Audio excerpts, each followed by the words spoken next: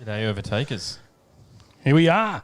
We're out at Kenda and we have racing today at Kenda. We certainly do. The sky is looking quite nice to us today. Well, I hope that you've got your comfy chair and you got this set up and on your big screen. Because we're gonna bring you some track action. We're just waiting for them to start the engines, and we've got some cars in the lanes. We certainly do. And we might be able to switch to Brad very shortly to have a look at that. We're just waiting for him to get down there. Look, there he goes. Oh, he's wandering about. They can't see that though. You can see it. I can see it. Yeah. Just wait for him to get down there. Jay-Z Life, Paul Turner, Nan, James Bayliss, Connor Webby-Webb. Green Bakers, Aka Khan. G'day. Oh, that camera just died. Now it's back. There we go. Anthony Wicks, g'day. We'll bring you a bit of the action, and we'll hopefully tune into the guys upstairs in the commentary box once they kick off as well. So have a listen to Diggles and Mark throughout the day. Brendan South, g'day. Here we go. You do have to put up with us for a little bit longer while we're waiting. There we go. There's the cars in the lanes. Jace Windu, g'day. Thanks for the stream, guys. Go the Malachis. Alan Ball, how you going? You'll be out here soon. Good stuff. Daniel Ward, g'day. And, big shout out to the sponsors as well. So, Power Cruise Promotion, helping bring the stream out to everybody. For free. Making sure. So, share it out to all your friends. Throw it up on your Facebook or wherever and share the link to it so that everyone can jump on here and we can get a decent crowd of those that can't be here to watch the racing. So... Kenda Tyres, of course. A major sponsor of the Kenda event. Simon O'Carroll Swimming Pools, All Over Group. Race Parts Melbourne. Speedy Diffs. Outlaw Exhaust. Haltech. And STS Speed Shop.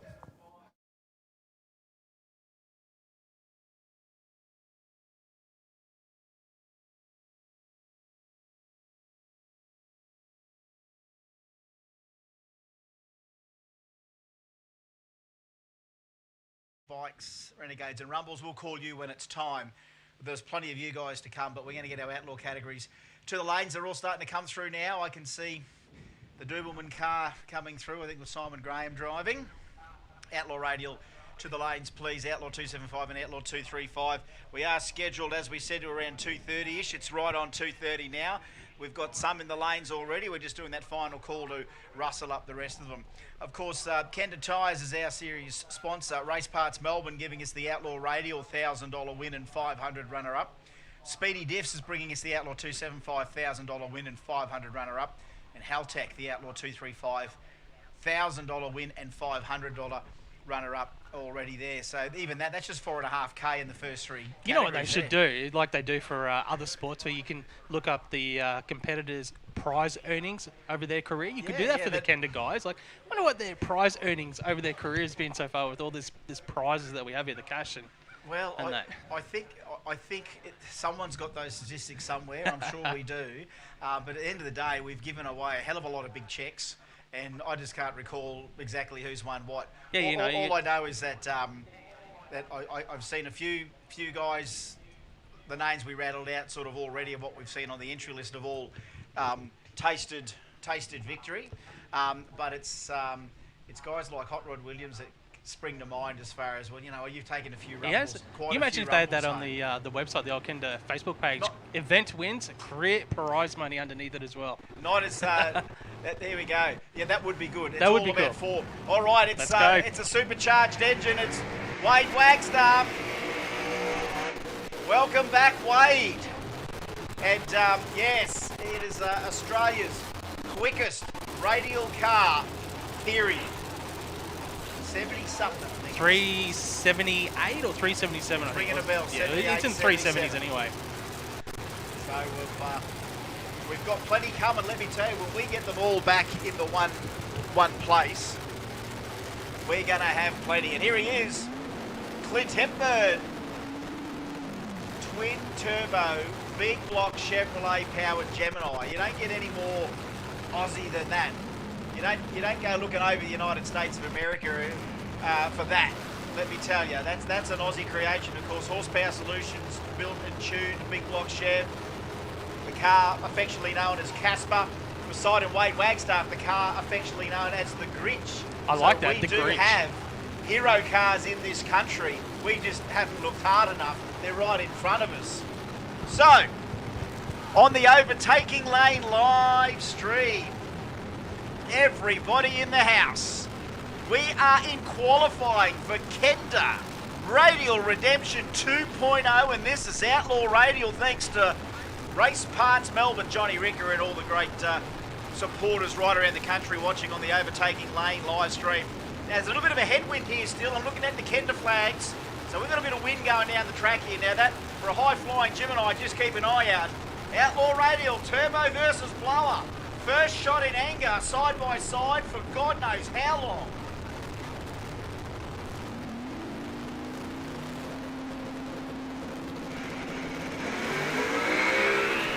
Oh, Wade Wagstaff right off the bat! 393, 190 mile an hour going through that 5-speed. 560 for Clint Hepburn, super soft and safe, but you could not take your eyes off Wade Wagstaff. Yeah, running through the numbers there for Wade Wagstaff. 107 to the 60 foot. We have got some bite here. Pass number 1, and you've still got your voice, Chris. Well, I know, I didn't blow it up because There's been a few we've had times over the years. Normally it's a wheel stand gets us excited. It does. Great pass off the trailer there. Wade Wagstaff, 393. Next pairing out, Andrew Milford to take on Jeff Campbell-Brown. Yes, nitrous versus turbo. Andrew Milford, Rowdy Race Industries, 420 cubes, a very stout small block in the Tirana with nitrous oxide. Gotta love the 4-door. Jeff Campbell-Brown from New Beef, the 71 Chevelle, 622 cubic inches of twin turbo big block Chevrolet in a big panelled Chevelle. Have you got cubes over there? Wow, 622 cubes. Yeah, we got 1,042 out there right now together. Is that new paint on Campbell's car as well? It looks like it might have had a touch. I'm not completely certain, but God, anyways, it is so good to it's see. tidy. Got the Rowdy shirts on both sides of the track here. So Campbell-Brown and Andrew Milford. So names that we're starting to reacquaint ourselves with in the Outlaw Radial capacity. So this track is ready to take what's given. Wade Wagstaff proved that. Outlaw Radial qualifying. 3 rounds of each.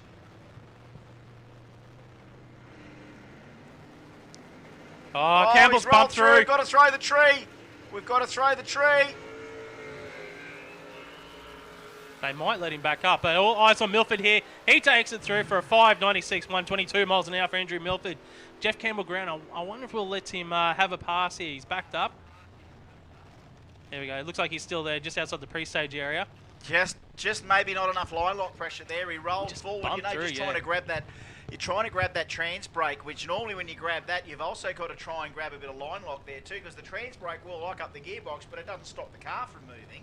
The brakes will stop the car from moving. So I think they've just got to set him in here, and he's going to have a crack here. And we're sure glad that he did. How's that, Jeff Campbell-Brown? Very nice. 460, 133 mile an hour, 118 in the 60, just to see the big Chevelle move like that. How about that? The suspension working, as you can see it lift up and planted those radials. 460. Very nice pass for the team. They're happy. They'll clap in their hands as well. We forget how much we love a radial suspension. Yeah, I love seeing them work. I love seeing the things work. I love to see that wheel arch. I love to see so much tyre appear from nowhere and move the car down the track. Now, here we go. This is a new car that I haven't seen before, Steve Tatum. Yeah, well, this is Steve Tatum, which is Tatum? the Outlaw Performance Dodge. And how about Glenn Finnegan, the Nova, 598 cubic inches. And out front, there's David Hillman helping him in. Steve Tatum, well, the Outlaw Performance exhaust guys, they've really kicked along with a bit of money for the OG275. They're in new in Kenda and Radial racing, and they absolutely love it. Final call, Outlaw 275, Outlaw 235 to the lanes. Final call, just to get those guys rolling. Qualifying session number 1 here for Race Parts Melbourne. Outlaw Radial. Away they go. Tatum over towards the wall. Keeps it back in the groove. Goes through. Runs a 481 at 145 miles an hour. Finnegan with issues there off the start line. Rolls through there. We've got smoke in Tatum's lane. No, 868 for Finnegan. But there is a bit of smoke over there for Tatum. Just across the finish line. Yeah, they're just going out for a run just to see what may, if anything, had come out. Plenty of smoke, though, shows that it normally hits something hot. We've got the fires on. We might have something a little bit more serious than just a little bit of smoke out. We do have the fireys activated there. We are checking down the deep end. The car is pulled up, and we've got the other car rolling past him now. But we've already got someone attending to him. But we are needing the fireys down here now. We've got the ambo and the fireys, so we're just checking it all out. I don't think the car hit anything, but we are just going to go and check. It is down. It looks like it's on normal stance. It's not like it's sideways or upside down or anything. It's just pulled over down on the bottom of the braking area.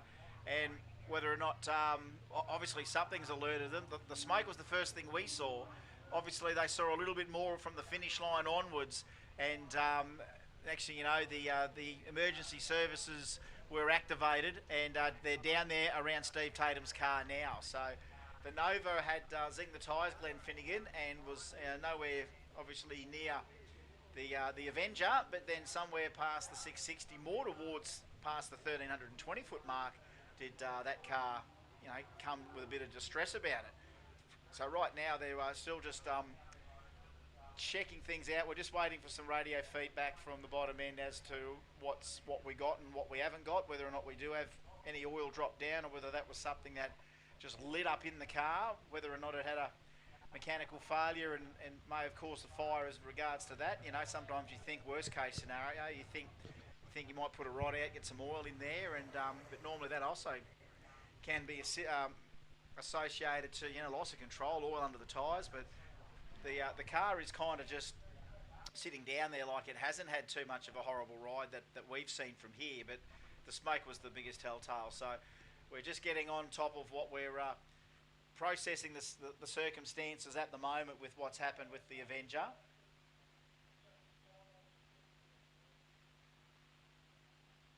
So just assessing that. So we're still just processing what's happening down there, and we'll get back to you guys in just a tick.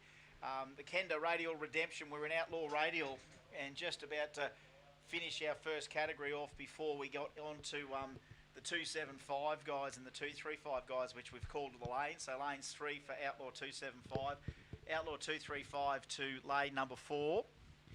And as we said, get ready to roll. OG 275, Radial Bikes, Renegades and Rumble. We'll call you guys shortly. So we've just only had the 3 categories called for now: Outlaw Radial, Outlaw 275 and Outlaw 235. So we've got a hell of a lot of attention being paid down in that area. Obviously, we've got our emergency vehicles down around the car.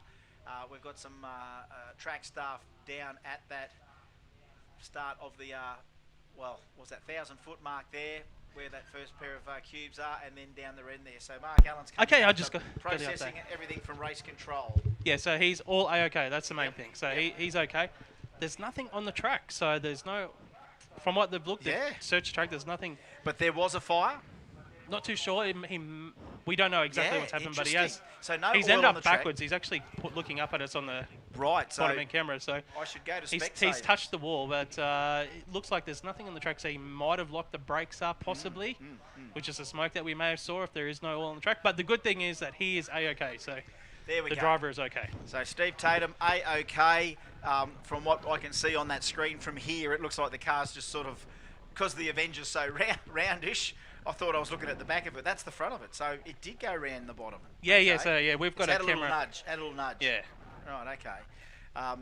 So look, and it's interesting that they haven't found anything on the track, but again, it could be a big lock-up. You don't know sometimes. No, that's right. We're just theorising at the moment. There's nothing on the track that they have seen. They've still got walkers out there, but as I say, the main thing is that Steve is he's fine. Might have been the It's just been a bit of a love tap there down there. Could have either locked the back up and it's gone round, or it's gone to neutral and grabbed some reverse or something. Oh, it could be. Yeah, we don't know exactly. But whatever it is, that Avenger went around down the bottom and gave that a light kiss, but didn't end up upside down or anything other than. It was a good pass from him. It was a good pass for him too. He got out of there. He went for a steer towards the wall? outside wall, but brought that back, and it was all good. 145 mile an hour, and then it's come to grief after that. So we are just assessing. Obviously, how to get that Avenger out and whether or not it can be pushed. You know what I mean? If they will it just roll by itself, or is it still locked? That's the other yeah. They're the big questions. Of course, they'll have to do a bit of a sweep down there as well, just clean up any sort of debris. Geez, talk about excitement. Yeah, first session race past Melbourne, Outlaw, Radial. A bit of everything in there, and when you have a look at the names now. I mean, we've got names like, Campbell Brown in there that's getting the Chevelle down there. Steve Tatum, as we said there, winding the Avenger up to a 481. Clint there just getting a 560 down, knowing that thing can go nearly a whole second quicker, and will once he gets it lined up. Andrew Milford, it was a relatively uneventful pass for him, and then Glenn Finnegan blew the tyres up straight off the line there with the that amazing looking Nova, but you can't fault the quality so far. No, it's pretty good. The vehicles are very impressive, and I know that, as we said before, I mean, we're getting a good, we're going to get good six to eight of them just from Queensland, and then you throw your interstaters in there. It's always a hell of a pack when we get them all together.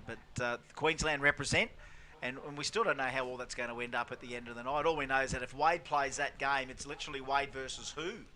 Because we know that team's definitely proving themselves with every lap that there's the scenario. Let's deliver a scenario in return, and there's a 393 at 190.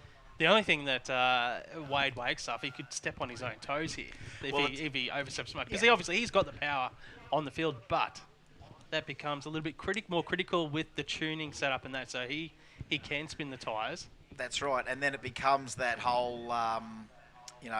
And normally it's not a little bit further down track. Normally with the blowing cars, it is in that first 100 foot is also important. Exactly. The rest kind of gets going, but all that instant power delivery is a beast to behold, and to be able to tune it incrementally within literally what maybe 100 horsepower less or an RPM less is the difference between it hooking up and going 102 to the 60, or what we saw there, 107 or something like that. So that's where a lot of the gold is found in these Radial cars, is that first 60 foot, and they've hit them in the States, an RVW's there, single 0.9 60 footers, and that's insane to be able to go that hard on them. But again, that is a fine line, as you say. Wade's going to be on that line all day, and be the man that has.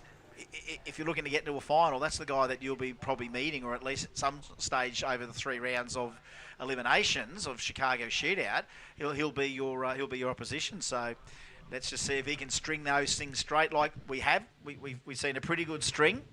I'm still trying to think what the bigger, and I think we can't repeat it for a while, but one of the best streaks we saw was Burnsy, when Burnsy brought the villain out, and I think we're 9 threes in a row or something like that. But that was from the Friday through to the Saturday. Yeah.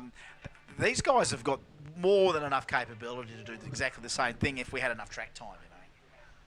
I think you're on the money there with those guys. So we are just cleaning up here. Steve Tatum, unfortunately, has had that love tap with the wall there in the braking area.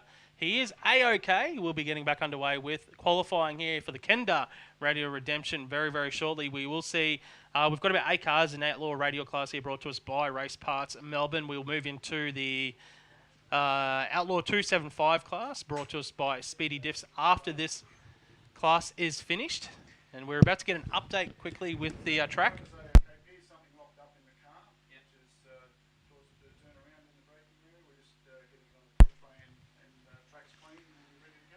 There we go. There we go. Good news. So the track is clean. So it appears that something is broken in the car and then locked it up on Steve Tatum. He is A-OK. So let's just get the car on a tilt tray and get off the racetrack. The track is clean, ready to go, and we'll be back underway with qualifying that we just spoke about. Now, don't forget, of course, on YouTube, you get on YouTube, you can get the Kenda 660 Drag Radial Series live, of course, here at Willowbank Raceway. So Dave's just given me the link there now, and we are on with the Overtaking Lane live stream. So get that into you guys if you want to get on and share that with your friends if they are all looking for a live stream.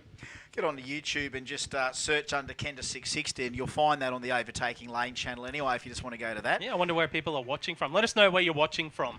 Yeah, so we've got to find the comments in there somewhere, don't we? Yep. If I go back to the small screen, we'll find that.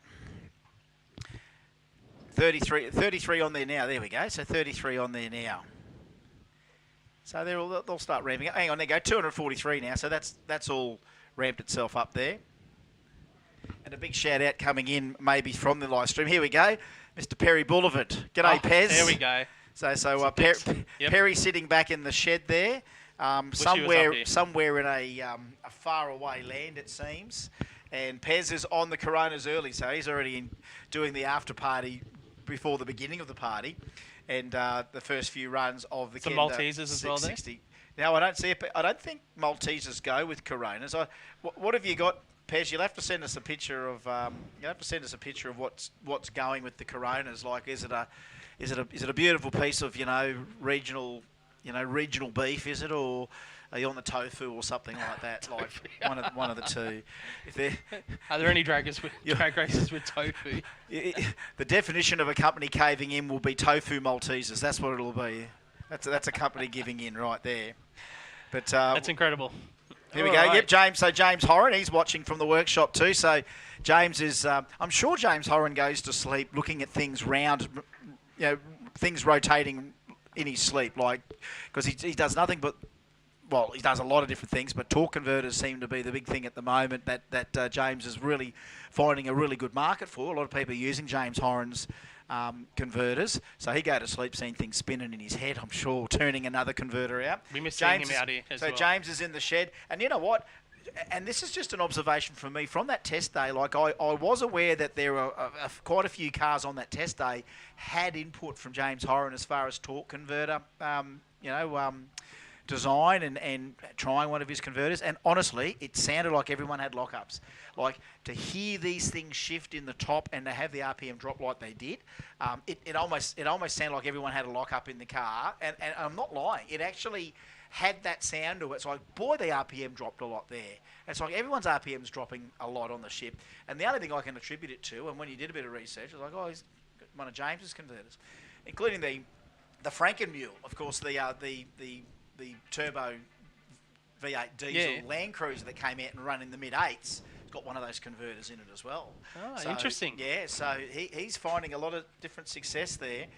And, so Perry Boulevard, it doesn't say what he's eating, but he can show us what he's got in the shed there, honestly. For all those people out there watching live on Overtaking Lane from right around the country, send us through your pictures of your sheds. Perry's he shouldn't show off like that.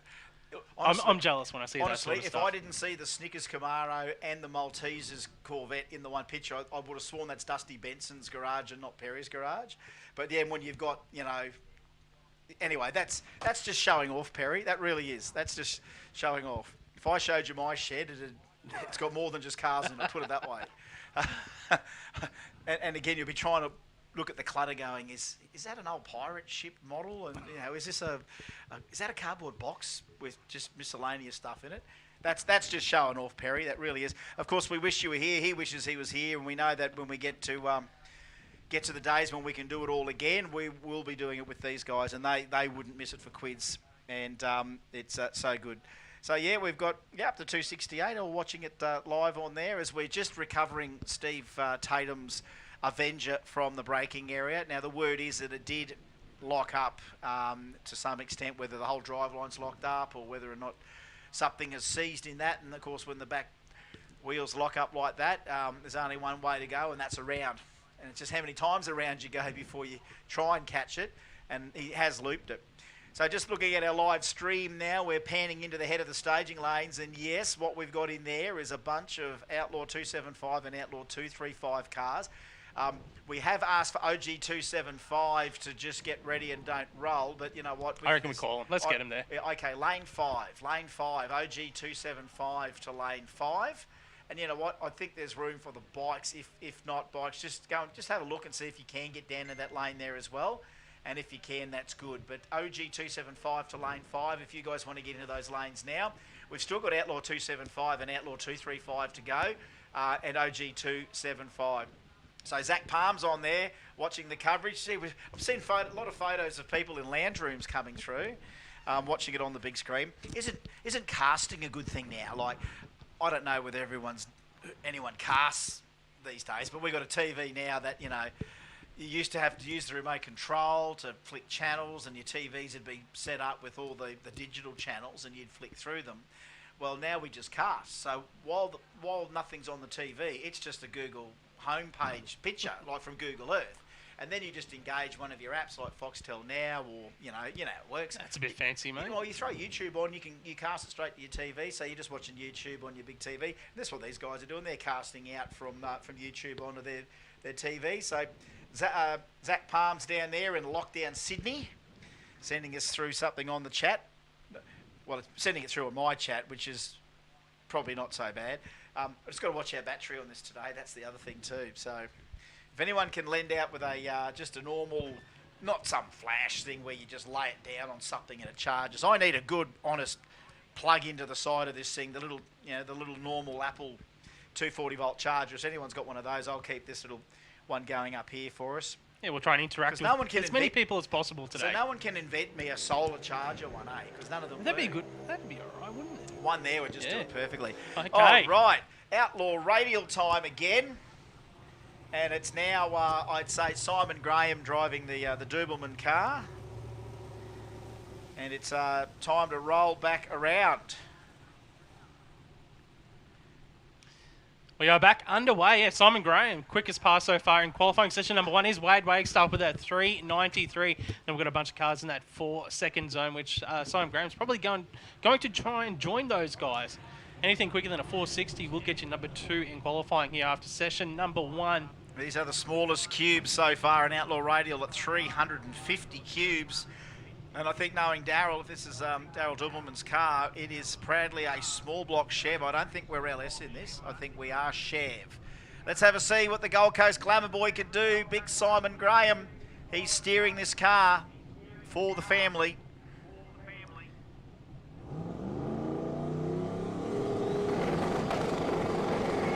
Yeah, baby! 114 in the 60, 311 to the 330, and a 476. 476 at 149 mile an hour. Good enough for number 3 in qualifying session number 1 there. Quick recap. Wade Wagstaff number 1, Jeff Campbell Brown number 2, Simon Graham number 3, Steve Tatum 4, Clint Hepburn, Andrew Milford and Glenn Finnegan running out that top 7 there after session number 1 for Race Parts Melbourne Outlaw Radial. Moving into now Q1 for Speedy Diffs Outlaw 275. Andrew Coles, of course, the spot-on performance boss man. Of course, him and Danny Lansdowne, the fabrication juggernauts. Mick Arnold, M&A Automotive from Alex Hills. The HT ran 200 mile an hour here at the last Kenda test day. So OG 275 to the lanes, please. Outlaw 275 on the line. Oh, Colesy, nice little bobble off the line. He goes, oh, again, tiny little wheel stands from both.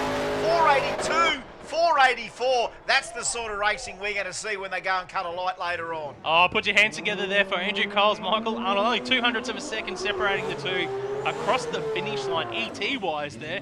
But once they get that into race mode and cut a light there, that's going to be some tight racing. Next up, Ryan Holtz in the Tirana for spot-on performance. Has just gone through his burnouts, and I'm not sure. It looks like he might be on a solo pass here. No one in the lane beside him. Anyways, let's all eyes on here. Ryan Holtz, Outlaw 275, brought to us by the guys at Speedy Diffs. All right, so we've seen, you know, a Turbo LS Commodore, Turbo Small Block HT. Now let's go Turbo 2J. This car's gone 200 mile an hour over the quarter as well. Captain Risky, Ryan Holtz, 2JZ.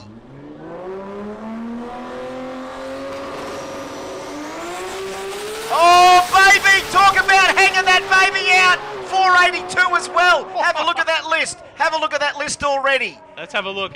Once it clocks over for us here on the timing system, we've got 2 guys in the 482 zone, and it's gone. They've already gone over to the next bracket. Okay, Outlaw 235, OG 275, and Radial Bike to the lanes, please. Boy, how good was that little list there already? Only 3 cars in Outlaw 275. So far. Weekend. It's all quality. Yeah, so that's it. The rest must be an OG. The rest must be an OG, I'd say. Have a look at this for Outlaw 235, thanks to Haltech.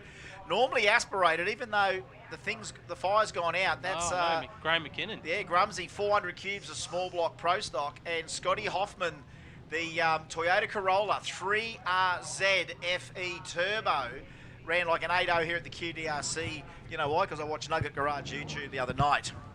Of course, this guy's got his own little YouTube channel, and boy, they throw some nuggets down the track, don't they? Scotty Hoffman on the 235 tyre. Oh, Hoff! Oh, he's still in. He saved it. I thought he went through. Oh, he really throws that little 235 down, that little Corolla. Yeah, 542. Get that up here. 542, 133 mile an hour. It just dangled the wheel. How he didn't go red there. Yeah, we're seeing more dangle than what Perry used to show us back in the day already. So Dave Kilby's saying, Dave Kilby's watching from work as well. Geez, he's working hard, Dave Kilby. Not. So we've got all the shout-outs happening. Yeah, Haltech Outlaw 235 qualifying session number 1. Juan Kudnig in the HT Holden to take on Jess Beckham in the LC Tirana. And we know Juan runs into that low 5-second zone, so does Jess as well. Yeah, well, 2 different ways of doing it. 400 cubic inches of tri-charged, that's right, tri-charged. So it's got a Vortec blower, it's got nitrous oxide and a turbocharger. 3,800 pounds on leaf springs on a 235 on pump gas. That's Juan Kudnik's story. Jess Beckham, one very stout 430 cubic inch, I think, high torque screwed together, Aspo LS with a spray over the top. So you choose whatever power adder you want. Hell, Hoff had the 3RZ Hilux engine in his thing. There's the spray for the NOS. And another great Haltech Outlaw 235 qualifying pairing coming up here. Geez, Juan packs a few ladders on the old tow vehicle, doesn't he? He's got more fiberglass ladders there than a boat factory. All right, Juan, he's got to light this thing up a little bit. There it goes. Oh, look at him grunt down there, burning up the gasoline on the way down. 527, 537. We've got ourselves a tight little 235 group already. And we ain't done yet, are we? Yeah, Juan Kudnig with the 537 there. Jess Beckham goes to number 1 at the moment with that 527 in the lane beside there. Juan Kudnig next pairing out. Outlaw 235. That looks like Gary Hunt down there in the Commodore. Yeah, Gary Hunt, he's the NA warrior. He is. He's run to that low to mid 5-second zone as well. And I think it's the only second time he's run the 235s on this Commodore. Yes, and let me tell you, the HQ Holden, he came out here at the Kenda test day, ran a couple of 8s, Alex Bamford, and then drove the thing home. Literally drove the HQ home. The chute on the back as well? I think the chute came off, and then he went home. So look, Gary Hunt, 440 cubes, KPM right in there on the engine on that thing. Alex Bamford, 400 cubes, turbo small block on a 235. Just pick your poison. Yeah, Gary Hunt is a really good sportsman racer as well outside of this, so he'll be sharp on the tree. Yeah, Gary Hunt! Gary Hunt! Listen to the lungs, listen to the lungs, Gary Hunt. And he goes 549 on the 235 at 125 mile an hour. And look, Alex just blew them up off the line, the 235s. This will look good on the live stream. I'm seeing it as a virtual replay here because we've just got that slight delay in it. I hope the PA's going with what they've got here. Yeah, 549. Yeah, nice Great wheelie. pass. And Gary Hunt, as you said, he's a sportsman racer extraordinaire. He loves to chop the tree, and on the pro tree, that's even better tasting candy, that is. All right, here's Joey Bridge. Oh, look, the 2 Mustangs, Jamie Farmer. Haven't seen Joey for a while. Yeah, Joey and Jamie. Now, look, Joey's got 4.6 litres of modular Ford engine, so it's pretty much period correct for the Mustang. Jamie Farmer, however, has 565 cubes of big block Chev. Renegade to the lanes. There's the call. There we go. Renegade to the lanes, please. Renegade, lane 6. Renegade, lane 6 to the lanes, please. Radial Renegade to the lanes, please. Bike should be there, and OG275 should be there as well. But OG275, lane 5. Outlaw Radial Bikes, lane 1. Radial Renegades now, please, to the lanes. Renegades, lane 6. So I think Joey has run into that 470 zone as well in this Mustang. He has run into the 470 zone. It is one of the smallest engines. Well, mind you, George Jazeski's gone 470 with an RB30, so it doesn't matter what capacity you got, what weapon you choose to put it in. This is 10,000 RPM of modular motored Ford. It's a piece of jewellery, this thing. So he needs to get into the beams. I think, does Joey? No, he's... There we go. He's in. He's just going to have to sit there and reload. He's going to have to sit there and reload. No, he just didn't light the thing up. He came in way before the first bulb, and you know what? He still staged it like a pro, and then just went back to idle. And with engines of that size, you really do want the wick up. But hey, look, got a number down. 594. Joey Bridge, Farmer 594. Joey Bridge 614. Yeah, 130 mile an hour there for Joey. Next up, OG. This is OG. Now, of course, OG275, the rules of this, it's either still got to be registered or drivable or resemble stock body, stock suspended sort of street car. You've got to meet at least 2 of the 3, and these guys tick all the boxes. Doug Day, Ben Vlecken drive these things on the street, but here they are in OG275. This ain't going to be no walk in the park either today. Whoever's in this class, you're going to enjoy this one, folks. I love OG275. Yeah, brought to us by Outlaw Mufflers. So OG275. All right, there we go. Dougie's brought it in. Oh, little double pump of the wheel stand there for the station wagon. Dougie's got to light his thing back up, and it's not liking it this particular hit. No, it was just got to try and light the thing up to get it in. Ben's obviously a little bit easy to do that. Look, 501 on 154. He has put that thing into the 4-second zone, but that's pretty much where our OG275 sweet spot happens, yeah. I think the last time, did they move a couple of them up to the Outlaw? Yeah, look, the quicker ones? I think we're thinking 470s, 460s in there will put you in Outlaw and shouldn't be in the OG. We're looking at that 50490 area seems to be sweet for OG. Anyone faster will normally put you down into Outlaw anyway. So they're all going to probably do well. Cars might just go into the 490s there yet. Radial Rumble now to the lanes, please. So Renegades to lane 6, Rumble to lane 7. Renegade to lane 6. Rumble to lane 7. So Radial Rumble to the lanes. Radial Renegades to the lanes, please. Well, it's obviously pretty popular, the OG 275 class. Just having a look at the numbers in the field there. It looks like there's about 12, 15 cars there entered. Yeah, and you saw Outlaw just drop in their numbers because they are those quicker cars, 460, 470 cars running. So they're going to run in Outlaw today. While these OGs, including Matthew Aegis and Mitchell Bean. Bump City, baby. OG 275, thanks to Outlaw. Yeah, Mitchell Bean in the Camaro. AGS in the VL. Some issues there, both sides of the track. Looks like Matthew has recovered a little bit there. Rolls through for a 730, 73 miles an hour. Mitchell Bean with a 720 at 85 mile an hour. I think, Mitch just knocked them out there, just near 60 foot. He got out to 140 in the 60, but it looked like he just knocked the tyres off straight after that. And for Aegis, it happened a little bit earlier. It is a fine line, isn't it, for it absolutely planning and getting out and then doing it a little bit further out as you start to ramp the power in. Well, you think about it, these guys have probably got 1,000 horsepower. Easy. These cars. There's the 1,000 plus, I should say. Yeah, well, when you look at the quarter mile potential of these cars, I think, Ben's VH has gone into the 7s, like mid 7s. Dougie Day, I think, has been knocking on the 7-second door. Mitch is the same, 8.0s with that car over the quarter. The ones coming are all very similar as far as performance. Chris Carsberg, Shane Baker, those guys, they're all kind of nearly low 8, high 7 second street cars. So they are perfect for OG 275. Is that a Tirana? Yeah, it's a Tirana utility. That's right. It's a Tirana utility, and we've got it all. Let me tell you, this is Australia, and that's more OG than OG. That one. Let me tell you. Chris Carsberg, another one from Warwick. Geez, we've got a couple of real quick streeties there in Warwick. And I know, of course, Brady Benz from Warwick Panel and Paint is VL. Still drive that thing on occasion on the street. Oh, Carsberg, just that little bit of, what was the word there? Bit of conflict within the car's setup. That just it hooked up. I saw the wheel go up. Then it might have had some.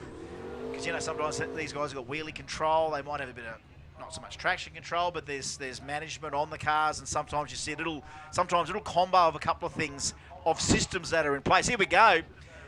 Tell you what, he might end up Street Machine of the Year yet, Billy Shelton. He's got a lot of people in his corner. This is sickest up against Shane Baker, and you talk about drive these cars on the street, they do. Beautiful cars. It's almost Formula Commodore, really, OG 275 today. Oh, except for Tiranas and Tirana Utes. Billy Shelton, he bumped in and got out of there. Here goes Shane Baker, same deal. He's got the 308 on board, or 352 cubes it says here, so hopefully it's still holding pace. 533. Billy Shelton right on the 550 mark, so you could either be a perfect Renegade or bump in against the some OG 275, but great grouping so far. Ben Vlecken 501, Shane Baker 533, Billy Shelton 550, the Tirana Ute 610, Carsberg with issues 647. Mitchell knocking the tyres off 720, Matt Agius same deal, and Dougie Day refusing to light the wick in anger. But that's the thing, once everything gets warmed up and you get the combos all warmed up and sorted, it should just be repeat. You know what a good race day feels like, don't you, Mark? We're just right back. What do we do? Very minimal. Everything good? Righto. When can we go again? Pretty much, mate. Yeah, that's a good day. I have a conformist car, so it's throw some fuel in. That's good, isn't it? Yeah. I mean, it's these cars are all ideally that too. When you have a look at what we've just seen so far with those 8 in OG 275, is that they are expecting quite a few miles out of them on the street, and they do drive them. They do drive them on the street. I wonder how much these guys are tweaking in between passes, just in the power management side of things, and what they're actually changing setup-wise. Yeah, well, I mean, that's it. Because it is about going as quick as they can. It is, and it's when you have a look at the guys that we've just seen run then, it's not like they haven't had any track time. Maybe out of all of them, probably less to Aegis and Carsberg, but look, Billy Shelton, Shane maybe not so much, but Ben Vlecken, they've all had a hit. Mitchell Bean, Doug Day, they came out at the last Kenda day, and it is about putting runs on what they've got and then working from there. Once they can go repeat, right, let's go after it. It's whether or not they engage the let's go after it on a race day like this. They'll go after it on a test day, but I think they must get to a stage where it's like, well, that's all it's going to take today. And again, look at this for OG 275. Brett Armstrong. Now, I don't even know what size tyre he's on this. Now, they were running this, they running a 235? Wasn't the Gazards trying this car out on 235? I don't know what tyres on it now. Because OG 275, you've got to be a 275 tyre only. And actually, you know what? That's what I think they were chasing in the past. Here it is. Well, they were on the dyno last night, I think, as well. Yeah, they were. They were supposed to test. They ended up on the dyno. Paul Merry beside him, the 376 cube LS, which I think it is PSI Prem from memory. Paul Merry. But Paul Merry, no slouch either. Have a look at the suspension separation on this thing when it works. Oh, nice little double wheel stand there for Brett Armstrong. That's a quick OG 275, 533 at 139. And look, Paul Merry, it was out 129 in the 60. Actually, a little bit harder coming out there with a 129, but went from there on, just didn't get it all down. And an 872. But how's that for Armstrong? 33 with a 1 in front of Baker's 33 with a 6.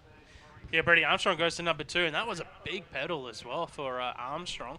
139 miles an hour as well, so big speed. They've got some horsepower there. They'll be ones to watch later on. Yeah. Haven't they what? And some spray. I think we saw the dyno figure last night. There's Billy Shelton driving sickest back. Because that should be the extra rule on OG 275. It's got to come back. You've got to drive it back. Now, look, that means we must have Mrs. Thompson left, and here she comes. So here's Tanya Thompson at the end of our OG 275 field. Final call, Renegade and Rumble for round 1, please, qualifying. Can we get Renegade and Rumble to the lanes, please? Now, just repeating, Renegade is in lane number 6 and Rumble's in lane number 7. So here's OG 275, brought to us by Outlaw Performance. And it's so good to have them on board. Outlaw mufflers, Outlaw Performance exhaust, all right. So yeah, Tanya got the exhaust on this car. So if you wanted to be even more OG in OG 275, you'd say, well, you've got to run a full exhaust, but doesn't mean that you can't just run a couple of little dump pipes. Have a look at this one for Jack Danaher. The Nova, 347 cubes, just a beautiful thing. A beautiful thing. Another creation that's been around for a little while before it's changing hands. Now Jack Danaher has got himself a beautiful ride. Let me tell you, so good to be welcoming him into future Kenda Radial events, because that is what we're all about here. You bring some neat rides here, and we've got somewhere for you to do battle. Well, I can tell you, Jack has campaigned for the last 15 years in Supercharged Outlaws. Yeah. So he's gone from the Supercharger to the Turbo. And he's gone from, what was it, a sedan or a dragster? He had a dragster today. Yeah, have a look at this for Tanya. 5:29 just sharpens it up again.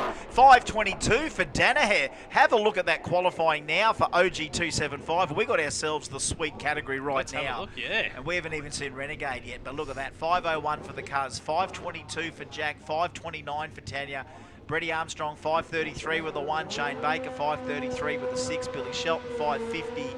And then, 6:10 and onwards from there. So that'll sharpen up. Good little bubble there for OG 275. Of course, brought to us by Outlaw Mufflers, now moving into STS Speed Shop. Outlaw Radial bikes. Yeah, love this. Of course, that means no chicken sticks, no wheelie bars. And literally, you got to run that no bar bike down there. We've got Aspo and Turbo bikes, and they're both very equally spectacular. Look at the riding style for both two. Carl Pacey, Chris Collins on tippy toes there, bringing that stretched Hayabusa into the line. Heads up over the 660. Oh, moves first does Carl Pacey, but it's Chris Collins that throws that down the 660. 5:26. It says only 55. Something happened there with the speeds on both sides. 7:06 for Carl Pacey. That Chris Collins. We know that bike can run to the high 7s over the quarter mile, so that's pretty much on the money there for those guys. 5:26 to the half track. Here for the Kenda Radial Redemption, next pairing out for STS Speed Shop. Outlaw Radial bike, we've got Stephen Day on the Harley. Love it. And Matt Wilson on another Hayabusa there for Rascal Race Engines. Been waiting for a little bit of V-twin intervention, because it's, radial racing's, we see some badass racing. Sometimes the Harley needs that bit of badass influence when we've got a bunch of Jixers and Boozers and Quackers. It's good to see them in there. The Wrench Devil Cycles Harley. And there's an award also, obviously, from SCS Speed Shop for the outstanding boosted bike and outstanding Aspo bike as well, to keep an eye on throughout the day. Yeah, no, well, here we go. We've been given a signal here. So Matt Wilson from Rascal Race Engines, the Suzuki Hayabusa. You can see it stretched way out there in the far lane. We've got the Harley coming in. Oh, and he moved first as well. He's going to be quite a few decent races tonight, because the Harley's very quick off the mark, very, very talky. 6:31 to a 5:59. By the time some of these bikes wind out the power band, that Harley's probably making quite a few feet on everyone. So that's not a bad run there from Stephen Day either. Next up, Philip Webster. Coming forward on the Hayabusa for Elite Projects. Yeah, but no details on file in the other lane, so it's just Phil Webster by himself here. So a nice little group of radial bikes. They'll be having a good old play against each other over the next 2 qualifying sessions, and then seeded into racing. They've got the big intercooler on this, so this is turbocharged. So have a squiz at this thing, eh? I think it might have been Alan Ennis's bike previously, this one. Right. Good luck to him, I tell you what. It would get me on one of those things. There we go. It's got plenty there. Yeah, 5:18 at 1:45. He goes to number 1 in qualifying after session number 1 there for STS Speed Shop. Outlaw Radial Bikes, Philip Webster, 145 miles an hour. Chris Collin, number 2 with a 5:26.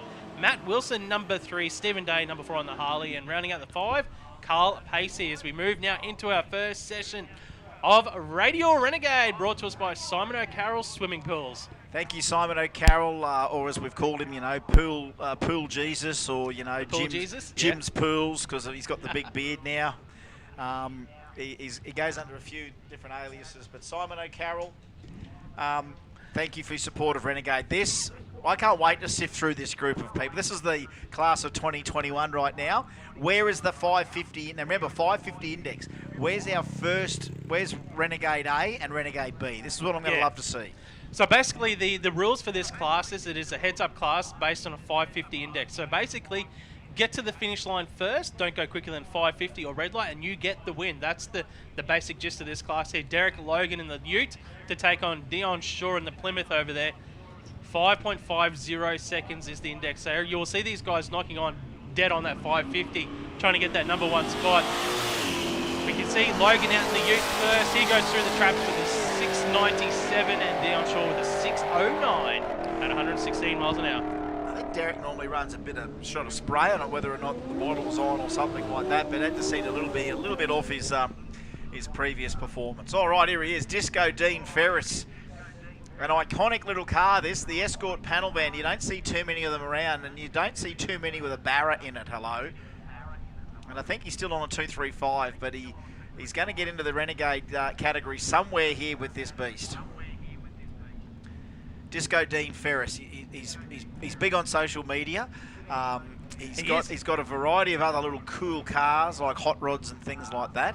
And he's also got an adrenaline machine, being the Barra in the Escort panel van. Has run 8s over the quarter, this thing. Real dyno performance, and of course his business, Pristine Tiling. Ashley Pemberton, it just looks like a Stocko VL Commodore executive. But we know not to believe that. Bump City, baby, might be RB versus Barra right here. Bump City, baby, Renegade. Oh! You want to dangle that little wheel up on the panel van, ladies and gentlemen. What a great run. If that's what Renegade's going to be like here today, that's what we got to expect. 564 to a 574. That's exactly what Renegade's good for. You've hit the nail on the head there, only 200ths of a second between those two guys across the finish line there. I couldn't stop watching that front wheel. You see that front wheel? It was dangling. It was out there. It may only be 2 inches of dangle, but God, it looked good and it didn't go down at all. Stephen Karki now to take on Ryan McKenzie. Yeah, look at this. I'm so glad Ryan's getting some runs. He's from Walkerston up north, Advanced Diesel Repair, the XD, 377 cubes of very angry Ford. And Steve Karkeet, the big block Chev. We're looking for whether it's got a little leak there. We're not seeing, I don't know whether we're seeing any leaks. We're just steering Steve back in. We've got Scotty Cortina standing behind, of course, from Gazzard Brothers suspension. So, yeah, having a look at what the other HQ's doing. Of course, on a radial car, all of a sudden, suspension is important. In drag racing, it was all about horsepower. Now it's actually suspension is very important, and we've got the specialists that are doing quite a good living out of it. Right, heads up, clean green, 550 to 464, side by side through the track, 64 to an 82. God, it's a good class. You can see why people want to build cars for this. And they're dialing the cars as well. These guys are, they're getting almost professional-like with the way they get these cars into their 550s. It looks that way, doesn't it? But at the end of the day, if we took a 550 class, or equivalent to an 890 or an 850 class in the quarter, we'd get the same standard of racing. I'm sure there's enough equipment like that out there. But in this category where they are just, they're serious, they're on the borderline of race cars, but they're still street cars, but they're behaving like race cars. You know what I mean? They're fast, they're spectacular. You can choose any combination you want. There's no rules. That's the joys about it. And you know what? Some of these classes, the best classes are the ones with very limited rules that we didn't have to write rules for. That's right. It's such a simple class with the Renegades. Jason Sangwell, he throws one of those guys. He throws a bit of spray on that LS. Russell Eckert, he's got 598 cubes, so he only just needs the pure cubes here. We're still 906 cubes out there. He goes straight along the ground there. This time Jason's seeing no fancy wheel. Look at that 556, 557.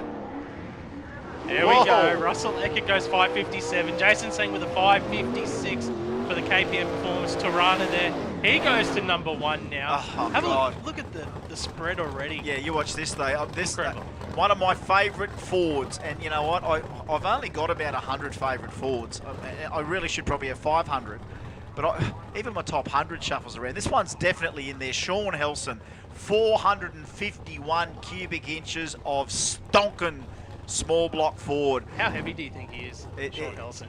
I think he's about 80 kilos, but the car, yeah, nearly 36, 3,700. James Costello, the JSR Performance Ute, 555 cubes in the EH. Yes, baby!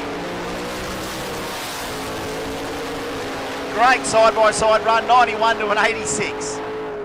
James Costello, 586, 591 for Sean Helson. Oh, spectacular. Look at them at 330 foot, 379, 378. They're glued together, these cars. We didn't ask them to be glued together, they just are. And here's Archie. Is this Archie? Simon O'Carroll Swimming Pools, Radial Renegade, putting on a show right now. If you want to get that number 1 spot off Jason Singh at the moment, you've got to go quicker than a 5.56. Obviously not quicker than a 5.50. All right. Archie Kajeski in the Mazfix Performance Ute. I don't know what Adam Curran's got underneath there, but it could be Barra, it could be Windsor, it could be anything. I just got to listen to the behaviour of it. Archie, I think that's a 13B with a Jatco 3-speed auto in it. Oh, Archie, straight in! Straight away! Listen to that little thing go, Archie, 588. Oh, he's got to love a little bit of that. And that thing bumped in no problem whatsoever. 822 and a few issues there for Adam Curran on and off the throttle, but Archie went in and was ready. He did it easy, didn't he? 588 puts him in the number 8 spot for Archie Kajeski. Adam Curran goes to number 12 with that 822. You're one of the top 10 quickest rotary drivers in the world with the flagship, the 20B, in the Mazda 6 full tube factory extreme car. But he's got a radial car as well. He just has the 13B Mazda 1000 Ute. Now that's a guy that's living. Let me tell you, to have a nice little radial car like that. Because you know what, I think even as much as Archie is the consummate professional, those big factory extreme cars, they're a beast of burden. They are an absolute beast of burden. Race day's not fun with those things. You know what I mean? Archie's back there with the little Mazda Ute. Hopefully nothing's going on, and that car's just going to give him the love all day. Throw a splash of fuel in the car after the run and be ready to go again. That's it. I think when you've got absolute beasts of burden, you need something else to get you to remind you why you enjoy racing. Lucas Jackson, check this out. Small block Chev in the hatchback. By himself here in Renegade, brought to us by Simon O'Carroll Swimming Pools. Problems for Brad Lynch. Now he's going to get an ET here, but he did trigger the timers and it's going to look slow, 673. But we do know that it will be a little bit quicker than that. He just rolled through, broke the beam. He'd probably take at least half a second there from where he broke the beam and actually took off. Oh, Renegades for kilometres here. And it's so good to see. Have a look at us already, Mark Allen. Let's look at the top 8, 588 to a 556. There's the top 8 already. That'll tighten up as well as we continue through this session, and then you think about Q2 and Q3 for the Renegade guys. I know we mentioned in the briefing that we're trying to keep oh wow, good burn out from the Scorpion. I know we're trying to keep the amount of people on the start line to a minimum, but Kev Morton's kind of got to be out there all the time. He's on about 96 engines out there. So when you're the engine builder or helping with the crew chief duties, you kind of can't go anywhere except stay there. Luke Cullen in this case with the Camaro. Poseidon Craig Scotney from Pyalba. How about this? KV Springworks. He calls it, now that's what a North Queenslander calls it. It's a Mitzi. Just calls it the Mitzi. It's a Scorpion. Now troubles for Trappy there, towing the big Chevy down. Issues getting it started by the look of it. That's a shame. So we had a problem with Brad Lynch, and we've had a problem there with Trappy, so they're just taking that down for a look. All right, Craig Scotney, 393 cubes. I think it's Clevo-powered Scorpion in Renegade. Oh, spins the radials up real good. Shifted gears by the sound of it too. 669 at 115, 675 at 111. So when it doesn't go perfect, it's going to be what those ETs are, not the 550s. But yeah, both sides spinning the tyres there on the hit. Take a little bit of power out next pass, and they'll get the cars down the track here in Radial Renegade. And we've already had looks like 15 cars down so far in qualifying. Oh, someone film this. Can you film this for me? What do you want to film? These are my two workmates. So these are two boys I work with. Turbo Troy Marshall and Hilton Hilly Ballingarry. I've got to film that. All right, here we go. It's an all drain care matchup. So these both guys are I'm sure they're on roofs during the week talking to each other about what they're doing before the next Kenda. How does your boss go with all you guys out here wanting to race? Well, it just puts a lot of pressure on the people that don't have cars, but they do need to be punished because they don't work as hard as us. Us car people. All right, who's going to leave? One of you's leave. There we go. Turbo LS against Turbo CAAT, and a nice matchup between them. 595 to a 571. So a great run there. Hilly used to run in Rumble, but now has stepped it up into Renegade, and Troy debuting the VH for the very first time this weekend at Willowbank Raceway. So great pairing between the two, and the little four-cylinder in there. Not too far behind Archie, actually. We've got a couple of little cars that are nipping at the heels here in Renegade, and here's Robbie Butler as well. I love this car. Robbie's on the wrong side of 21. To be honest, he's actually on the wrong side of 50. He's also on the wrong side of nearly 60. He probably had this car when he was 21, the Corolla. I'm not sure if it's the same one. Well, you see him on Facebook actually talk about, when he ran the Corolla back in E-modified production and everything, but that had a 3K in it. This is now 3RZ, and it's a very quick car, Robbie. Got to get it off the line. He has run 8's over the quarter and he goes through. It says 470. It might have had a bit of wind blow through something there. Yeah, but I think so, yeah. Robbie Butler, we got to scratch your time there, Robbie. You did not. So he was 500s behind Lynch at the 330 foot mark, so it would have been like a 6.0 something. Yeah, for him. Oh, you know what, mate? Yeah. Just let him get the time slip and get excited about it. He'll come back going, wow, 470. Didn't feel that quick. And you just go, you know what, Robbie, sometimes the slowest passes are the quickest passes. Exactly. Yeah. You've nailed it, mate. But something's blowing through there. Speaking of trying to get the thing on the sweet spot, here he is. Heavy hitter time. Dale Duffy. That is one of the heaviest hitters. And it's good to see him back. Shane Pearce from Cornubia, the Nova. I miss seeing this beautiful black car. 555 cubic inches of Nova.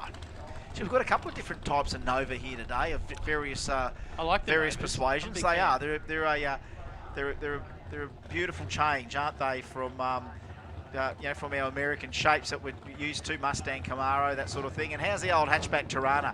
So we've got 565 cubes in the hatchback. And I don't know whether we see the little nitrous purge. Has he got a little nitrous on board here, Dale? There it is. He doesn't need much. That's enough. You don't need much, Dale. You're trying to run the 550. He literally could nearly do it on the engine. So the number one spot at the moment, Jason's saying with a 556. Dale Duffy, well, we know this car can run to the 540s. They tune it back a little bit to hit that 550 mark. Good reaction time for Duffy, 076. Let's see, what does he do? He goes 550! 550 off the trailer for Dale Duffy, 648 for Shane Pearce. Duffy goes to number one qualifier. That is going to be tough to beat. Just like that. Just like that. Dale Duffy gets out and goes to the top. 5503. Definitely is a lot more exciting than Robbie Butler's amazing world record 470 that we saw the run before, which won't count. But the problem. Almost perfect. The problem is when you're that close to your 3,000ths of perfect, is you can't be any more perfect, unfortunately. Because you run too much. If you have 49 any time and against anyone, I mean, he can do 249s now in qualifying and still keep the 50. But it's what you do then. What are you going to do for 3 rounds? Well, the thing is, the track will only get better. The conditions will only get better. Duffy will have to keep an eye on that. He will have to watch that 550. You can't go quicker than that in racing, otherwise you will lose. So that's the basic, simple rules of Radial Renegade. Dale Duffy goes to number one. So if anyone wants to get that number one spot off Dale Duffy, you need to go between 5.500 and 5.502.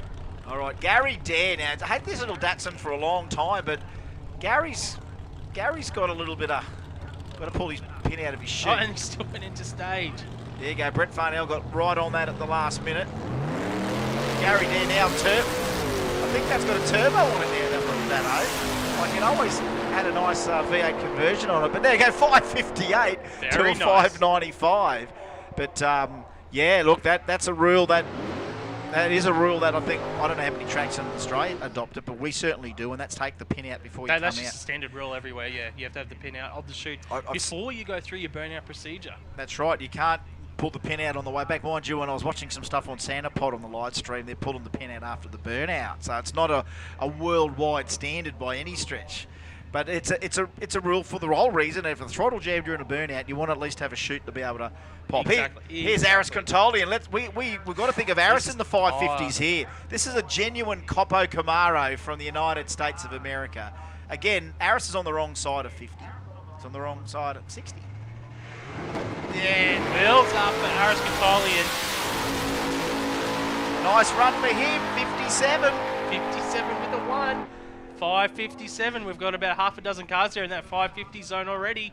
Let's have a look. I'm trying to scratch that out. 45503, 556 with a 6, 557, 557, 558, 564, 564, 571, 574, 582, 586, 588, 591. There's 14. In the 5 second zone. Well, I still got more. Yeah, we got more there, yeah. But just how tight the increments are even just then, and we knew Renegade was going to belt it out that way on the pointy side.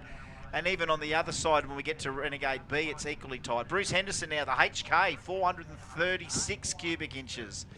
Parachute on the back. It's a toughie. Sounds the business too. Shrieking away. 164 in the 60 foot, puts out a 664. Put in Renegade, it might be one of the first times Bruce has run, or if he has run in that before, knows that he'll probably be in Renegade B where he's at. But if he was in Rumble, he'd probably be near the pointy. And here we go. Can someone hand me a wire brush, please? Dale Gridley wants to polish his car. Yep.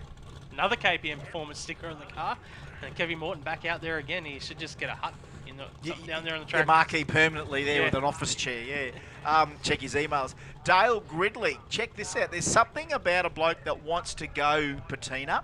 You just look at it and you already kind of half know the bloke's personality already. You know what I mean? Because it takes a certain person. Again, if we were to scan 100 brains, the guys that go patina, there is something about it that you just know that there's a quirk in the personality, that don't care for looks. They just want to care for performance. But everyone still stands back and goes, dude, that's cool.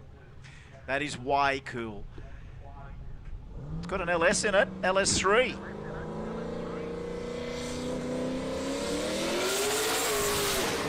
Just getting it off the line there and stretching the legs a bit, whether or not it might be part of licensing. Yeah. 785 at 62 mile an hour with plenty spare when we're talking about a brand new build there. And yeah, the LS3 on board, the Patina Valiant Ute.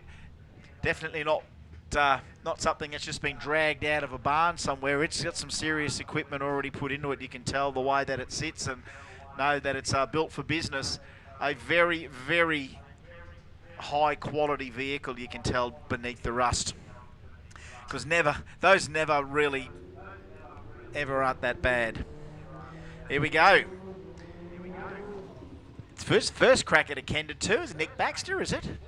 It is Nick Baxter. Yeah, Nick Baxter. J&C safety. It's 2.7, so another 3RZ. Yeah, we've got a few 3RZs in the field today. What about 4 of them? Robbie Butler and Hoff and Nick Baxter, and trying to think of the 4th one.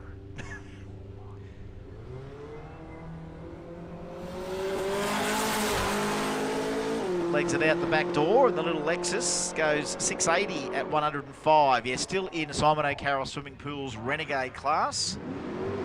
But we know when we get into Rumble, there's going to be even battles within Rumble. I'm already thinking of one pair of racers in Rumble that want each other bad. We're already into Rumble, mate. First here we go, and this is one of them. Damien Morris he's already made it public. He wants to take out Hot Rod Williams at this event tonight.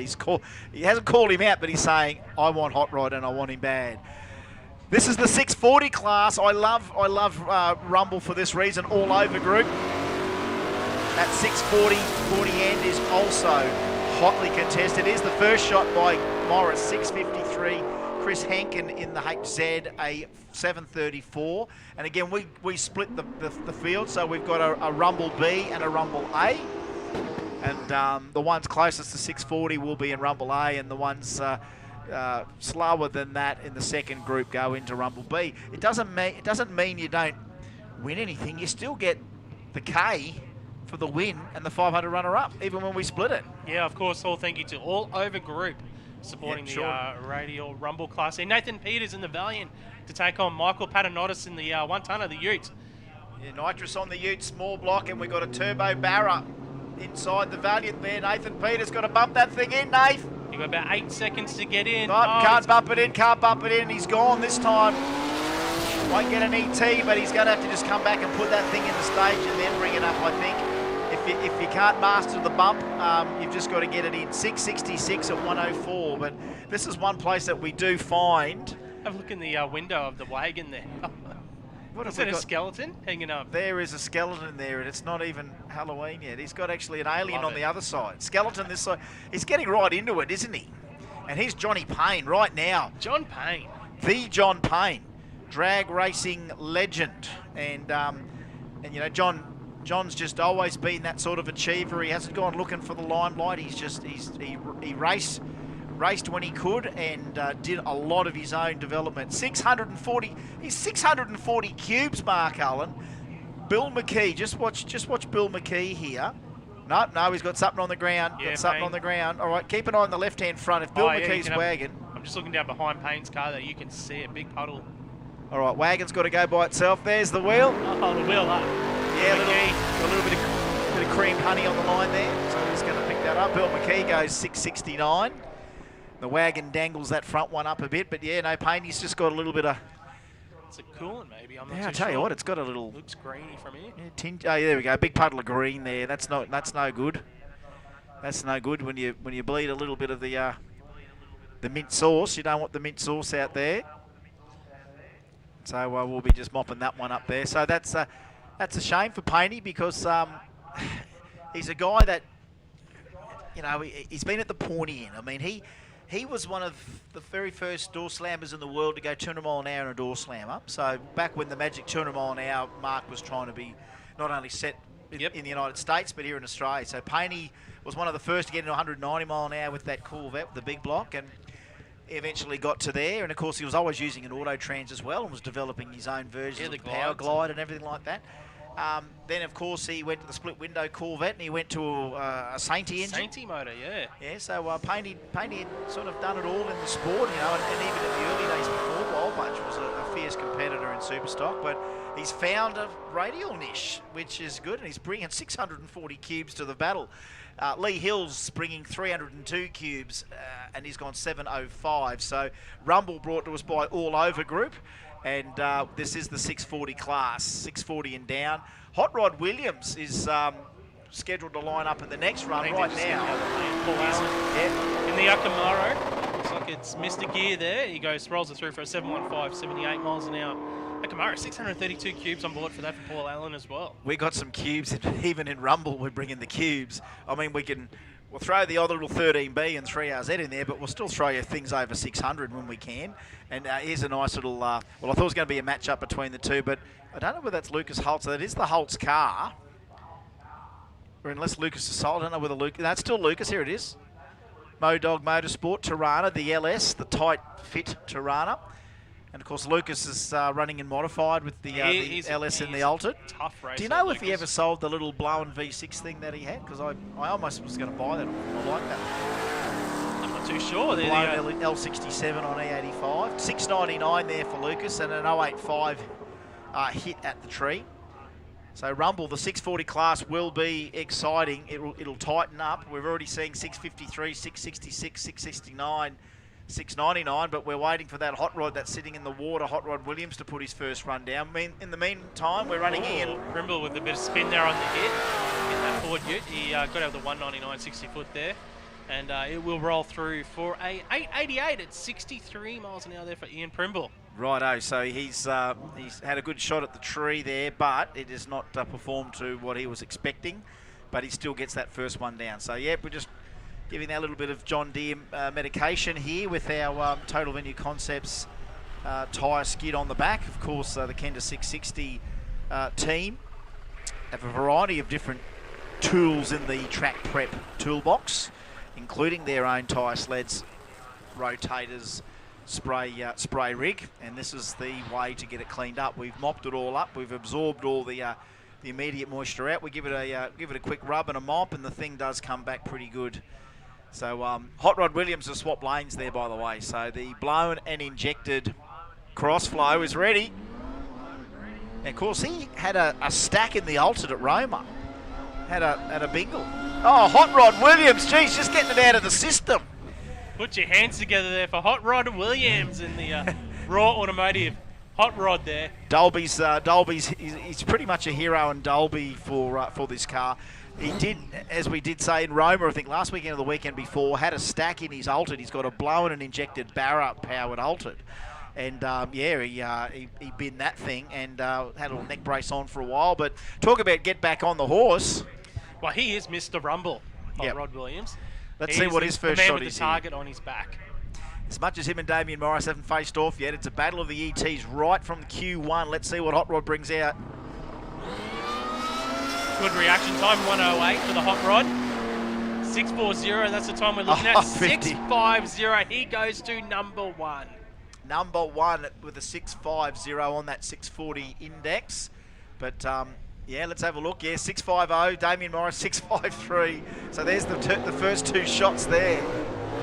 Plenty more, though, to go in Rumble, and I wouldn't be surprised if he actually gets bumped down in this session. Oh, here's Paulie Fuller. So I was wondering who had the Gemini. Paulie Fuller used to have the little blue TD. Now he's got this other one, and could be Turbo LS or something on board. John Oliver beside him, the VH Commodore 355 Cube. Paulie Fuller, what have you got now? Let's have a look. Well, it's all John Oliver. He goes through the 658, 105 miles an hour. Fuller goes through the 695 at 85 miles an hour. So probably we're not showing what it can do just yet. I'm sure he had a Toyota V8 in a blue TD Gemini that ran it. Something rings a bell with Paulie Fuller and Geminis. And here's another Gemini here now, Reese Carkeet. And he's got more than your average cubes in one. 383 cubes this time. Philip Petrovic beside him, the XB Falcon. Gorgeous B as well. That's tidy, isn't it, for Petrovic? Gorgeous car. This is the one that's got the twin turbo Coyote. I know that there was one around that got built. Let's have a listen. Let's have a listen. Heaven forbid you wouldn't know, would you?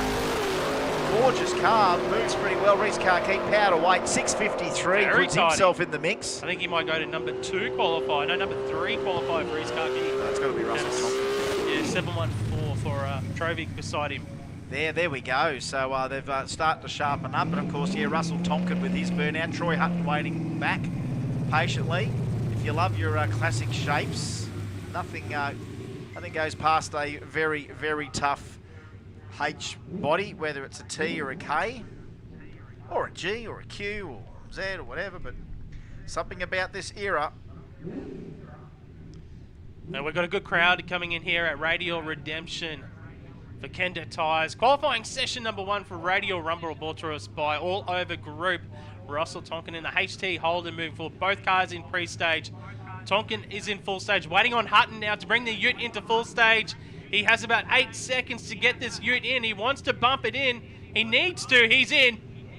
Oh, he gets the whole shot there. Thanks very much. And, yeah, you're right with the Pro Tree Mark getting excited because we do have a certain amount of time. New number 1 qualifier. Russell Tonkin goes 6:47 and Hutton goes to 6:97 beside him. So Tonkin goes to number 1. Outlaw Radial and Outlaw 275 to the lanes for Q2. Outlaw Radial and Outlaw 275 to the lanes for Q2, please. Outlaw Radial and Outlaw 275.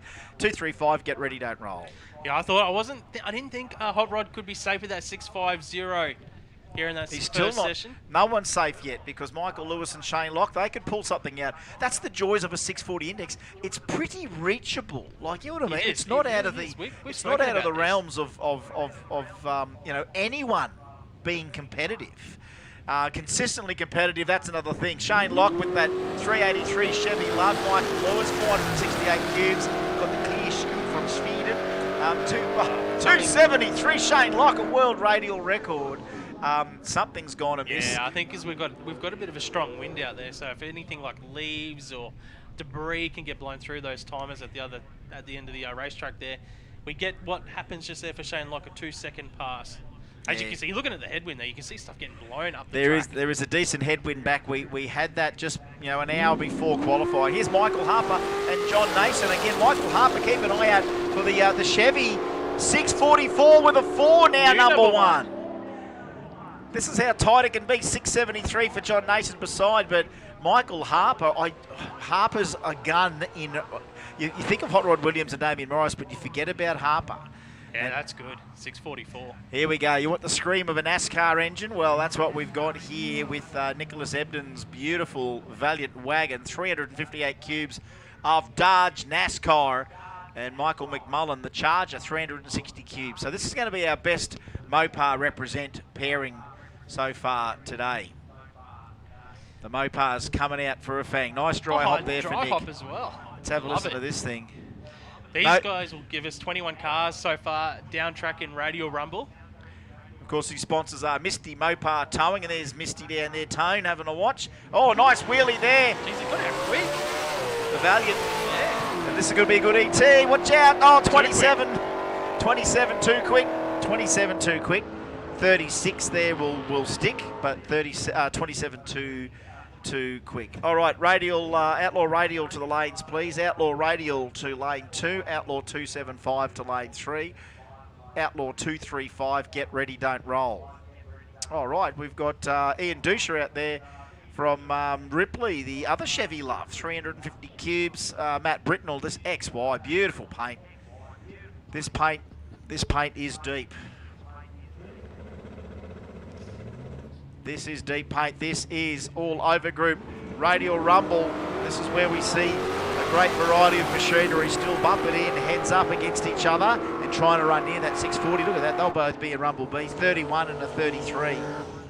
That doesn't make the racing any less exciting even when they're in the sevens, in the 7-second zone in Rumble B. The racing's still tight. How's this? Danny Mullane. Straight line performance. 393 cubes of AC Cobra. So I'd say a nice big stroke of Clevo there. Luke Hauser, well, he's still got the turbo, the vulnerable turbo EcoTech V6 going on. And Lukey can also play in this game too. The thing is this thing, can make more power in the colder weather, which, you've got to be so close to getting on top of it. It does everything else right. Loves to pick the wheel up, that V6 torque. Cobra's going along the ground here, you would see, but I don't know, I haven't seen too many Cobras doing huge wheel stands. He's bumping in, ready to go here. Danny Mullane bumps it in now, does big Lukey Hauser, there's the green. Nice race between the Corolla and the Cobra, but it's the Corolla gets one in, 52, and a 701 at 101 for Danny Mullane in the Cobra. Do you say Cobra or Cobra? AC Cobra or OC Cobra? I say Cobra. Cobra, do you? Cobra? Yeah, Cobra. Cobra. Cobra. I don't need a corn cob. When you have a Cobra Yeah. corn, you don't have a Cobra corn, do you? I think you're on the money there, You mate. have a cob. Oh, look at the ute. Shane Blinko. He's got a bit of everything going on there. He's a body. And Wayne Blinko out there too. Keep an eye out on this. 653. Blinko's just about guaranteed himself a Rumble A spot. 745 for Blinko. I'd say he's going to end up in Rumble B. But you can start to see the spread already there, Mark. Spread, yeah, gorgeous spread. Gorgeous spread. Gorgeous spread. That's a better spread than Meadow Lee right there, mate. Have a look at that. That Wayne is a great Newman, spread. Yeah, in that Camaro. For Southeast Signs and Fabrications, moving forward. Wayne, of course, from a local here in Brisbane. Racing in Radial Rumble on a solo pass. Gets out with an 8.96 reaction time. The Camaro, 162 to the 60 foot. Should be in that 6-second zone. Here goes, just outside of 706 at 99 miles an hour. And that brings a close to qualifying session number 1 for all of our brackets here at the Kenda Radio Redemption. I can't believe we just saw 100. We just saw 100 cars, and we did. And we saw them all go down without too many issues. The only issue, of course, early on was Steve Tatum. Yeah. When the Outlaw Performance Exhaust Avenger went around with the lockup through the bottom of the track. But we know that he's all A-OK. The car still don't know exactly what happened with the old lockout.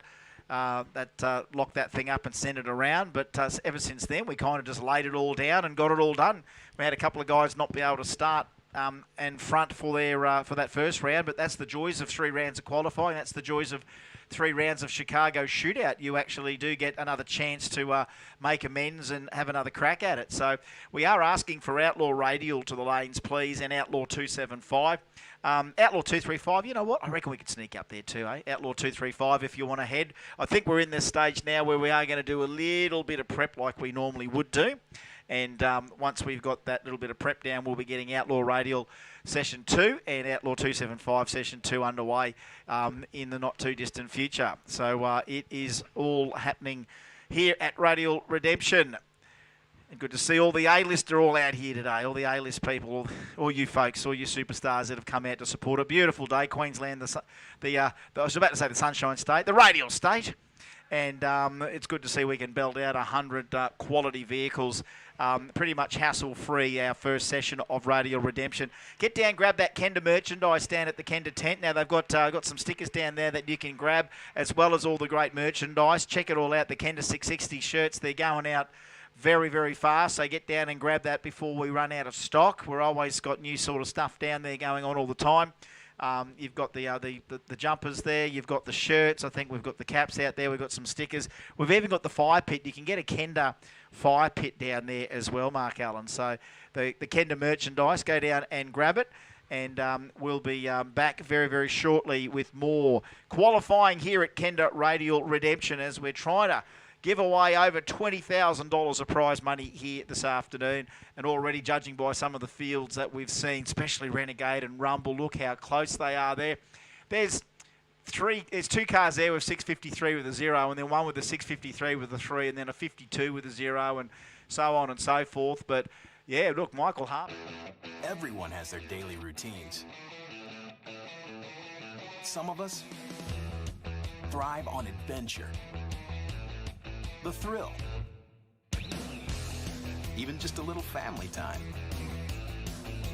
We live for the weekend. Whatever your passion, Kenda Tires is there for you. Kenda Tires, designed for your journey.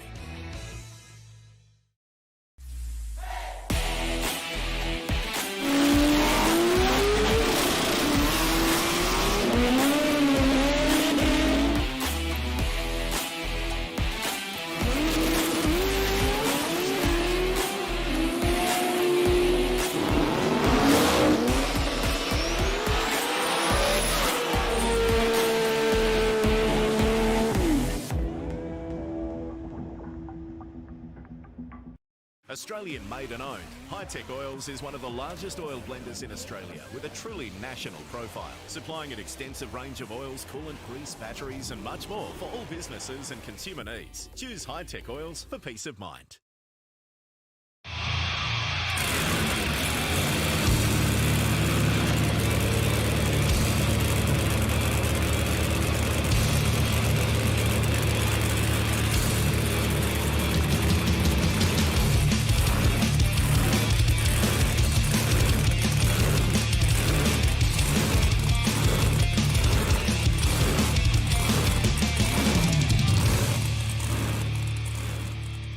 Mate, here we are. Kenda, what do you reckon? Keen as? Oh, it's awesome.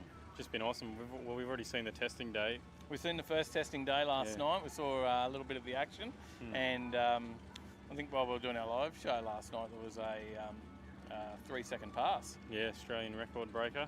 Yeah. 394, I think it was. Yeah, how good was that? We completely missed it. Like, we were doing our live show, we actually saw it and it didn't click. Yeah. What we know until afterwards, and we're watching like, oh man, that was a 3-second pass. Yeah. So there should be heaps more action. We've got the grudge racing tonight. So this is the first day of racing with the grudge racing, right? We've got testing on now. From 6 o'clock, the grudge racing starts. So. Yeah, so we'll bring you a bit of the action, and let's go and have a chat to some people out there and see what's going on at Kenda. Yeah, let's do it.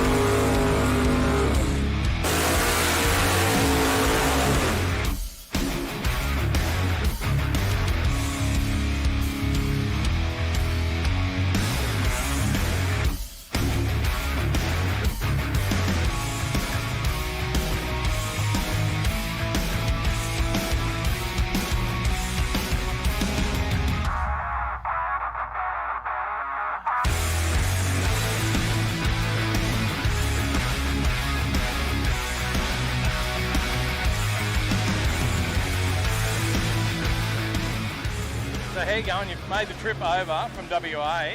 You've got 2 cars over here for the team? Yep, we've got the Black GTO, and now we've got this one. This one was maybe 6 weeks ago we decided to put this bad boy together. And so we've pushed it and we've made it happen. Everyone's just busted themselves, but everyone's put in the effort and we finally got here. We did all the rear end work. Eddie and Tony and everyone from Actives Automotives, they sorted out all the engine, gearbox, all that sort of thing. So we got all the chassis sorted, got it back to them, they put it all back together, and then it was just a final push. Yeah, right. And did you have a test last night? So we managed to do one run that wasn't. It's that thing in drag racing, isn't it? Where if one thing falls, we've been trying to change a lot of things throughout the car just to make sure that we're from the start onto it. Yep. And in doing so, it's caused other things to unfold, but that's why you've got the couple of test days. We managed to do one in Perth, got a few little gremlins sorted, but we'll get there. And the black one, how did it run? It went okay, but we're in the same thing. We changed some fuel injectors, and that's caused another Pandora's box and things. So what we're doing is we're bringing everything back to what we know and where we knew it worked. And from there, we're going to try and keep cruising on. But we've got flex plate issues at the moment, so we'll get this down the track and try and juggle between them. And then go from there. Yeah. No worries. All right. Well, we'll keep an eye on you all weekend. Lovely. Maybe touch base and see how you're going later in the weekend. Too easy. Thank Thanks. you.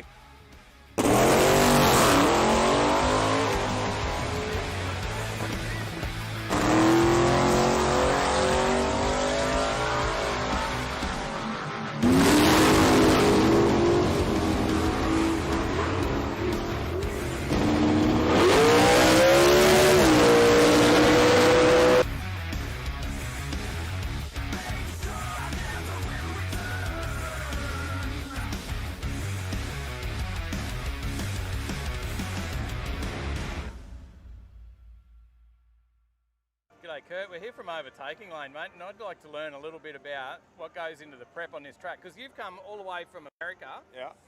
And they've flown you out here, I believe, to do some prep on this track. Yeah. Mate, what goes into it, and what's different to a normal drag race, mate? All right, that's probably let's start with what's different. Yep. So obviously you got slicks and you got radials. So a slick tire has a lot of sidewall on it, real flexible. Radials do not. They have a very stiff sidewall. Slicks grow, radials don't. Yep. So those are the two biggest differences in the tires. A slick tire wants to spin. You have to spin a slick. Even though your car's hooking up and you can feel it inside, a slick is spinning. Yep. And you control that with wheelie bar, torque converter, clutch, timing, how much your spin is and how fast your spin goes to a full hookup. With radials, there is no spin. If a radial tire spins, it spins. There's very little saving it. Right. So to combat that, the rubber on a radial track is much, much thinner, probably a 32nd of an inch, and that, especially in the daytime, because the main thing is we're putting so much glue on these things. Probably 4 or 5 times the amount of glue that you put on a slick track. Right. And I guess these guys probably spent $14,000 in glue this weekend. Wow, that's amazing, isn't it? And so you'll also see us out there scraping it some to get, whenever you have glue and heat, it kind of creates slime, and you can't hook up on that. Right. And so we need the glue, but we can't have the slime. So we'll go out and we'll scrape it every now and then. We'll just take the top layer off and keep it thin. That's also why you see them when they do their burnouts. You have your funny cars and top fuel cars, they'll do the big long burnouts. Yeah. We don't do that here. The rubber is so thin and there's so much glue on top of it. You do your burnout back here in the rear part of the lanes, get your tires clean, warm, and then you just roll out. You chop the throttle early. You don't want to go over the start line at all with your burnout at all. No, that's not under power. Yep. But just roll through it and you'll see these tires leave a nice path of rubber. Yep. Back up on that rubber and let it go. Yeah, okay. And, so that's kind of the biggest difference. It takes a whole lot of rotating. They built a rotator here.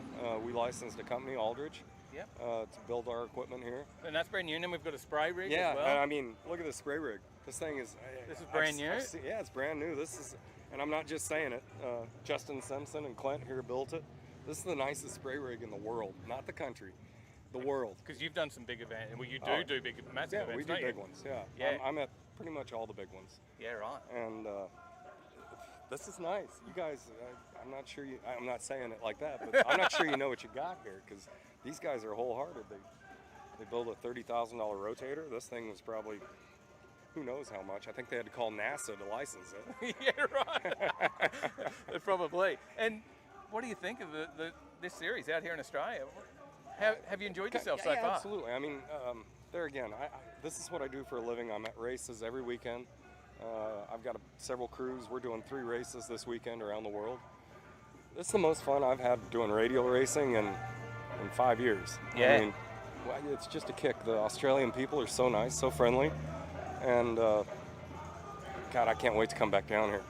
And what do you say to anyone thinking about getting out there and having a bit of a go on the track? Do they get out and have a crack at a radial? Absolutely. I mean, radial racing to me is just kind of where it's at. It becomes a tuner's race. It's not just throw it at it and go. You got to finesse. Yeah. And so you got to use this up here more than that. Yeah. And you know, there's a lot of keyboard tuning, and it's just it's a chess game, and it's so fun.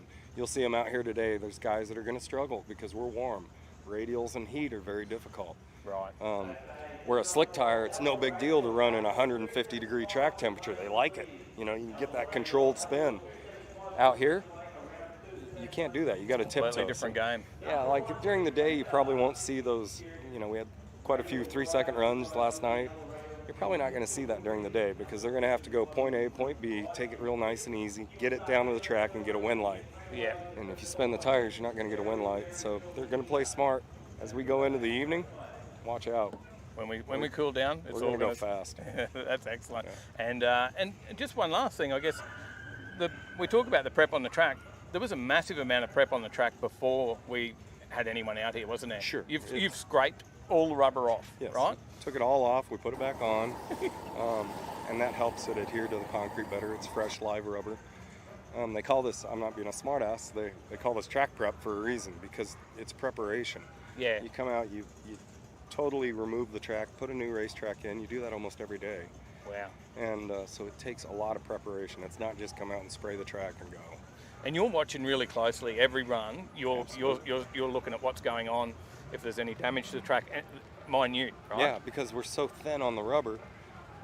When a car spins the tires, it takes the rubber down to the concrete, and then you don't have any adhesion for the next car. So you'll see us out here jumping out and filling those with heat and rubber from back here. The track prep's gone to such a level now that I don't want to say it's difficult to watch because it's exciting, but we're out there working on the track a lot. Well, I'm glad that we were able to catch you now because I know it's about to start and you're going to be full on for the next, 12 hours? 12 hours, and if then not we're done more. and we'll go drink some beer. Sounds good. Mate, thank you. Thanks for everything. No worries. Come Thanks over for to being out here. Let's have fun. Done deal.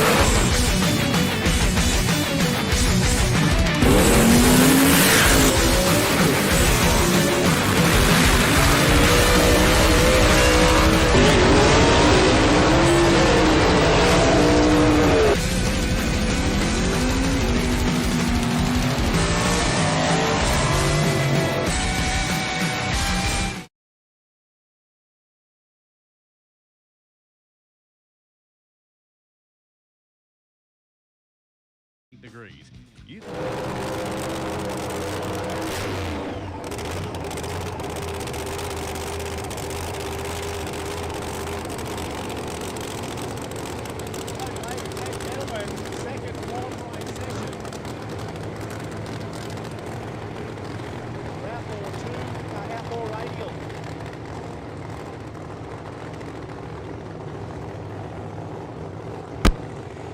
Here we go.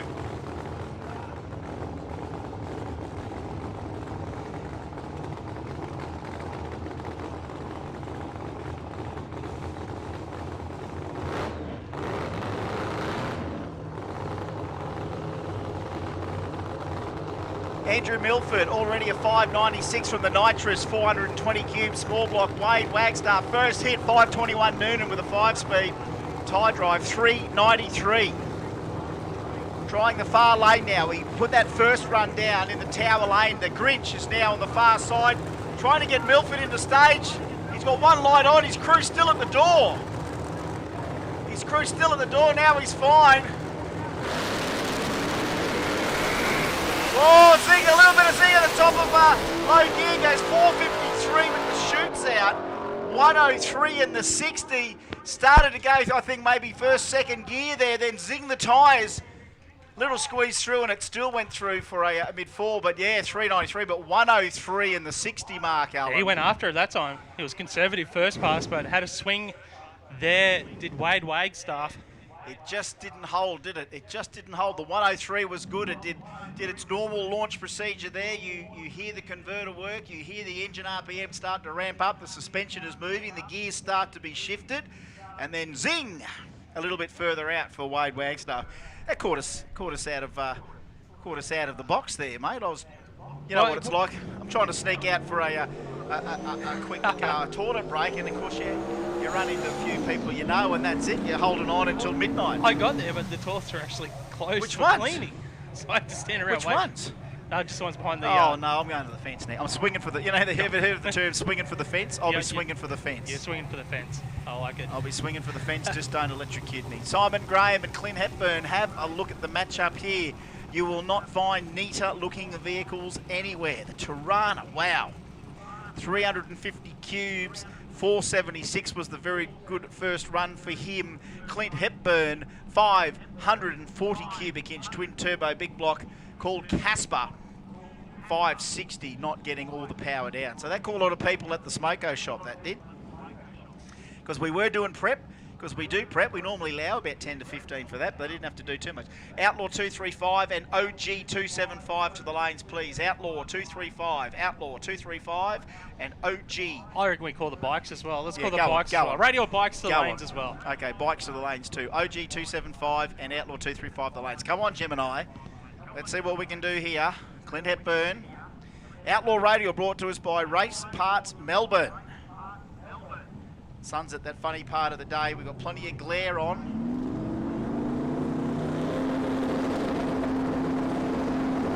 They let it go both sides, trying to get the power down. They're both moving pretty well. 472 to 511. So there's not a lot of power in Clint's thing on that run there either, whether or not we've got a boost control issue or not, because you know what happens when 540 cubic inches wakes up with a bit of boost, and we didn't see that power delivery there either that time for Clint. It's been 60s, that car, 460s. Yeah, it's been in the 4 second zone, so he's a little bit off. Simon Graham, 472. That car's consistent. That could be one of the ones that you just think, wow, you know, didn't expect that one to be running back-to-back 470s all day, but that just could be enough to at least get him in there. But there's a lot of other guys that can improve here as well. Check this out for a nice All-American matchup on the line. The Nova versus the Chevelle.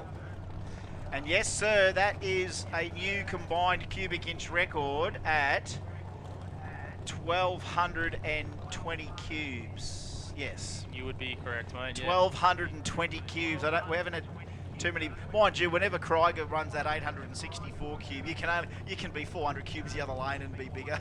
But you know, it's when Kriegs turns up against 600 plus cubes beside it, then we're 14 to 1,500 cubes on the line at once. But for this one, 622 cubes for Jeff Campbell Brown from New Beat, the 71 Chevelle. Glenn Finnegan, the Nova, 598 cubic inches. How good do they look? Very sexy in their various coatings of black. Yeah, Finnegan didn't get down in Q1. Wants to get a representative pass here. The wheel's up for Finnegan. This will be quicker than his first pass. He goes through with a 5.15 at 136 miles an hour. But what about Jeff Campbell Brown? 4.40 seconds, 166 miles an hour. He stays in that number 2 spot, improves by a couple tenths of a second. That was impressive from the Chevelle. That is, considering that the frontal area of that is akin to a block of flats, and there's a headwind here, and it's a decent headwind when you have a look at our Kenda 660 flags there. So it's up there. All right, Outlaw 275 brought to us by Speedy Diffs. So big shout out to Jimmy Grillis in Sydney. And we will be together again, boys. Once we get rid of all of this shenanigans in between states, we'll be able to travel freely. Now look, here he is, Timmy Cross from the Rangbar. This is the Great Green Hope, 441 cubes, did not run in the first session. This is one of those enigmatic cars that can go 430s. It's gone 430s before this car. This would nearly give every car so far except Wade a touch-up in Outlaw Radial as well. This car has been in the 430s. I think it's nearly been in the 20s. Like, it's gone low 30s, nearly a 20. So we are just getting a little bit of a wipe up there. Timmy Cross, 441 cubes of Dandy Engines small block. And this thing's not under 2,000 horsepower. This is over 2,000 plus horsepower in this car. Beside him, though, Andrew Coles. You can't rule out Colesy from Spot On Performance. Old Faithful, he went a 482 as the first hit for him today. But we know that Old Faithful can go bottom 460s with this car. And Super Streetable can still, on occasion, peg this thing out for a couple of 100Ks on a Friday night when the mood takes him, when there's no racing on. Colesy will do that. So Crossy versus Colesy, two good friends of mine. And it'll be Crossy's first crack of the day for him. Colesy's first 482 has got him in provisional second. Turbo LS against Turbo Small Block Ford. Well, if he wants that number one spot, Timothy Cross, he needs to go quicker than a 482. Keep an eye out on the left-hand front wheel of this Cortina. If it all goes well.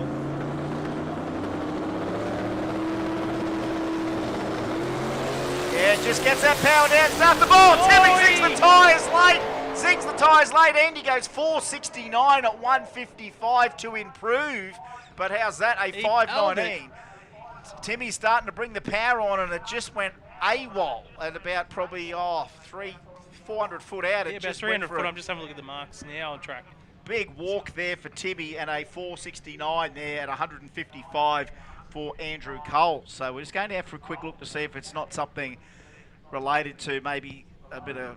It was far out. Usually once they're planted past that 100 foot mark, they don't usually unload the tyres down that far. Yeah, no, well, that did it. That absolutely did it. It just went down a bit further down, and yeah, zing she went. And Timmy did have to get off it. You could see the suspension winding up and winding out. That really didn't have a lot of aggro in it on the start line. Like, that was like a 140 in the 60. It literally played it 100% safe, but there was power coming in on that car. It was coming in. You could see it starting to haul back in. OG 275 to the lanes, please. OG 275 to the lanes, please. OG 275 to the lanes. And Radial Bikes as well to the lanes. Michael Arnold on track, our number 3 qualifier with a 484 in the Ute. Ryan Holtz, number 2 qualifier with a 482 for Spot On Performance in the Tirana. Both cars going through their burnout procedure, backing up now Ryan Holtz. Michael Arnold now taking the Ute. He's moving towards that pre-stage area. I don't know where to look here. Remember, we don't have a bunch in here today, but what we do have is absolute sheer quality. So they'll just be match racing each other, I think, all afternoon and into the evening. It's the first time I've ever seen side-by-side Ranger pushback crew. I don't think I've ever seen that many redheads on the start line. There we go. So we had Michael Della and Mark Arnold walking back there. All right, bump it in, boys. 2J versus Small Block. Holden Products. Both sides, baby. Oh, that 2J just picks the wheel up and carries the wheel all the way. Oh, it's lost the one of the panels off for Ryan Holtz there off the car. There was a bit of smoke. Back just off the throttle there. 471 with a 5 for Mick Arnold and Ryan Holtz's earlier 482. I couldn't take my eye off that left-hand front wheel. It did not go down. It did not drop, and he legged that all the way through and, yeah, blew a panel off it. I don't know what went out the window. It shot out like a frisbee sort of thing, the way it shot out. Wow, and that was, they're both over 156 mile an hour for Ryan Holtz and 160. Mick Arnold went 202 over the quarter a couple of weeks ago testing. There's 161 in the 8th. 161 mile an hour, the 8th mile. That from is a stout. HT utility. He goes to number 2 qualifier with that 471. That is quality, that field there, right there. That's that little that dirty third dozen, let me tell you. But let's see them all come out in the various match races today, and that's just going to look fantastic. Yeah, that is great to see. Yeah, we have a track walker on track now, just checking that lane for Ryan Holtz, because there was a bit of smoke out of the car, and it sort of coincided with that panel blowing off as well. Well, that ends, of course, our Speedy Diffs Outlaw 275, and we're now into Helltech 235 rather. And I can see just on our Overtaking Lane live stream, thanks to Power Cruise Promotions, we can see Hoff in there. So we've got Scott Hoffman in the little KE10 with the 3RZ ready to go. Hoff has already done a nice run there in the previous Outlaw 235 qualifying session. And we didn't see Joey Bridge leave on power. And you know who we haven't seen entered today is Ash Mason, who of course we know Ash is one of the ones at the pointy end.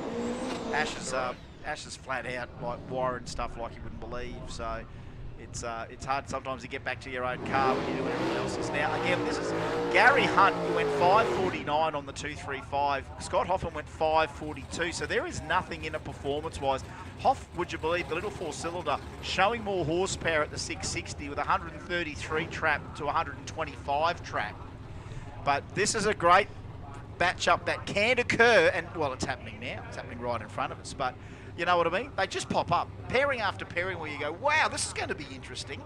And you know, we don't rehearse this. We haven't paid people with university degrees to come up with the ultimate drag racing formula. It kind of just happens organically. Grows in the Petri dish that is the drag racing variety of our Kenda 660 reel structure, and this is Outlaw 235 thanks to Helltech, the big aspirated 440 cube Commodore. I'm just going to keep my mouth shut. I want to listen to this.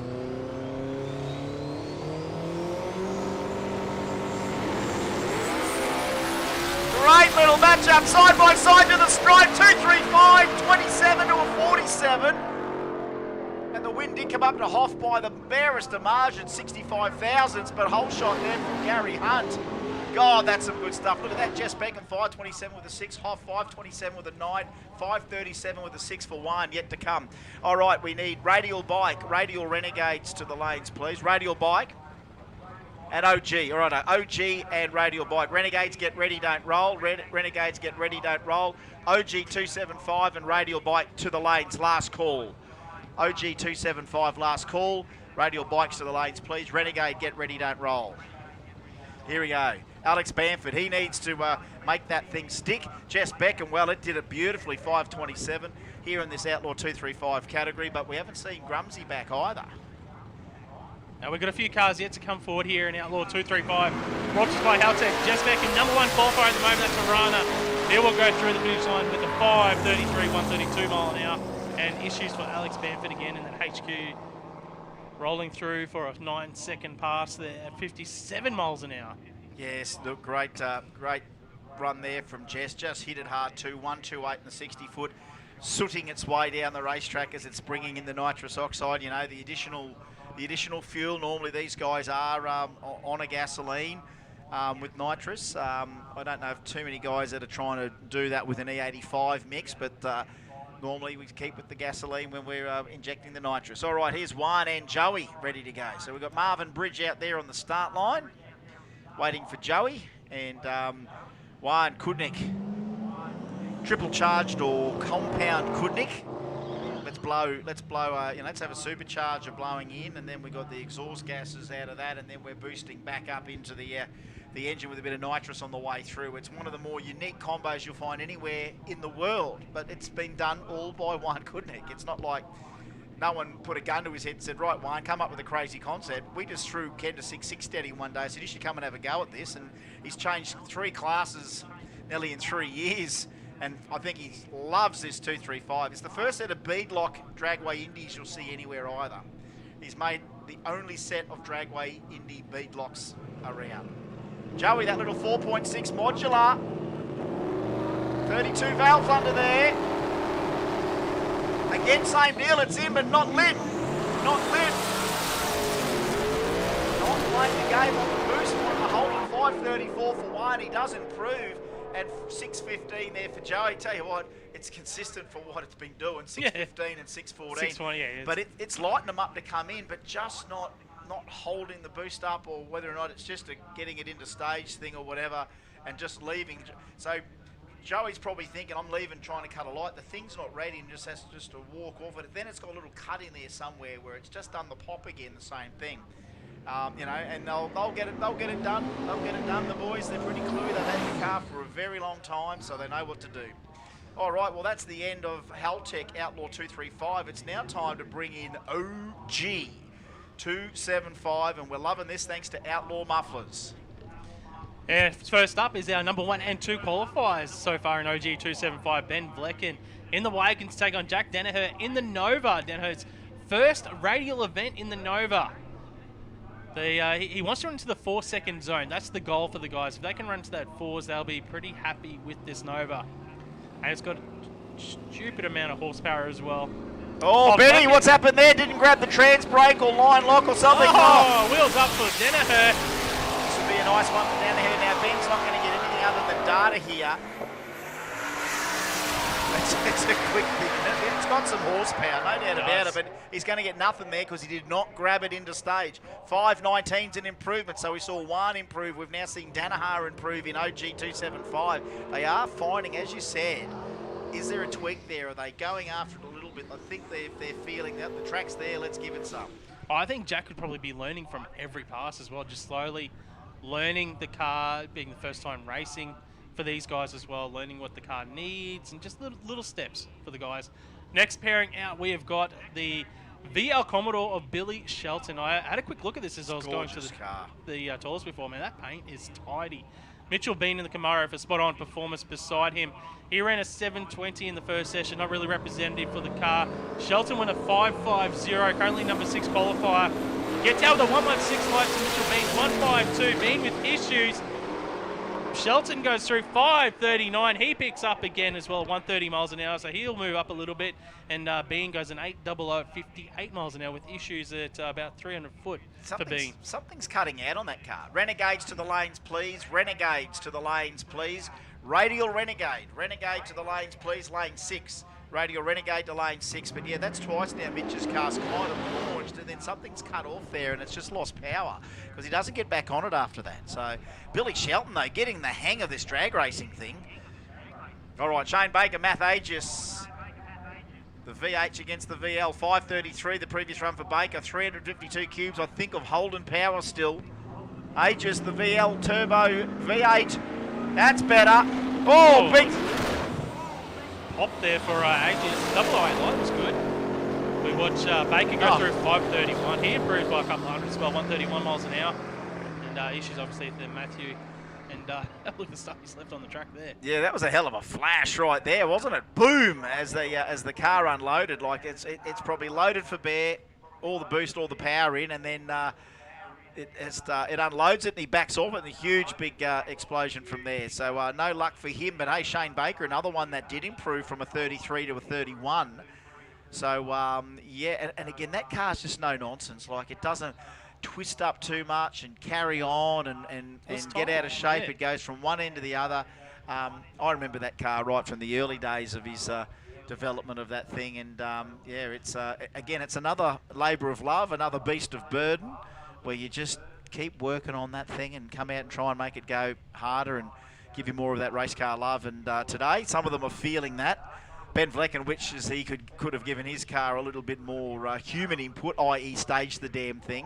But you know what, we've seen that a couple of times, and you know what, I'll tell you right now, for all you people listening, it won't be the last time you see a driver error in the staging procedure.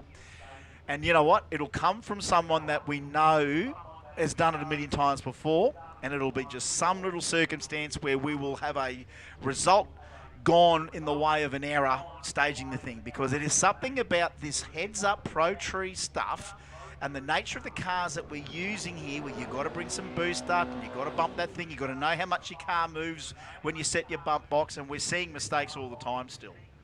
You're right, and that it is the pressure situation where you think it looks easy to stage a car, but in reality, there is a lot going on inside the car that you just don't see from the outside. And we can see that all the way from Rumble to Outlaw Radial, that little procedure that you do a million times yourself.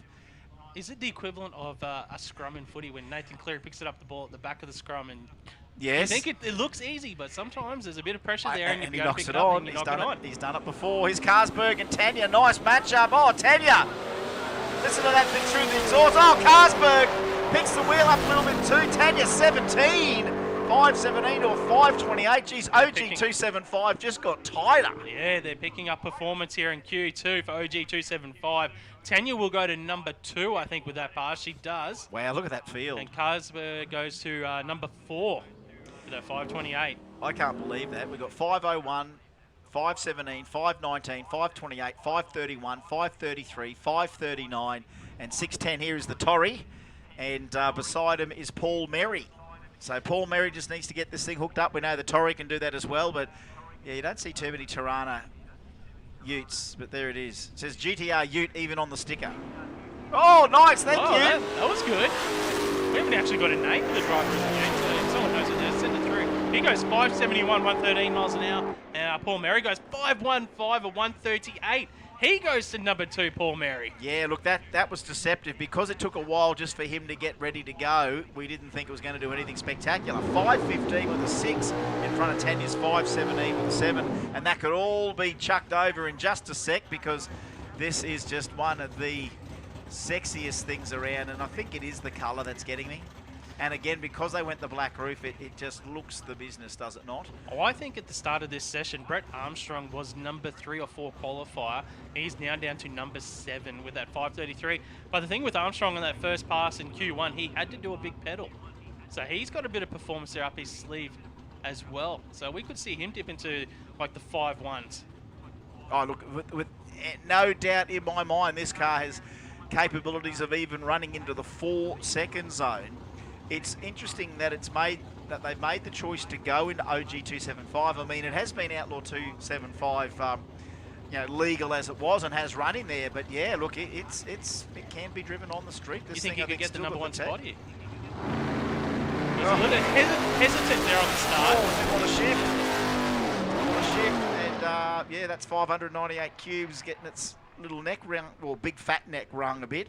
651 at only 75 mile an hour. Did not want to hit the shift there. Drove out off the line there too, so it didn't really misbehave at all and was delivering that power out there, and pop didn't want to shift. So that is the end of OG 275 thanks to the amazing people at Outlaw Mufflers. OG 275, that's going to be one tight bracket tonight. We're now into the Outlaw Radial bikes, and of course they're brought to us by STS Speed Shop. That's right, 1,000 win, 500 runner up for them. And here they go. And again, a nice little group. And you know what, we really wish we could engage. And that's the nature of a lot of the guys that are entered on bikes. A lot of guys work away a bit too, you know what I mean? Like when you've got guys that work away a bit and they're rostered, is you can never sometimes get them all at once. And you know, you've got to be really clever with a calendar to try and get a big field through of anyone, let alone the bike guys. And the ones that do turn up, when they do, it's good to see. Jack Roberts, he wasn't here in the first session, he is now. Chris Collar, number 2 with a 526. 1340 to 1540 cc.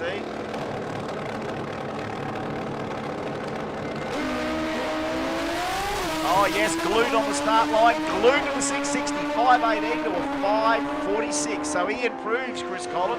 They're all just ticking it up a little bit, Mark. There we are. He was number 2 qualifier. That will bump him to number 2. He stays there with Phil Webster also running a 5.18 earlier, but it was a little bit quicker. Obviously, Phil Webster now on track, our number 1 qualifier, take on Matt Wilson, number 4 qualifier. Webster, it was actually Rowan Lynn's bike. This one of Webster's. Yeah, he's got one of Alan Ennis bearings on the bike. Right, and yeah. Phil Webster beside him. So Phil had gone 5.18, was still number 1 qualifier, 1300cc boozer. Matt Wilson beside him, 5.59 with some issues. Let's see what happens now that they've had a little bit of a chance to reassess and have another crack at it. Heads up, Radial bike racing here at Kenda Radial Redemption.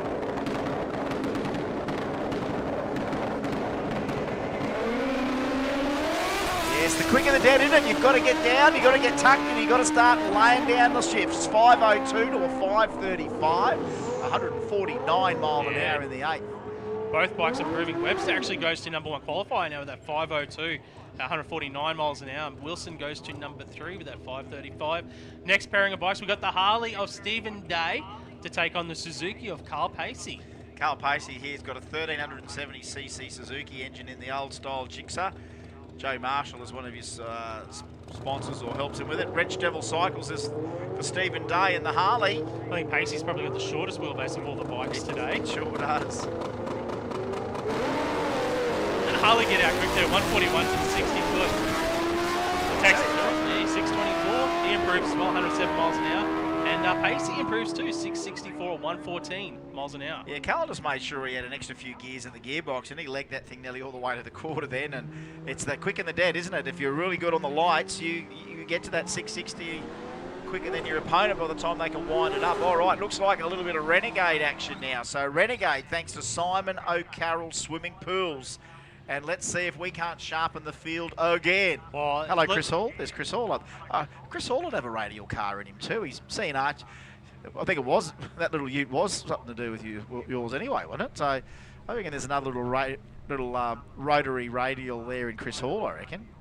Well, next time, Hawley, just the next Kenda, I think you got about 4 weeks, 5 weeks. You can get a radial car together in 4 or 5 weeks.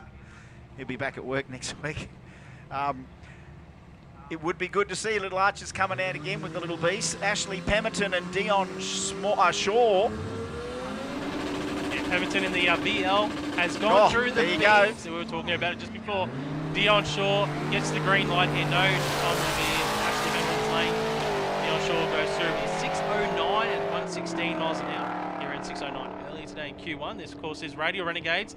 The rules for this class is it is a heads-up class, 550 heads up.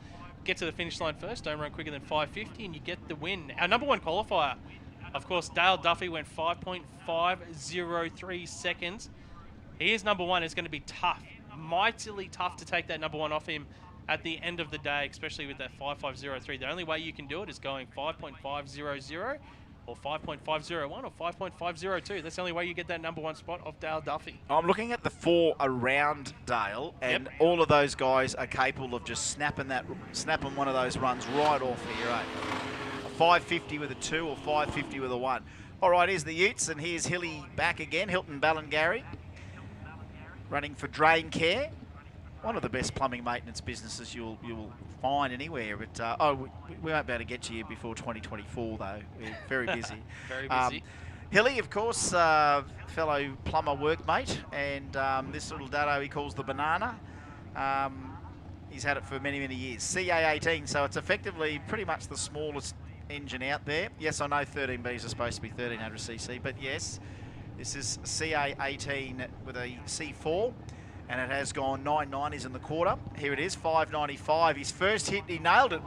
And you know what? The car's actually a little bit quicker because Hilly's about probably 6-7 kilos lighter as well. He's hitting the gym. You want to see a perfect specimen. Hilly's nearly on the way there anyway. He's loves the gym. Derek Logan, 697. We know there's a bit more in the ute there. He spins the tyres and loses momentum. The little Dado was out there, 202 in the 60, not his best. He might have blew the little tyres off it as well. He blew the tyres off as well. Both guys doing that on the hit. So Ballingarry goes through, 679. Derek Logan, 1122, 48 miles an hour. Both guys having a little dramas there on the hit. Yeah, it still got out the back to 113, nearly 114, which he ran on the 595, which was not a bad first hit for him, but I think he's got the little, I don't think he's got a 275 on it. Terry Dale's giving us a message saying, sitting at home enjoying the continuous call from the construction workers, your plumbing solutions may think differently. Yeah, well, there we go. Thank you. Comments from Tez. I thought Tez had come out, but you know, sometimes just a weekend away is like a holiday. Even if you stay at home and watch the live stream, get a few other things done, it's just so hard to commit to coming out to the track unless you're either racing or working. Okay, rumble, radial rumble to the lanes, please. Rumble to the lanes, please, immediately. Q2, radial rumble, Q2, radial rumble to the lanes, please. Lane number 7. Renegade, final call for Renegade to the lanes, please. Final call, Renegade. They should all be there now. Rumble, radial rumble to the lanes, please, immediately. 26 cars down so far here in Radial Renegade for Simon O'Carroll Swimming Pools. Craig Scotney in the Mitsubishi taking on Troy Marshall in the Commodore. Yeah, Drain Care on Drain Care again. Yeah, the Drain Care company vehicle. You know why no one can get any work before you're all out here. Well, they're still trying to do 50 plus hours a week to pay for the habit. 6.19, so no power out of Troy's that time. Didn't leave the line real hard. Did he turn the CO2 on? I'm not going to be one to diagnose from the tower. And his previous 571 will stay there at about 8th spot. Scotty's 614 keeps him down there in 18th spot, because we will have a Renegade A and B. Look at these two cars. Now, this is a great little battle. Nothing over the top here, nothing overdone. It is a Barra and an Escort panel van. Yes, it's a 13B turbo. I think it's still got a Jatco in that thing as well. So Archie loves to bump this baby in. He did it so well the first time. He did it easy, didn't he? 588. Just put it in there, no problem at all. Yeah. He's currently number 12 qualifier. All right, here comes Disco Dean Ferris. Two great little cars there. Have a look at this. This is just, again, just shows you the variety and quality of all of our cars at Kenda 660. Whether it's Renegade, Rumble or Outlaw Radial, we know how to do it. Oh, we scrapped the whole shot on Archie that time in Disco D. They're heading to the 660. 555 to a 576. They both improve. And how's Disco off the button? 062. And you can just see such an obvious hole shot there, and it makes a big difference. He goes to number 2 qualifier, Disco Dean, with a 555. Here comes another little package. Yeah, Archie moved up a couple of spots as well. He goes to number 9. Robbie Butler and Russell Eckert. Russell 557 at 125 mile an hour, 598 cubes on board. And yeah, he's got the double spray there. Now remember, it doesn't matter how many cubes you've got. It doesn't even matter what radial tyre you've got on in Renegade. You're not even restricted to a 235 or 275. You can have a 315 on it if you want. It's just the 550. That's the only thing we're interested in. So bring any power out of you want, bring any engine, any car, any combo you want to build, and put it out there. And here goes Robbie Butler. Oh, Robbie couldn't hold it. Robbie couldn't. So again, we've seen a couple of those little slips come in, as we mentioned, about staging the car and getting ready to run, and it's just not always. You know, you've got to really concentrate, especially when you've got those smaller cars, that you've got to kind of light the boost up. And then once you know the car's at that point that it's going to wick right up, you've kind of got to make sure you've got some line lock on it as well as trans brake, because the trans brake sometimes is too much. And that car's only mechanically locking up. You haven't stopped the car, you've stopped the drive line, but you haven't stopped the car. So it's important to have a bit of brake pressure up if you've got a line lock, to bring all of that in together so nothing moves. And even Robbie, you saw the front wheels lock up there, as he's got a line lock on there, but it just still dragged all the way through. So he didn't maybe grab the trans brake enough. He might have tried to bring that in on line lock and then grab the trans brake, and that was already pushing just on the line lock. The trans brake's the last thing that actually does kind of say, we got the rest of it for you, right? But the brakes have got to do that. Whoa, we'll stop the whole rest of the car rolling. Especially if they rock as well without the line lock. Yeah, so it's and remember, we've seen races where they've bumped in so deep they took all bulbs out, and when they rock back and put the bottom bulb back on. No, well, that happened earlier. Yeah, and then it was a pair of clean greens. You know what I mean? Like, I still can't get over that. Yeah. You remember that? You remember seeing that, eh? Bump, gone, went back through, on, and then the tree got thrown. Yeah, it's you never see it in too many other forms of the sport other than when we're radial racing, because we're all trying to bump in on this pro tree. That's what does people in a little bit. That's what's so darn addictive to it. That's why we're so addicted to it, is because it's a pro tree. There's this build up of adrenaline to this point, and it's just that last bit you want to get right, because after that you're going to let it rip. Jason saying, again, I do think the guys that are NA or just the NA with the nitrous seem to be almost the perfect weapon to stage on a pro tree, because they're not having to light anything up. They just get hit it. And Jason saying, not the best reaction time at ET. 555 with a 3. Get out the feeler gauges, people. Yeah, Brad Lynch goes 600, 114 miles an hour. Jason's saying, is that 555 with a 3 enough to get number 2 qualifier? And it is by 4,000ths of a second. So he goes to number 2. Disco Dean drops down to number 3 qualifier. Can I read that out? 550 with a 3, 555 with a 3, 555 with a 7, 557 with a 1, 557 with a 2, 558 with a 1, 571 with a 7, a 74, a 76, an 82 and an 86. It's just those ones. We've got 2 557s, 2 555s and a 550. It's tight and we're not done yet. Remember, that we've got to split these people into two categories too, Renegade A and Renegade B. And, hey, rumble to the lanes, please. Radial rumble to the staging lanes immediately, please. Rumble, Q2 to the lanes, please. Lucas Jackson and Luke Cullen. All right, come on, Luke. 21st and 22nd qualifier here right now, but I think they can improve because I think they had interesting first Q qualifying runs. I think Lucas Jackson will improve. He will go through 5.63, 121 miles an hour. He puts his name into the ring here. Yeah, and that's another good one for him. That really did look like it's close to its potential. Everything went well, and it chopped a huge amount out of his previous time. 5.63 at 121 mile an hour. And, yeah, Luke Cullen's happy with that 6.75, but he always wants to improve. Tough pairing right here, whether you like James Costello, the old school, Holden Ute, 555 cubes, Aris Contolian, 6.8 litres of genuine Coppo Camaro with those bulbous tyres on it. The wheelie bars that you almost don't need, but came factory. The Coppo Camaro comes exactly like that. Clean greens, Costello, 026. Nails one. Remember, we've got to look at the best reaction time tonight. Aris, 552, put himself in number 2. Number 2 spot there, Aris Contolian. He improves, 552. Costello goes 588, consistent in that 580 zone. For James Costello, he stays in number 12 spot. That's a sharp field right there. That is sharp. I like it. All right, here we go again. Now, Nick Baxter, one of our other 3RZs out there, the little, well, it says Hilux, but it's not. It's now the Lexus. And Sean Helson, big cube Aspo Falcon. So that been sing all day, and it goes 585, as sweet as you want. 645 there for Nick Baxter is an improvement as well. But I'd say we'll be putting him in a Renegade B a little bit later on as we seed the categories after Q3. Yeah, so they're all improving. So all our they're obsolete a fair amount of way because everyone, a few have improved, and I think we're still going here. Look at this one.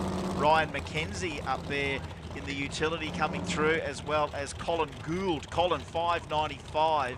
Ryan McKenzie, 582. I mean, the potential for that many random pairings to be so tight is just incredible, because it's not like Ryan McKenzie rings up Colin Gould going, oh, you're right for the weekend. These guys don't know each other. You know what I mean? They've got one common goal, and that's to try and go as hard as they can. And when you look over, you see an opponent so close to you in racing with a completely different combo. You go, man, this is the magic formula. Magic formula indeed. McKenzie, 582. Nice wheel stand both sides. Charlie Berg legging it out there. Bit of smoke out of one side for Charlie. That's not good. 586. It actually went quicker than it ran on the previous run. And so did Ryan McKenzie, 575.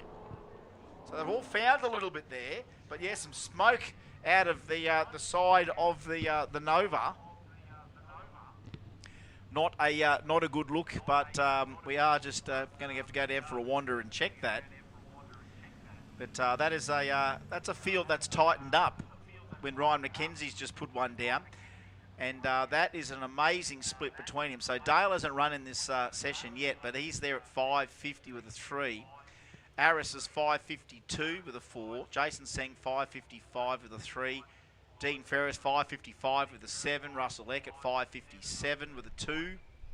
558, Gary Dare hasn't run yet. Lucas Jackson, 563. Troy Marshall, 571. Ashley Pemberton, 574. Ryan McKenzie, 575. Archie Kieski, 576. And then we go 585 for Sean Helson, 586 for Colin Gould, 586 for James Costello. They are so close to each other. And again, not one of the same car there when you call them all out that way. They're just truly, I call it variety with parity. It's very, so many cars of so many different combos. And again, if you weighed them all too, you wouldn't find two exactly the same weight either.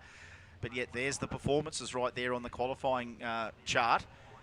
They're all very close to each other. And on a heads up night like today, it's going to be really exciting racing. And remember, of course, we go under the we seeded over three rounds of racing, which means that no one gets eliminated in a round. You actually get 3 shots at trying to win 3 from 3.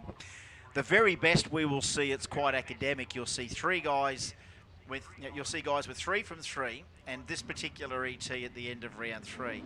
It's only when we get guys starting to lose, and we have a bunch of them at 2 wins from 3, that we've now got to find the quickest one of those in round 3 to see who's going to make the final. It'll all explain itself, folks, later, but this is the problem.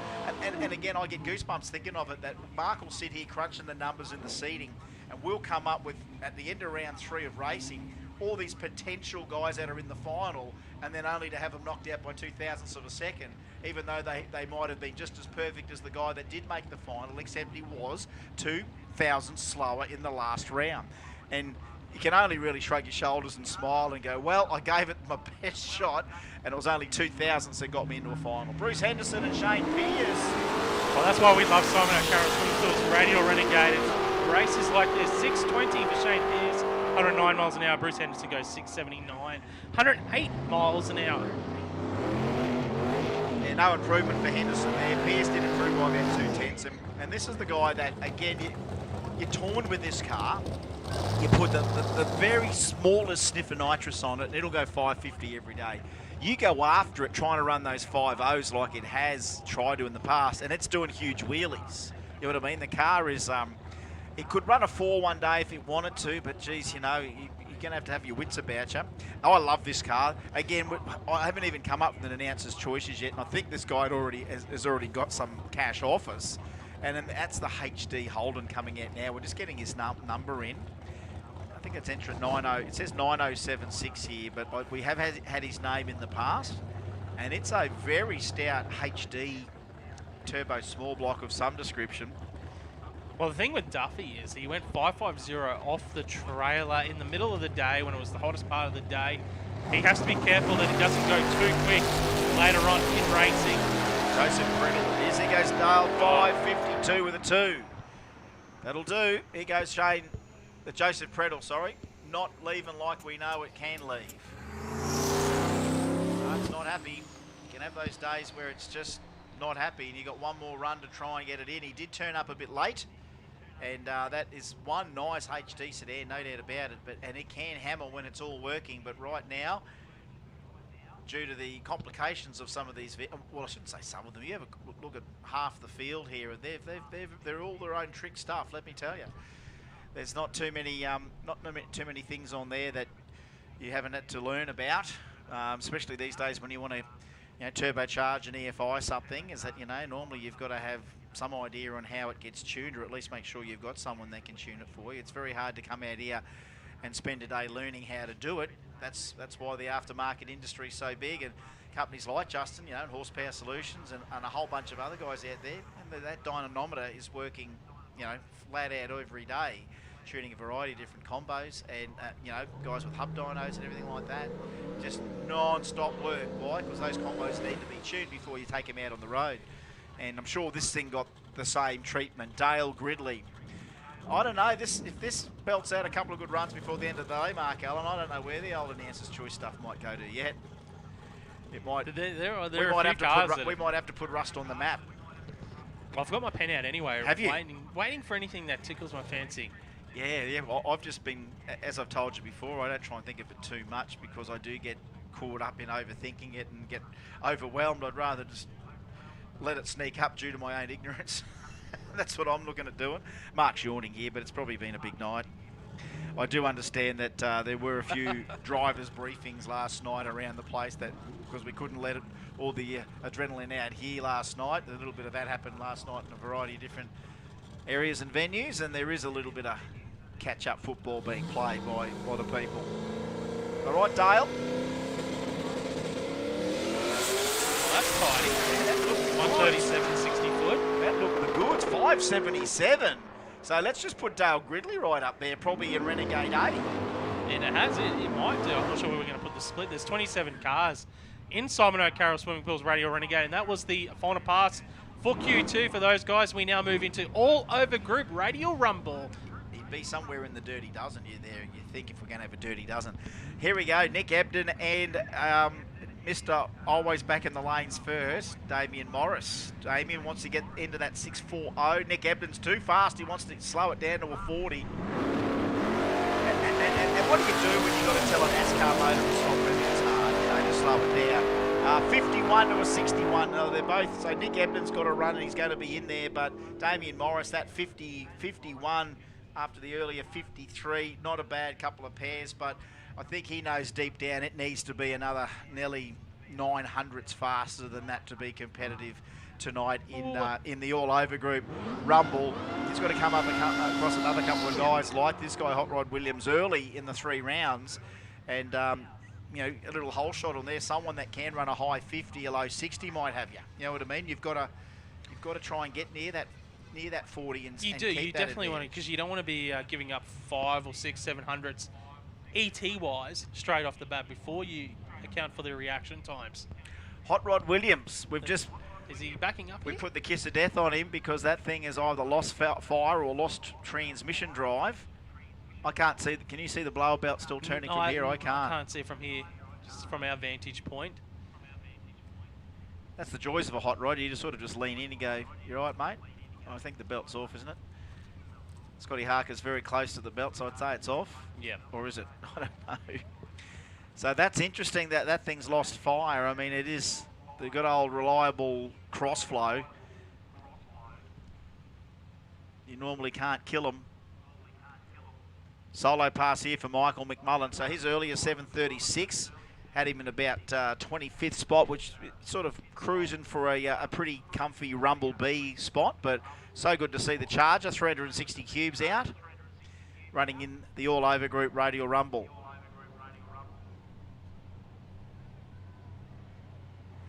Yeah, Michael McMullen there gets out of the 6.92 reaction time in the Charger. He did run a 7:36 early today. This time he goes 7.30 seconds at 96 miles an hour for the guys. So they improved by 600ths of a second here in Q2. Hot Rod, hopefully there's no major issues there for the car and it's just stalled or something there at the burn to the burnout. We'll see him back out in Q3.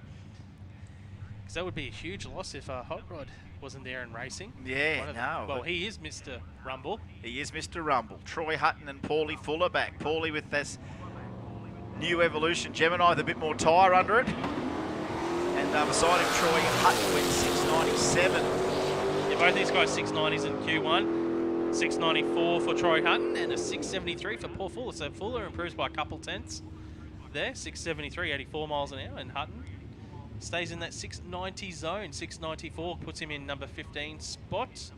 And Fuller is number 14. Next pairing out, we have got on track a couple very nice looking Radial Rumble cars here in all over group. Russell Tonkin, number 3 qualifier with a 647. Lee Hill in the Fairmont gets out with 326 reaction time, but Russell Tonkin looks like he's already driven back around him. He goes 644 at 107 miles an hour. Lee Hill goes 702, but Russell Tonkin 644. Does that move him from number 3 spot?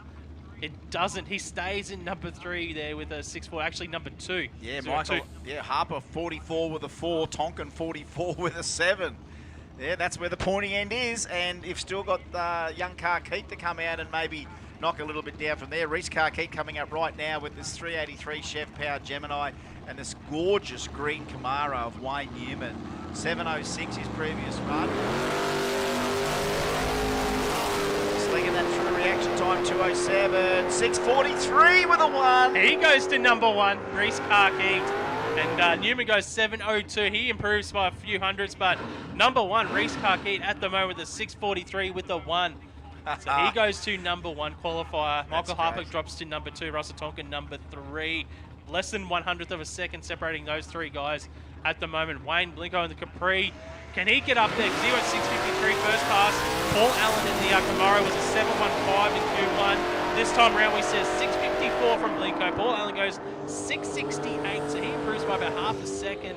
He will move up in the field there, but Blinko goes a little bit slower than his earlier run. She's going to be one hell of a tight Rumble A, let me tell you. She's going to be one hell of a Rumble A class. Very tough. All right, here's the Turbo V6 of the big man. And we're talking about Lukey Housen. Beside him there, of course, Shane Locke, that beautiful Chevy Love. He ran a 273 run there before, which was a An administrative error thanks to probably some crosswind blowing something through the traps. Oh, you got to bump that in, Big Lukey. There we go. Reaction time a little bit better there, and he shifts that thing at about 5 and a bit grand by the sound of it. What about this? 43 with a 7. 660 with an 8 for Luke Hauser. So let's throw Shane Locke into the mix. I think that now will only go number 2 qualifier. So yeah, he goes to number 2 qualifier because Karki went 643 with the 1. So Locke goes 643 with the 7. 643 with a 7. I might have to write that down because that will not show up. Michael Harper in the Chevy Coupe gets out with a 346 reaction time, goes through, runs a 639 with a 3. Oh, what? 7,000ths of a second too quick. Matt Britnell goes 698, 100 miles an hour. So he improves as well. Everyone improving. Michael Harper, though, too quick with a 639. They get That's tight. 44, yeah, they have to keep that 44. All right, this is how tight it can get. John Oliver, 658, his previous run. Filip Petrovic, 714 with a 6. Gorgeous XA Falcon. So good to have him in joining us in the Rumble field. He'll nestle nicely into Rumble B, I would imagine. Yeah, lets that VH off the button, Johnny Oliver. Let's see what he improves with a 58 and 4 revs. That thing right out, goes a 52 and improves. A 712 improves there for Petrovic as well. Oliver, that's a good run too. So that he's up there. He's in number, say, about 8 spot at the moment. Maybe number 7. We've got a few cars that have gone too quick. Now here's Johnny Payne, which had the leakage. Let's see if we can get him in there. 640 cubes. We've got Michael Paninotis, 427 cubes of some nitrous on board. Johnny Payne, of course, JP Racing. Outlaw Radial to the lanes, please. Outlaw Radial, Outlaw 275 to the lanes, please. Outlaw Radial and Outlaw 275 to the lanes, please. Payne is in, and so's Paninotis, even though it's a bit slower for the nitrous tray back. Outlaw Radial and Outlaw 275 to the lanes, please. Outlaw Radial and Outlaw 275 to the lanes, please, for Q3. Shane Blinko and Ian Primble. I'll go for the purple full unit if you don't mind. I'll let you take them and see how they go. Oh, look, 35 to a 39. 35 to a 39. Yeah, and 35. We're not deliberately matching these up, are we? Because we've had the Utes, then we had the Ford Utes, so we had the first pair of Utes, Paney and the tray back. Then we've had the 2 Ford Utes. Now we've got the 2 Kingswood wagons. You can't rehearse this shit. We got a choreographer down the back here or something, have we? This just seems a little bit too staged. But I'm looking for the left-hand front wheel of Bill McKee for a good reason. Mick Lewis can do it too when he sprays it. Yeah, I love that. Every day. Give me a bit of that every day. Mind you, we put the kiss of death on, but Mick hesitated a little bit after that. It did, didn't it? Yeah, 736 for Lewis. And McKee goes through with a 705 at 96 miles an hour. So there was a little bit of issue there for McKee. It hung the wheel out though. Yeah, she hung it. You just can't choreograph this any better. That's great to see some mobile automotive museums going through, like the AC Cobra. Not a genuine one, you wouldn't think. John Nason, the 505 cubic inch Camaro, slipping that thing in there, the 70 and a half, I think it is. And straight line performance AC Cobra. What a weapon. Let's see what he does. An earlier 701 at 101. Earlier 673 for the Camaro. In Rumble, thanks to All Over Group. This is Q2. Another call. Outlaw Radial. Outlaw Radial to the lanes, please. Outlaw 275 to the lanes, please. Yeah, 672, 102 miles an hour there for John Nason. And Danny Mullane goes 693 in the Cobra at 101 miles an hour. Both drivers improving on their early ETs here in Q2. Next up, Lucas Holtz for Mad Dog Motorsports in the Tirana to take on Ian Dusher there in the Chevy Love. Attention in the pits, attention in the pits. Can anyone help with a welder? Anyone can help with a welder? Scott Hoffman needs a welder. Now, that's just coming off the live chat from Dave Hamilton from Overtaking Lane. So, Hoff hasn't put the shout out to us, but the shout out is already happening very fast. Scott Hoffman needs a welder for the little KE10. All right, there we go. Yeah, that's good. Hoff's got some gorgeous welders at work, but no welders out here. And Hoff is a great welder as well, but he just needs a welding machine. 695 for Lucas Holtz, a little bit of an improvement, and a 736, a little bit not of an improvement there for Ian Dusher, only by about 6 thousandths of a second. So if anyone can help with a welder, if they can go down and see Scott Hoffman, the little KE10 needs a welder apparently. And that's the early mail. Like that mail was out 30 seconds, so that's pretty fast result. Geez, we're good with the modern devices that just pops up on a screen, says, can we help with a welder? Nathan Peters now. Nathan needs to lock this thing in and run it here. He rolled through last time. Straight out of the hole. And Barra powered, beautiful BC value. Gorgeous. 657. Throw him in the mix, Mark. He's in the mix now with that. 731 for Chris Hankin in the HZ Holden. 93 miles an hour, so he improves, and Peters obviously gets into the field. He will be inside the top 10 in qualifying at the moment, but we've got a bunch of cars in that 640 zone, 650s as well for Radial Rumble, brought to us by All Over Group. Okay, Outlaw Radial to the lanes, please. Outlaw 275 to the lanes, please. Outlaw Radial, Outlaw 275 to the lanes, please. Outlaw 235, get ready, don't roll, and OG 275, get ready, don't roll. That is the end of Q2 for everything here for Kenda 660 Radial Redemption. Don't forget that Kenda merchandise down there at Kenda Central. And don't forget the EFI Parts Australia after party if you want to stick around and check out the trophy presentations and everything when we go through to the end of the night. And I'm telling you, folks, I don't know what you've got planned for the rest of the night, but we're going through about 10:30 plus here tonight. A big Saturday night of drag racing action here at Willowbank Raceway for the Kenda 660 Radial Redemption. And make sure that you drop in and check out the live stream on Overtaking Lane on YouTube. Just search under Kenda 660 Drag Radial Series and you'll find us on there. Right now, it's time for a little bit of prep, a little bit of a break. We're needing Outlaw Radial to the lanes, please. Outlaw 275 to the lanes, please. Outlaw 235 and OG 275. Get ready, don't roll. We'll be back soon. Everyone has their daily routines.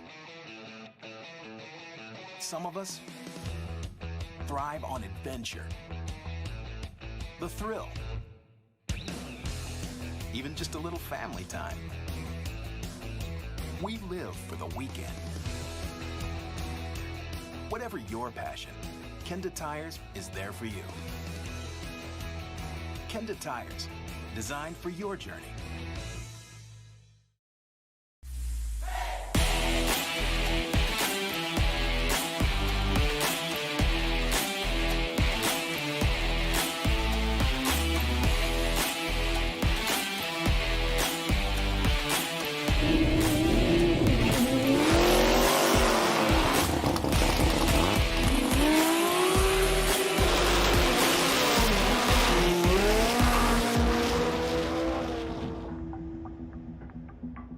With more than 200 years of total workforce experience in lubricants, Hi-Tech Oils is Australia's largest independent oil manufacturer, developing and producing oils, lubricants and additives. Hi-Tech engines need Hi-Tech Oils.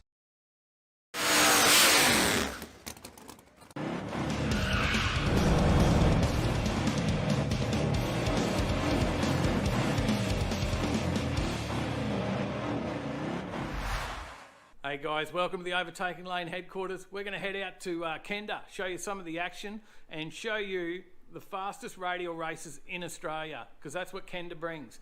We've got an amazing prepped track. Kenda always delivers with the best prep for drag racing that you'll see. 8th mile racing at its best, radial racing in Australia at its best. This is what you get from Kenda.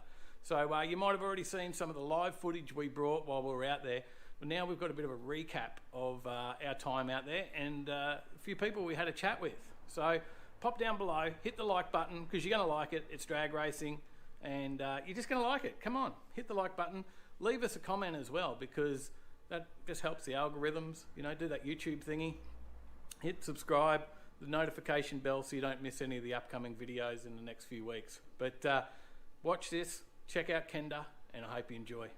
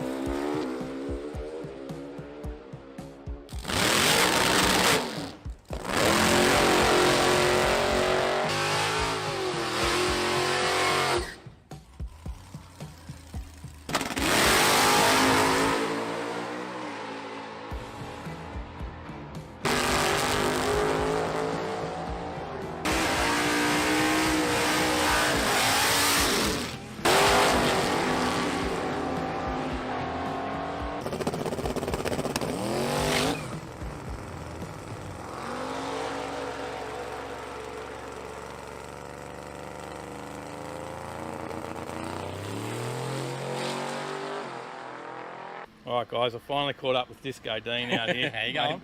Mate, we, of course, met you a few years ago with this car, mate, and was pretty blown away with it then, and it's good to see you back out. You've had it off the road for a little while. Yeah, well, COVID and money and everything last year, so we tried to take 12 months off and then hit it again this year, but still COVID, so whatever. Yeah, mate, and yeah, it is, yeah. Now, I've seen you even have this through Bunnings, mate. Is it?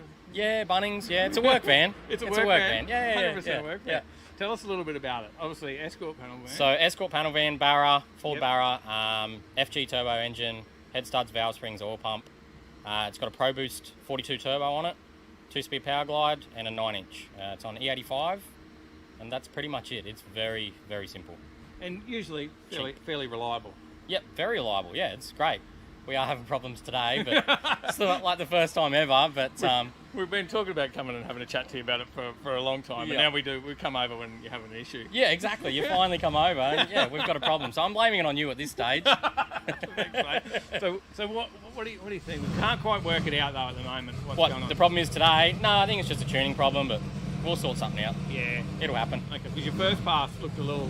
It spun off the line, but it was making too much boost. Yeah. And then we're trying to figure out why it was making too much boost. Yeah, okay. So that's where it started, and now it's snowballed into something that's going on. I don't know.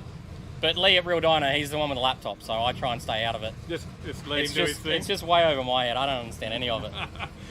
Mate, now how long have you had it? So I've had it about 3 or 4 years now. Yeah. So it had a Barra in it when I bought it. As far as I know, it got built about 10 years ago and never raced. I bought it off a guy in Mount Isa, and then we sort of went through everything and put the FG motor in it and the turbo and everything like that. So now all the airbrushing as well. Yeah, so that's my wife and my boy on the inside of the door there. So you take them racing with you every time? Yeah, that's the idea. Yep. And I've got another car with the same in the other car, a little hot rod. White one? Yeah, the white one, yeah. So that's got my wife's portrait on the door as well. I haven't noticed the... I'll have to have a look at that. Yeah, I'll send you a photo. Yeah. I've been checking that one out from the outside, but I didn't... Yeah, that's where it started. I had the hot rod first, and then I'd done that on the door. And then when I got the van, I thought, well, we need to do this again. So I got a portrait done of my wife and my boy and put them on the door. So that's very cool. Yeah, that's where it's come about. Now, what's sort of the best times you had? So we PB'd at Jamboree was 870 something at 155, I think 157. Yep. And then we're here at Kenda today, which is the Radial Renegade class, which is a 550 cut-off class. Yep. So we try and get in the 550s, but we struggle sometimes. But 560s, 550s, yeah. Yeah, very capable. That's the aim. Yeah. Now, where did your passion for cars start, mate? My dad, I guess. Yeah, it's an interesting question. Yeah, he's right into cars. He's got a hot rod Grew himself. Up with it? So absolutely, yeah. Yeah. He's just always had his head in a magazine, and So you'll pass it on down now as well. Hopefully, yeah. It's a good thing, man. Young guys getting into cars, it keeps them out of trouble. So. It is. It gets you something to spend your money on that won't get you in trouble. I really push it onto young guys. Yourself and come out to track, right? Exactly. Well, that's in Australia. We have to go on the track, but it's a good sport to be in. Yeah, it definitely keeps people on the right line and out of trouble. So. All right. Well, what was your first car, mate? Escort van, mate. Was it really? My first car was an Escort van. So this was the one you were like, wish I could always get that again. So I had an FG Falcon for a while. That's what got me into Barras. Yeah. And then I was kind of like, well, what if we put this engine in something light, like an Escort? Best of both. It'd be good if it was an Escort van or a Capri. Capri was the other option. Yeah. And I had a photo of this on my phone, and I actually posted it on Facebook. I said, has anyone seen this car? Because I saved it from years and years and years ago. Yeah. And then a guy messaged me out of the blue and said, yeah, my boss owns it. So I spoke to him and bought it, and... Mate, well done. Yeah. That's brilliant. Yeah, so it's a pretty cool story. That is. But yeah, so my first car was an Escort van, and Lee from Real Dyno, he had an Escort van when he was young, so we've sort of been right into it. We know no one's going to get this out of you then, eh? No, probably not. Probably not. And it's different too. I like the fact that it's different. Yeah. Not many people race vans, especially Escort vans. And mate, you're not afraid to get the wheels up in it? No, I love it. Yeah, got to put on show for the crowd. That's the biggest thing. Mate, well, we love that. We love that. Yeah. This makes you stand out, that's for sure. Yeah, it's good fun. Appreciate it, mate. Thanks for coming and having a chat with us. No worries, mate. Anytime. And get rid of those gremlins. We'll see you out there for another pass. Next time, if it's not today, we'll be back. Perfect. Thanks, Dean. Cheers, mate. Thank you.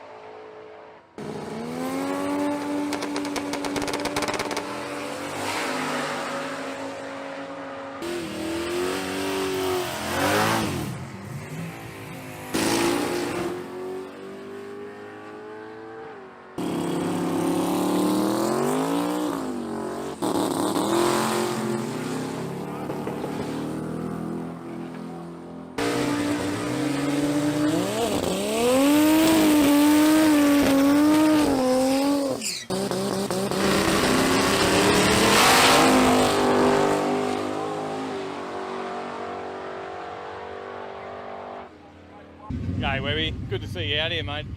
And you've been making pass after pass. It's looking pretty reliable out there. Yeah, so far we're pretty happy. We've changed the diff gears in it, and we struggled a bit in Sydney just to get the tune back to where we wanted it to be. Yeah. But yeah, we did 4 solid passes Thursday, 3 yesterday that were a little sketchy just in the big end chasing that, but today's been good.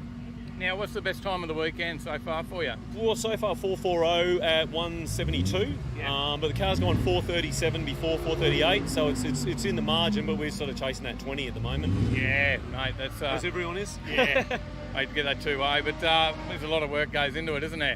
There's a huge amount, and honestly, I couldn't do it without, Con's been with me since 2014, does all my tuning and that side of things, gives me a bit of coaching, and all the boys that help me out, Dave, Grant and Mel, you couldn't do it without them. Yeah, mate, and but it's a family affair for you as well.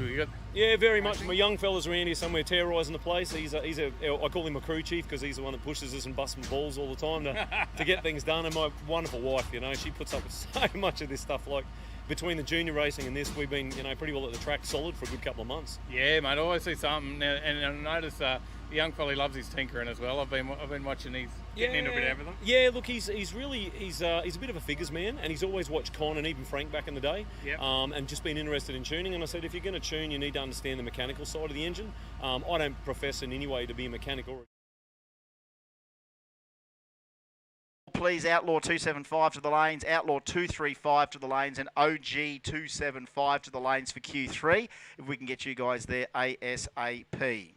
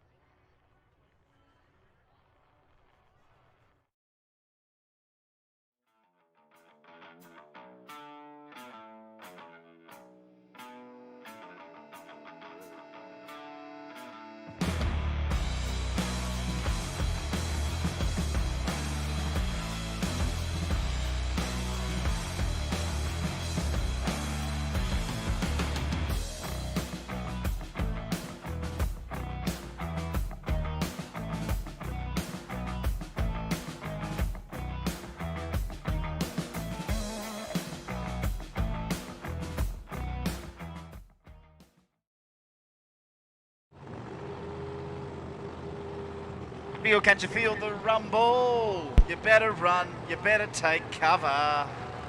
Living in the land of Kenda. Here we go, Q3. So we've already seen Wade go 393 straight off the bat, then have that little sing of the tyres out about second gear the next session, and now here we are for Q3. This will be the run you'd probably think he's going to have to stay with for the rest of the night, Mark Allen. I don't know, mate. I don't know. Do you think these guys are going to play it safe and just go for a win, or are they going to try and run 380s? Yeah, well, look, when you crunch the numbers, I mean, he is clearly nearly half a second on the field.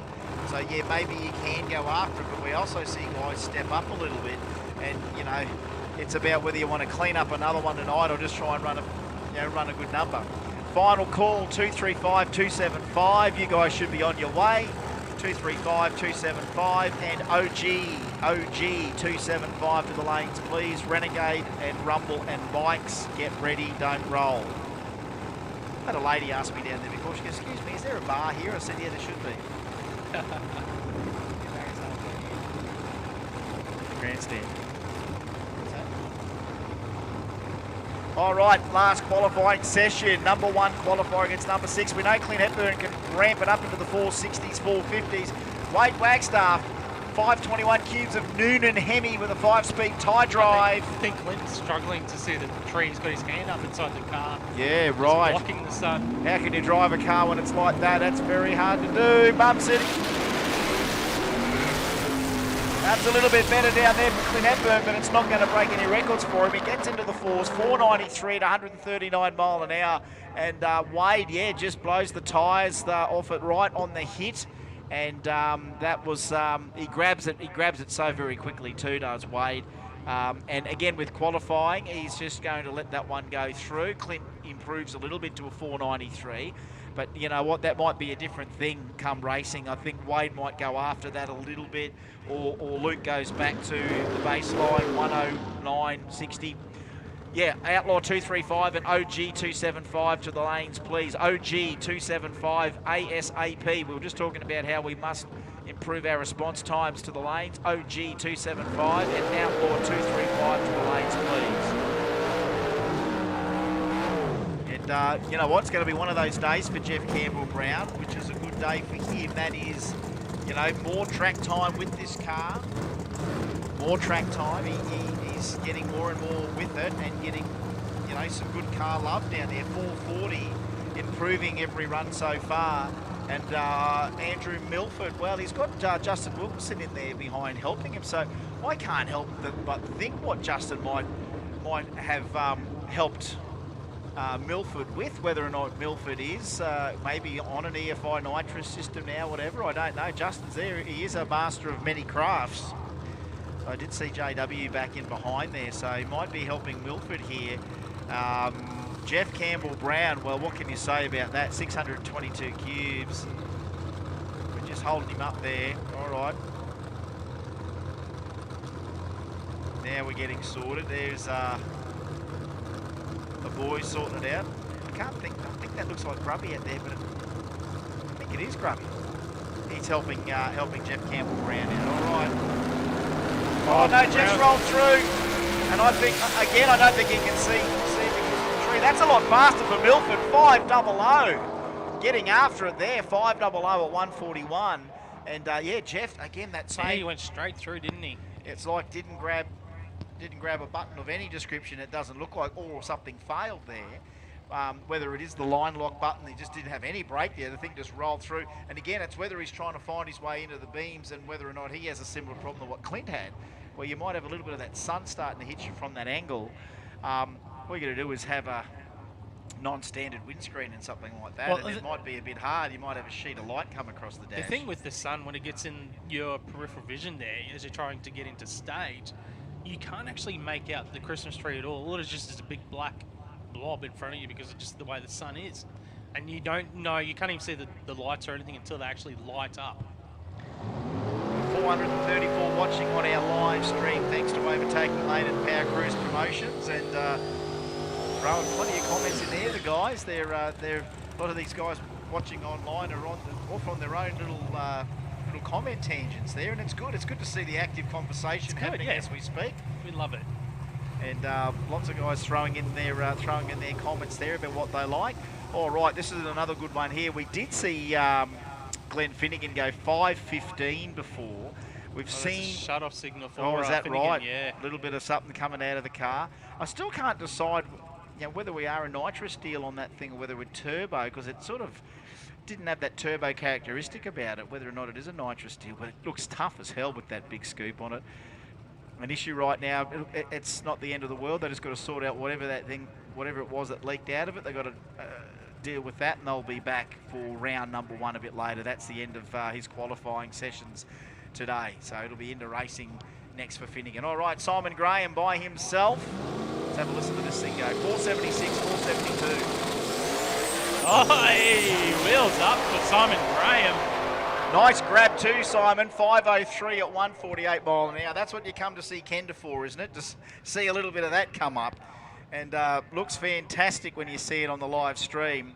Bumps that thing in there and lets it go on the button and goes the double wheelie.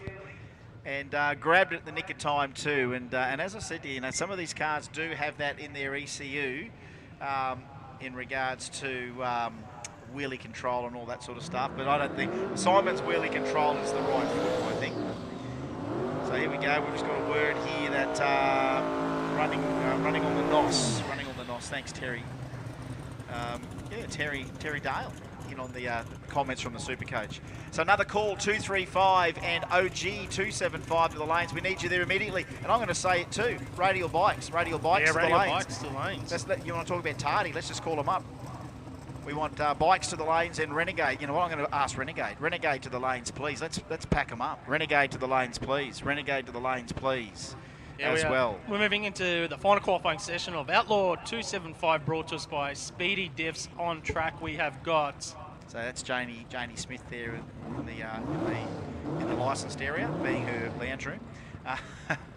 Sorry, mate. Yeah, sorry. That's all right. I was just introducing the drivers here. Yeah, Timmy Cross and Andrew Coles. Crossy and Colesy. These guys both very quick drivers. We haven't seen anything from Timmy Cross in the 4-second zone yet, but it could happen on this pass. He could go straight to number 1, which is currently held by Andrew Coles in that VL Commodore for spot-on performances with a 4.69 in Q2. The front end is shaking on that. Andrew Coles' body. Oh, Colesy got out of the suspension. Timmy's got the horsepower, but it's Colesy on the whole shot. 62 and 80. 460. 460. It's close to a PB. 460 at 157 mile an hour. Came out and dangled the wheels. Timmy 480 at 169. Starting to bring the power on late. But yeah, how about that? Andrew Coles dangled that front wheel off the ground by about 3 inches for about 150 feet and saw that suspension pull that VL down the track. Great pairing. All right, Outlaw 275, last run before Outlaw 235. We also need OG 275, last call to the lanes, and we want bikes and we want Renegade to the lanes now, please. Why not? Let's get them in. Mick Arnold, what's he got in store?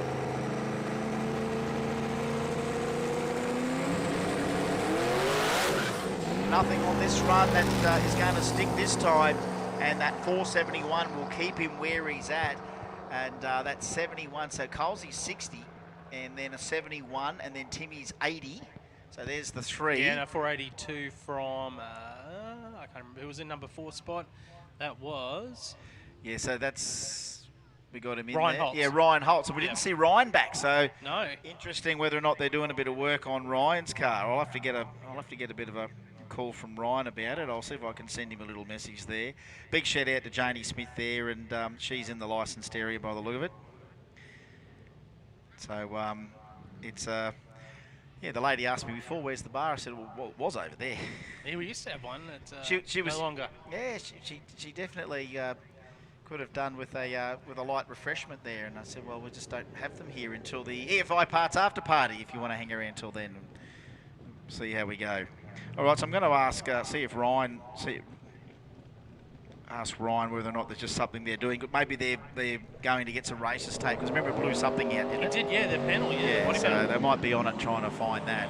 And that's the only difference. All right, here we go, 235, thanks to Heltec, of course, the great Aussie success story. Juan Kudnik on track in the old Holden to take on the Mustang of Jamie Farmer. And Jamie went 594 at 122, and that's 565 cubes of big block Chev 1, 400 cubes of traditional small block. And again, this thing is one of the heavier cars in 235. But Jamie's struggling to see the tree as well. You could see him, he's trying to signal to the starter. It looks like it's going down, so... Yeah, we might have a different sun break than we normally do. You see where it is? It's going to set over the grandstand instead of right down the middle of the track. So this looks like this is going to have to be our little sun break for a couple of minutes here. Juan's probably happy to go because it's not in his vision in the left lane. It's really only affecting the drivers in the right lane. Mm-hmm. Yeah, right. Yeah, well, that's right. We've got a little bit of an eclipse here in this lane from the grandstand. So that is something we've just got to wait a minute or two to happen, because it is a phenomenon that happens here at Willowbank. I'm sure in tracks around the world of similar orientation that there is the sun break. We factor it in at the Winter Nationals anyway, that there is a sun break. Yeah, we do. And it won't take long before that is actually going to go over the back of that grandstand, and then we'll be fine. I know in other times of the year it's straight down the track, and that's no good. But yeah, Juan's perfect in that lane. Like he's got the shadow of the grandstand there, but it's just this angle in the far lane. So we did see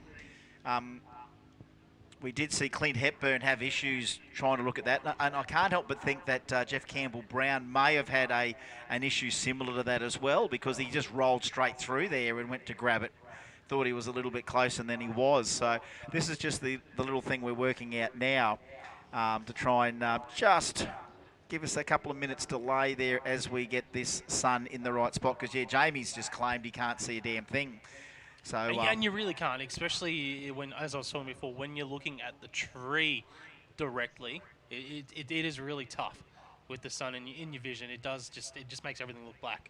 And remember, when you're strapped into these things, you don't have any degree of flexibility at all to really change your posture in the vehicle. And of course, it's different, say, for you and the dragster. I mean, you're in there and you've got a little bit of sideways movement, but you can't really drop your head by half a foot and look sideways or anything like that. Not and if at you've all. got a hands device, it's just definitely out of the question. The hands device is there for you to keep your head kind of restricted in movement.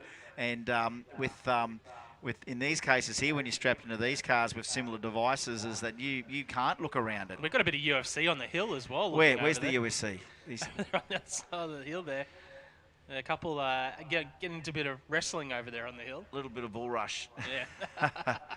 It does happen. We used to do that at school there. We had a pretty steep grass slope out the back, and for some reason a team was chosen and they were put down the bottom, and then you had to run through and try and get to the bottom without getting poleaxed.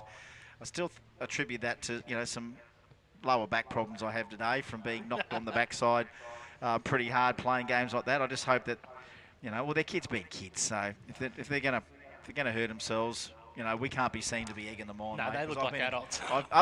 Which ones were you looking at? I was looking at the kids. The guy rolling in pain in the red shirt. Oh, right. He's All right. Yeah, he's up. He's up. No, he's all right. Yeah. There we go. No, well, we've seen plenty of stuff on the hill there before. This little sunbreak, it's nearly there. Look at that, the little grandstand eclipse as it starts to happen. And then we're into that stage of the night where we just cannot rely on any more heat from the sun. Whatever we've had on the track today is what we've got to take through to the rest of the night. So it's just what we can put down at per hour is what we're looking at. And as we said before, and it's been asked by Race Control, when you are called to the lanes, we will certainly ask the ones that are a long way away from the lanes to act as fast as you can to get there, because we do need, logistically, we're not all bunched in here. We've got them spread all the way from down near the finish line to just off the back of the lanes near the highway there. And when you're calling one category that might have 30 cars in it, you might find that, you've got half coming from one direction and the rest already there. And you get the stragglers, which are way down the end. So we're asking for the people that are the stragglers to maybe jump first and the rest to follow soon after. So we're just another call. OG 275 should be in the lanes. 235, we're just about to get underway. We should have Radial bikes in the lanes, and we're asking for Renegade to come down into the lanes too, please. Can we have Radial Renegade to the lanes as quick as you can, and we'll assemble you guys up. There's no punishment for being early, put it that way, isn't there? I know that a lot of people would rather wait in the comfort of the pits, but when it's go time and you get to the lanes, some people aren't big waiters in the lanes, but we'd rather you wait in the lanes than wait in the pits, because then by the time we call you to the lanes, it's just going to take longer and longer and longer. We'd rather have you all assembled in the lanes, ready to go, than not have you in there and then get you again. As we said, it's only because we're spread from one end of the complex to the other. It makes it very hard to get 30 of the same car in the lanes within 5 minutes. But I'd like to find out how long it actually takes per category. And I know that in the past, especially things like the Winter Nationals, all those little performances are. Oh, it is on the hill. It's on the hill, and I can't believe he's gone down. He's gone down there. Is that a battle of the sexes? And that's like 2-0 now. That's all right. We're not trying to highlight your pain or anything like that, but that did look like it hurt. He's still down, isn't he? You okay? Down for the count. Do we need to send you over an assistance drone or something like that? Do they exist, assistance drones? I don't know. First aid drone. I can tell you right now, with that drift thing going on down the end here, there'll be 5,000 drones all crashing into each other down there, because I think every drift team's got like 2 drone cameramen. You ever seen those guys live in person? They sit down, they've got a virtual reality mark. Everyone has their daily routines. Some of us thrive on adventure, the thrill, even just a little family time. We live for the weekend. Whatever your passion, Kenda Tires is there for you. Kenda Tires, designed for your journey.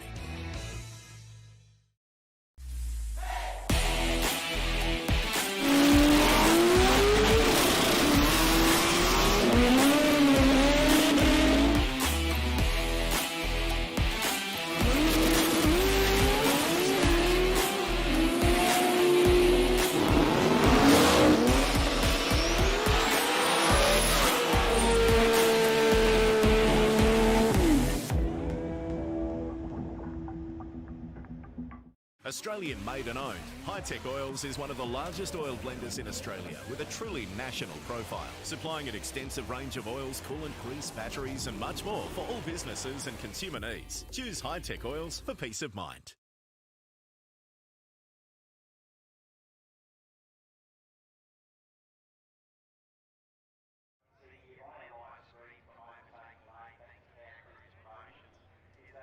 When they've got a chance, they're running their own little sub-stories as well. So they've already done a little interview there with Disco Dean and Juan Kudnik, and they've thrown a few ads in there. So the Haltech ad looks fantastic. Now that's more of an international ad that they play on various live streams, because you know Haltech is a proud sponsor of various events and vehicles right around the world, and of course.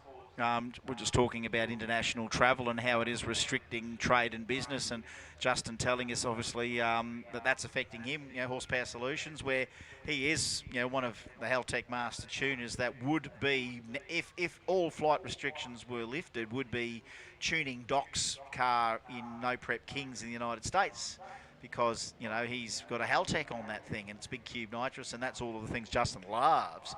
And can't do it because we can't go overseas. So that Aussie product is right around the world, and we've got guys here with the Nexuses, which is the latest thing from Haltech that everyone's raving about. The Nexus R5 is what everyone's raving about. Anyone that's running one of them, they're just saying, well, this ECU is incredible. So in the international world of programmable aftermarket engine management systems, it's good to see that the Aussie manufacturers like Haltech are right up there at the pointy end of performances in a variety of different vehicles. And I think they probably get a little bit more acknowledgement in the drag racing world, because this is a display of power and control. You know, you can be an offshore power boat, or you could be in a form of sports car racing, have the very best ECU better than the guy that's beaten you, maybe because he's just got a better setup or he's a better driver. Drag racing, kind of, you can't hide around. You're either making power or you're not. You're either running a number or you're not. And you're either getting down the track or you're not. And this is where, you know, good tuning, good ECUs, good setups show, you know, who's doing it and who's not. And that's the one thing that the drag strip, and you know what, I'm so proud about the drag strip still, Mark. You know why? Because manufacturers still rely on a quarter mile time performance for any performance car. You know what I mean? Yeah, 100% right. And I said that I wasn't going to mention Teslas today. But, you know, if the Tesla Model S ran 15s, mate, they wouldn't be selling any. You know what I mean? They'd be selling twice the amount of Dodge Rams, put it that way. How quick are the Teslas? Model S's, you know, deep into the low 11s, you know, 10s there's not much tweaking you can do other than try and take weight out of them. And of course, then they talk about this thing, the Model S Plaid, where now they're running low 9s with that car. So, yeah, that's pretty impressive. But it's the Model 3, which is what the brother's got. He's come out around 11:47 here at the Street Series a couple of weeks ago. Oh, so was that Benny out here running the Street Series? That's the bro running, 11:50s, and I think it went 11:47, that thing. It was pretty consistent, too, It's from very consistent car, and that's just basically, and he'll take anyone for a drive in one just to prove that, you know what. And again, the same deal. If they didn't go quick, mate, they wouldn't be selling them. What are the variables between passes for those cars? And being electrical, obviously, the atmospheric conditions, I'm guessing, don't affect anything. Like even traction doesn't affect anything or anything like that at all. I mean, it's just instant. So what's stopping it from running the same number every pass? That's what I'm just wondering. Yeah, you think there's got to be a variable there, and you know what about the battery power? Yeah, does that affect it? Not when it's low on charge. It's designed to deliver basically the same performance to a battery level where he's still got to get back to Bribey, remember? Actually, you'll know when he's nearly low, he'll be parked at a truck stop with an extension lead out. That's a bloke trying to get home. I think I've seen him with the extension lead out here. Oh, yeah. Well, let me tell you. And I'm sure he's not the only one that's pursuing it, mate. But if you can find unmetered external shared use three-phase, you can charge your Tesla a bit quicker. And that's what you can do on three-phase power, is you get a bit more charge faster. But I think the first time he ran it, he gave it a few touch-ups with the power to keep it up there. Yep. But then he was right after that. But yeah, look, I tell you what, the drag strip's still a measure that manufacturers are going to use. And you know what? Hats off to Elon Musk to believe that you've got to take a car to the quarter mile to get some CRED, and that's credibility. One thing that doesn't lie You know what I mean? Fake news, no such thing as a fake news. A time slip ain't fake news unless a bit of, unless a bunny rabbit runs through your timing marks and you run 312 mile an hour. That's fake news. Starter wire came off. There we go. So Ryan Holt, starter wire came off. So they're getting that back on. All right, 235 brought to us by Heltec. The sun has gone down for Jamie. You can see the tree.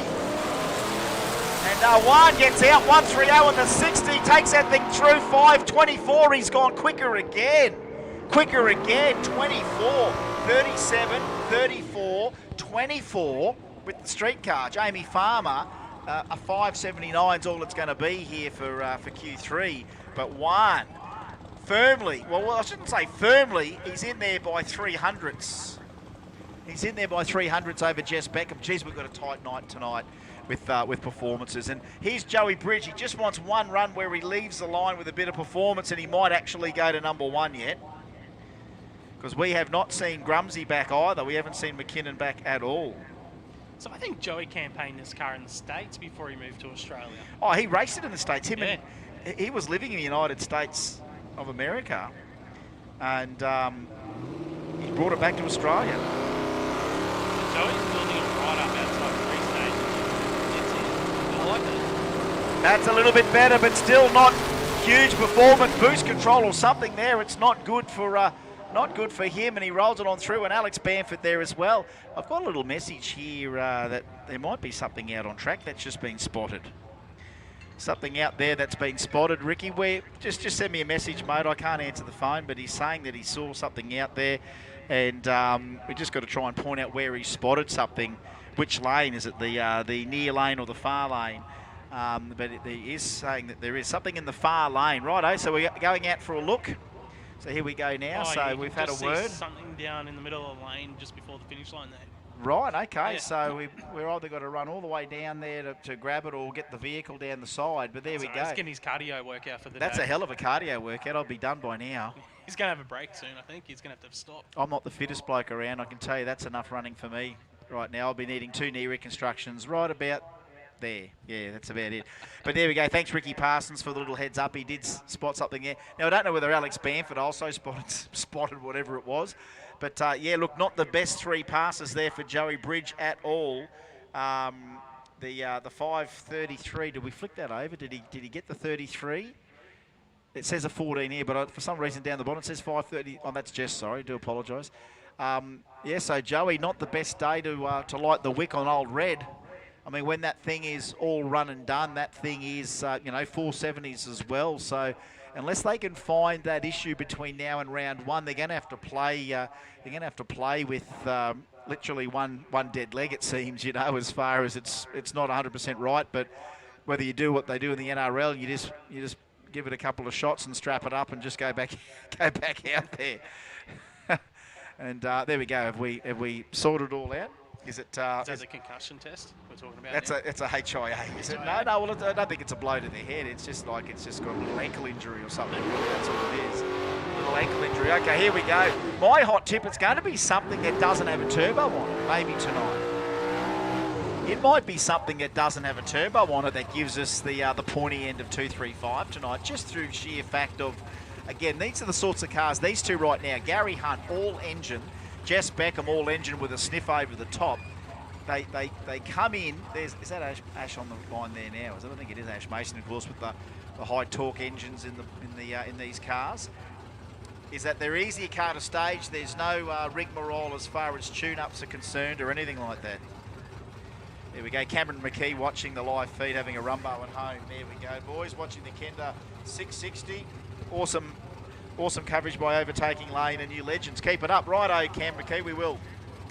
Watch the front end of Gary Hunt's car. It was leaving with the wheels up on that earlier session today. Jess Beckham, number 2 qualifier, was number 1 when we came into this session.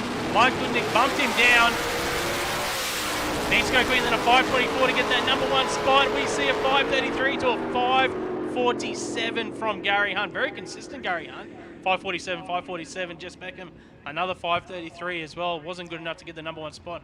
We'll stay in number 2. And our little 235 brought to us by Heltec. 5:33 with a 1, 5:33 with a 5, 5:47 with a 3, 5:47 with a 2. I still stand by my call That's two consistent runs there that you just can't ignore. Mind you, we got a street car with 3 power adders on it out there that might just mix it all up there as well, but that's tight. All right, OG 275, brought to us by Outlaw Mufflers.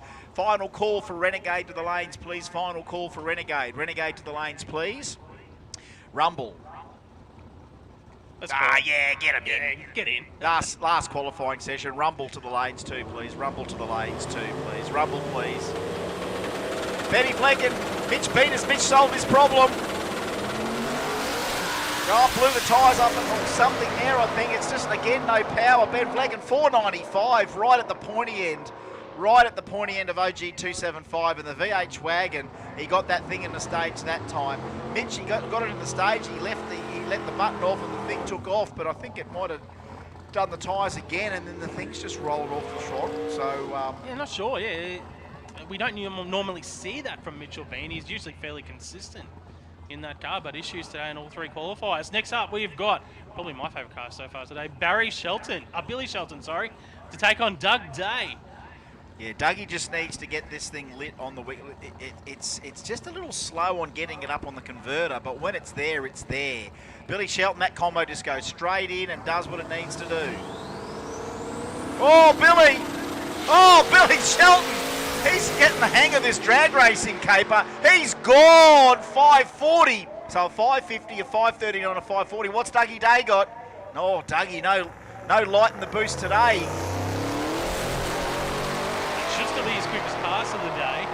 Goes to 752, 120 mile an hour, but you're right, yeah, just issues getting it up on boost there in the start line. Yeah, and this is one of those cars that when it's on, it's spectacular. It was doing some big wheel stands here at the test day a few weeks ago, and it's got all the potential in the world to be right there at the pointy end of OG 275. But as we said, you need every piece of the package here. You need a combo that you can stage, leave on all the power you got, and hopefully get yourself a tune-up in that you can race with. But when you're stuck with a little problem in your normal mojo, it's hard to get the rest of the day to work. Mind you, there's a difference between then and round 1. They might go back to an old faithful.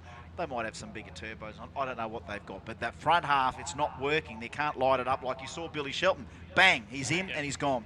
And even cars like Colesy, same thing. Like the cars that have had the laps on them, they're sorted. That part of it works. You've just got to get that thing in mind. Billy Shelton's got to be so careful about that first shallow stage. He's got to put that top bulb on so tight, because when he bumps it, it's still got a big leap on it. It took the top bulb out again. I noticed that as well. Yeah, that's going to be, this is how we're going to award wins and losses tonight. It's going to be, again, we're going to see a few go purely off the start line here. All right, Carlsberg and Aegis. OG 275, Carlsberg. That's better for Aegis. Bob's the wheel as well. 521, 505, Aegis. He goes to number 2, Matthew Aegis there with that 505, 146 miles an hour. Carlsberg improves by nearly a tenth of a second with that 521. He goes to number 6 qualifier. Aegis goes number 2. All the way down to number 9. Everything from 495 to 539. 495, 505, and here he is. Here's the man, Shane Baker, 531. And again, Tanya Thompson, the VH Commodores. I know it's almost Formula Commodore, but hey, Australia, OG 275s, the commies, you can't go past them. They're quick, whether it's LS in the car of Tanya Thompson or 308 based for Shane Baker. Tanya running through the full system too. And she knows how to... Oh, Tanya! I was about to say she knows how to stage a car, and I've just put the commentator's curse. That one's for free, Tanya. Don't blame me. 532. Look at that. 531, 532, 533 for Shane Baker. That's the sort of car that wins events. And gets the consistency award as well from Performance Wholesale. Yep, that's right. We're asking all competitors to keep an eye on those time slips. Yeah, so far we've got 12 cars in OG 275, brought to us by Outlaw Mufflers.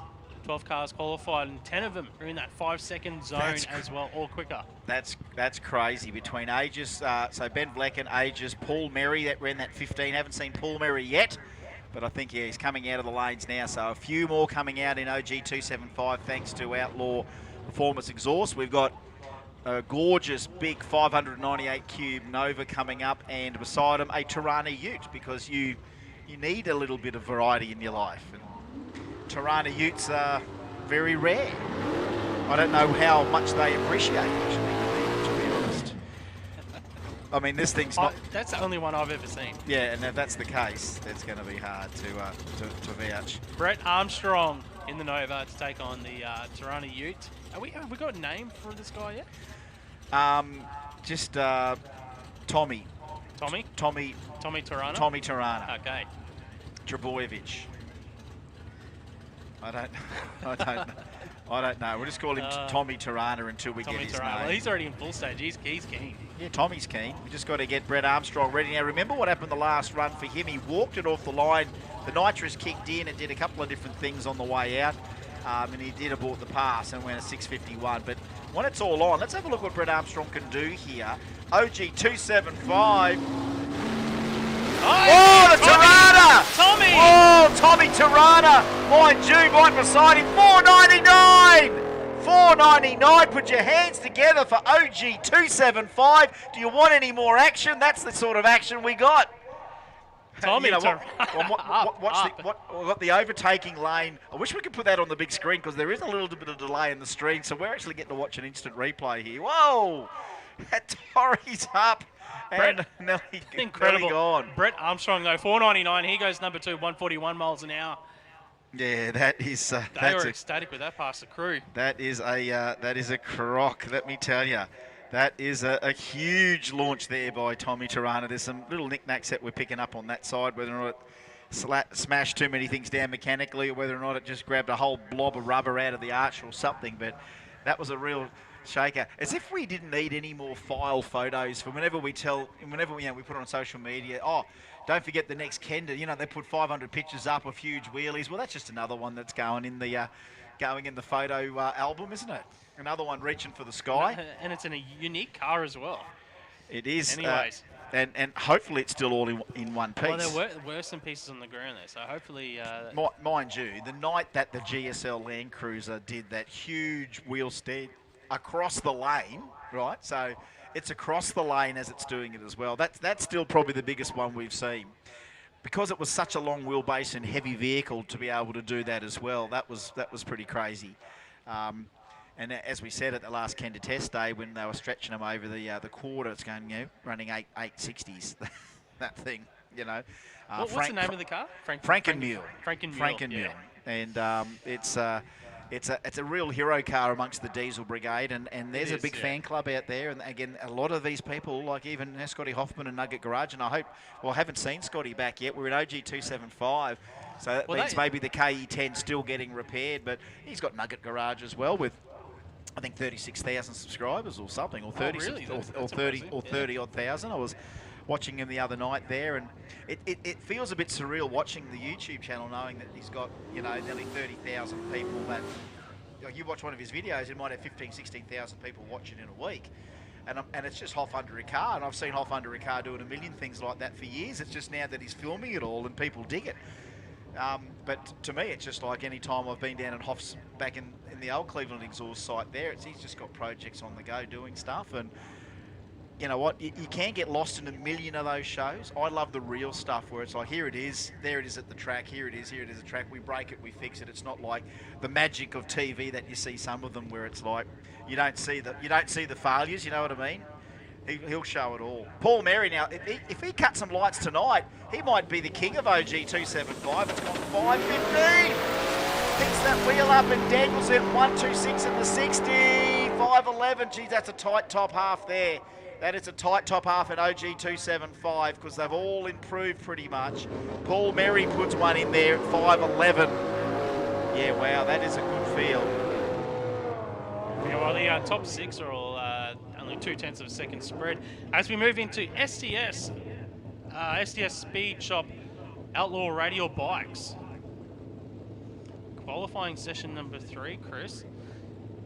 And we've got the Harley on track for Stephen Day to take on the Hayabusa of Jack Roberts. Roberts ran a 5:46 last pass out. Stephen Day's into the low 6-second zone on the Harley, keeping them honest.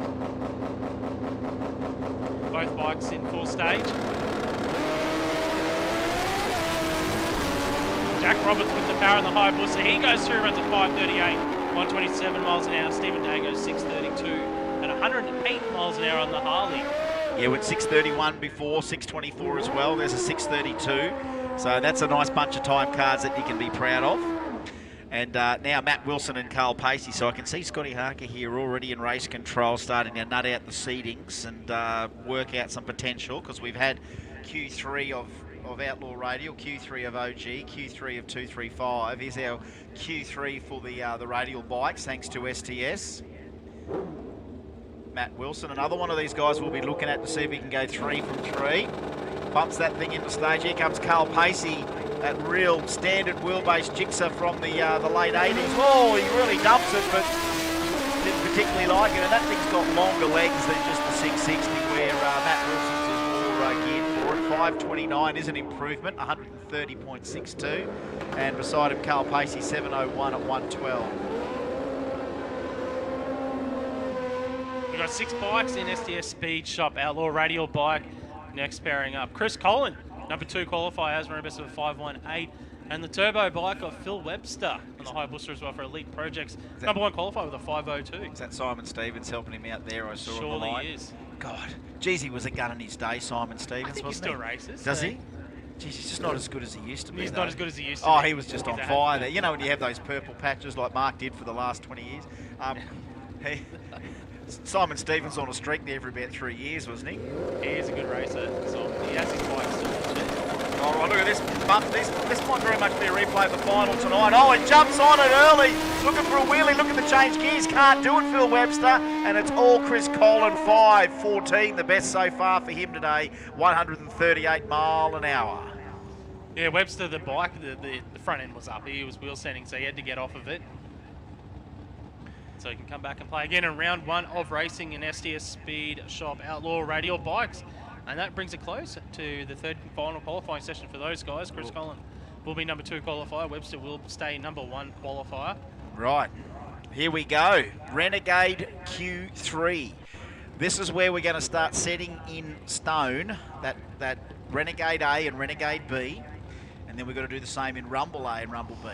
Then the seedings have to happen, so there will be a little bit of break between the last session and round 1, but we won't be trying to hold you up too much, because it does take a little bit to seed everything properly. Once we've got it seeded, everyone will know who they're racing for the rest of the night. That's the joys of the seeding process that we go through. No one's sandbagging. Everyone's having a crack here today, so there's never any games played. Sometimes it's just an unfortunate set of circumstances that put people in a slower bracket and they find their mojo. You know what I love about the seeding for this format as well is that normal drag racing, number 1 qualifier would get the solo pass if they're number 1. Yeah. If there is a bye run, but in this, they give it to the slowest car. Yep. They get the bye runs. It works out in the end somehow. Okay, Robbie Butler out there against Dion Shaw. Robbie's gone 650 twice, it says here. 592 now for him. And Dion Shaw, 609.8, 609.9, and then a 640. How's that there for Robbie? 2 650s with a 6. Yeah, they weren't clean passes. No, and they're just pure luck. 592, so Butler's in there at 16. So they've trimmed them already, so that's good. But here we go. That's a tough looking, at least the first 12. You can put them in the first 12, but geez, you can almost break that out to, the 16 or the 14 there. You almost could when you look at that. Because how many in there in total? I think it's 27. 27. So you can almost break 14. You can almost break 14 in there. You'd almost have to break a dozen in there. You can almost put a dozen in there. All right, Dean Ferris and Craig Scotney. So number 4 qualifier, 555 up against number 20th with a 614. So it hazard a guess to say Scotney in the Mitzi will be maybe in Renegade B right at the top. Dean Ferris going to be mixing it with everyone in Renegade A thanks to Simon O'Carroll. Swimming pools. Picks the wheel up twice, does Disco Dean, and that panel man on its way to another 660 run. Oh, off a little bit. 565 with the 2, the slowest for him today out of the 3. And the best for Scotney. Yeah, he goes 584, 121 miles an hour. So he moves up into number 13 spot. With that 584. That was a big jump for him. That was 0.3 of a second jump for Scotney. Here we go, the VL back, Ashley Pemberton, 574, number 9 qualifier. Archie Kieski, 576, number 11 qualifier so far. Has it to say they'll both be in that Renegade A by the look of it. But hey, good practice now about staging the car properly. Archie's got the hang of it.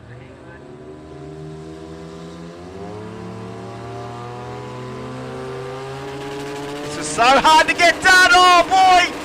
Every time I just shudder a little bit when I see the top bulbs go out. But Archie, what a good run for him, 79. To see both of those, Mark. That was good. Flick. Both of them jumped from Flick. pre-stage into deep stage, rocking the cars. Yeah, that was a hard in the mouth moment, because remember, if that was a round one of racing, you're just watching the top bulb flicker out and you go, there's going to be a red here. And that's the thing. And when you do go deep stage, you've obviously shortened your rollout, so the chances of getting a red light obviously increase. All right, another call for Rumble. Last call for Rumble. Last call for Renegade. Should be all in the lanes. Last call for Rumble. Last call for Rumble. If we call them ourselves, they won't have to tell us through the glass, will they? We'll just that call works it. out well. Yeah. Rumble, please. All Rumbles to the lanes, please, for your last qualifying session. Righto, Bradley Lynch out there and Jason Seng. Seng already there with a 555. So it's just about whether or not he wants to put another 550 something on the board. Remember, the conditions are changing. We are going to get a little bit coolish here tonight. All that wind's kind of blowing all of our moisture and humidity away, so it won't be super humid tonight. We're going to get some temp down here, I think. It's all about cutting a good light from now on and sticking close to that 550. Here goes Seng, 49 with a 4. So close. No, sir. No, sir. I think he knows what to do from here. Shift that 300, 400 less. Yeah, that was tight for Jason Seng. He was going for that number 1 spot. He had to go 5502 to get it, but he went a little bit too quick, 549. So he will keep that earlier 555 and stay, I think, around number 3 qualifying spot at the moment. Dale Duffy, our number 1 qualifier, take on Ryan McKenzie. So Duffy's gone 550, 552. McKenzie's gone 582, 575. McKenzie, number 10 qualifier in that Ford Ute. Duffy in the Toronto, number 1 qualifier. He's got one hand on that number 1 spot, hasn't he? I honestly don't think anyone's going to be able to pump that down. Just how tight it is, that package. That is crazy stuff. And yeah, this is the window into the rest of the night. This last session, isn't it? So Dale, again, got to do everything properly, and there's not too many guys that take staging as seriously as he does, and he knows how important it is to put that car beside spot. He's got his red light out of the way anyway. Got his red light out of the way, and he goes 550 with a 9, 573 with a 3. So he's got that cherry out of the way real early. I'm going to clap my hands for that for Duffy, because that is impressive. 550 twice here in Radial Renegades. That's very, very cool. I won't quite write the check out for him yet. Well, he went red. He had a chop at it. You know what I like about Duffy as well? He's an ex-junior dragster racer, and he's gone a path that we haven't seen any other junior drag racers. There's not many junior dragster racers go sort of straight into sedan racing at all. They all go into modified. This is another avenue, and I think he found it at the right time. Did his apprenticeship, of course, with Horsepower Solutions, and as a not a bad car to build out of your apprenticeship. And the guy can always steer. One thing about it, these are all our new modern day heroes coming through. If you're looking for new heroes out of junior dragster, it's guys like that. And you, of course, Mark. Appreciate that. Russell Eckert and Lucas Jackson. So Eckert goes 52 with a 7 and improves. He moves up as well. Jackson goes 563.4. Second time he's done that today. Oh, wow, that car's consistent. He just turned a Tirana into a Swiss watch. Eckert's gone to number 3 qualifier with that 552. He slots in behind Dale Duffy there and Aris Cantoli. And next up, James Costello, but I've actually just been called earlier. It's actually Ross Costello. We've been calling him James. Right, well... It's actually Ross. Well, that's a funny way to spell Ross, James. Yeah, it's a real funny way to spell Ross. But we'll call him Ross, eh? Yep. When we look at the JSR performance, we'll think the R is Ross, right? I don't know who the S is, but I think the J is the James, right? So let's say that's Ross. I'd say Ross is the driver. James may have entered the car. Well, I think it might be he's known as Ross, but his real name is James. So everyone's like, who knows James? Yeah, you just got to be careful with identity theft these days. James Ross Costello, Ross James, the EHU. I'm going to phone call anyone. I've got to call in Ross. All right, Ross is out there. Derek Logan's got some issues. 613. Both guys not on the game, that one. Even though Derek Logan, that's faster than his run today, but I think it's nowhere near the potential that it's run before. And Ross Costello's earlier 586 stays. You better be looking. You don't want the problem to pop up now, do you? Q3, you don't want a problem. You might be good the first 2 runs. Oh, just get one more in. That's going to be great. And then you have a problem. That's the worst time of the day to have a problem at the end of Q3. Yeah, and not much time between runs either. Pretty much an hour.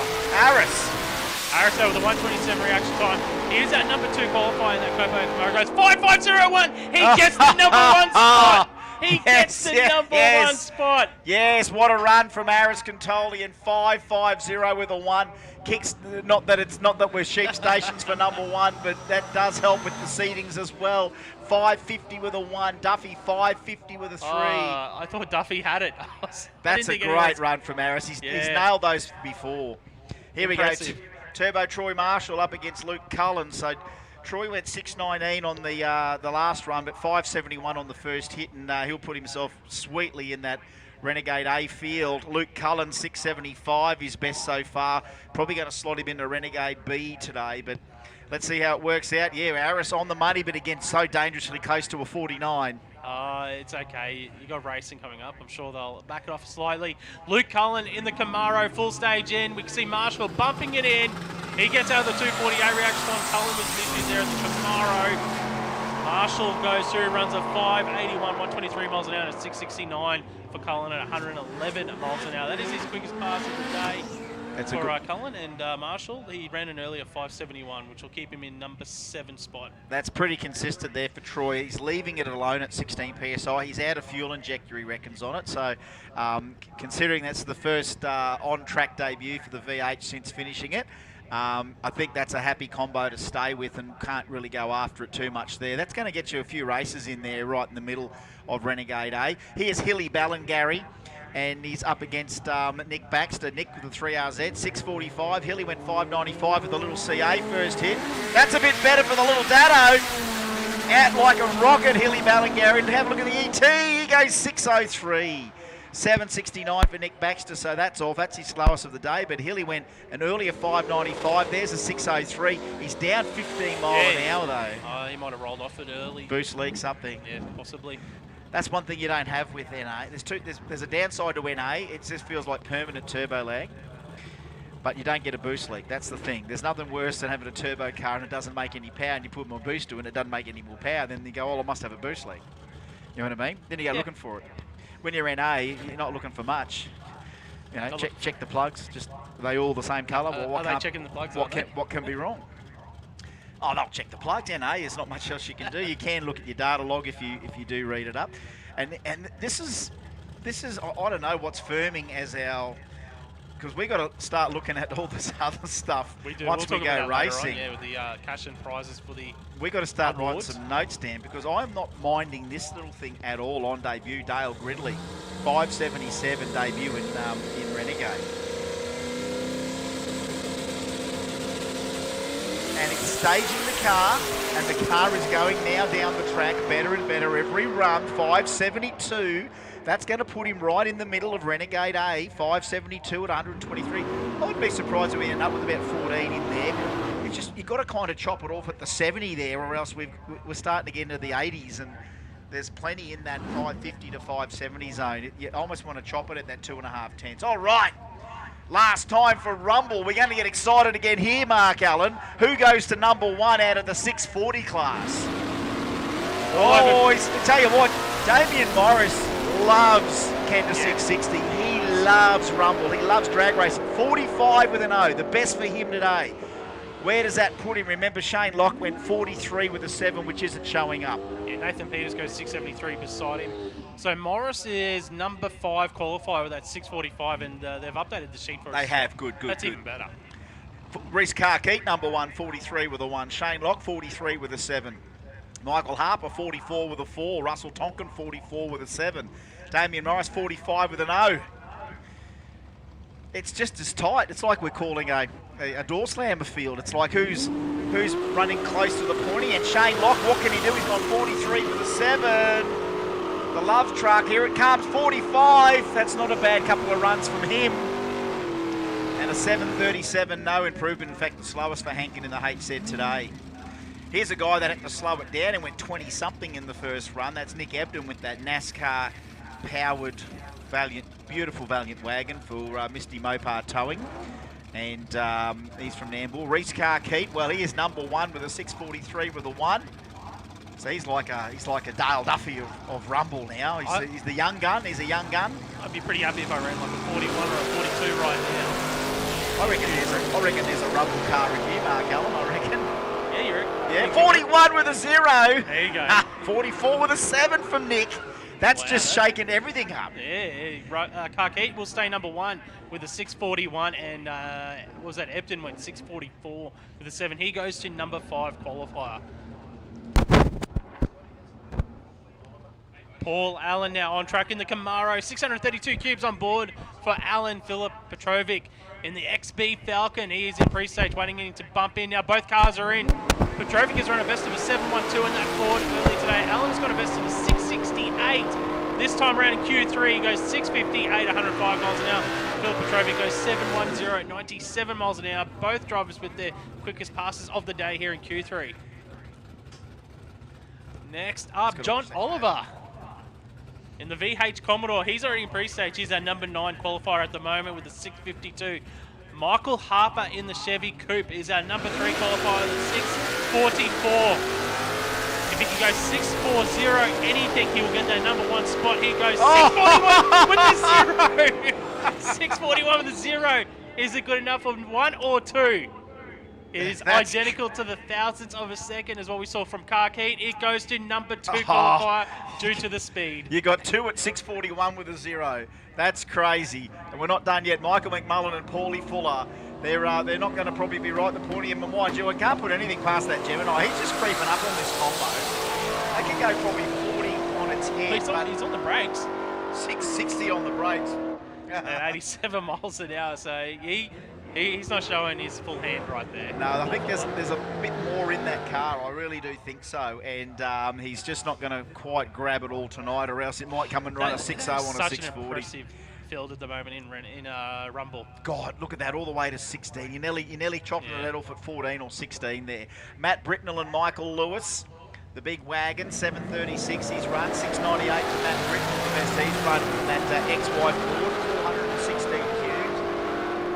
6.90 has improved, 7.52, no improvement for Mick Lewis. And they roll on through. Geez, they really do rumble them through, don't they? Matt Britnell gone, and as is Michael Lewis. Now Lee Hill and Michael Patinotis, 6.66. Patinotis. So he's out with a 2.03 reaction time. As Robert for 6.66, he goes 6.86 this time, 104 miles an hour. And Lee Hill goes to 7.38, 73 miles an hour. Neither driver improving here. Real Aussie muscle, side by side. You just don't get it thicker than what we get it in Rumble. I mean, just quality cars, wall to wall, side by side. Russell Tonkin, number 4 with a 6.44. Johnny Payne, 24th with a 7.20, but with 640 cubes, he hasn't even woken this thing up. It's probably got about 12 degrees of timing in it or something like that. It's just such a beast. And I think Payne might just get the taste for it as well. Here, a bit of heads up pro tree, hopefully super low maintenance racing.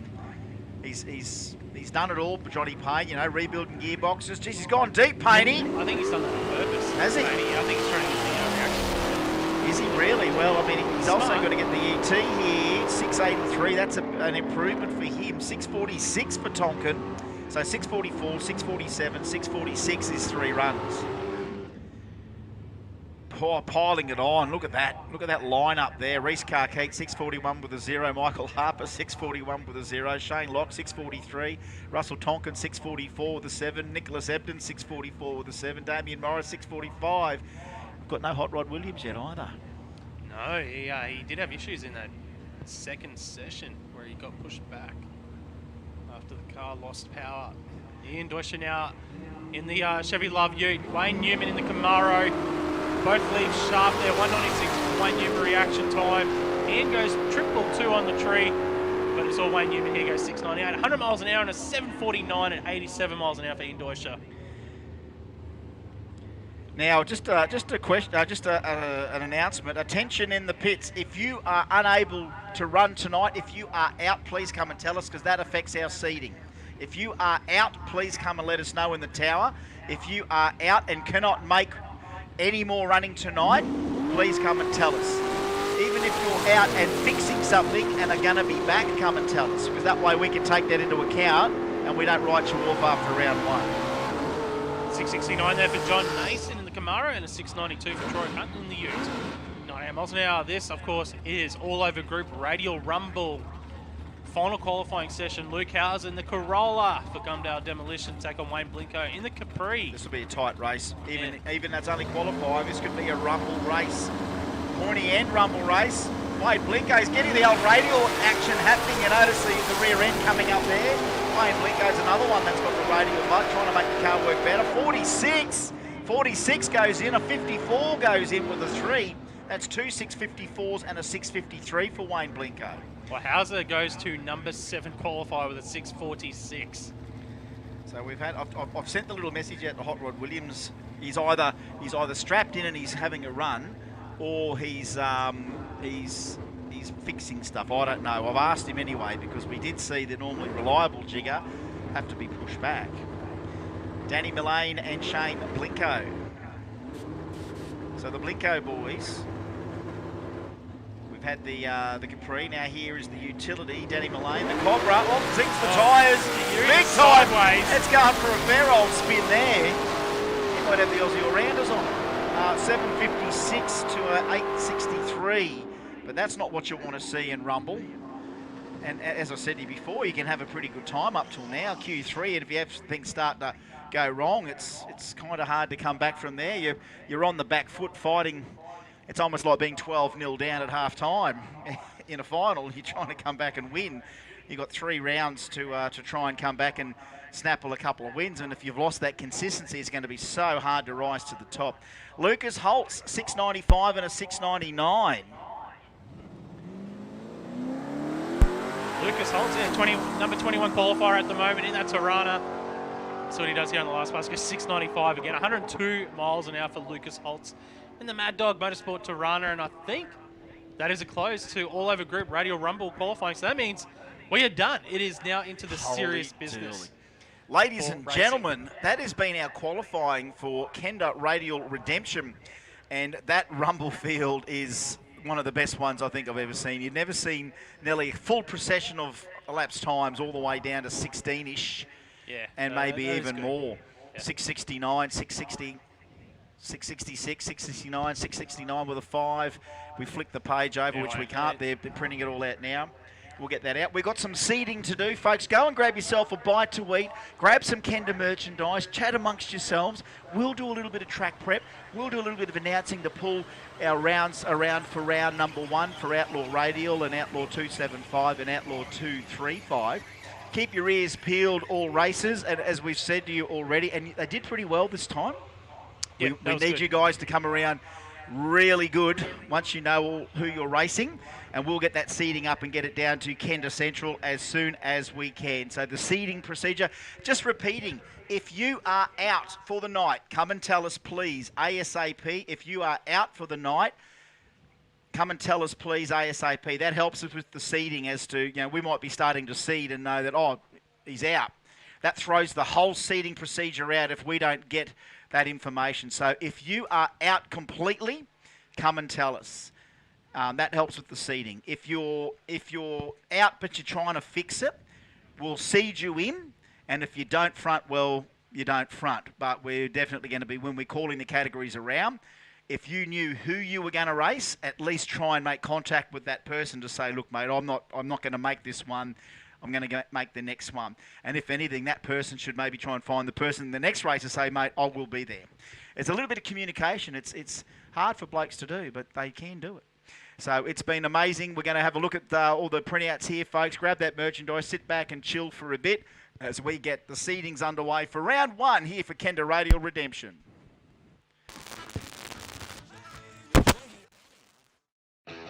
Everyone has their daily routines.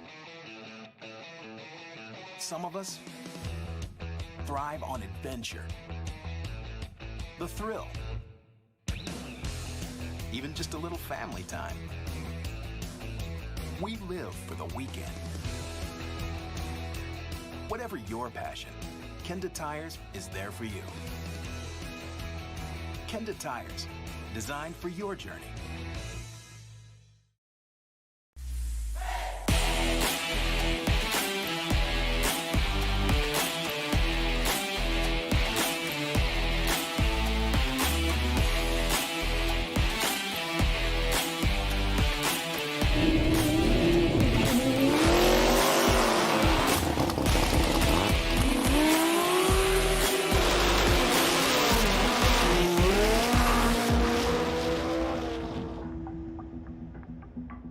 With more than 200 years of total workforce experience in lubricants, Hi-Tech Oils is Australia's largest independent oil manufacturer, developing and producing oils, lubricants and additives. Hi-Tech engines need Hi-Tech Oils.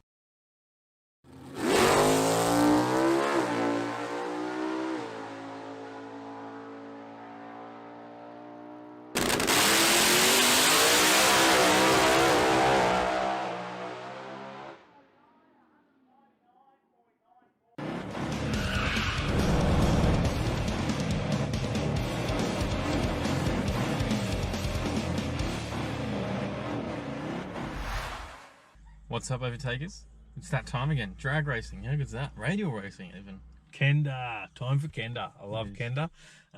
Great time of year. Well, a few times a year. Yeah. But we love getting out to the Kenda events. The guys out there are amazing. The whole drag racing family are always very welcoming. And we just love it. Yeah. So we've got Radial Redemption. Yeah, well, I reckon we just jump straight into it, mate. And let's get into some action. Yeah, let's go.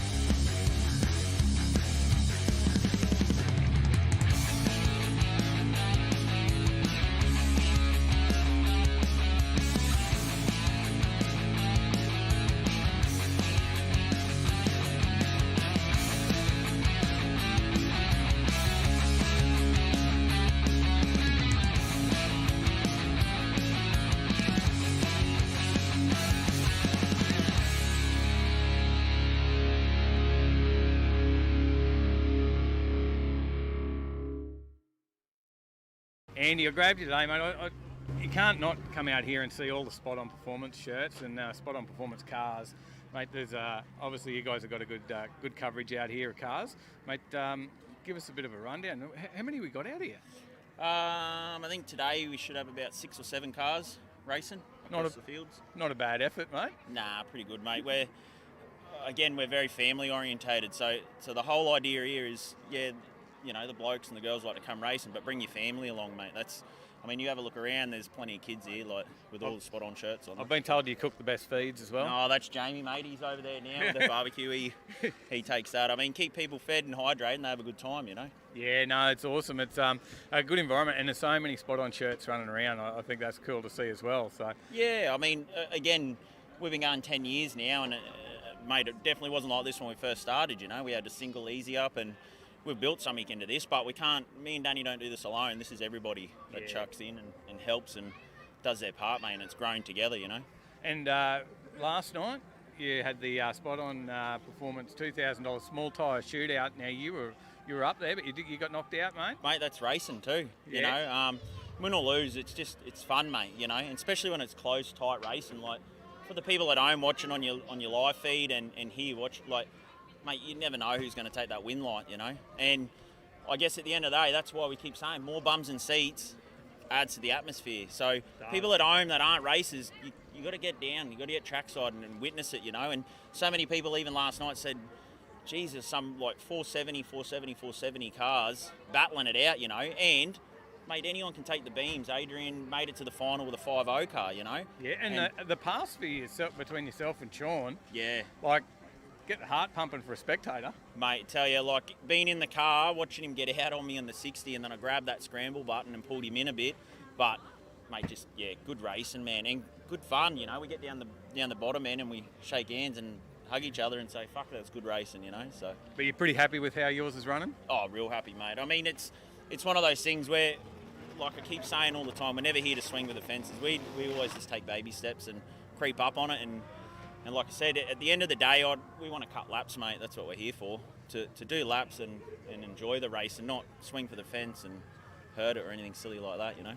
Well, I reckon at the end of the day, I'll be back past to share another beer with you tonight too. Oh, mate, don't worry. Tonight we'll have a few, that's for sure. Good stuff. Thanks, mate. Keep up the good work with you too, mate. Thanks. All right, guys, here with Mitchell now. I've been watching you. Well, this has been around a while, this car, obviously, but I've been watching you out of Warwick. You're already in a few of our videos. Yep. And now watching you here this weekend. This is pretty off its head. Yeah. Mate, tell us what's running in the Camaro.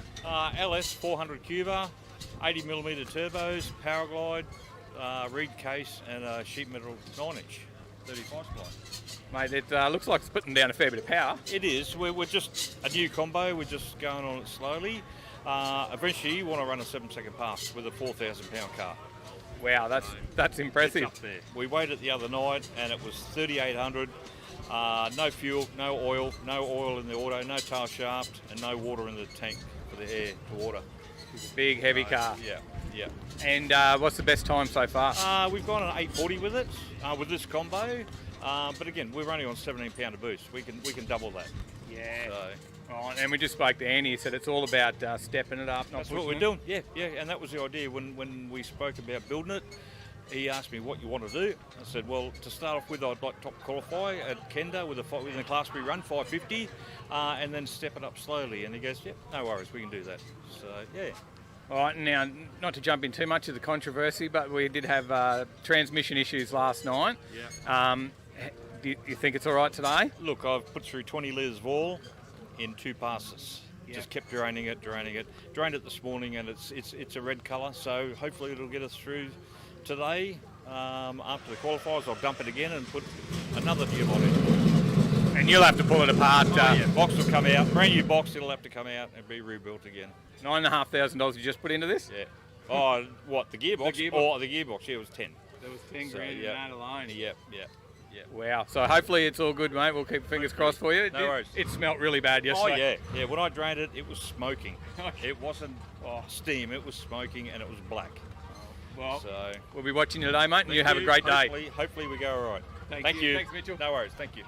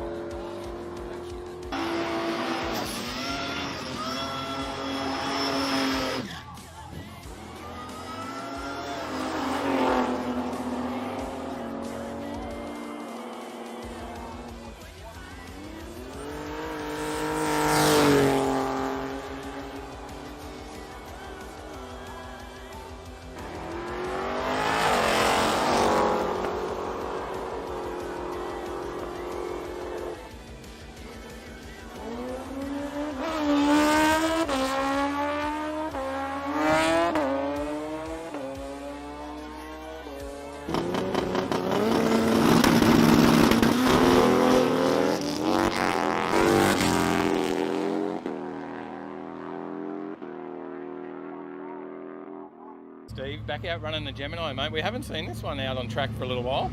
Yeah, no, it's we haven't been out since about February. We did a little bit of damage in February and just taking our time. We haven't been able to get back out for a while and sort of, got it all repaired and a few little updates on the thing. So we'll see if we can go a little bit quicker. Well, we can see what it was before when we've checked out this car before in one of our videos. We'll put a link up here somewhere on the screen. People can have a look at that. But there's a few changes since then. Yeah, we've got an intercooler on the car now. Yep. So hopefully we can get colder intake charges. Previously the charges were out of control. So yeah, right. Colder intake charges should make a little bit more power and see if we can get down the track a bit faster. And what are we running in today? Outlaw 235. So it'll be interesting. 109 cubic inches up against some of the 570 cubic inches. So, but they were all on the same tyre. So that's the deciding factor there. And this thing goes hard anyway. So we've seen it go down pretty quick before. So it's certainly going to hold its own. It's lightweight as well, right? Yeah, it's pretty light. Little Gemini. Quickest half track's 5:33. So. But some of the 235 cars are getting in the high fours now, so it'll be a little bit challenging, but it'll be fun. It's all about the run on the day. We've got the headwind, as you mentioned before. It's all a bit different today, isn't it? Yeah, that's right. And you've got to get those little 235s to hook up. So those big cube cars with all their torque, hopefully we might see a few of them come unstuck when they're beside us today. No worries. The sponsored car as well. You want to give them a shout out? Yeah, Penrite's been helping us out with the lubricants for this car. Flawless, great products. So, and great help. Check out their site. Penrite's for every car. Thanks, Steve. We'll see you out on track. Cool. Thanks.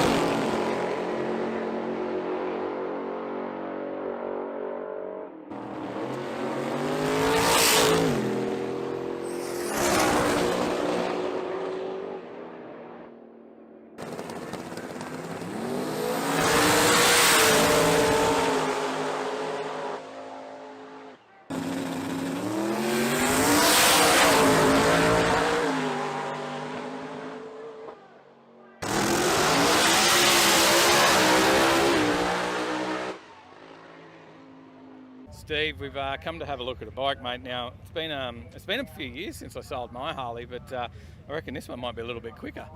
It is rather quick. It's one of the quickest twin cams in the country. It is only 106 cubic inches, but it's a well-built engine. Makes over 160 horsepower and has run a quarter-mile best of 984, wow. which makes it the quickest competing twin cam in Australia. Mate, that's impressive. Now, you don't mind getting out on the 8th mile then?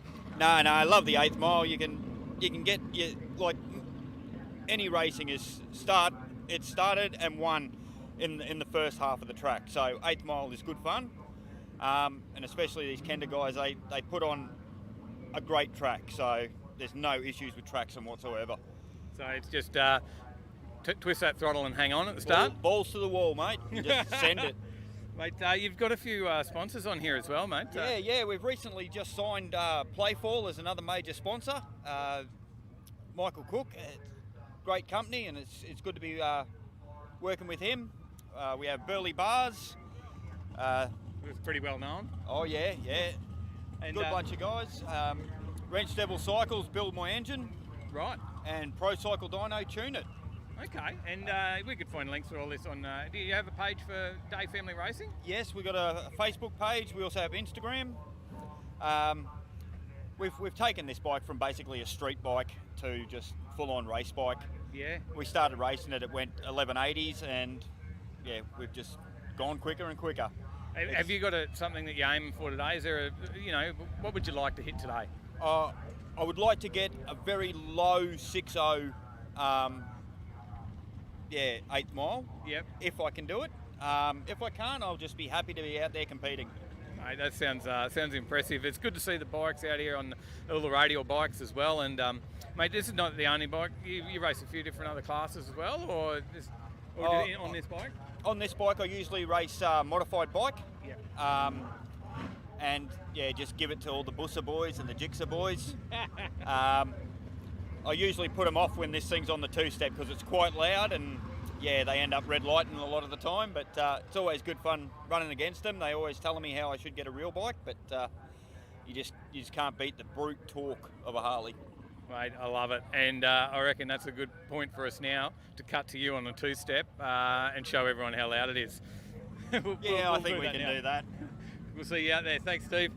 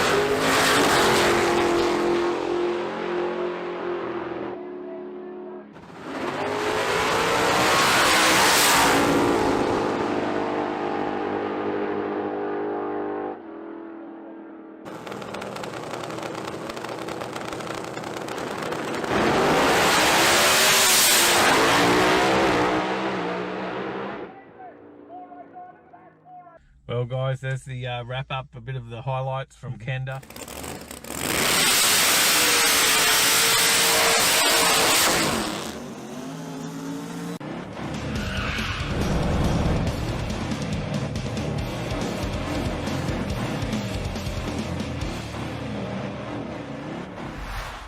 What's up, Overtakers? Here we are, Kenda Part 2 today. How awesome is that? 2 weeks of radial racing in a row at Queensland, the Radial State Willowbank Raceway. Heading out to the radial track put on by Kenda. Awesome event, checking it out. It's got some of Australia's best radial racers hitting the track, making 3-second passes at over 200 miles an hour. It's the place you want to be at, checking this one out. So make sure you leave a comment down below for the algorithm. Hit subscribe, hit like if this is the sort of videos you like to see, and we'll get right into the action. Here we go. First pass of the day, 1:02.9 in the 60.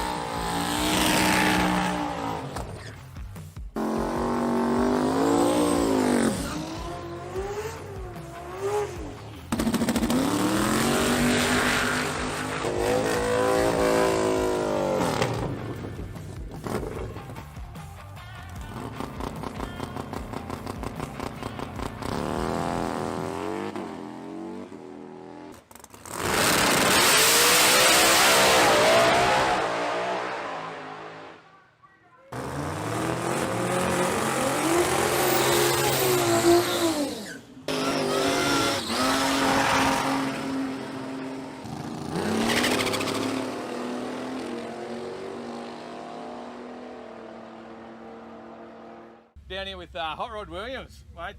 We hear the call come out. This car always gets everyone excited when you get out there. Now, That's pretty cool. Cross flow? Yeah, old taxi motor, push rod engine. Fair dinkum, with a hell of a supercharger hanging on it. Yeah, it's probably only a pup really, a 471. So yeah, but in saying that, it's been pretty good fun. What sort of weight in the actual rod itself, mate? Weighs 2150 pound. Yeah. In old school terms. Old school terms. Yeah, I'm going to have to go put that into Google and have a look and work that out. I'll give you something to do. Mate, it's always pretty reliable. We see you out here all the time. Yeah, thanks. Not too bad today. Track's actually sponges before, but we went 6:45. I think we might even be sitting at top qualifier at the moment. So, but there's still a few hours left in the day. So, yeah, it's going good. Mate, well, how long have you owned this? Mate, I built the car in about 95. Oh, okay, yeah, right. So you've been running them for a while then? Yeah, it's had a couple of combinations. That turbo crossflow in this before now, and the girls have that in their rear engine dragster, and yeah, built the blown engine for it. But yeah, it's been a lot of fun, heaps of fun, lots of memories, that's for sure. So it's definitely a family affair for you. It is, mate. Yeah. Yep. My two girls both race a rear engine dragster of ours, and we've got recently, sort of over the last couple of years, we've got an altered that we've been running with a blown Barra unit. So it's got a 671 on it, alcohol injected. Yeah. So no, it's been good fun. Yeah. Well, we know where they get their passion for cars, obviously. But what about yourself? Don't really know. My old man was never really into it. Just always loved the street car, street machine theme over the years. So yeah, it's been really, really good. Yeah. But don't know where I actually get it from, where it runs from. It's not my old man's anyway. You starting it in the family now, though. That's coming from you. Got that one going well. Yeah. And one other question we always got to ask, mate. What was your first ever car? A 65 four-door XP Falcon. Oh, wow. I bet you wish you had that one too today. Apparently you can't raise a family in a car, so I had to sell it to buy a house. Yeah, but you can, what do they say? You can't race a house, but you can race a car, something like that. Ran the other way. I don't know where you come from. Good stuff. Great stuff, mate. Thanks for having a quick chat with us, and thank you. Enjoy the rest of your day. Cheers.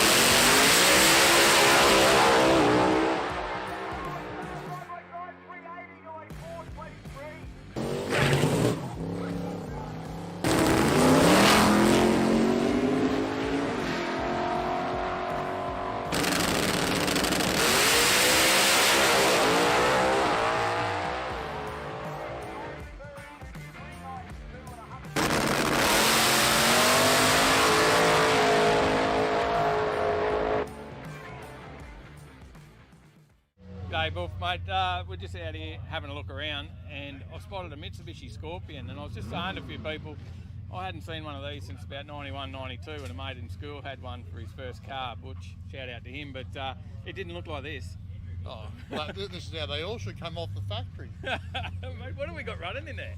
600 cubic inch big block Ford, Glide, 9-inch. It's actually an ex-Victorian car. Yep. Black down there, I think was Michael Harper, I think.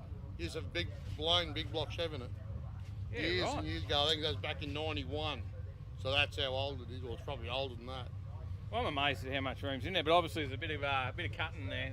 Yeah, just a little bit. Make it fit. Shoehorn him in there, she's all good.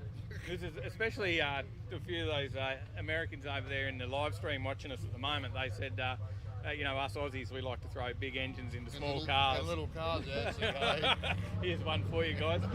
Mate, what was your, you know, passion to get you into cars in the first place? Mate, I've always been into cars. I've had a crack at everything from motorbikes, go-karts, rock crawlers. I just go from one sport to extreme to the other sport to the extreme, within budget, of course. Yep. So. And was this your first sort of full-on drag car that you've done? No, I had a Mark 1 Cortina years and years ago with one of my mates, and he put the engine drive line, I done the car, and then we just took turns driving. It was good fun. Had an XY Falcon before that. Right. And what about your first car, mate? What was your first ever car? XW Falcon 500, 3-speed column shift. There you go. That's the second forward for a first car today on the video, mate. Well done. And we'll watch you out there. But I've got to share it. We've had a few stuff rounds today. It hasn't been the easiest day for you. No, no. Thank God my wife's there because she's running around getting fuel and all sorts of stuff for me. Keep me going. Someone stitch you up with swapping a few jerry cans? Yeah, my young bloke. I reckon it was him. A bit of diesel in the jerry can. Bit of rivalry, I think. Doesn't run too well on diesel? No, definitely not.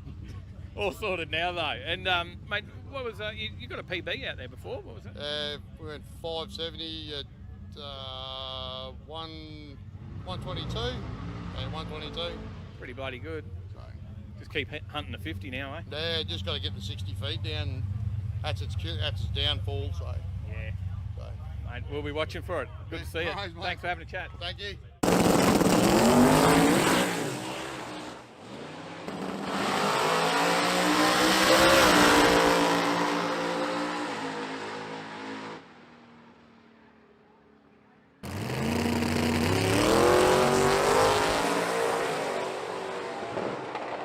You can find yourself in a final. Oh, we got a ding-dong battle in there, sending it. The boys are sending it. 15 with a 2. 15 with a 2. But the winner, Wade Wagstaff, 388, 196. Oh, Otis, 091, 109. Reaction time, you can't split them. Go to the stripe, boys. 49 breaks out, 551 the win.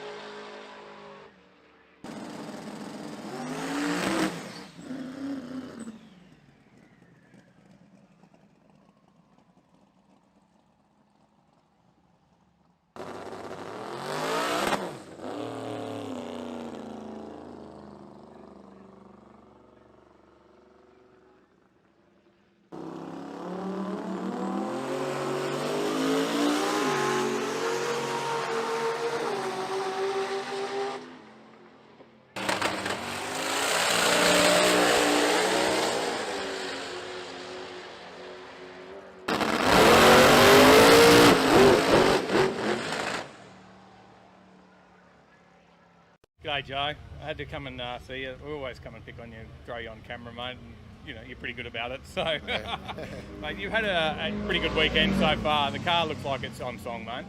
Yeah, look, we've been out here testing for, the last 2 days, and we've done some testing at Sydney, and we've made some changes. And, we knew coming to this event that, we were going to have to get the car into the 80s, and, it took a little bit of work. We had to chase it for the last 2 days. We got some really good data, but we just never joined all the dots up. And this morning, it all come together, and 385 first pass this morning. We couldn't be happier. Mate, I did talk to you yesterday, and you said we're going to throw 380 at it soon, and just took till this morning. But the weather over the last few days, how's that play a part for you guys trying to work it out? Because it has been a little bit different. It has. Like the Thursday's testing was an overcast day, so the track temps were cooler. And it was the first day of testing where they started doing the track prep. But look, it just takes a bit of time to get your head round. Like even trying to go out now in the heat of the day, it's. You can't expect it to go out there and run fast, or run a record. Yeah. You've got to make an A to B to pass. Try and get the car to go from A to B. So when it gets a little bit warmer through the day and everything's not sitting where you want it, it's just kick back, have a bit of lunch, get ready for it to cool down again. Yeah. We went out we did the first hit this morning, and we went back out at I think it was about 11:30. You've got to be within about 100th of a second for the 3 passes to get that. Wildest pass, $500 from 60 Foot Inc. STS Speed Shop giving us $250 for the outstanding boosted bike and outstanding Aspo radial bike.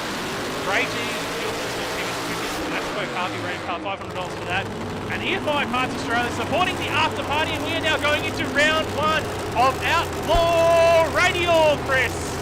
Brought to us by the guys at Race Parts Melbourne. Straight up, Wade Wagstaff to take on Clint Hepburn, now #1 qualifier. It doesn't matter what you did in qualifying. The only thing that matters now is getting the win light. Wade Wagstaff blew the tyres off the car in 2 out of his 3 passes today. Clint Hepburn got down the track in his passes. He may have only gone 4.93 seconds, but as I said, Wade Wagstaff twice out of his 3 passes did not get down the track. He may be the #1 qualifier, but it wasn't that great, you can say. When you want to get down the track each time, don't you, Chris? You certainly do, and crew chief Luke Marsden would be looking at that and going, well, I really did think that maybe we had a bit more on the track, but then again, you also underestimate how much horsepower you're really making on these things. All right, Mark's got the seating ready. It's Clint Hepburn, Turbo versus Blower. Casper versus the Grinch, just the way we started with Q1. Time to wick that thing up, baby. What's Wagstaff got for the first run of elimination? There we go, 386, 196, 105 in the 60 foot, 261. So there we go. Great first pass there for Wade Wagstaff. Yeah, good run there, 386. 196 miles an hour, so 105 for the 60 foot. He did back it down a little bit from what we saw in Q2 where he went 103. But he got down the track, he got the W. Wade Wagstaff gets a win here in round 1. Clint Hepburn with a 508. It was good pass against Wade, but just not enough here in round 1. Next pairing up, we've got Andrew Milford in the Tirana to take on Jeff Campbell Brown. Jeff Campbell Brown was that #2 qualifier in that 1971 Chevelle. He's backing up after the burnout. Andrew Milford in the Tirana for Rowdy Race Industries ran a best of a 5:00. In qualifying was our #5 qualifier. Campbell Brown #2 with a 4.40 second elapsed time. He got down the track in 2 of his 3 passes, Campbell Brown. He sure did, 460 then a 440. And then dragged through the beams or jumped through the beams. Not sure if he couldn't see it on that last qualifier with the sun setting. I tell you what, I think we're going to see something from Milford here. They're honing in on the nitrous system. There's 420 cubic inch little sleeping giant here. We've got Justin Wilkinson in the corner, which means he's going to pull some power here somewhere, and it could get open our eyes. Now, Campbell Brown's got to put this thing into stage. He's got to put this thing in. He's got it in now. It's time to light it up. Oh, we got the whole shot. We got candles there. Out of Milford's. Have a look at Campbell Brown. 437. 437 for Campbell Brown. PB's coming for the Chevelle. PB's coming, and how's that? 498 for Milford. We knew we were going to see that thing come up a little bit, and there it is. Campbell Brown there, 437, 175 miles an hour. PB for the team in that 71 Chevelle. Put your hands together. They get a win here in round 1. Next up will be Simon Graham in the Tirana to take on Glenn Finnegan in the Nova. Yeah, another one that you can't really pick, because I do think Glennie Finnegan with 598 cubes and some spray, I am guessing. There's the spray there. Thank you for the confirmation. Simon Graham, he's been driving this thing well, even with the wheelie. You've got to be careful with the wheelie on this one. You want to play a percentage game here, but you don't want to slip up too much, because you know that next round Simon Graham will have Andrew Milford, and Milford can put 4s straight across the ground there, let alone wheelies like Simon Graham. So it's going to be interesting. All right, so no seat sheets at the Kenda tent. They need to tow to the lanes when they're called and be paired up there. Okay, so all races. Here we go. Oh, he sinks the tyres big time. Finnegan's going to get himself a win here. And he goes 550 for Glenn Finnegan. So attention all races. You can tow around when you're called. We will seed you at the back of the lanes, and you can probably get a photo of what you need anyway. So all races. So we need Outlaw Radial, well, you've already been. Outlaw 275 coming up. You can be seated in the lanes. Outlaw 235 the same, and OG 275. You guys will be seated in the lanes. So I do believe we don't have any seating sheets down at the Kenda tent. They've made it through to all the Willowbank bracket marshals and race control. And when we call you, come to the lanes. We'll sort you out there. I think that's going to be the way to go, because at least then you can put a car to the name, because a lot of the times if we're meeting each other, we don't know what car we got. At least if we're in the lanes, you'll know who's racing who, because we've got race numbers. So all seating, if you didn't get who's running who, you'll be seated in the back of the staging lanes when you are called. At this stage, we need Outlaw 235 and OG 275 to the lanes, please. Radial bikes and Renegades and Rumble, get ready to roll. Oh, geez, Captain Risky, a bit risky in the burnout there. The first round of Outlaw 275 brought to us by Speedy Diffs. I tell you what, Race Parts Melbourne, Outlaw Radial never ceases to impress us. Even though, quality-wise, we're down a few cars from interstate, but geez, it's going to be anyone's game tonight. I mean, Wade's fired the first shot at 86, and that looked easy. Yeah, it was a good pass. There's a little bit more left in that, definitely, for later on for Wade stuff if he does get after it. It did go 1:05 in the 60 on that run there. So he did go 1:03 earlier today, but he blew the tyres off just after the 64. Next up, Outlaw 275 brought to us by Speedy Diffs. Now look at this, ET-wise, 482 for Ryan Holtz at 159 with the 2J, 3.2. Spot on performance. Timmy Cross for Profab Dandy Engines, 441 cubes, went 480 at 169 mile an hour. So I think the game, now look, if Frankie's up here, Frankie normally personally puts the little the personal touch on the tune for Tim. What we're doing is we're tuning remotely to a certain point that, look, sometimes you still need that feel of being here to get that last bit out of it. Timmy's thing has been very slow in that first 330 foot out of safety. He's got plenty in the tank. He's going to need it all against Ryan Holtz and the rest of the field here. Outlaw 275, Speedy Diffs! Here it comes, light the beams! We let it rip! Oh, both guys owing place the tyres off a little bit early. Timmy crosses on it. 454, 176. That's starting to come around to the old faithful. Look at the reaction time. 029 from Timmy Cross. We've got to start looking at RT. I'm going to start writing some reaction times down there as well. Yeah, that's a good reaction time. 029. I don't think we've seen a better one yet. No, I agree with you. 029 Timmy Cross. We've got to start off that reaction time somewhere, don't we? Yeah, we'll start putting notes down for other things. And remember, wildest ride, all of these things we do during racing, so we'll have our hands full as well. So Timmy Cross, 1 from 1. Ryan Holtz blew the tyres off it on the hit, but you know what? It was going to be hard to cover that 54. This is a great race as well. Two guys that they are pretty much on the top of their game. Colsey with a PB, 460. And Michael Arnold's gone a 471. These guys were number 1 and 2 qualifiers in Outlaw 275. Arnold already in pre-stage in the Ute, waiting on Andrew Coles to move forward in the VL for spot-on performance. Both cars in pre-stage, bumping it in. Mix is taking a little longer to the stage, and he does it. Oh, he gets the whole shot, Colsey. Oh! Power wheel step. Here comes the horsepower. Oh, 60 to an 82 on a whole shot. 460 with 2 zeros. That's a PB for Andrew Coles, and a great run for the spot-on performance VL on a string 4600. 094 light. Mick Arnold coming home strong. 482 at 162 mile an hour. Remember, there's one thing that Mick Arnold's done that Andrew Coles hasn't done. I don't think Colsey's quite hit 200 yet in the quarter, but Mick has too. But there's the horsepower of the small block coming through. But Colsey, 118. So much. Like, literally, that's 2 tenths quicker at the 60 than Mick Arnold. Nearly 305. 3 tenths. Yeah. 2.5 tenths quicker to 330. And, talk about a car. I think they had to slow the power down there for Mick. It's got power, no doubt about it. But look at Colsey, threw everything he had at it and trusted it. Wow, what a run. What a run. Colsey's on form tonight. And I don't think it's run a 50. In fact, I think the 6000 is the PB. I don't think there's been anything tougher than that for him. So that's it. And he's been pretty consistent too. His slowest pass of the day is a 482 for Andrew Coles. Now we move into Outlaw 235, brought to us by the guys over at Haltech. Yeah, Haltech, the great Aussie success story right around the world. When it comes to performance ECUs, the Nexus is the thing at the moment, which is just putting Haltech on the next level. Joey Bridge, he's had not the ideal day, but right now he's wiped the slate clean. He's got Gary Hunt, though. Probably you couldn't think of a worse guy to face in round one. Oh, Gary.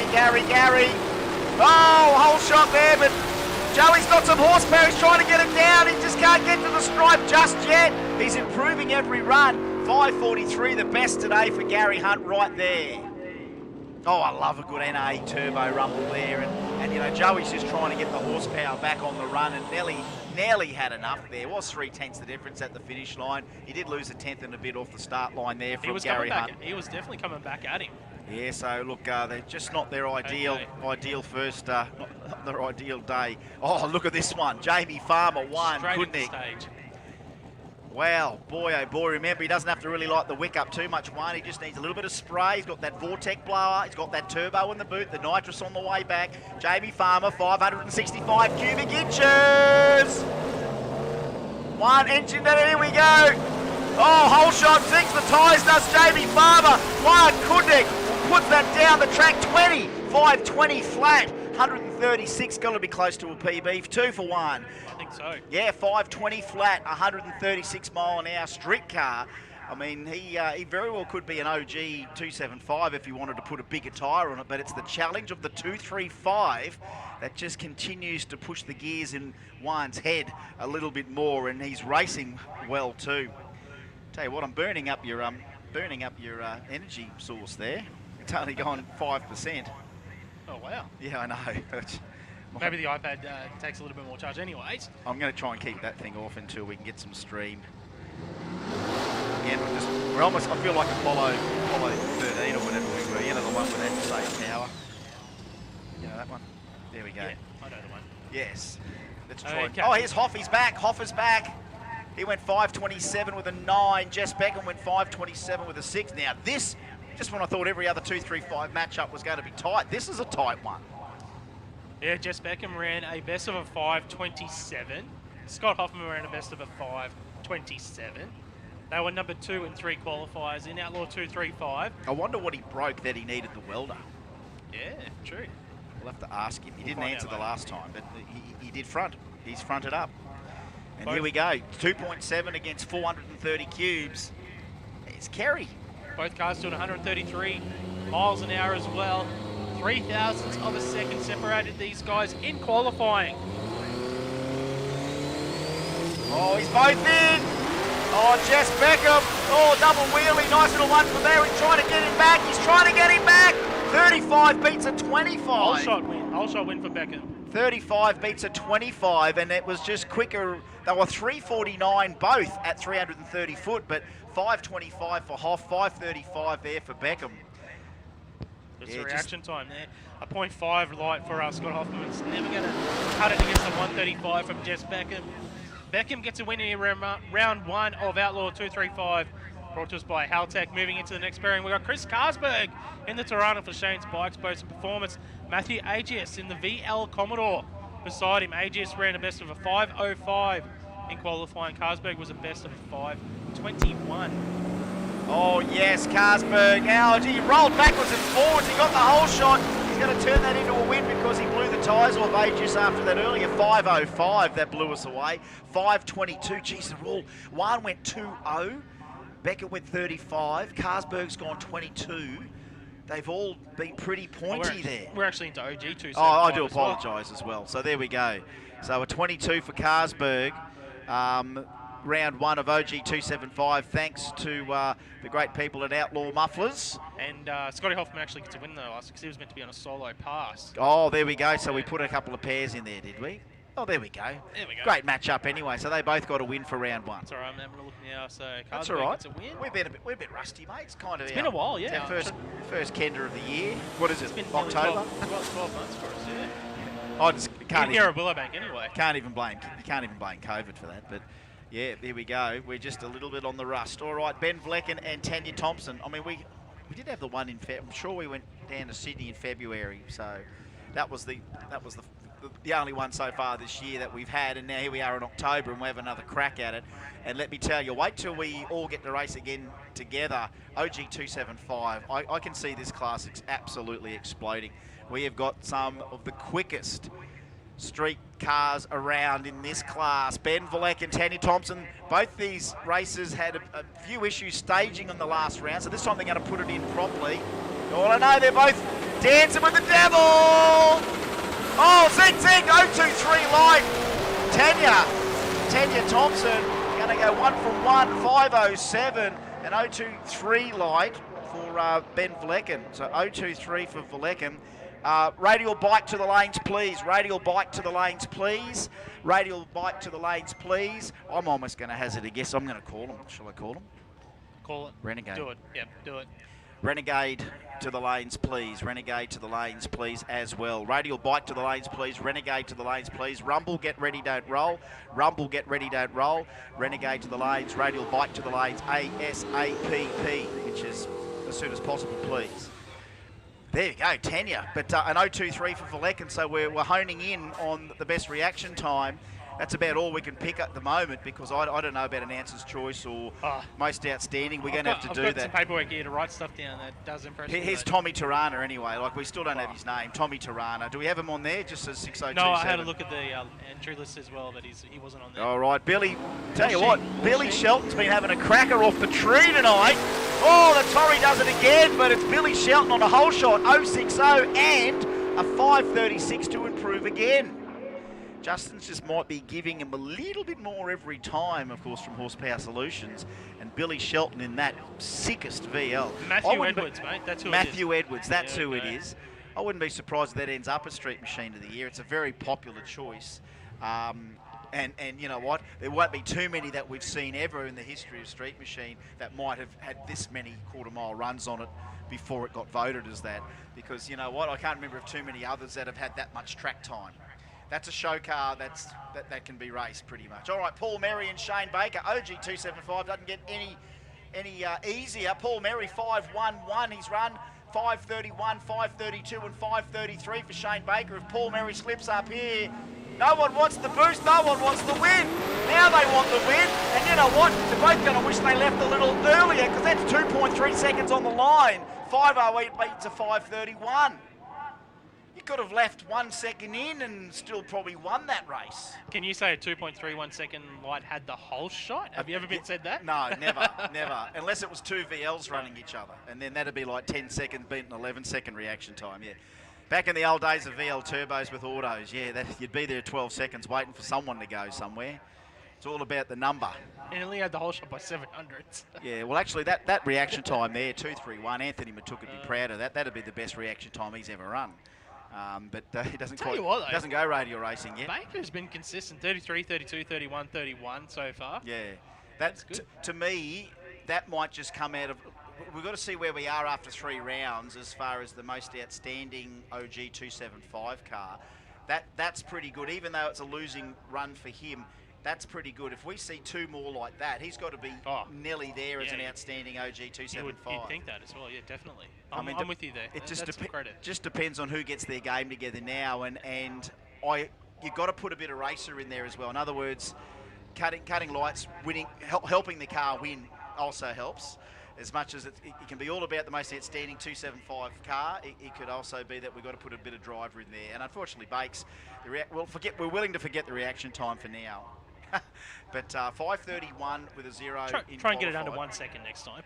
Yeah, well, that again, it was like... That's a good goal. Good target. Yeah, and it just makes you wonder if someone just left without boost, how far down before the other guy tries to haul him in. Here's Mitch. Now, look, Mitch has not had the best day at all. This car has, has all the potential. It nearly ran a 7 the other time out here testing over the quarter. It is a bona fide low 5 second, high 4 second potential car, but it has not had any love here today. It's not had any runs like he did when he tested here a couple of weeks ago. That's a bit better, Mitch. Where was that 3 runs ago? 5:26 at 141 mile an hour. 5:26 at 141. That's where he needs to be. In fact, that's not a bad run for that round, ET-wise. So he was actually scheduled to race Doug Day. No Dougie. No Dougie. No Dougie. Have a look at this, but you want a bit of a Nova matchup here. God, we get the dream matchups, don't we? This is just, nice. It's just 101 cars we started with today. 102, sorry. Is there an award for best appearing paired pass? These are impressive. These are very impressive cars. Brett Armstrong, Jack Danaher, and performance-wise, OG275. Danaher went 5.19 on the last run. I think we are Turbo LS on board. Brett Armstrong's 598 cubes. Now there's going to be a bit of candle here. There'll be a little bit of spray. We've got Tell you what Jackie's got on board. He said anything all about his car. Yeah, you're right. Yeah, 3/4 LS precision turbos, twin precision turbos, just under 1,300 horsepower, rear wheel horsepower. He's going to need every drop of that against here, Brett Armstrong. Here we go, Bump City, baby. Oh, Zeke's the tire, tries to get back on it twice. Tries to get back on it twice, and it's not going to be able to recover, and that's what it takes, and it's a 13. And we just had something come off. Which car? The right-hand lane, we've got something right near the 660, so something's come off. Well spotted. Kerry Dickney with laser-like. His eyes is good. He didn't have to go to Specsavers. He is Specsavers. He just went joink. Jack improving on his PB here, gets a win in his first ever round of racing in Radial racing. That's pretty good for the team. And Brett Armstrong, 6:53.9. That's mouth-watering. So who's our quickest OG that round? Like that's, geez, they all improved. I think it was Tanya Thompson with the 5:07 was a low ET of round 1 in OG 275. Brought to us by Outlaw Mufflers. Yeah, that's some good runs here, all in there. A 22 there from 508 Carlsberg, an 08 from Merry. And a 1.3 from Danaher there as well. And a 26 from Mitchell on the solo, 5.26. So they're all very impressive runs. They've all just ramped up the performance and starting to find their mojo. It's just about what happens from now on. We normally like to keep the track as consistent as we can. I mean, you know, I don't know how cold it is out there just yet, but you know, we keep these cars running down pass after pass after pass, and they're going to be good. So we need Renegade to the lanes, please. We're sorting you out at the back of the lanes. If you didn't know who you're running, we'll sort you out when you get to the back of the lanes. We should have the Radial bikes rolling up shortly, and we're asking for Rumble to get ready, don't roll it. We might have to, I know we don't want to have a huge traffic jam out the back there, but I know we're sifting through Renegade A and B right now, you would say. And remember, this might just happen like it did last time, Mark. They won't be all together. So these pairings that are going to come out in Renegade will be maybe a B and maybe an A in there, and we'll be sifting through who they are. Remember that happened last time? They all just turned up, and it's like we can't split them at the back going, hey, mate, you're not in A and B, get over here. I think it's going to be, who's he? Well, that's him, off you go. I think that's what's going to happen. You watch. We've already had a paired solo there, which we thought was a matchup, but that just. We're getting there, mate. So I reckon that's what Renegade's going to give us for round 1. I think we'll see A and B, because we've called Renegade to the lanes A and B. I almost think as soon as I see the first Renegade, I'm going to call the Rumbles, right? That's what I'm going to call. All right, we're now moving into STS Speed Shop Outlaw Radial Bikes. First pairing up, Jack Roberts, number 4 qualifier, take on Matt Wilson, number 3 qualifier. Wilson ran a best of a 5.29 on his Hayabusa for Rascal Race Engines. Jack Roberts ran a best of a 5.38 on his Hayabusa. So Roberts on the white Hayabusa and Wilson on the red Hayabusa. Oh, they both sat there for a little bit, so it's anyone's race. No one's really pulled a whole shot out there at all. 31 minutes, maybe 3. Yeah, nothing there. Both sitting there staring at it. And we've still got a 60-foot Nick Walder's pass yet. I'm sure that's yet to be, yet to see that yet. Walder's pass, but we've still got most consistence, which someone will bring to us. Our best reaction time, I think, is at OT3 for Benny Flecken. Is that right? That's still that. There we go. We've already got a private submission for most outstanding OG 275 coming in. Thank you, Webby. Thank you, Webby. And you know what? In my opinion, very, very similar sentiments to yours in regards to that. But we've got 2 more rounds of everything tonight. Someone might jump up and get our attention. There's the bike, Stephen Day, Phil Webster. On paper, Harley might just get thrashed here. But he's got the whole shot. And all that other bike had to do, the boozer would have to spin that tyre a little bit or go into a power wheel stand or something, and it could be the other way around, but not tonight. 5:53 for Webster to start his account. 1 from 1 over 3 rounds thanks to STS. STS Speed Shop Outlaw Radial Bikes is the next pairing right now. And again, we know how many there are in the country. We just love to assemble them all in one go and have a crack at it. Because it is, we've got turbo bikes in there with Aspo bikes and ones that are wild and some that are mild. Chris Collin and Carl Pacey. Carl's just, I think he's got longer legs on this Jigsaw for the quarter than the eighth. He doesn't seem to get through as many gears as some of these guys do. Chris Collin, 1,540cc. That's an unfair advantage as well.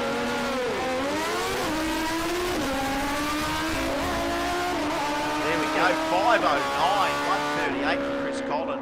Yeah, that's his quickest pass of the day. Of course, we've got outstanding awards as well, thanks to STS. They really have jumped on to help us here at Kenda promote the radial bikes, and including the awards for outstandings as well. So Colin's got to be up there as being pretty impressive early.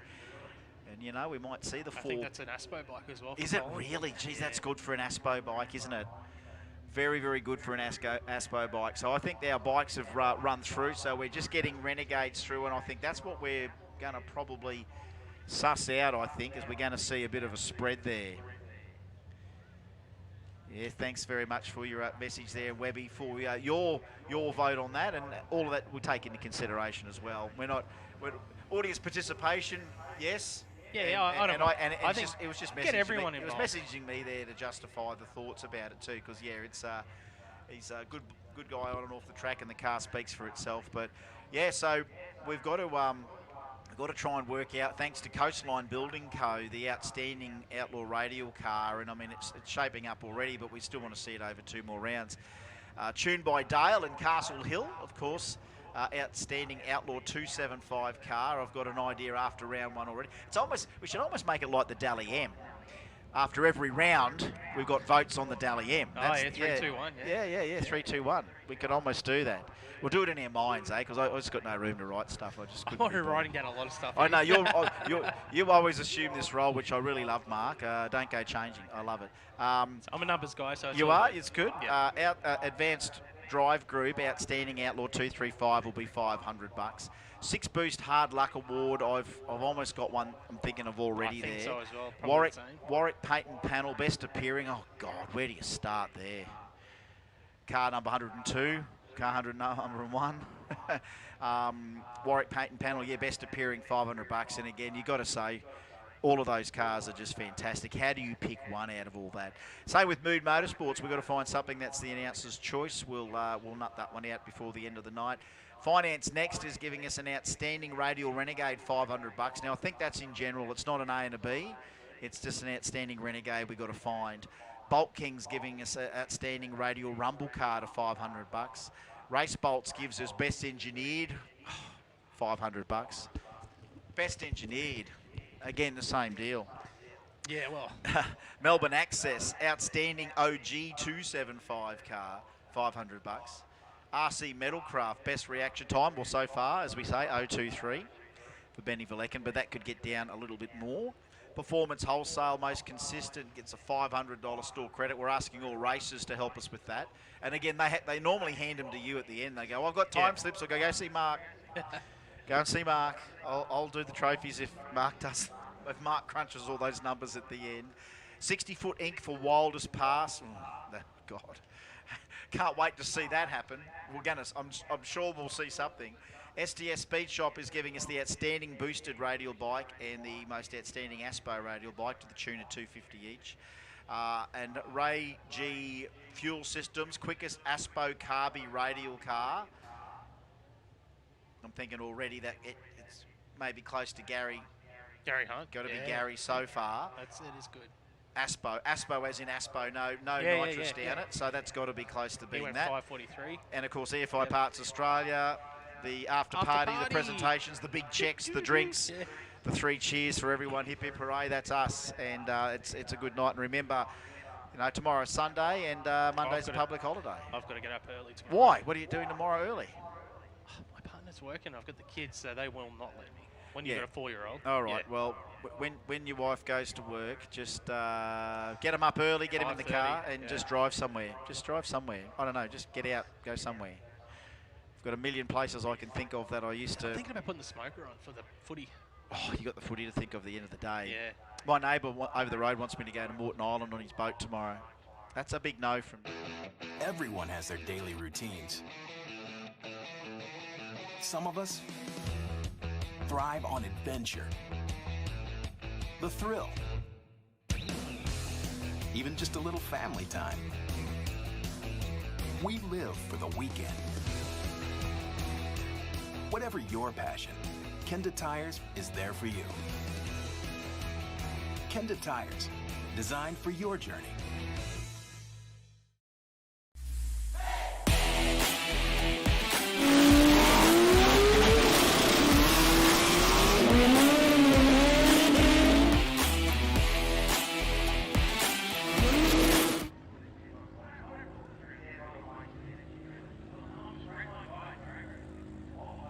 Been hitting YouTube a little too hard and watching early rounds of like 83, 84, 85 Australian Touring Car Championships and watching when it was all a bit different.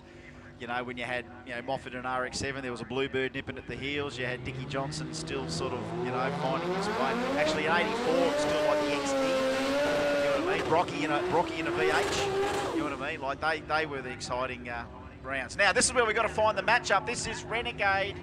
This looks like Renegade, so okay, Rumble, there we go. Rumble to the lanes, please. Final call, Renegade. Final call, Renegade to the lanes. Rumble to the lanes, please. Rumble, round one, Rumble to the lanes, please. Rumble to the lanes, please. This is Renegade, round one. Simon O'Carroll. Swimming Pools, Renegade, Archie Kieski, Ashley, Pemberton. Have you got that lineup on your list there, Mark? Oh, I do. They are number 11 and 12 qualifiers, respectively. Renegade A's. And they both ran 570s in qualifying. Here we go, they're both bumping it in, boys. Careful, Archie! Careful! Oh, boy, 0.75 reaction time. He's out there. Here comes Archie, right at the stride. Oh, boy. 78 gets beaten by 73 by 85 thousandths of a second. Yeah, this is where we'll lose our voice tonight. We're going to lose it in Renegade and Rumble tonight. We won't lose it in the Outlaw classes. We're going to lose it in these classes because this is tight stuff. Can we do have that Mood Motorsports announcers book. Can we just go like, hey, we're just going to split the $500 over the 12 cars? Over Renegade. Yeah, just give it to everyone in Renegade. All right, Troy Marshall and Russell Eckert. Now, Troy went 571. Russell 552. I can't see this car faltering too much because of the cubes. It's a pretty much tried and proven combo. Troy's just barely got 16 PSI in this thing, and brand new down the drag strip with this. He hasn't run this car down the drag strip. His previous Tirana, he ended up running mid-8s in the quarter with it, so he's no stranger to bumping in and racing, but performance-wise, he's going to need a nice hole shot here. He gets the hole shot. But Russell Eckert's got the cubes and maybe a 10th and a half. 50 on the nose. You can't get it any closer, Troy. You've pushed him hard. 50 with a 5 for Russell Eckert. Troy Marshall strapped the whole shot on him and Nelly made it pay off. Nelly pushed Russell Eckert into a 49, which would have given Troy the win, but he didn't. That's a 50 with a 5. Eckert has actually rolled off the throttle. Oh, there we go. Only 117 instead of 123. He played the smart racer there and rolled off the throttle to get the win. Oh, how's that for a bit of adrenaline right there? Love this adrenaline. 5-5-0. Second pairing out there, Russell Eckert getting the win. Here in Simon O'Carroll Swimming Pools, Radial Renegade. He was number 4 qualifier with a 552 as well. Yes, it's one of those fields where it's just out come the feeler gauges, and it's feeler gauges at 20 paces for the rest of the night, because it doesn't get any easier. And when we get to round 3, that's where it's crazy. That's where we know they've got form. They're either on form. They need to put the dagger in round 3 to give themselves every chance to even make a final. And here we go. This is a nice little matchup again. This is a good race. Oh, you never see the same guys race each other twice. Disco Dean, 555. Jason Seng, 549. Number 1 against number 5. Wow. On form, you can't put it past the Barra. Trouble is, when you get a little bit better air. These turbos might accidentally make another 50 horsepower. Things like Jason saying, yes, it's on the spray, but again, it's only using the atmosphere around it and probably not as subject to make as many horsepower per cubic inch as a turboed vehicle. So, he went 549 with a 4 and has gone too quick in qualifying. So Jason Singh's got to be careful. He can't tip it under.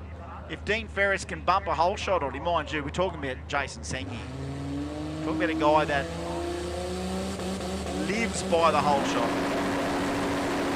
Oh, 086 to a 152. Now, right now, Singhy's got to be thinking of that 51. No, he's fearless. Fearless. It's 551 with no back off. Trust yourself. Trust your car. Disco Dean, 571. A little bit off the performance of previous, but Singh starting another climb to the pointy end. I think I roll off the throttle there. Have a couple of tenths on your car length in front there. I'm rolling off the throttle, buddy.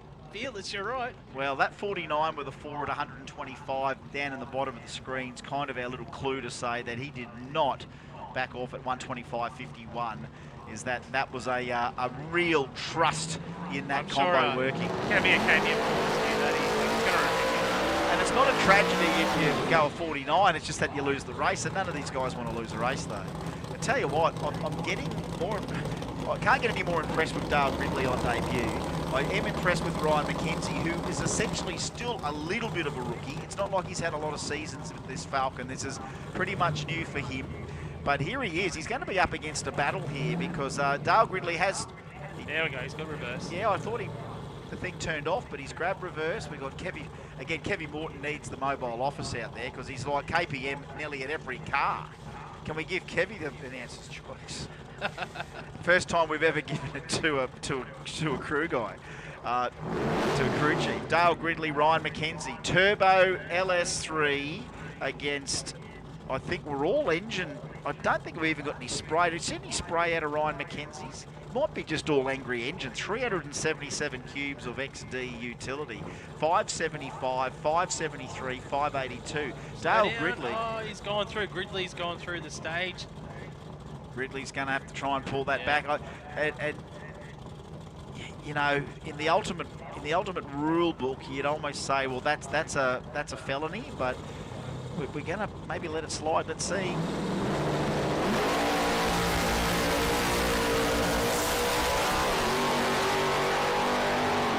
There we go, 575 for Ryan McKenzie, and yeah, Gridley just not able to hook it up.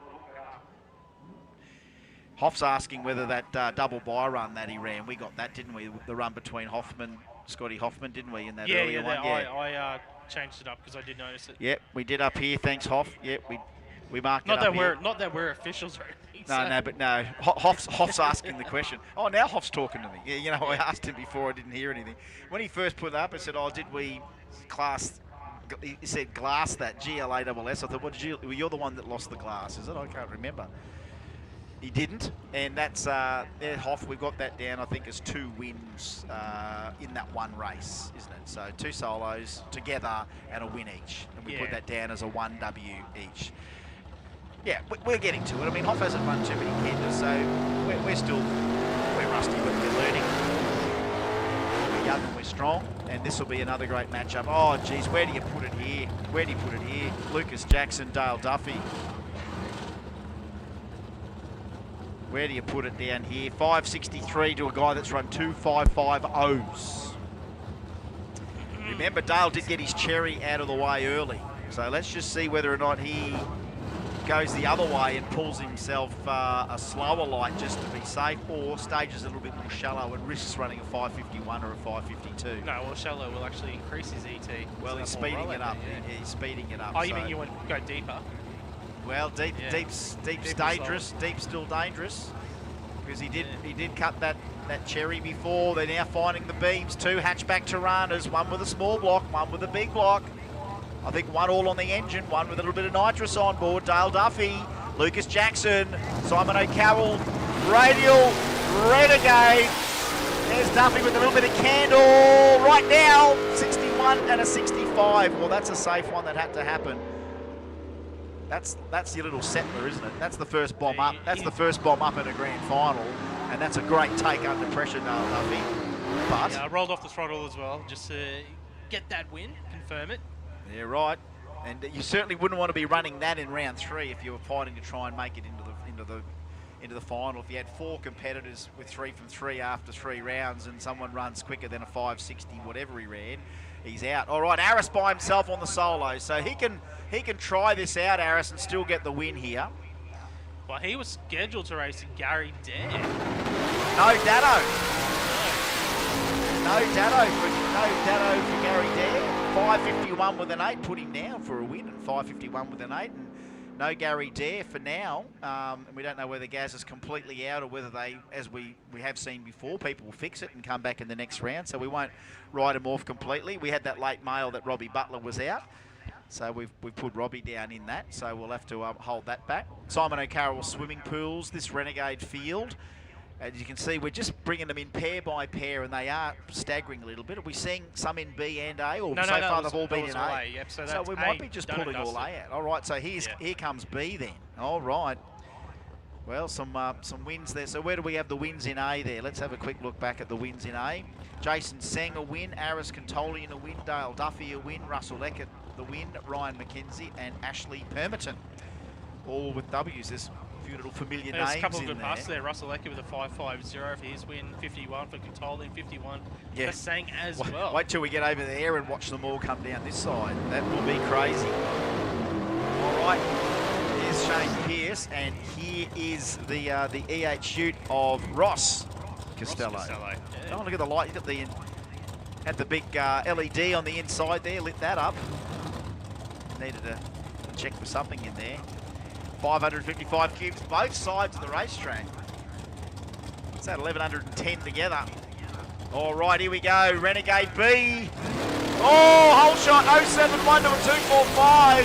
Got to keep an eye on his reaction times. That's a good one. He's going to take him to the sword. 606 to a 616. So James, yeah, he's taken that down a notch from what we saw him do before, and 606 to a 616. So here's the little Dado. Apparently he had a cooler pipe fall off or whatever, that's why he's no power. And he's up against the Mitzi of Craig Scotney. So the little Dado is going to have a fight here against the Clevo-powered Scorpion.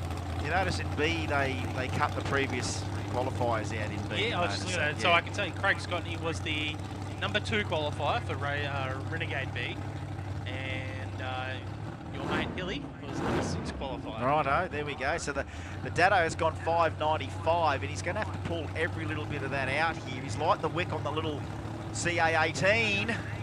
Got a shot of NOS on it as well to get it up. Oh, whole shot there to Scotney. Hilly, and the Dado's right there with him. Come on, little Dado, trying to get past him, but it's the Scorpion. Oh, look at that. 85, I think, is a PB for him, and at 581 for Scotney. A great little race there. If he just cut a better reaction time, it would have been even tighter. But that's not a bad run from him. He'll be stoked that he's got a PB, I think, with the car. And he's only a 10th away from Troy's Commodore, so there'll be a nice little brag, a few little bragging rights there. Mind you, Hilly's not exactly 16 PSI boost, I don't think. Might be upwards of 30 plus in there, I think. But hey, you do what you got to do, and that little Dado, it didn't even hear like he lit the wick up. It didn't even sound like he needed to bring it up. It just went in and did its thing. Derek Logan and Luke Cullen now. Again, a race where I don't think both guys have had a clean 3 runs. So you notice that sometimes guys don't have a perfect qualifier, and they just start finding their way through in racing and get themselves maybe to a final. Let's see what happens here between Logan and Cullen. Not ideal 3 rounds for them. Nah, so Cullen was a number 9 qualifier for Renegade B, and Logan was number 10 qualifier there we go. For Renegade B. So they are close on their qualifying performances. At the moment, it's Derek Logan, 069. Cullen was with a half a second reaction time. The win line will go to Logan, 572. He's definitely found some there, Logan. That's back. He wished he'd put that number out at the beginning of qualifying, because that's the sort of performance over 3 rounds that might put him at the top of Renegade B now that he's found his mojo. Because 72 is a very quick number in Renegade B. But yeah, no one legit throws 3 races in qualifying to try and get a better 3 rounds in racing. No one's ever done the it. The split was at 570, Scotty was Is saying. that right? Yeah. Wow, there we go. Bradley Lynch and Adam Curran. So Adam Curran back. Cortina. Oh, Lynch has got some issues there. Sounds like there's some issues going on in the Cortina as well, but he just had enough racetrack to get there, Bradley Lynch. Well, these guys weren't scheduled to race each other, so I'm going to give them both a W here. Is that right? Yep. Yeah, Lynch was meant to race Robbie Butler. There we go. And Curran was meant to race Joseph Pradell. And Sean Helson on track, he was meant to race Dion Shaw, so I'm guessing he will get a solo here. Helson and get an automatic win. There we go. All right, so Helson's back. He did send us a message to say that he was still in. He was just fixing something. And a big shout out to Paulo Pires, my good mate. I think he's up at Agnes Waters. He's got a 40 acres at Agnes Waters with 0 reception. He must have come to town because he managed to message me. He goes, how's it going? I said, I better get on the live stream and don't go home until it's done. Mind you, where he is at Agnes Waters, mate, you don't want to get there in the dark. It's a pretty scary place where he is. You want to talk about boonies, mate? There's some boonies where he's at. I rang him for 2 days. He didn't answer. I thought, oh, he's disappeared off the face of the earth. He's bottom of a bottle somewhere. No, he's just down in his 40 acres. All right, is he just going to leg this for us or what?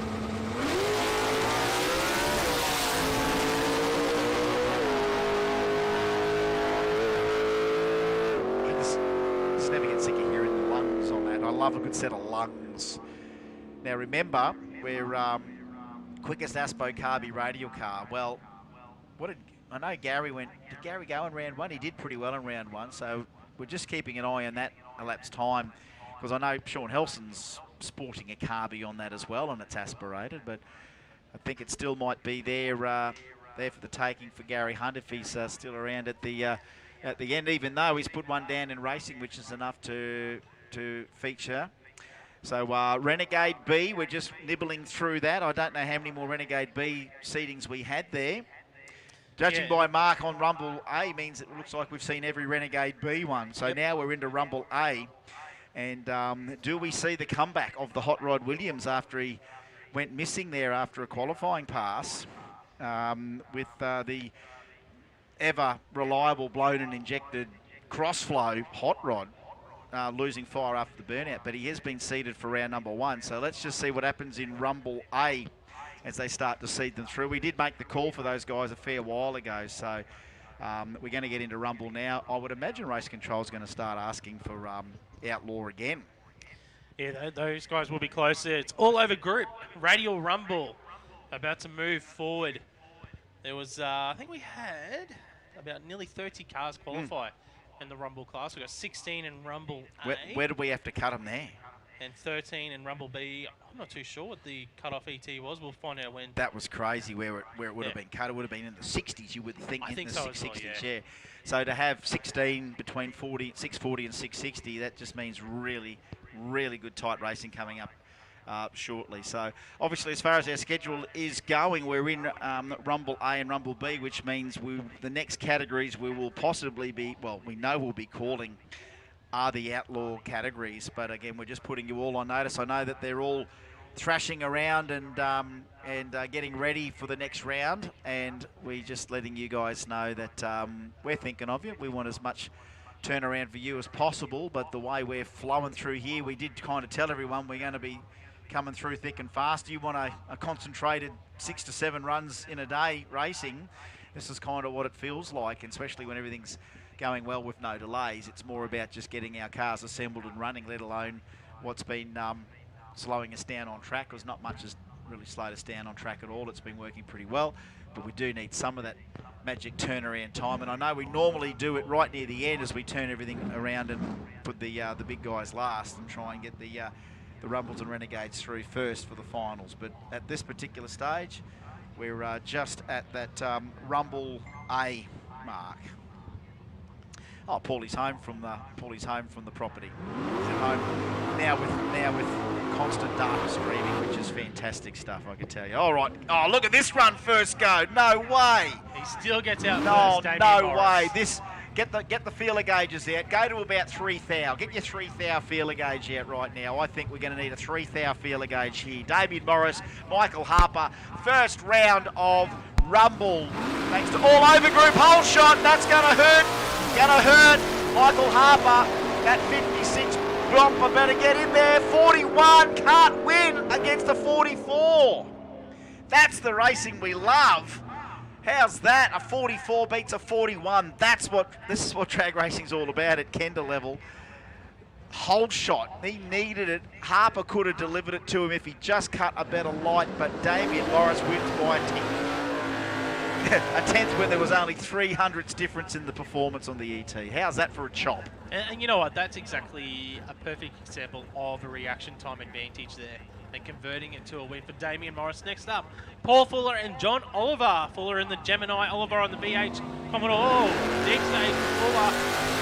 Fuller's got power on tap there, but on the hole shot, you can't turn that into a win. It will be a quicker ET, almost. 53 beats a 58. 112 coming in for the Gemini. So a win there for Johnny Oliver. And we're already seeing how tight it is in All Over Group Radial Rumble A. I can't believe we split these fields and we're still paying out the 1,000 win and the 500 runner-up. It does make you want to build one when not so much for the coin, but it's interesting that you can have such tight racing and be achievable, absolutely achievable. Luke Hauser and Shane Locke. Shane Locke went 43, 6:43 and a 6:45. Luke Hauser's gone 6:46. Another tight one here that's going to be determined on a hole shot. Turbocharged V6 Ecotec in the KE70. Rocking that baby in. Reaction time a little bit better to the Corolla, but the utility out and just ahead. Here comes the stripe. 42 beats a 51. Boy, look at the numbers already coming up for round one. 41s, 42s. It's tight. Yeah, Lukey just slipping off there. Again, it could have been just an inch or two in the rollout there between a 51 and something a bit quicker. 42 with a 6.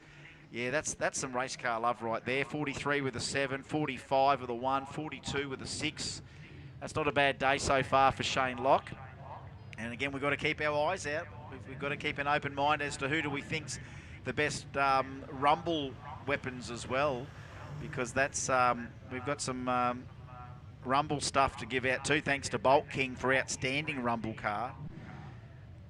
You could again throw a blanket over about 8 to 10 of them, whether it's Rumble A or Rumble B. Well, that is impressive for Shane Locke when you're looking at performances pass after pass. 642, 643, 643, 645. Oh, Hot Rod Williams. That's where Hot Rod Williams is. Oh, no. Oh.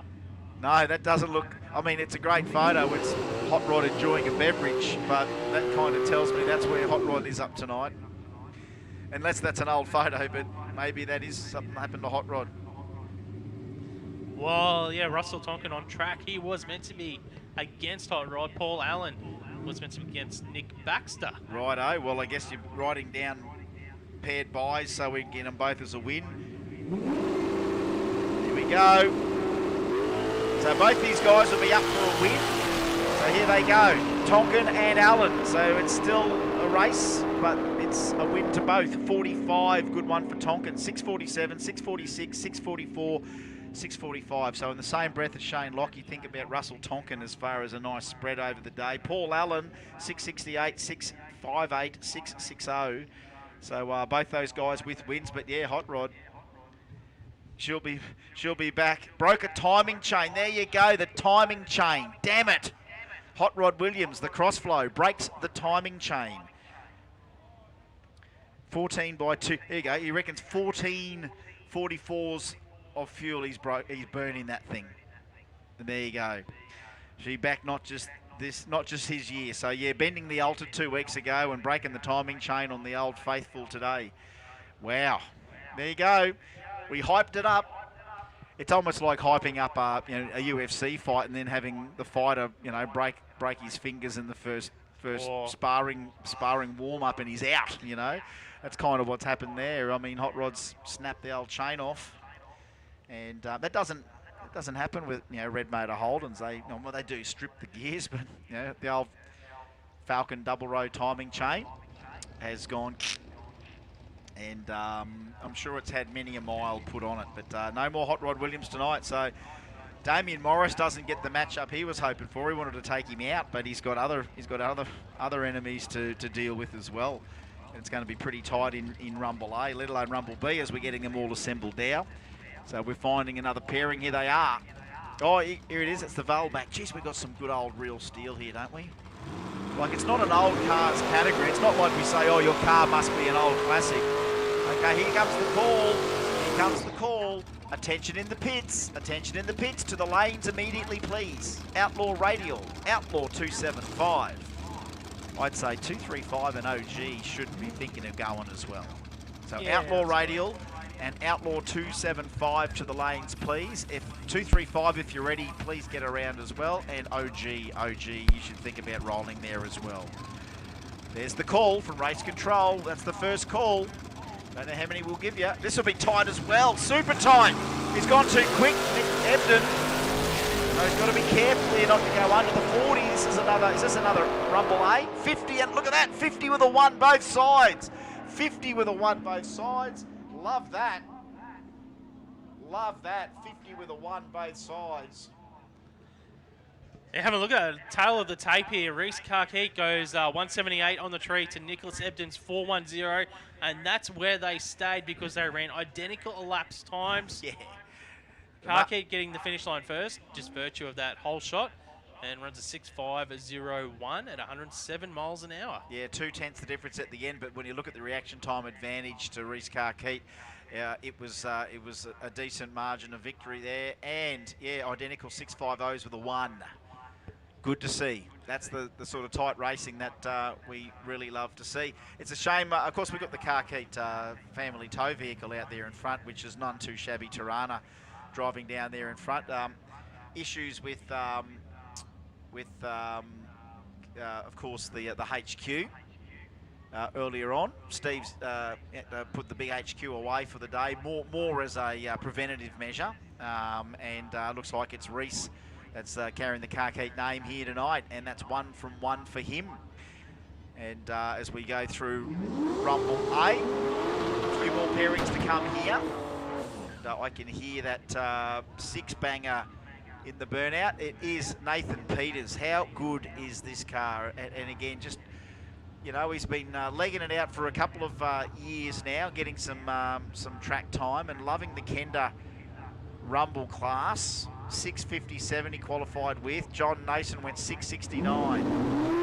Reaction time a bit better, but performance, a bit of a pop on the shift there. Not going to catch him this time. A whole shot victory. 6:67 beats a 6:78 for John Nason. Yeah, 119 to a 4:05 light there. Just Nathan Peters got that thing in the stage. He just took that little bit of time to get the boost up, and sometimes, turbos are good for the power, but, when you're on a heads-up pro tree and time is of the essence, you've got to put that thing in and get out of there, and that's where our naturally aspirated, blown and nitrous cars seem to be a little bit better and just be able to leave on their opposition with more horsepower. Oh, geez, he rolled in, and Pat Notice, he'll learn again next round. He's got to face that start line a little bit more intensity, and the win goes to Wayne Blinko, 6:54. He's run 3 6:54s today, Mark, and a 6:53. Michael Pat Notice goes 6:95. The reaction time 0.618. Yeah, just sort of rolled right in there, and then the lights got thrown, and then it's, I better go. Sometimes they think they see both bulbs on the other lane, and the driver might feel like they're being rushed to get in stage, thinking the time has started, but that 7 or 8 second timer doesn't start until you actually bring on your pre-stage bulb, so they can sit in full stage for a minute as long as you don't take all the time light. Yep. So the timers don't start for the automatic switch to be red light if you take too long until you put that top bulb on. And again, it's a different circumstance, isn't it, where you might have 2 on and think you're ready, and then your opponent goes bang, bang and puts 2 on. You can't really double bulb someone when you're the second one into stage. No. But there is a version of that, when you're in with 2 and the other guy goes bang, bang. Yeah, well, yeah. Yeah, so that's not as an offensive double bulb. Michael Lewis and Michael McMullen. The Michaels heads up. Better reaction time to the wagon. The Valiant just might have a little bit here. The Charger pulling alongside the station wagon. They hit the 660. It doesn't change. It is a faster ET for the Valiant, but it's the wind of the wagon. 7.58 for Michael Lewis over a 7.30 for Michael McMullen. Yeah, so the odd win getting handed out here by virtue of good hole shots. Michael Lewis and Michael McMullen gone. Now it's Lucas Holtz and Johnny Payne. Johnny Payne, can he get himself a round 1 win here in Rumble B? Pro Tree. 095 to Lucas Holtz. Plenty of cubes on board. Trying to eat up the Toronto, but that's got good power to weight. Lucas Holtz and a 90 beats a 79. Payne's getting the hang of it. 2 in a row. Whole shot wins. Yeah, 095 to a 365 rather. But yeah, Payne's starting to up the performance. I'm sure he'd like to get that QE with all those cubes, wake him up slowly to get to that 640 pointy end in the future.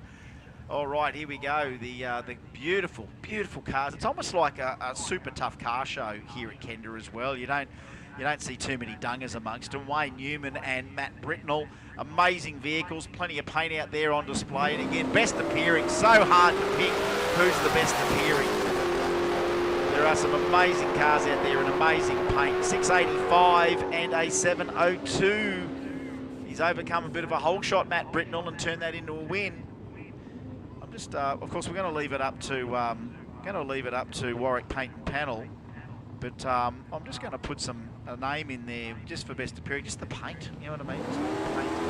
Lee Hill, Troy Hutton, clean greens, a little bit better there to the utility. We hit the stripe. He's still out in front. Lee Hill can't get him. 694. Yeah, over a 689. Another one of those whole shot wins with the faster ET being the loser. Quicker ET. Sorry, I'm saying faster. It's quick. All right, we understand what we're talking about. Next up. A bit rusty. Danny Mullane in the Cobra to take on Bill McKee in the big wagon. Yeah, Billy McKee, Danny Mullane. Can we see a Kingswood station wagon, Dustin AC Cobra? The only place you see any of these sort of things is on a drag strip when something unexpected chops something that you would expect to be fast. Well, when we're talking about these hole shots, I think Mullane needs a good 700s to a 10th on the tree on McKee to get the win. You probably wish you told him that before he went out there, Mark. But you'll find out the hard way. Oh no, he gets out a little bit better. Bill McKee though hit the line with a little bit more mumbo, and a 59 finds a 59. Bill McKee. Yeah, that's a good pass for the team. 6:59. That's the quickest run we've seen in Rumble B. He sent me a video, Hot Rod Williams here. He's got his I think it's the skid he got on there just before he did the chain. I'll save that, but we've got valuable battery here, Hot Rod. I'm using all of Mark's super capacity here. Philip Petrovic and Ian Dusha. Now, this will be an interesting matchup as well. Philip Petrovic enjoying his Kenda outing, so is Ian. Not too many cars sponsored by hairdressing company, Hairstyles by M. For the Love, 2 Loves here today. 22 beats a 707. That's the closest race we've had tonight as well. 67 thousandths is the closest margin of victory. A 722 beats a 707. And here we are. We're in Renegade. We're in Rumble B, and we're really belting it out here. Great runs both sides of the racetrack. Even this one, Shane Blinko, Chris Hankin, reaction time advantage going to the ute. Here comes that 8Z at the stripe, gets it back, a 33 beats a 42. 44 rather, 44 with a 2. So that's a good one indeed. So that's the end of Rumble B by the look of it. So we've asked for Outlaw Radial round 2 to the lanes. We've asked for Outlaw 275 to the lanes. We want 235 and you know what, OG 275. Let's round them up for round 2. Let's call it. Outlaw Radial, Outlaw 275, Outlaw 235 and OG 275 to the lanes, please, for round 2. Round 1 has gone. The stories have already started to be written about how we're going to end up at the end of Radial Redemption 2.0 tonight. But tell you what, some good performances already in all of those categories. And I tell you, I can't wait to see what's going to happen in the second round coming up real soon for all of our categories. The matchup will be Wade Wagstaff on a bye. So it's whether or not he either tries to get a number down there or whether he's just going to go and take that easy win. Or remember, he's up against Simon Graham. It's whether or not he wants to take, he's obviously going to take any opponent seriously, but I think they're here to try and run a couple of numbers down and see what they do. It'll be Jeff Campbell-Brown against Clint Hepburn in an all-twin turbo big block matchup, big car, little car. Simon Graham and Andrew Milford and Glenn Finnegan on the bye. That's the way Outlaw Radial looks for round number 2.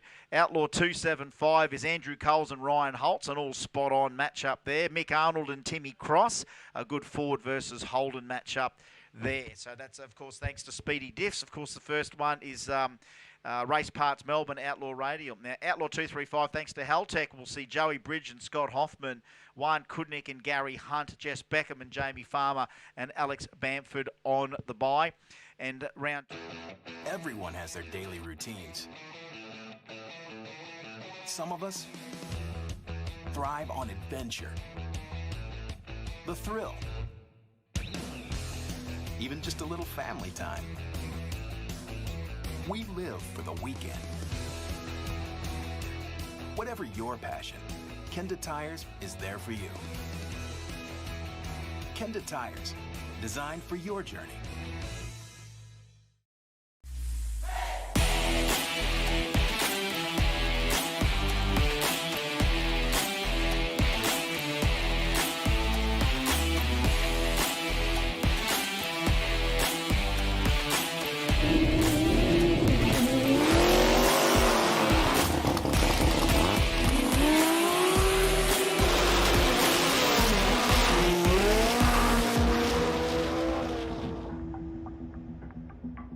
With more than 200 years of total workforce experience in lubricants, Hi-Tech Oils is Australia's largest independent oil manufacturer, developing and producing oils, lubricants and additives. Hi-Tech engines need Hi-Tech Oils.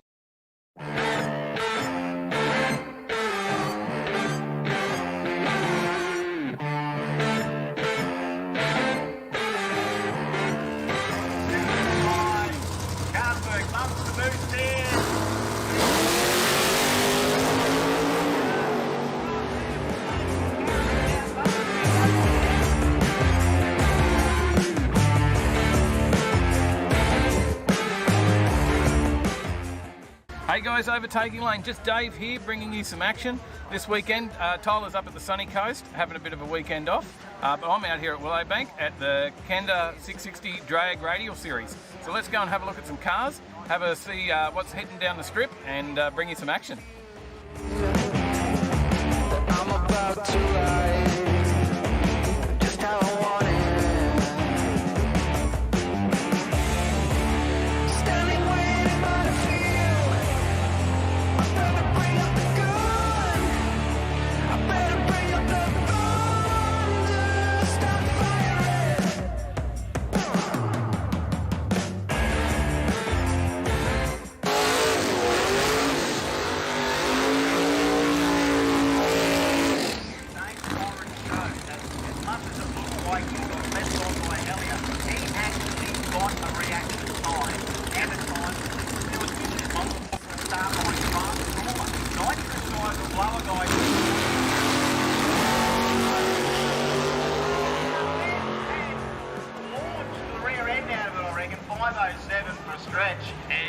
G'day Guy, welcome to Overtaking Lane. I spotted this Benz up there before.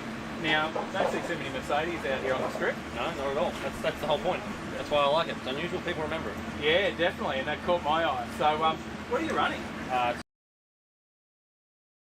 It's a 5 big block Chev with a 1471 on EFI with a Link ECU. Wow, and how hard was it to get it in there? It's had a few combos over the years. The big block was definitely more of a struggle than most. I had a blown small block in it for a lot of years, and I just stepped up to the big block about a year and a half ago.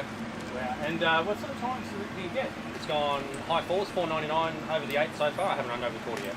Okay, that's certainly still quick, isn't it? So, yeah, it's getting there. And A little bit of a disappointment today. We didn't get action. We smashed the universal joint in the last qualifier. It's put an end to our day, unfortunately, but we'll get it patched up. We'll be back for the next round of Kenda in September, I believe.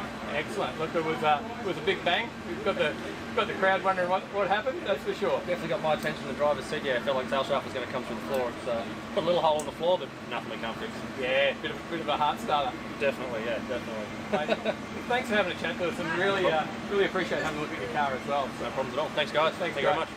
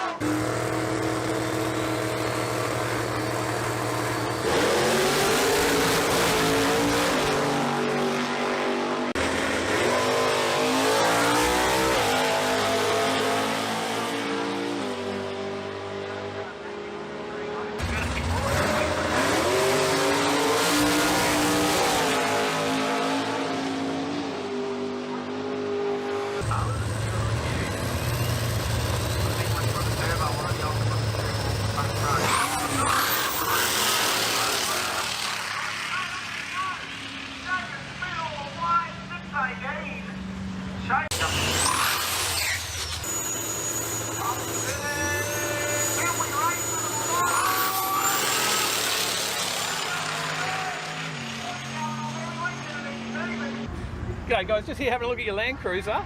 It's absolute crowd pleaser, this thing. Yeah. Wheels standing all over the place tonight. The crowd were going nuts. What's it running? Yeah, mate, she's still running the standard motor that comes out in them, so yeah, we've gone forged rods and what else we done? Firing, that's about it. Yeah, so, yeah, perimeter ring, so yeah, Robbie from Abbott Engines did the motor for it, so wow. Went from a standard cruiser motor to, it didn't really bend any rods on the last motor, and we never blew a head gasket at 80 psi, but so it's running 80 psi. What's the size of that turbo that's on there? That's an 88. 88, yeah, okay.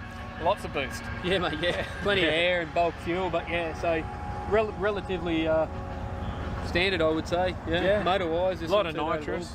Yeah. And so when you can get it down the track on four wheels, what sort of times can you get? It's gone a couple runs at 890s, so 890s, but it hasn't had a full hit, so we haven't had a good enough track like tonight to get it down. But tonight's 8th racing, so but the best 8 to have done is a 560. It's not bad, not bad for a cruiser. Yeah. So I think everyone's pretty shocked when it comes out there. Oh yeah, mate.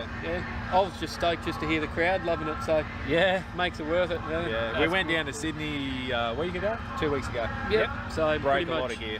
Yeah, right.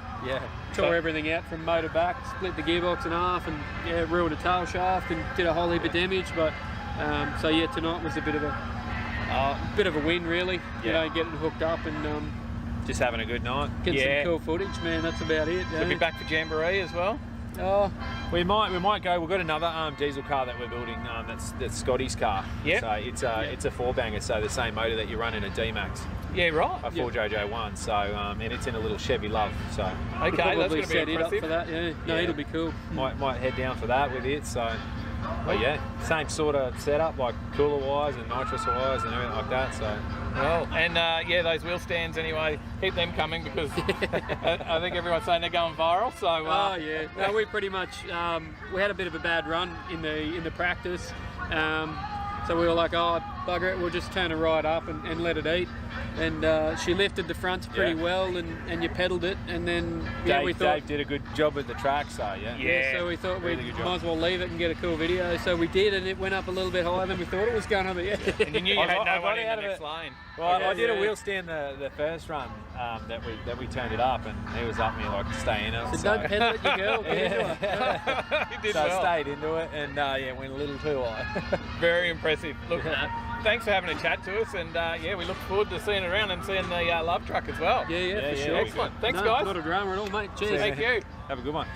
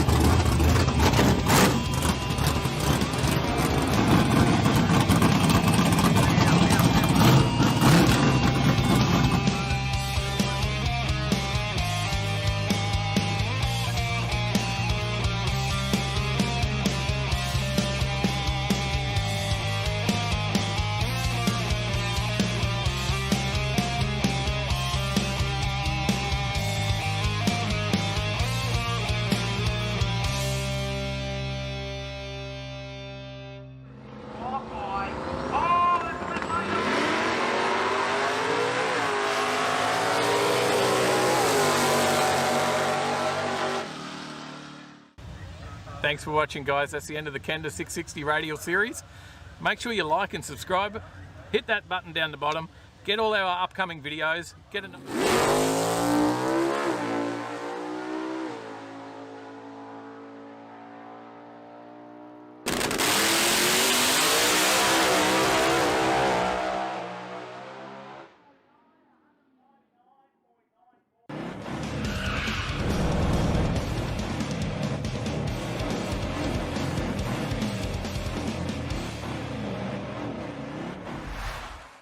What's up, Overtakers? It's that time again. Drag racing. How good's that? Radial racing, even. Kenda. Time for Kenda. I love Kenda. Great time of year. Well, a few times a year. Yeah. G'day, everyone.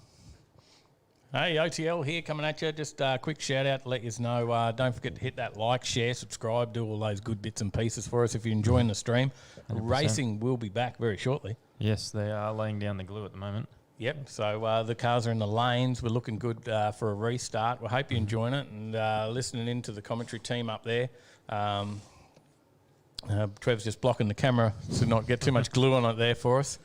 But we hope you're enjoying the commentary team up there as well, doing a great job up there. Diggles and Mark keeping us all informed and what the times are, where we're going and how everything is happening out there. But yes. Trackside Trev and Burnout Box Brad down there getting the footage. Certainly are. Hope you're enjoying those extra camera angles as well. Mm-hmm. So yeah, we do appreciate it if you give us a bit of a thumbs up. If you followed us across from Facebook links, you may not be able to comment or do thumbs up and stuff, right, Tyler? Yeah, you may need to press the dots up in the top right if you're on your phone still, and go open in YouTube. Yep. And then you can comment if you've got a YouTube account. Doesn't take much to make one. You can hit subscribe. You can join as a member. You can donate. You can do all whatever. sorts of things. You can hit the like button. Just give us a thumbs up. That'd be pretty cool. Let us know in the chat where you're tuning in from.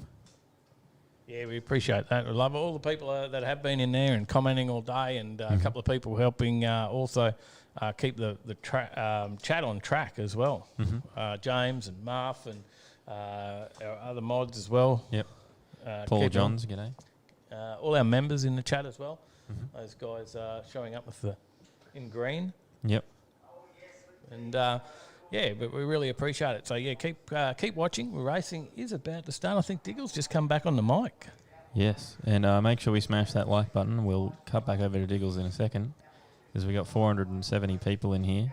We can smash that like button. I reckon we can get well over 350 likes. We're at 174 likes out of 472 viewing now. We're losing a few since we've been talking. Maybe we need to hand back to Diggles and Mark and let you enjoy the commentary live from out here at Willowbank Raceway. There's a good crowd out here too. It is good to see a lot of people out here watching the racing. And 100%. The live stream's great, but never anything better than actually seeing it out here on trackside, right? Definitely not. Getting the smells, the atmosphere, the whole lot all together. Yep, definitely. It's all part of it. It looks like there's a bit of a commotion down on the start line. Looks like they're saying, "Are we ready?" There's a lot of movement, and they're about to start. So let's get back to the racing, I reckon. 100%. Let's do it. Enjoy, guys.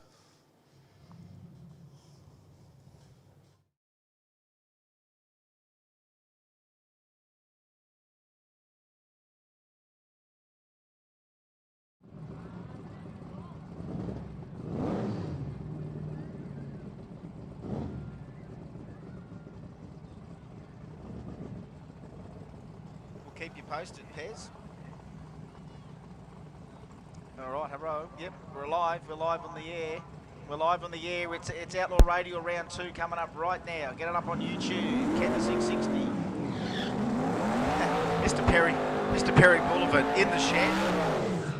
He's down in the COVID lockdown states. It's a little bit hard to even get internet down there unless it's double vaccinated. So.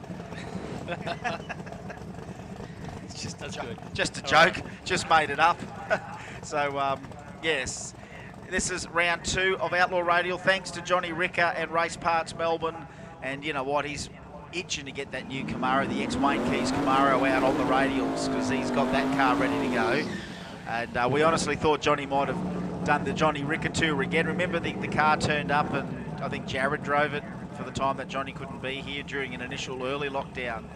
They did a shirt and everything, Johnny Ricker tour, and it showed all the Victorian crew and who was replacing them for the day. So Tomo was on there and Jared Wood was replacing Johnny Ricker, but the car got here. But an all Queensland crew, I think, did it during the day. But here we go.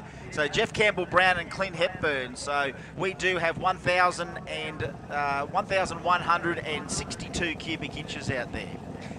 Enough turbocharger out there to blow Tasmania into the Antarctic. That's a lot of boot. That's a lot of huff out there right now.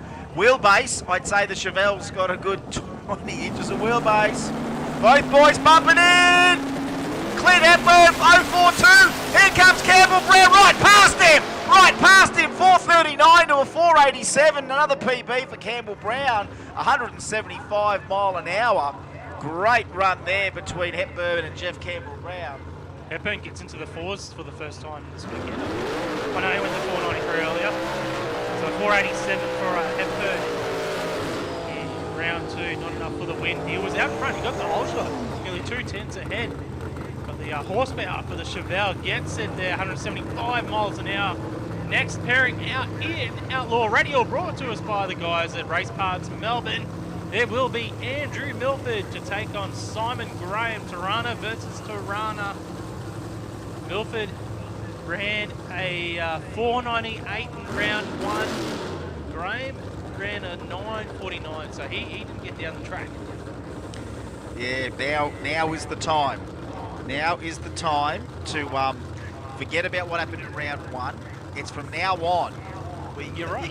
You can control your own destiny from now. Now that we've seen Campbell Brown go down and he's looking already like he could be up against Wade, but he's got to do that one more time. So what did he go round one? He went 37, then he's gone 39.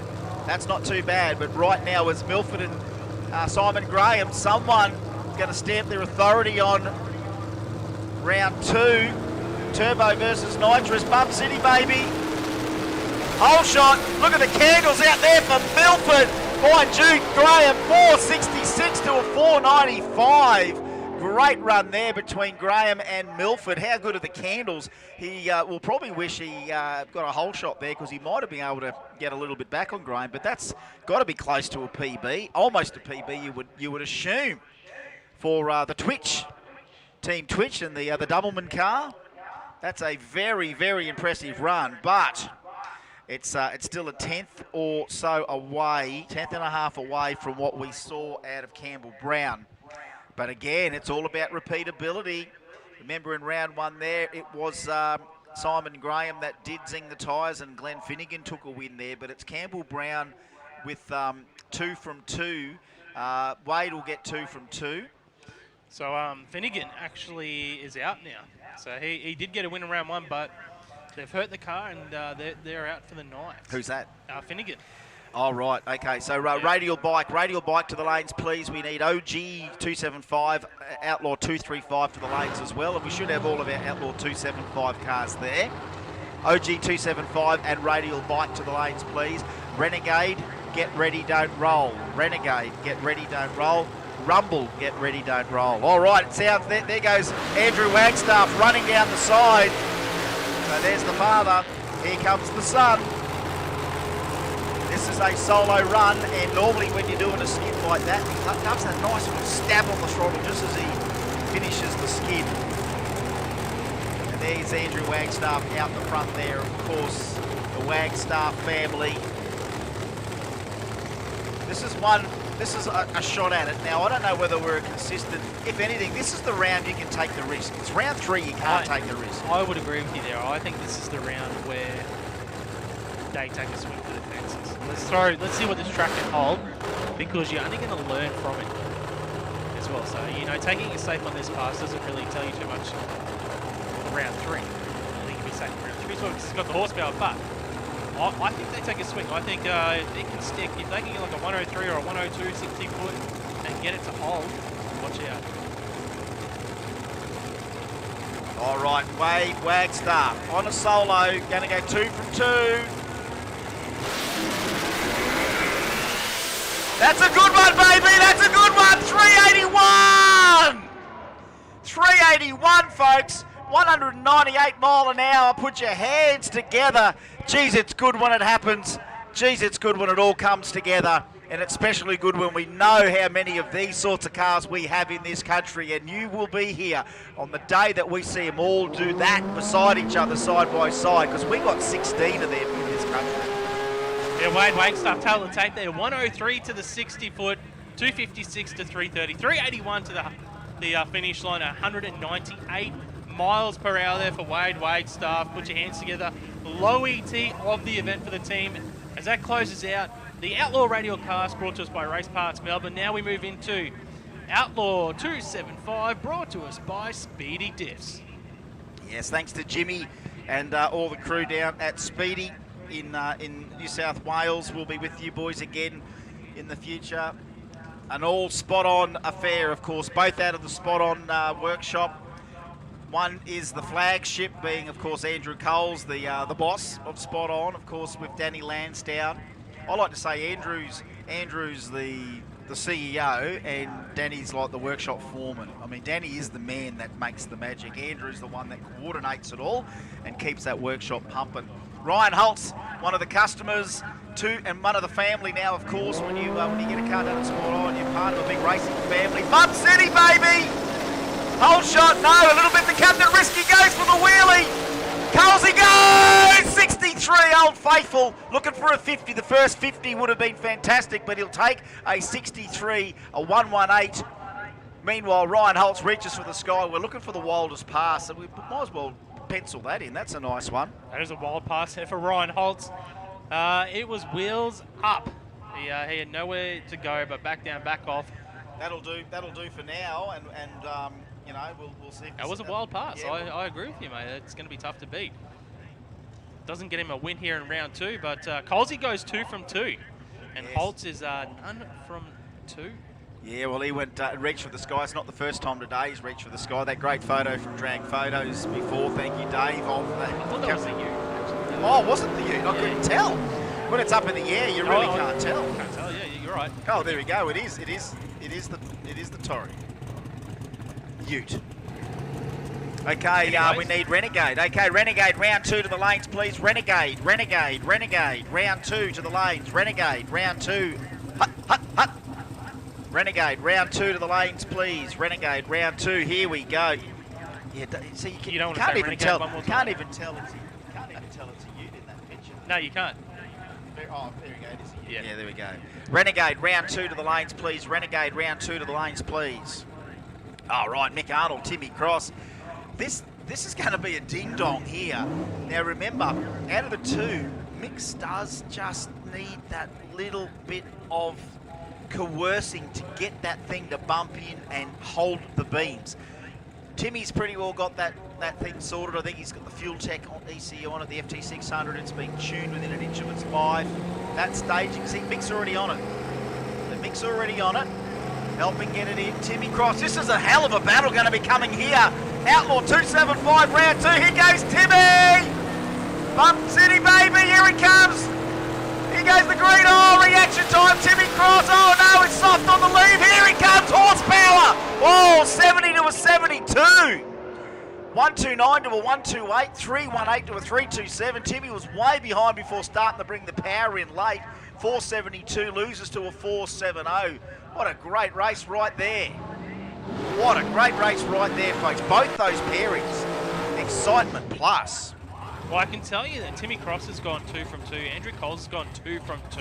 They will be against each other in round 3. Ooh.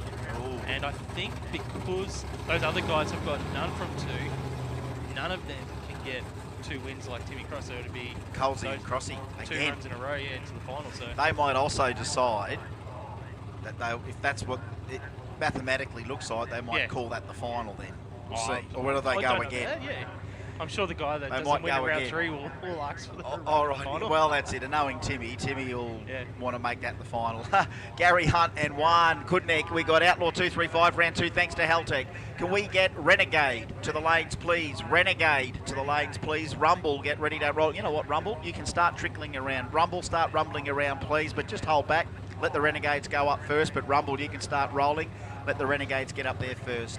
All right, Juan and Gary Hunt, both guys, no problems with getting these things into stage and letting them rip. NA versus Triple Charged. Holden versus Holden. Only 2/10 the difference between the two. 235. Reaction, nearly identical reaction time. NA versus Triple Charge. It's Kudnik, 19 to a 42. 19 to a 42. Geez, he really gave it to Gary Hunt. Heaps more 60 foot than Gary. A 10th slower at 330 foot was Gary, and geez, he gave it all he could.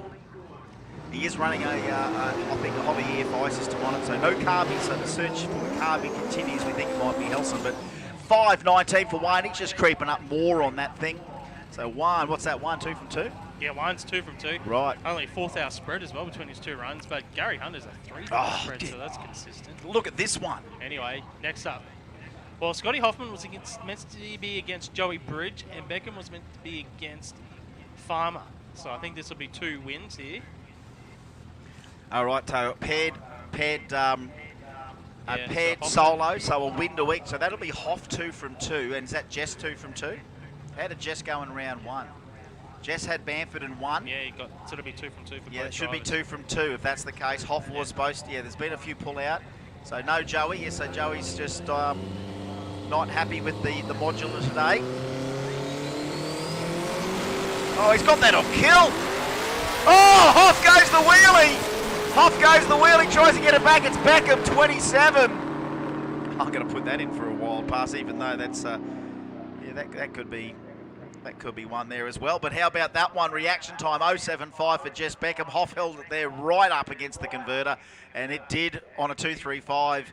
what we know we can do with any radial car. We can just put it on its bumper, that little thing. And unfortunately, well, again, it's still a win for him, isn't it? It's 2 from 2 for both. Yeah, 2 from 2, yeah. 2 from 2 and 1. So they're all, they're all 2 from 2. 3 drivers with 2 wins. All right, we'll write that on the side there. So Hoff and Juan are going to have to race each other. Jess on a solo. So Jess will go. And Gary Hunt against, well, I didn't see Bamford. We haven't seen Bamford yet. He hasn't been crossed off the list. So that's an updated list from our staff here at Willowbank Raceway letting us know who is out. And Bamford has not been crossed out, so I assume that Bamford will be still coming around. This is better than a Netflix series, isn't it? You just don't know what they're writing up next because we don't know ourselves about some late scratchings and some issues. So with no Joey and no Jamie. Actually, Bamford didn't run in that round. I've actually got him crossed out first round, so Bamford. Maybe no Bamford. So if that's the case, they probably put Jess and Gary together in round 3. I think that might put Jess and Gary together to make that a paired solo, but then that would give Jess 3 from 3 as well. God, they're going to have to be all on their game in round 3 then. Yeah, unless Bamford is still fixing the car. But anyways, that's what we've got here at Haltech Outlaw 235. That's crazy. Yep. I'm loving the potential of what that will happen in the next round for those guys because, yeah, it probably will be Jess and Gary on a paired solo passes, which means 3 from 3 for Jess. And then that one, Hoff, someone's going to go home with some memories. I can tell you what, that's a hell of a race. And we know that little Corolla can probably match him. Jess is going to have 3 solo passes. Yeah, well, 3 from 3. It's the Bradbury effect. It is the Bradbury effect. We've seen the Bradbury effect. All right, here we go. OG, baby. OG 275. We've had the Haltech Outlaw 235. It's now time for Outlaw Mufflers. OG 275. Jack Danaher and Matthew Aegis. Aegis 505. Danaher a 519 so far. But here they are in the second round. So Jack got a win in round 1. Aegis did not. Right, Aegis went down to Carlsberg. All right. Can he get a bit of revenge back? He's got performance. He's just got to get the thing off the line. Danaher on paper about a 10th and a half slower. Anyone's race here. OG 275, round number 2. Flicker, flicker, flicker. Oh, what comes off? The bonnet comes off. The bonnet comes off for Danaher. It's still the win of 514. That's got to have been the hood. 514 to a 531. Reaction time better there for Danaher. And yeah, Matthew Aegis trying to haul him down, but out and off came the hood.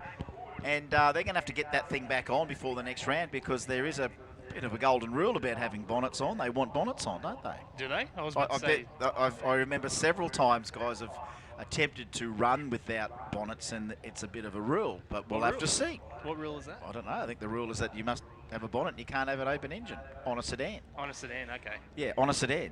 So I don't know. Okay, I can't exactly pull that out of the rule book. I don't have one on me. That's why I was just querying it. I just remember before, I remember bringing a, when we had the rerun of the, Queensland, New South Wales Wild Bunch up here, and we had a guy that, with a blown Cortina, that would run sometimes without the bonnet at different events, and he came up and didn't want to run the bonnet, and they said, you can't run until you put your bonnet on.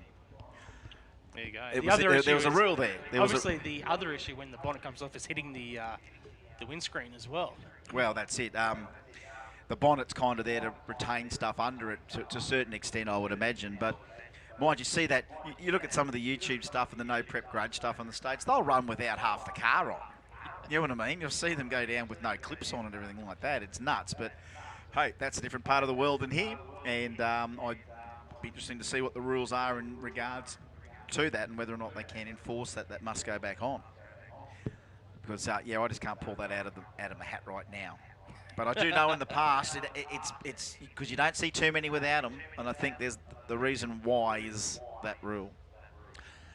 That's all right. My little radial car's going to have 2 modes. It's going to have race mode and cruise mode. The cruise mode is it doesn't have a bonnet, trans tunnel, doors, or rear sheet metal. That'll be the cruise mode, and then the race mode you're going to have all of that on.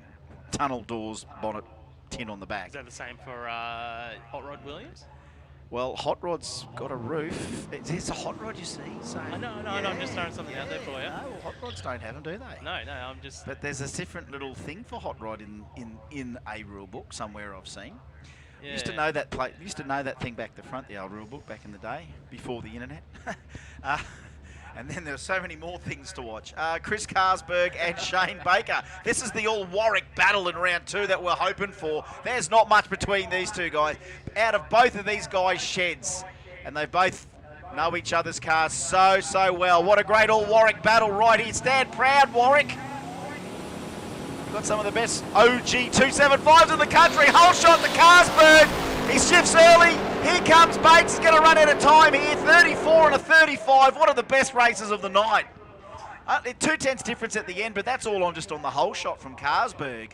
But how close is that race? That's another golden race there in 275. Yeah, it's a good run. Yeah, have a look at the tail of the tape.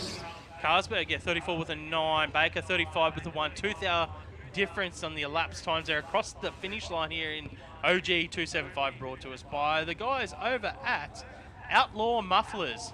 Don't forget Outlaw Mufflers for the category. Melbourne Access also giving us 500 for outstanding OG 275. Mitch B, Matthew Edwards. Oh, clean greens, a little bit better there for Mitch now. That's a bit better for Mitchell. That's better. 520, there it is. 520 to a 563. Mitchell Bean's back. Finally back. Did he get one round win in? Yeah, he did, so he's back. He's in the mix. He's lucky to get through round 1. 2 from 2 and a 20 in the second round where no one's, well, a 14 from Danaher. We've still got Paul Mary, Ben Vleck and Brett Armstrong and Tanya Thompson. Yeah, Jack has gone 2 from 2. Carlsberg has gone 2 from 2. Mitchell Bean is 2 from 2 in OG 275. Check out the guys at Outlaw Mufflers supporting the OG 275 bracket here this weekend for the Kenda. Radial Redemption, next pairing out here will be Ben Vlecken to take on Paul Mary. Vlecken will be in the wagon.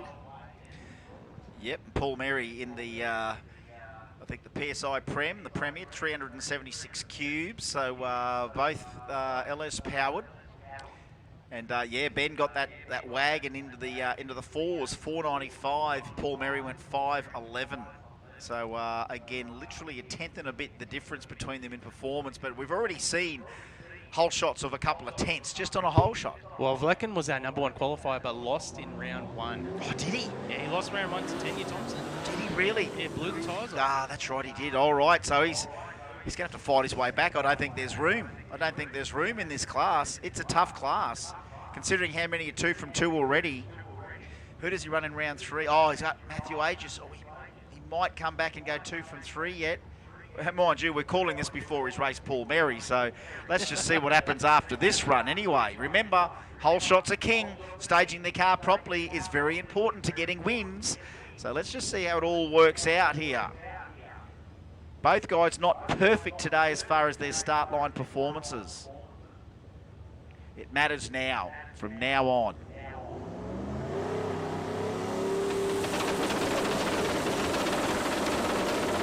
Oh, they both sit there a little bit. Ben Black and Slot, the whole shot. Geez, they're quick, these OG 275s. The wagon's got it. 93 to a 507. 493 to a 507. That was another great matchup in OG 275. And again, by virtue of that, both guys just playing it safe as far as leaving the line's concerned. But great pairing. Geez, they're quick, these cars. That was a really good race. They are all sharpening up very, very well indeed. So Vlecken now 1 from 2. Paul Mary 1 from 2 1 from 2 as well. So we've got some guys going to go into round 3 at 2 from 2 already. So it'll be interesting to see. Can Danaher get that bonnet back on? Is that even an issue yet? Did I make it more of an issue than it needed to be? Well, that's our job, mate. We've got to talk it well, up. I just wanted to air that there because I know there is a bit of there was a rule years ago about it, but it's just whether or not that's needs to be adhered to. Righto, is this guy supposed to be? No, he's going to go 2 from 2. Billy Shelton, because he's meant to be against Doug Day. Oh yeah, no Dougie. So that's Dougie out for 2 rounds there. Paul Mary, Ben Vlecken, what a great matchup, and here he is, Billy Shelton. It's hard to award Billy anything considering how awarded that car is already. You know what I mean? Oh, Billy. He might be able to rock backwards. No, we didn't have to throw the red yet, so... well, he's all right. He didn't go across the start line, did he, for the burnout? No, I don't think he did that, No, so he's just going to... okay, that's all right. That bumping, he's just got to get that in reverse and have another crack at it. He's just asking for advice, and remember, this is pretty much Billy's racing debut with this car, and we're throwing a red on him now. No time recorded. I'm still giving him the win anyway. Yeah, so. yeah, but he fronted. He did. He did try to stage it though. So again, if you really want to... No. Well, the rules in the IHRA side of things is always must be a winner. Always must be a winner. So in that case, if he started... Yes, but also, Your Honour, if... also you don't need to stage. You don't need to stage. Righto, gotcha. He attempted to. He had a good crack at it. You don't want that to happen in round 3, though. Now he will be up against Mitchell. That's not official, but I'm just going to say. No, but anyway. mate, you're right. And again, in the pub test or the common sense test, mate, it makes sense. You can't not take a win away from a bloke that couldn't physically stage it, or else it'd turn people off doing the sport, really, wouldn't it? And it's all about inclusive, not exclusive. So Billy Shelton did get a reaction time though. Look at that, -379. So that kind of shows me that at least something happened on that CompuLink, didn't it? It does say win the other lane, but it was a solo, so it can't be the other lane. It's got to be Billy Shelton. He better not do that in round 3. You're not going to get a win. The tree when it was going back and back. Yeah, they threw it anyway, and I'd say that you and I have got it down as that. I'm going to put it down as a win. Yeah, let's do that. We're not anything official. We're just literally commentators. We just want to see results. We do. We just want to see results. All right, so that's Billy Shelton at 2 from 2. Now this one, Tanya Thompson, Brett Armstrong. This is a good race, another one. Yeah, so Tanya's already got one. Yeah, and Brett's lost one, so he could really. This thing's run a 4 on the last run though. He did in qualifying. Tanya went 5:07 though. Yeah, so literally there's not much in it there. There's literally under a 10th in performance here. Tanya's got one bulb on. She's just got to make sure that thing bumps in properly. We know that can slip into the game sometimes. This is a bit of a pressure moment. The adrenaline's got to be up here. Round 2 of OG 275 brought to us by Outlaw Mufflers. Oh, there we go. Blows the tyres off at that time too. Gets it out the door, but that is Tanya, 5:12 and a win, 2 from 2. 2 from 2 with a 5:12. And yeah, Brett just not hooking it up. No, Too much grunt. Struggling a little bit here in racing. They did well in qualifying. And just missing the mark here in the first 2 rounds of racing. Just going after it. All right, so we need Renegade to the lanes, please. Renegade to the lane should be there. Renegade should be there. Rumble, you should be rolling. Rumble, you should be rolling. Make sure all the Renegades are up before the Rumbles go, but Rumble, you can roll. Rumble, please roll. I'm staying ahead of the curve. Rumble, please roll. Renegade, you should be there. Last call for Renegade. Last call for Renegade round 2. Rumble, you should be rolling. STS Speed Shop, Outlaw Radial Bike round 2. Chris Collin, Stephen Day on the Harley. Both bikes in pre-stage. Collin on the Hayabusa. Chris Collin, he got a win in round 1. And Day had a loss. Looks like it's going to be all Chris Collin here again.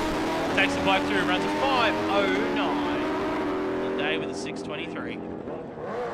Plenty of time slips out there for Stephen Day. He's having a cracker of an event himself, but you know, sometimes it just sows the seed. You never know what Stephen Day might come back with. He might go, I'm loving this Radial bike. I'll have another crack another day.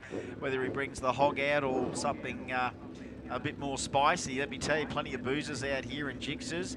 The next pairing up there right now is Jack Roberts and Phil Webster. Phil Webster's been 5:02. Jack Roberts 5:38. Well, Chris Collins got his hat in the ring for the most consistent award as well at the moment. 2:5:09 elapsed times on his bike. In round 1 and 2, Jack Roberts this time, Phil Webster. Webster ran a 5:53 in round 1, getting the win. Roberts went a 5:43, getting a win. Both bikes, Hayabusas. Webster, the black Hayabusa. Roberts, the white Hayabusa. Oh, got the whole shot big time. And tell you what, it's runs like that, but oh, look, it's too much horsepower involved. 5:05. 6th out across the finish line. Oh, wow. Here we go. I'm talking it up, going, no, he's got him, he's got him, he's got him. No, he ain't. Run out of space by 65 thousandths of a second. And again, you talk about how many millimetres that is before the stripe. That's not much. The track's another 5 metres long. Webster gets the win. Wow, how about that? 146 mile an hour closing speed. Can't crack it for the win. Great run. That whole shot really does help. We're still at 0.23 for Willowbank, and I don't think I've seen anything sharper than that yet. I've been watching that, mate. Yeah. Matt Wilson, Carl Pacey. Last of our bikes for now, thanks to STS. And on paper, Carl Pacey, yeah, it's just outclassed today by sheer performance. But it's so good that they've come in to help make up the field and having a crack. 20 laps now. 5.33, good one there for Matt Wilson. 6.83 there for Carl Pacey. So our STS Radial bike's done for the second round, and we'll be crunching the numbers as to how they all go for round 3. But right now, we've got no time to run that through because it is Renegade round 2. Are we ready to ramp up the intensity? Because Simon O'Carroll Swimming Pools, I was just talking to Simon down there before, Renegade. This is crazy matchups here. We thought we had the 3,000 feeler gauge out. We might have to crank out the 2 or the 1,000 feeler gauge from now on, because it is going to be that tight. Russell, Eckert and Jason Singh. These are 550 cars. This is a 550 Renegade Index, and these are in Renegade A. Okay, so Russell Eckert got a win in round 1. He went 5.50. Jason Singh got a win in round 1. He went 5.51. It's only 100th of a second separating these two in round 1. Both drivers getting a win. I know Jason Singh is pretty sharp on the tree in that Toronto for KPM Performance. The Kingswood of Eckert was the quickest car in Radio Renegade in round 1. Of course, Radio Renegade brought to us by Simon O'Carroll Swimming Pools. Sang in the Toronto in pre-stage, waiting on Eckert. He's moving forward in the Kingswood, 598 cubes on board. Whole shot goes to Eckert by 16 thousandths of a second. He's over towards the centre line here. The win line will go to. There we go. It's a double breakout. Eckert with a 5.48 gets the win because Sang went 5.47. How good's that? That's how tight. I know when we get them to the pointy end, someone's got to go over the edge, and they both went over the edge. That's how tight this racing is. We're going to see a few more of those happen, I think, either this round or next round. Wow, 48 beats a 47 on the 50 index, 44 to a 60. Great run. And you know what? Over the quarter mile, you kind of can't really work out who wins. At least in the 660, you get to see who wins and how close it is. Instant gratification. All right, Archie Kieski and Dale Gridley. What is it about utilities that we love so much? Yeah, Gridley lost in round 1. Kajeski also lost in round 1.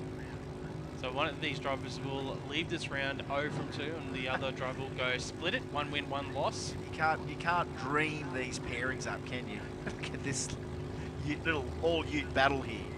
The little Mazda 1000. Come on, Arch, bring it in.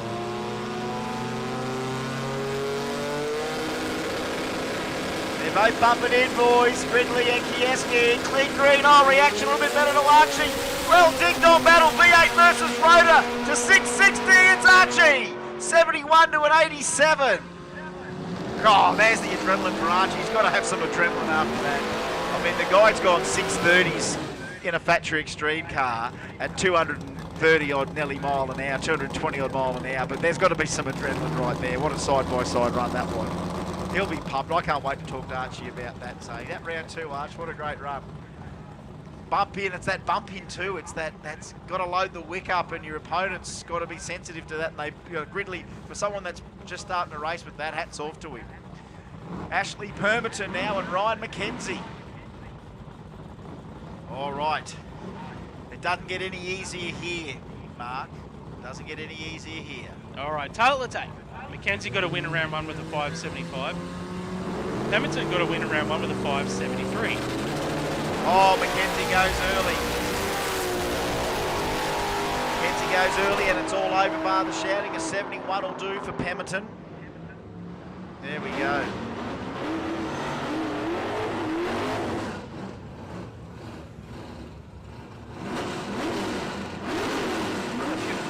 Just a few little names down there. You know, I mean, I like we it. might split them up yet, but we're seeing some impressive stuff, and I'm thinking of new blood, new people. Troy Marshall, Lucas Jackson. All right, Troy's got to bumps it in, baby. Oh no, he gets the win. Gets the win by default. The sick of the tyre, the red light. Troy Marshall's going to get one. 71 like he ran earlier today. 71 again. Troy Marshall gets the win. And yeah, Lucas Jackson, it just went 8. Sort of tramped the tyres, and that was all over Red Rover. And Troy goes 079 on the tree, bumps that thing in and goes another 71. So a couple of 571s today for him. So there we are. Renegade really sharpening it up thanks to Simon O'Carroll Swimming Pools. So a couple of little names start to pop up in the middle of outstanding Renegade in round 2, and we'll work on that. There might be a couple of little splits coming tonight. There might be some splits. It's going to be hard to split it, but I'll talk to Scott and Justin whether we can split it. You know what I mean? Like, if our sponsors have paid in cash, we can probably split it. If it's a check, it's hard to split it. But again, we've only got the one check, so it's hard to split the check. You know what I mean? Yeah, you don't want to cut the check in half. We don't want to have to get another one made either. Sometimes we do get copies made, so yeah, we're going to have to toss a coin. I think we've done it before. I think we've tossed coins before here, because you just can't split these guys sometimes. You just want to go with one. It's like, well, so many other deserve it, so you got to flip it. You can't just sort of go with it. So we're starting to see some impressive.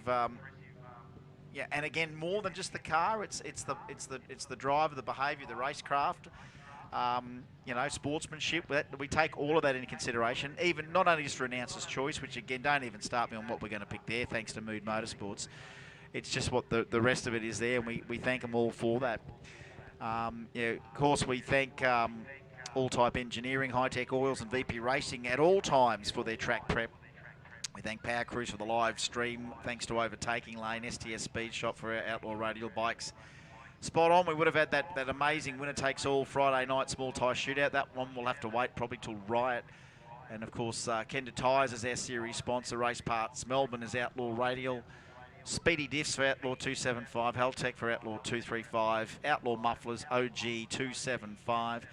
Simon O'Carroll Swimming Pools for both Renegade A and B, and the All Over Group for Rumble A and B.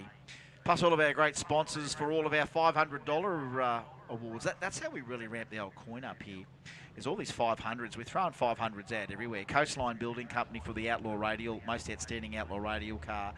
Tuned by Dale and Castle Hill, the Outlaw 275 car. Advanced Drive Group, the outstanding Outlaw 235 car. 6 Boosts for the Hard Luck Award. We've got a couple of ideas for that. Warwick Paint and Panel Best Appearing. We've got, again, don't ask us to pick it, but we'll help. Mood Motorsports Announcer's Choice. I've narrowed that down to 102 cars. Finance Next for the outstanding Renegade. Bolt King for the outstanding Rumble. Best Engineered, thanks to Race Bolts. Melbourne Access, Harley and the guys for outstanding OG. RC Metal Craft, best reaction time, performance, wholesale, most consistent. 500 store credit. Walder's Pass, thanks to 60-foot Nick. Got half an idea. STS Speed Shop for the boosted and Aspo Outlaw bikes. Ray JE Fuel Systems, quick as Aspo Carby car. And EFI Parts Australia for that great after party. Thank you, Tomo. All right, Dale Duffy and Aris. Oh, here we go. Here we go. You want a race where we squeeze them into the 40s? This will be a race where we squeeze them into the 40s. Well, these guys actually weren't meant to be racing against each other. Is this a split? Is this a paired solo again? Yeah, Catolian was meant to take on Disco Dean, and Dale Duffy was meant to be against Gary Dare. Right, so well, we haven't seen any Gary Dare, haven't we, again? So, and Disco, I don't know. I'm going to get on to Disco and find out what's doing. So I'm going to give the win to both drivers on our commentary notes. Duffy, Catolian, could be a rematch at the bottom of these two drivers, but they're big on. 49 for Duffy here. 50 for 6 for Aris. If you want that little test pass before round 3, how about taking in a 5.506 into round 3 for Aris? And Duff there, the 49 with a 2. I don't know how you shave that off unless you just lift. You got a certain lift point where you've just got to go, oh, I'm off it. But yeah, so many 5.50s there for Dale. 5.50 with a no, 5.50 with a 3. Harris 550 with a 1, 550 with a 6. There he is, the big and the small of it. And both these guys within 400ths of the last performance. Helson went 81, Hilly went 85. So here's a great matchup in round number 2 in Renegade between Renegade B. Renegade B. Hilton Ballingarry up against Sean Helson. Lights that little Dado up. Gets strapped, gets a big hole shot strapped on him. The little Dado out there flying, but Helson's got enough hole shot. An 81 beats a 92. That's 2 81s in a row. You watch, Helson will come up with them time slips again tonight. You watch. He'll come up with those time slips again. And you know what? If it all works out on paper for him, if he turns out to be the most consistent, because he's done it close before. He's been so close before with that car. I remember him always bringing his time slips. And I'm sure before we even get down to presentations, he'll be in the tower with them. Well, he's still got another round of racing to go. Yeah, that's right. And if this... Okay, Rumble to the lanes, please. Rumble B to the lanes immediately, please. Rumble B, we need you there immediately, please. Rumble B. I'm just throwing a few hypotheticals out here, Mark. If indeed he is the guy that might get $500 worth of stall credit for most consistent thanks to Performance Wholesale, we think on early mail he might have the quickest Aspo Carby car here too. Possibly, yeah. Imagine being the most consistent and the quickest Aspo Carby car. Who says Carbys are obsolete and EFI is the way to go when you can see performances like that happen? Who knows? Let's just see what happens. But that's just maybe a potential little side bit. We've already got too much to watch, but just looked at that, and I do believe, yeah, Gary Hunt's on an EFI system now, but I think Sean Helson at 581 might be our quickest guy, Aspo, with a car. Yep. At the moment, on the consistency side of things, he's got a 4,000 spread on the first 2 passes, which is good. But one of the bike guys is on 2,000, and I know Hunt has got a 3,000 spread. Oh, right. There we go. So he's up there, though, like 4,000. It's all going to come down to the third pass for the most consistent, but I wouldn't be surprised if the most consistent ward is 4,000 or 6,000 spread for the 3 passes. And it always is. It's always less than 10,000. Yeah, and it's scary to think that that's how tight we're pushing them, but that's what they do. And remember, we're asking all of our competitors to bring us... That's what we do. We ask them to bring 3 time slips from racing, and sometimes we ask, don't we, if it's tight, bring us 1 in from qualifying. We don't normally consider that unless we have to bring in the 4th slip. You know what I mean? To go, well, that's so tight. Have you got one from qualifying? Oh, well, there you go, you know. And I don't mind that if we have to, you know what I mean? Because that kind of shows, well, dude, that thing was on a streak for more than 3 runs. If we can prove it with a qualifier one, that also helps. Derek Logan and Shane Pearce, here we go, Renegade B. So we need Rumble B to the lanes, please. Rumble B immediately. Where are we? Come on, boys, Rumble B. We just need you guys to concentrate for another hour or so, and we'll have all the 3 rounds done, and we'll be smashing finals out. So we're going pretty well. Derek Logan, Shane Pearce. A little bit more of a performance advantage now to Logan. He's found his mojo, but then again, that's 555 cubes for Shane Pearce as well. 574 beats a 617. So Logan's found where he didn't have. He was no man's land this afternoon, and now it's coming around, and it does happen. 617 there for Shane Pearce. The reaction time was a little bit better for him. It was Logan with a bit more performance. Another guy that loves that nice blip coming out of the burnout. That's Scotney. And, of course, Ross Costello. So these guys, Costello was actually meant to race against Bradley Lynch, and Scotney was obviously scheduled to race Robbie Butler. So another couple of wins here. All right, so these guys are racking up a win each. Mind you, there's Costello now. Just a bit of a struggle on the start line there. We've got a bit of... we've got more action there on the start line than we've seen in a while. There's quite a bit of attention being paid to the front of the Holden.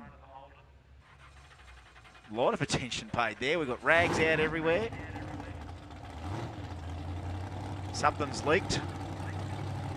It is a mechanically injected. The bonnet's off. Okay, well that basically means, well, what do you do when you don't stage? Do you still give it to him? If it's paired solos. They're paired solos. So you give him one.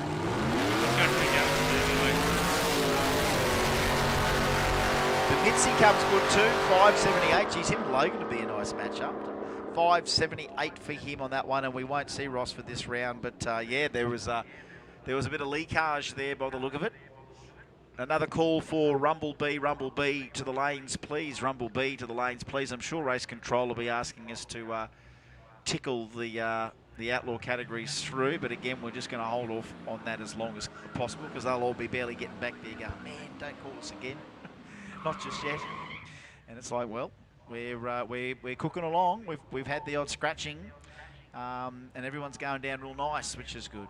Tell you what, it's a bit still right now out there, Mark. Have a look at the eeriness through the Willowbank quarter mile here. Have a look at this little level of eerie smoke. All right, Luke Cullen, who was he supposed to run there, Mark? Joseph Brittle. Right. So we got a lot of solo passes that round. Had a few fall out here. Oh, just says I'm going to have a say or something like that. It's got the Blar on board, 690. Just heard a little bit of it then. 690 at 111 mile an hour.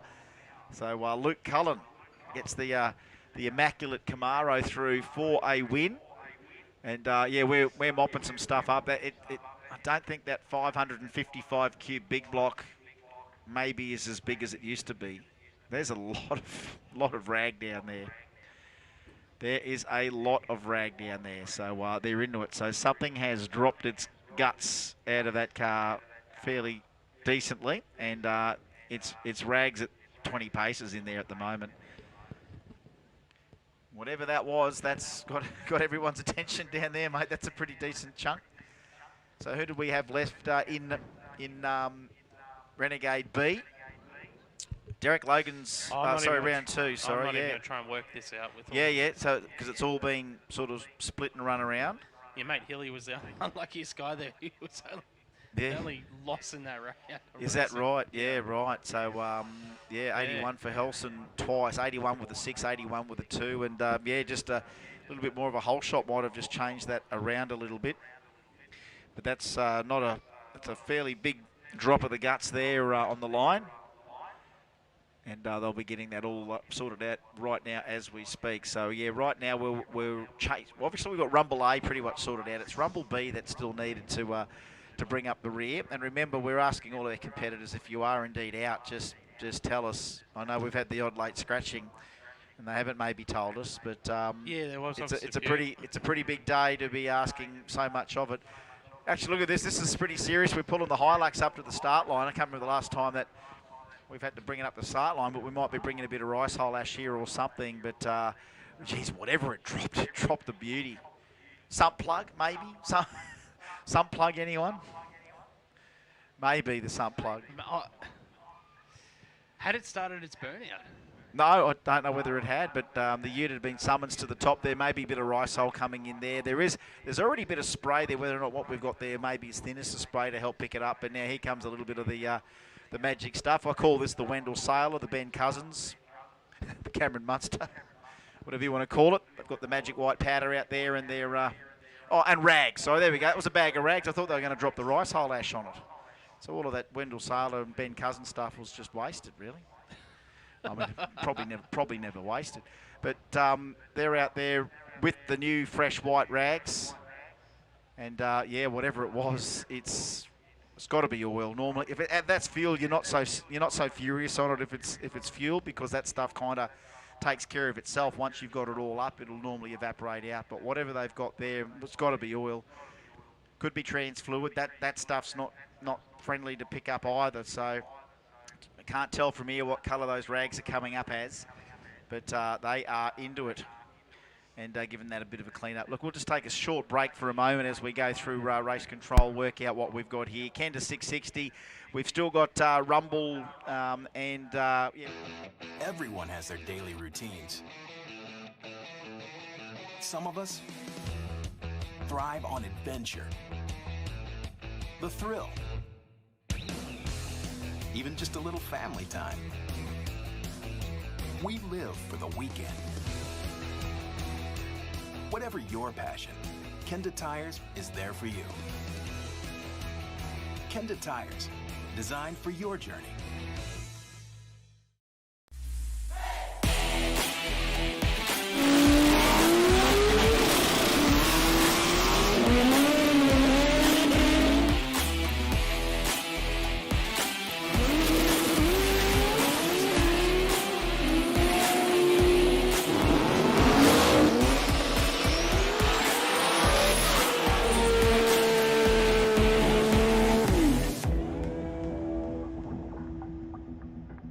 With more than 200 years of total workforce experience in lubricants, Hi-Tech Oils is Australia's largest independent oil manufacturer, developing and producing oils, lubricants and additives. Hi-Tech engines need Hi-Tech Oils.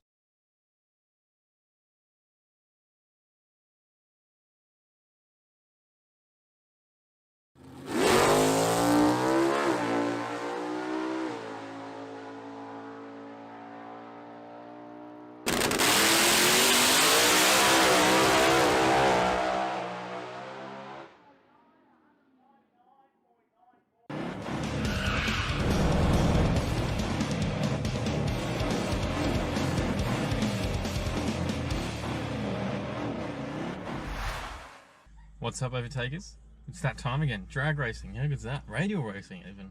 Kenda. Time for Kenda. I love Kenda. Great time of year. Well, a few times a year. Yeah. But we love getting out to the Kenda events. The guys out there are amazing. The whole drag racing family are always very welcoming. And we just love it. Yeah. So we've got Radial Redemption. Yeah, well, I reckon we just jump straight into it, mate. Let's get into some action. Yeah, let's go.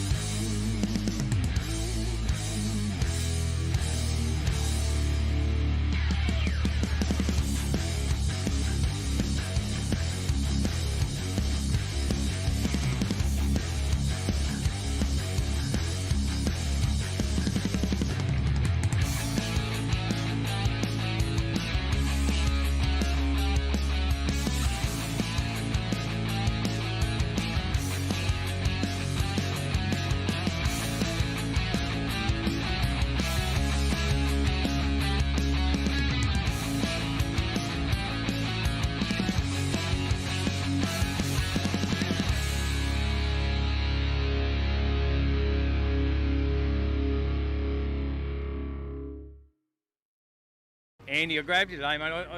You can't not come out here and see all the Spot On Performance shirts and Spot On Performance cars. Mate, there's obviously you guys have got a good coverage out here of cars.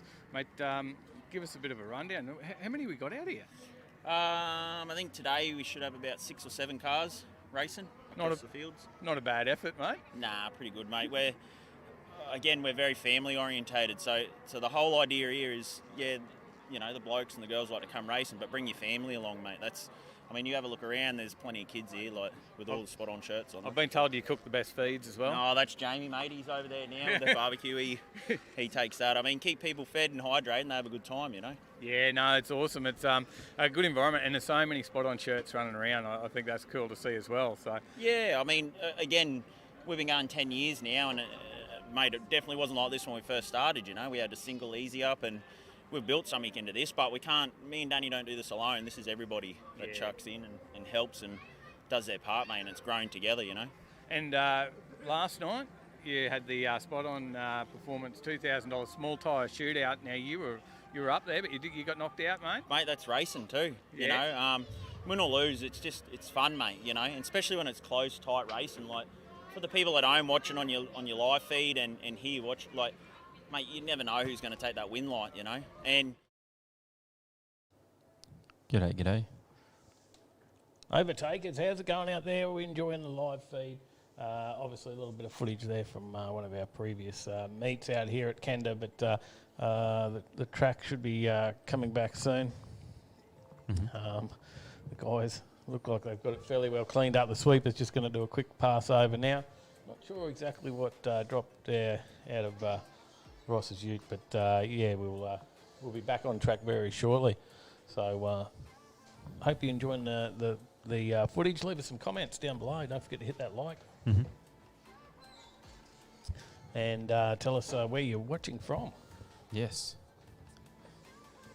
No good names left. I like that. I worked at a drag strip for 5 years. The size of the puddle versus the length of the cleanup tells me it's oil, not fuel. Could be.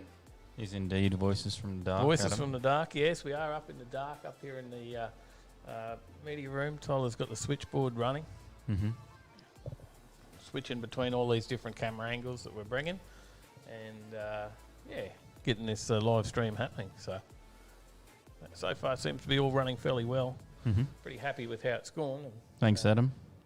Thanks to the guys for getting us out here for Kenda. Yep. The guys from Kenda themselves have always been big supporters of Overtaking Lane, and always keen to have us out here. I think they sort of kicked us off on this live streaming journey a few years back, Tyler. They did. When they said, reckon you guys could do it live? And I said, I'm sure we could just like set up I think the original plan was just to put a GoPro or something on top of the starters box there. It was. And then we ended up getting a gimbal for the phone. We started the stream. Did the phone. Yeah, we did the phone and continued to step it up, and we've replaced the phone with Trackside Trev and Burnout Box Brad. Yep. With a couple of wireless transmitted cameras. You can't forget Timeboard Tom. Oh, Timeboard Tom as well. We've got them all happening. We've got to pay these guys sometime at the end of the night. That'll make it hard. Timeboard Tom's been doing well, standing there so diligently pointing at the same spot the entire night. Yeah, it's been a tough gig for him down there, but, making it happen. But, John Lee, g'day. Just got home. Just got home from Kenda in time to watch it. Perfect time on the oil down. Yes. EH, yes, Shane. You know all about those. Thanks, boys, from Melbourne. Jeff, mate, we got quite a few viewers down there in Melbourne, which is certainly great. Do. Obviously, there would be a fair few races, I think, from Melbourne. Obviously, if they were able to be here and Sydney. 100%. There's usually a much bigger field for a Kenda event than what we do have here tonight, but they've certainly done quite well. They have done well, but obviously a lot of just the Queensland teams racing. So, but it's still some really solid racing, some very very fast cars. Yes, 100%. A lot of people in the chat watching the Hoff as well. Keen to see that. You sort of get a bit of a sneak peek before you see some of his footage later on next Friday when he brings out his next video, I guess, on Nugget Garage. Yes. You'll get all the in-car footage. Yes, the in-car footage of that last pass will look pretty good. Yes, launched it there. So he was having some boost issues there earlier, but he's fixed that. Got the boost back. He's had 2 buy runs. So the car in the other lane also was on buy runs. Yes. So, they both ended up beside each other both times for their buy runs. David Osborne, OJ from America. G'day. G'day, mate. G'day, all the way from the States. Another one. Yeah, we've got a few people. Must be that time of the day you guys are getting up out of bed. I think MGB Chuck went to bed earlier and is back now. Back, yeah, yep, that time. Kate McSwan, great live feed, guys, from Grafton. G'day. Excellent. Thank you. Thanks for being here. Too Easy Racing. Awesome camera angles. Thank you. Yeah, we've certainly stepped it up from the days of a mobile phone. And a Samsung S10 with a lot of battery packs. Yes. And an incredibly heavy gimbal at one point it got to. It did, yeah, with about we had about 4 battery packs strapped to it. Yeah. Microphones. You had like a tripod that you used to wrap around your arm. Yeah. And I think I stood out there one of the meets for 16 hours, was it? Yes, something like we that. did a whole 16-hour day of live streaming with that thing. So Trent Crompton says, "Is this YouTube or TV? Great work, guys, from the Goldie." Thanks, mate. Thank Thank you. you. And that's what we're really trying to do, is put on a quality free live stream. So, so that's something that we've worked towards. So, and we've got to thank everybody that is part of Overtaking Lane as our viewers. We've got 400 odd videos out there on the channel. Yep. And all the people that have viewed over that time have either contributed in ways of buying some merch from us, or donating, or even just watching some ads occasionally to give some ad revenue towards it, and all that. That money is what's funded these extra cameras and all the bits and pieces and video switches, and yes, we've continually used the money from all the people watching to upgrade it every time. So Psyop Gypsy, g'day. Barn, how you going? Good deal. I'm in time for the cleanup. Yeah. So Matthew Hughes has stumbled across the live stream looking for the Hoffs results. Thanks for the awesome coverage, lads. Excellent. No, it's good. Make sure you share it out and get your friends involved and get them on there. Hit that thumbs up if you've got a chance now while we're waiting for this. As they put a bit of heat. Look, there's a bit of work going into it. So, look, I reckon it's... I'm just trying to have a look down there now to see what they're looking at there. But no worries, Barn. Thanks for tuning in. Barn, g'day, mate. We've got another big one coming up at the end of October. Yeah, we've got Jamboree. The Jamboree Sports Compact. That's a massive event as well, Tyler, isn't it? Yes, it is. Although, again, we're going to be hampered by border lockdowns and things like that. So, fingers crossed. There's a snap. Fingers crossed. There's a snap opening. Yeah, we need one of those. We haven't seen a snap opening, but we're fingers crossed on that. It's we'll continue on and hopefully still be able to bring some drag racing throughout. But tractor's out now. So it means we're getting a little bit closer. They'll probably do a couple of quick passes with the tractor, but there's probably going to be another spray of glue. Yes, I would say so. Yeah, so we are probably another 10 minutes away from a good 10 minutes, I think, away from racing. Yeah. James, you are correct. Opportunity for a toilet break. 448 watching with over 200 likes. Not too bad. We could do better. We definitely could do better. Let's have a like competition while we're waiting. Yes. How many of you can hit the like button right now? If you've already hit it, though, but you don't, it doesn't count the second time. 2 and 1. Hit like now if you haven't hit it already. Good to see our... we did have 2 dislikes earlier. There was 2 people who didn't like Radial Racing for some reason. But now we're down to 1, so maybe there was someone hit it by accident. Yes, maybe. We've gone and fixed it up. Mad Cow Mark says oil down... 221. Mad Cow Mark says oil down gave me time to eat and feed the dogs. Worked out well. Perfect timing. Dingus says solid stream, no less. Thank you. Pistol, g'day, mate. Good to see Pete. Pistol, g'day. Jeff Simmons, I'm on YouTube. Where's the bloody like button? Just below the video. If you're on your phone. Yeah. You must be. You've found. You might have to drop the live chat window. Yes, you'll have to drop the chat window if you're on your phone. Yeah, that's why. But if you're on your computer, it should be just below the video. Yeah. It's always good. We'll continue to bring these live feeds as often as we can of any of the events that we can get to, and they're happy to have us out to do these live feeds. So we'll certainly keep bringing it. So make sure that you do, work out your setup at home so that you can, set your Chromecast or whatever you need to get it up on the big screen. Yes. And really 100%. kick back and enjoy it to its full potential. Or if you can get out to the track, be sure to support the track as well. Rat Fink, g'day, how you going? One viewer from Florida. Good on you, Rat. Good to see you, Ron. Michael Shannon says have to close the chat. That's the one. Yeah, just got to close the chat to get that like button. We're up to 237. Great work, guys and girls. 447 watching. Few people sticking around. Waiting for the action to restart. I can hear an engine starting. Yes, so can I. That'll mean Diggles will be back on the mic very soon. I think we have Radial Rumble coming up. Radial Rumble? I believe. Well, who's the sponsor of Radial Rumble, Tyler? All Over Group. All Over Group, sponsor of Radial Rumble. And You nearly caught me out there. I was the big Val wagon. lucky I was all over that one. The big Valiant wagon coming out here in the left lane. Against the Monster Chef. Two big cars here. Mm. Isn't it? So here we go. Here we go. We're back to racing. I'm sure Diggles won't be too far away. He's probably ducked out to try and get a bit of food in as an opportunity while that was down. But here he is, so we might just hand back to the commentary team. The most amazing incident that happened nowhere near the start line, but dropped his guts. Outlaw Radial to the lanes, please. Outlaw Radial to the lanes. Outlaw 275 to the lanes and Outlaw 235 to the lanes. I'm going to say OG 275 like I always have as well. OG 275 to the lanes. So what are they going to do to you, mate? You're not going to say anything? Well, we can't get in trouble again. Outlaw 235, Outlaw 275, Outlaw Radial and OG 275 to the lanes, please. Here we are, Nick Ebden and Michael Harper.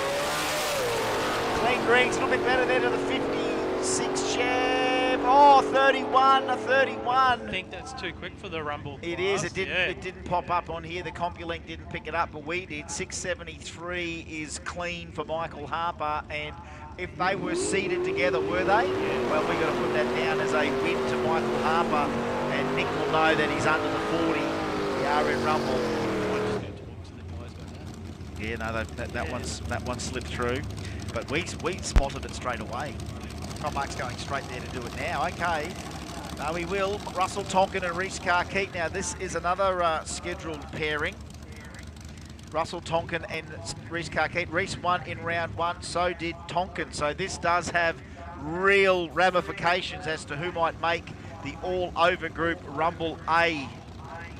Pointy end of tonight. Clean greens. No, he rolls through. Carkeet rolls through. And the win there, so a red light there for Carkeet, and Tonkin will go a 46. 6:46 with an 8, and a red light for Carkeet. And what was the answer there, Marky? Caught as well. They caught that as well. Hope so. Yeah, hope so. We maybe didn't get out of the commentary box because we've got a few cables running across the door that might hold us in. All right, here he is, Damien Morris, Shane Locke. Oh, this will be a pointy one. Pointy time, clean greens. Oh, reaction time, a little bit better to Damien. Side by side, neck and neck, bumper to bumper, paint to paint. Rubbins racing 43 to a 46. Oh, that's the race we like. 72 thousandths the split at the end. 72 thousandths of a split at the end, and the win there to Damien Morris. All right, I don't think it's going to get any easier from here. John Oliver and Paul Allen. Oh, very similar in performances here as well. Clean greens, John Oliver 099.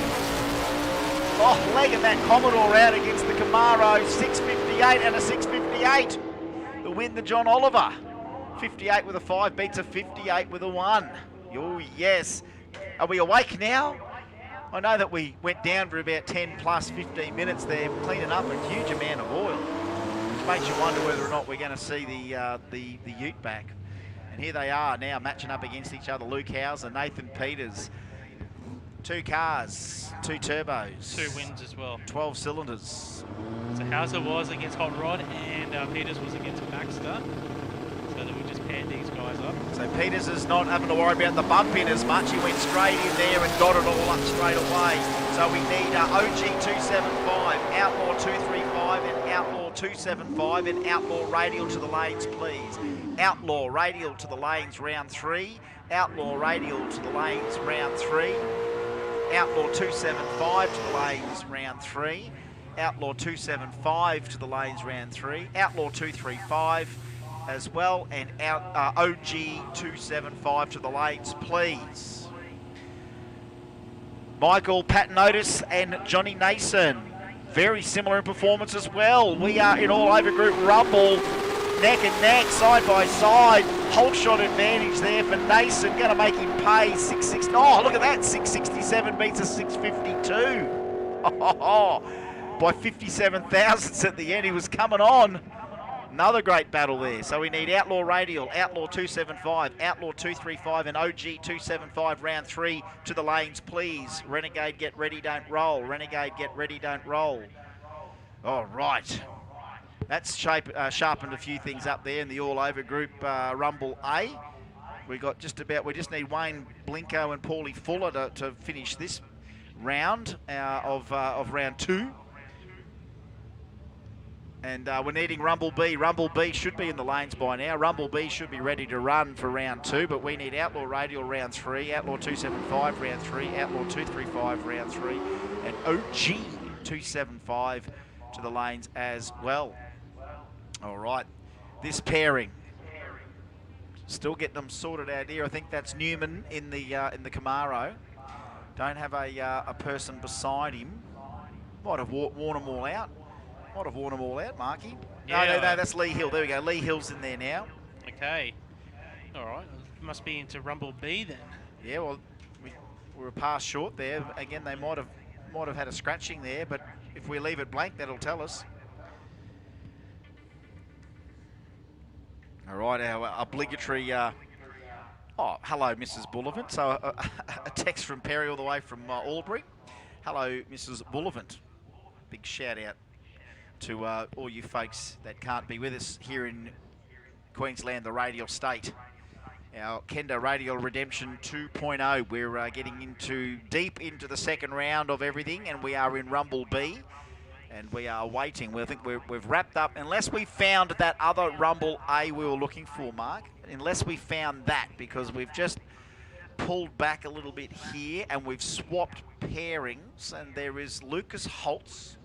So find Lucas Holtz. And I think this is Britnell as well. Yeah, well, they're meant to be racing. So that is Rumble B as well. Yeah, right. So that's Matt Britnell. Okay. Tell you what, that paint, it's incredible paint. Beautifully presented, and the XY Ford running in Rumble. Lucas Holtz 690, so not much difference here between these two guys. Lucas Holtz getting himself a taste of the heads-up action, running in all-over group Rumble B. Oh, just scraps the whole shot. Lucas Holtz has faced a lot of Christmas trees in his career, 687 to a 683. And even the quicker ET, not going to bother him. Lucas Holtz gets the win. Yeah, Lucas goes 2 from 2 with that pass as well. So he's on maximum points at the moment. Next pairing up, Michael Lewis in the Holden wagon to take on Philip Petrovic in the XB Falcon.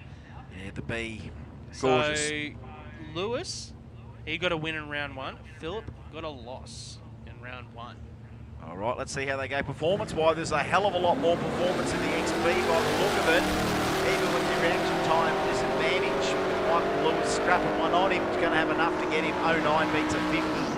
Yeah, Petrovic gets the win. 09 beats a 50. And here's the other wagon now. And he's up against the utility. So this will be McKee. And up against the ute of Troy Hutton. 6:59. Chasing a 94 in previous performances. Look for the wagon hooking up off the line. Both guys getting a win in round 1. Oh, this is important. Oh, broken. I reckon she's broken it. The alien's fallen down in the back as well. So there's a few passengers, a bit of collateral damage inside Bill McKee's car. But something's gone crunch, and a 694 is going to be the win for Troy Hutton. But McKee has fractured something under there, big time, I would say. I think so as well. I saw one of the, because he's got aliens and skeletons hanging in the back passenger area, and yeah, I think we saw the alien hit the ground. So he's smashed not only something in the car, but he's popped an alien as well.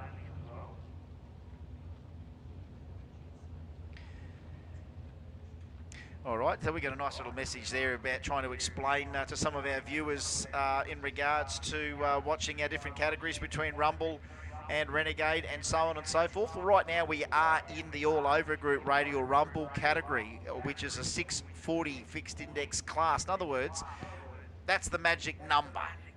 We can't go quicker. We'll put you in, you know, one of the other outlaw classes or an OG class or whatever. But it is a class that's open pretty much to any type of car down to a 640 performance. So it's pretty much our entry-level category. We see a lot of street cars in here. And of course, what we do, if we've got 30 cars like we have, and we're all trying to aim for the 640, you'll find some guys are going 720s on that 640. And when you see all the other guys qualify before them, we are splitting the field after qualifying. So we will take maybe the quickest 16. The quickest 16 and then the quickest 16. remaining. We look for an ET, and it varies every time. We might find the bunches really tight. We might find 20 between 640 and 660. Or we might find that 16 between 640 and 660, and then the next jump from there might be a 671 or a 683, and then we split that in the second field, and then again we seed the pairings to be very close to each other. It's a deliberate formula to make sure that we put as many tight races based on qualifying performances together over 3 rounds. So to explain to the people watching at home, Rumble is pretty much our entry-level category with a 640 aimed index. We do see plenty of quick cars between 640 and 660 race each other heads up.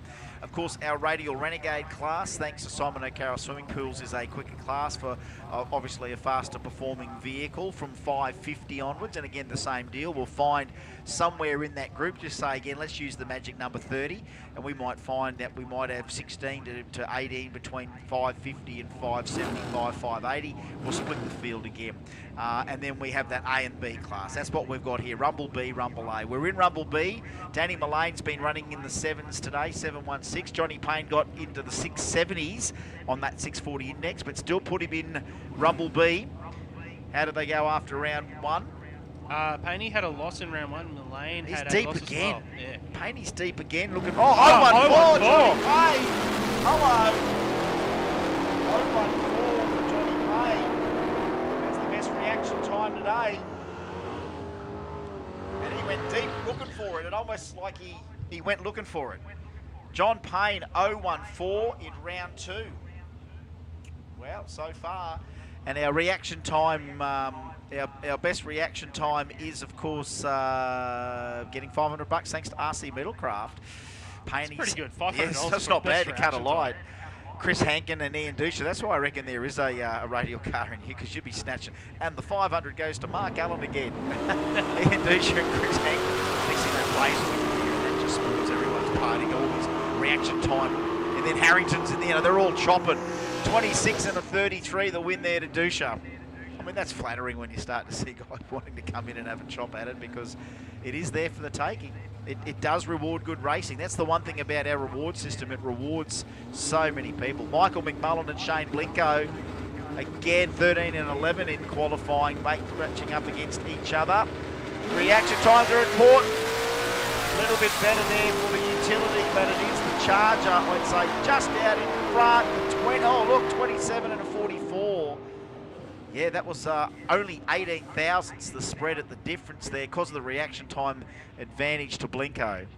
So we're knocking them out thick and fast. Here's the Lee Hill matchup.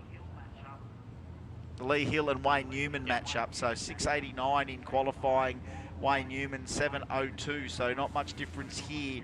A tenth and a bit. Both of these drivers had a loss in round 1, so red light for Newman. That's the Phantom, the first Phantom Amber we've seen. Remember where the guys used to jump at that? Now we haven't had any of that until now. He wastes a competitive 98 against the 92. So Lee Hill gets 1 from 2 so far, and gets himself set up for round 3. So all right, that's a close. That's Rumble B. So we need Outlaw Radial to the lanes, please. Hang on, one more. Here we go from A. Paulie Fuller and Wayne Blinko. So Outlaw Radial to the lanes, Outlaw 275 to the lanes, Outlaw 235 to the lanes, OG 275 to the lanes. We've got the tractor out ready to do a little bit of minor prep as we wrap out round number 2. We'll crunch a few numbers here in a second, see how round 3 starts to shape up in all the categories. Wayne Blinko, 53, 54, 54, Paulie Fuller. It's starting to just lean on this thing a bit there. I'll tell you what, it's a new weapon. It's a new weapon. Oh, way too much of a weapon.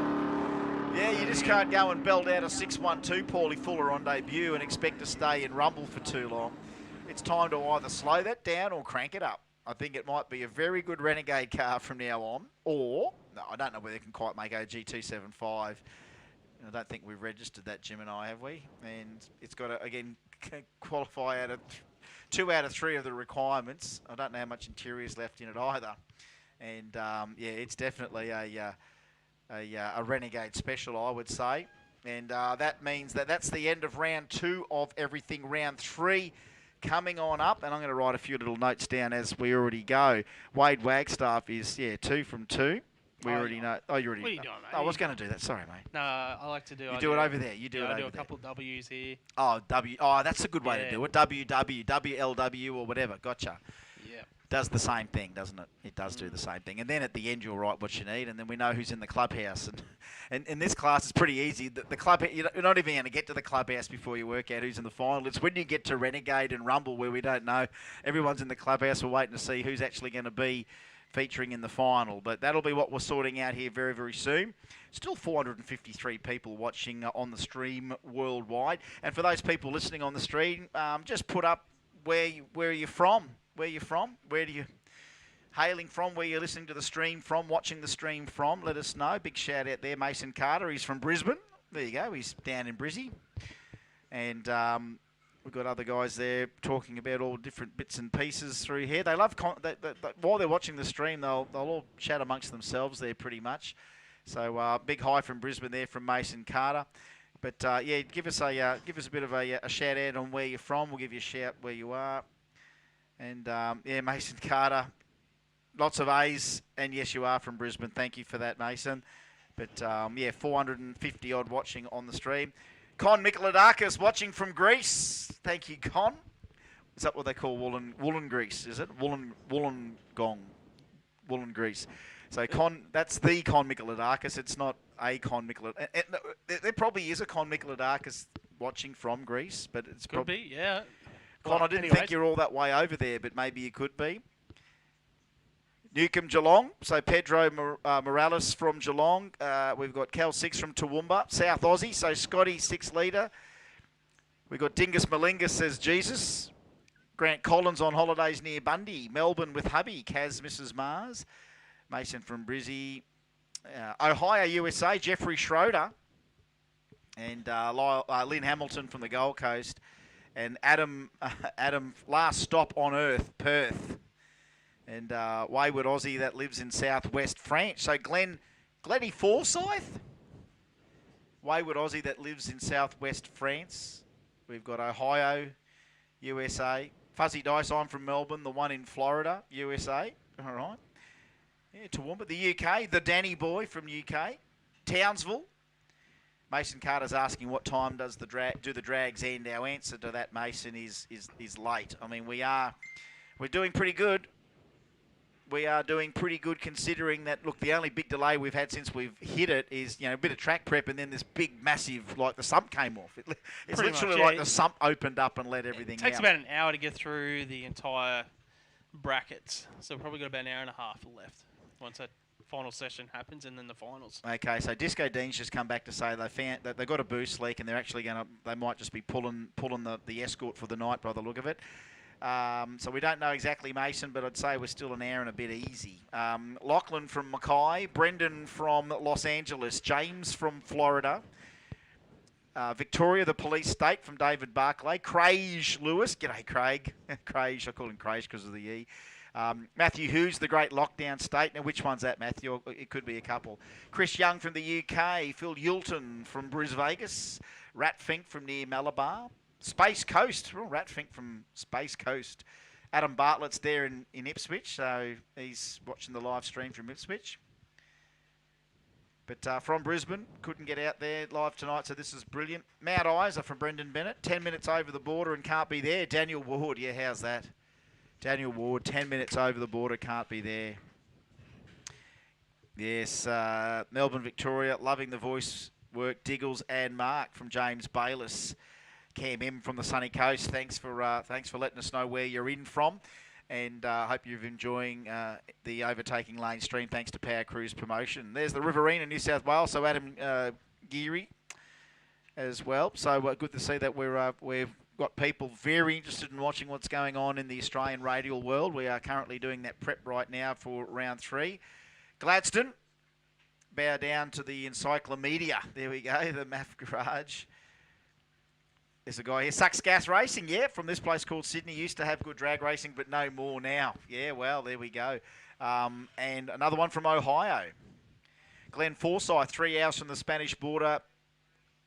Same to Mediterranean or Atlantic coast. There we go, Glenn Forsyth. Daytona Beach Biketoberfest. There we are, October 14 and 17. So getting a nice little plug in for that. And Claire Eklund, Jay wants to know where the Harley's at. Yeah, I don't know where the Harley's at. Oh, there was one Harley in the bikes. Stephen We'll see Day, it again. Yeah, we will see Stephen Day out again. Mark Green, hey Kerry, it's Iceman, loving the live footage.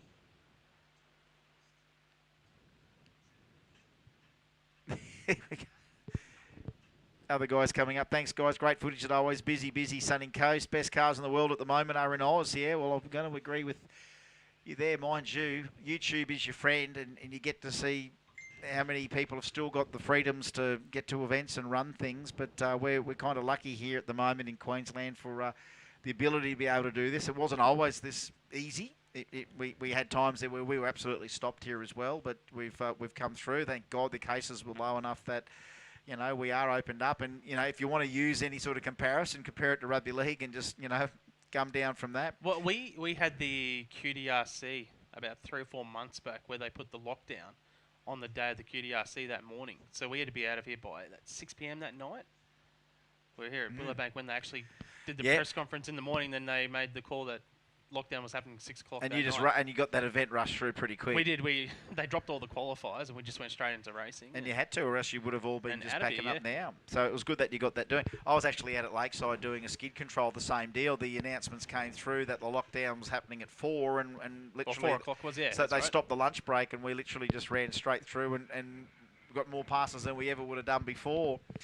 Some big shout outs there. Robert Hoffman from Warwick, Ronnie Richardson, hi all from the UK.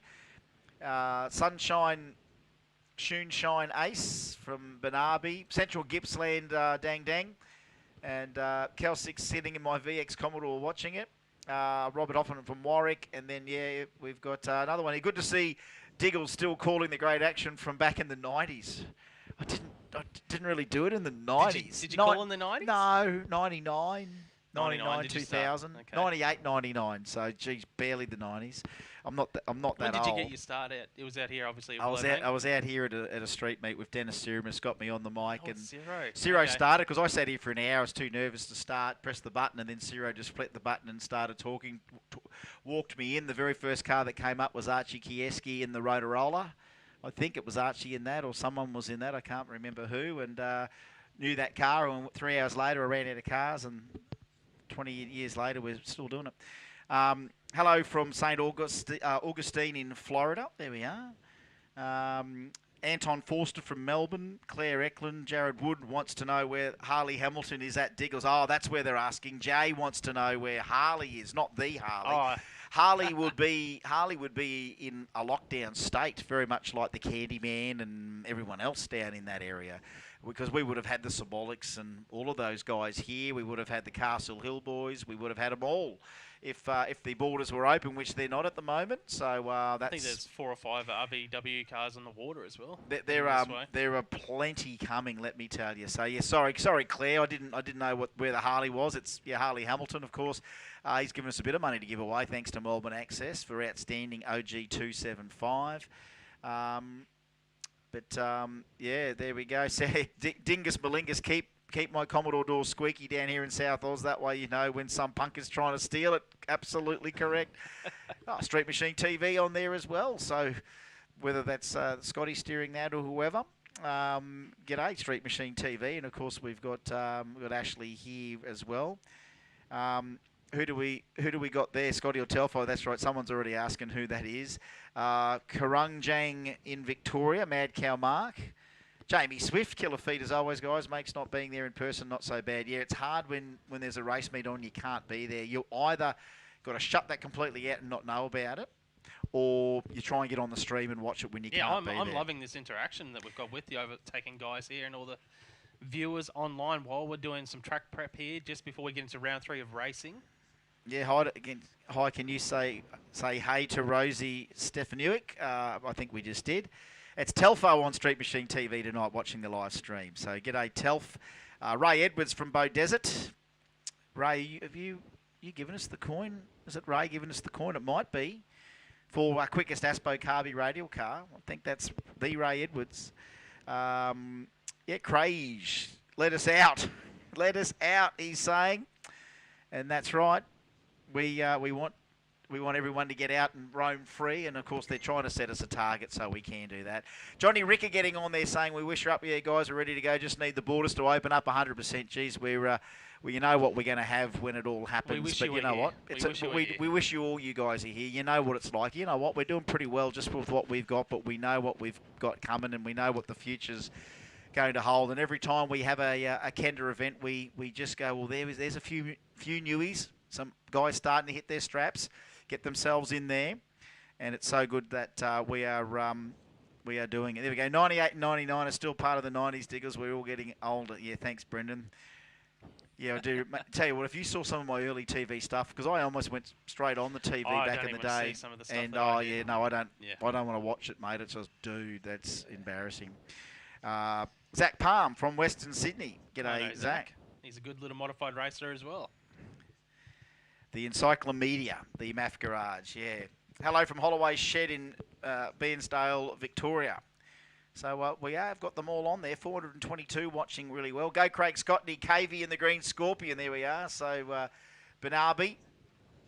So they're all having a nice shout out there. And look, Mark FPV gets on. Awesome stream, guys. Puts $5 in there.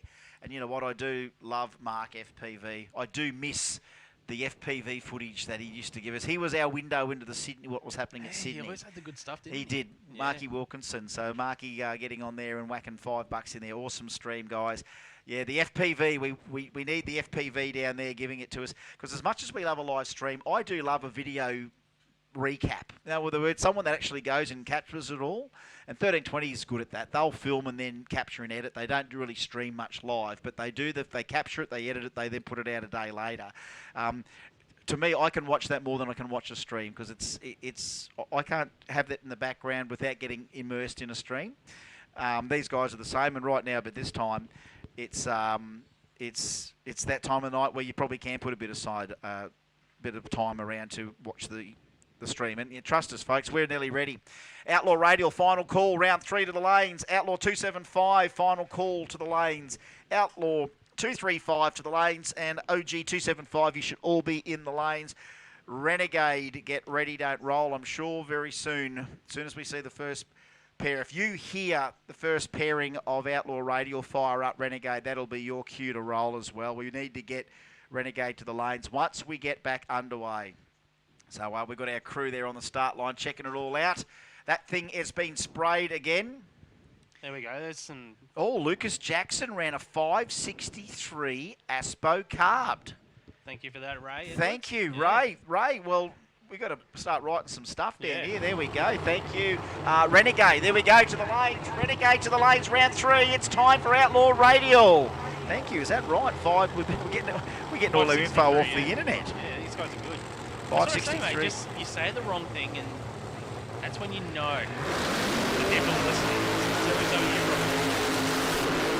Okay, we are moving into Outlaw Radial, brought to us by the lovely folks over there at Race Parts Melbourne. Wade Wagstaff, 2 wins from 2 starts. Simon Graham beside him. He is currently on 1 win, 1 loss. Tell you what, it'd be interesting here if Graham gets a win. It will. It's an interesting matchup, and remember he took the punt last round. Did Wade?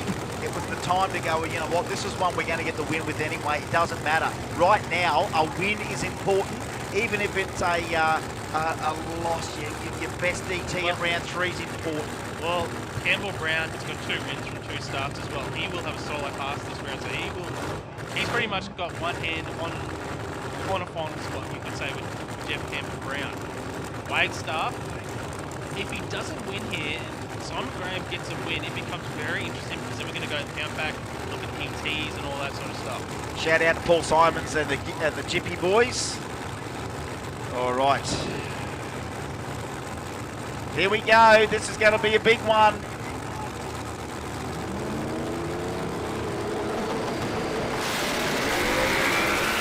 Whoa, baby! It slams all the way. 79! 79! $3.79 for Wade Wagstaff. You want to take a risk? You want to play it safe? What about that one? Wade Wagstaff, no risks there. $4.66 with a 6 for Simon Graham. He gave it a crack, but boy, did they hit the straps. They saw it get sprayed. They knew the thing was ripe if it was going to take what they had in it. And a 3.79.6 at 200 mile an hour.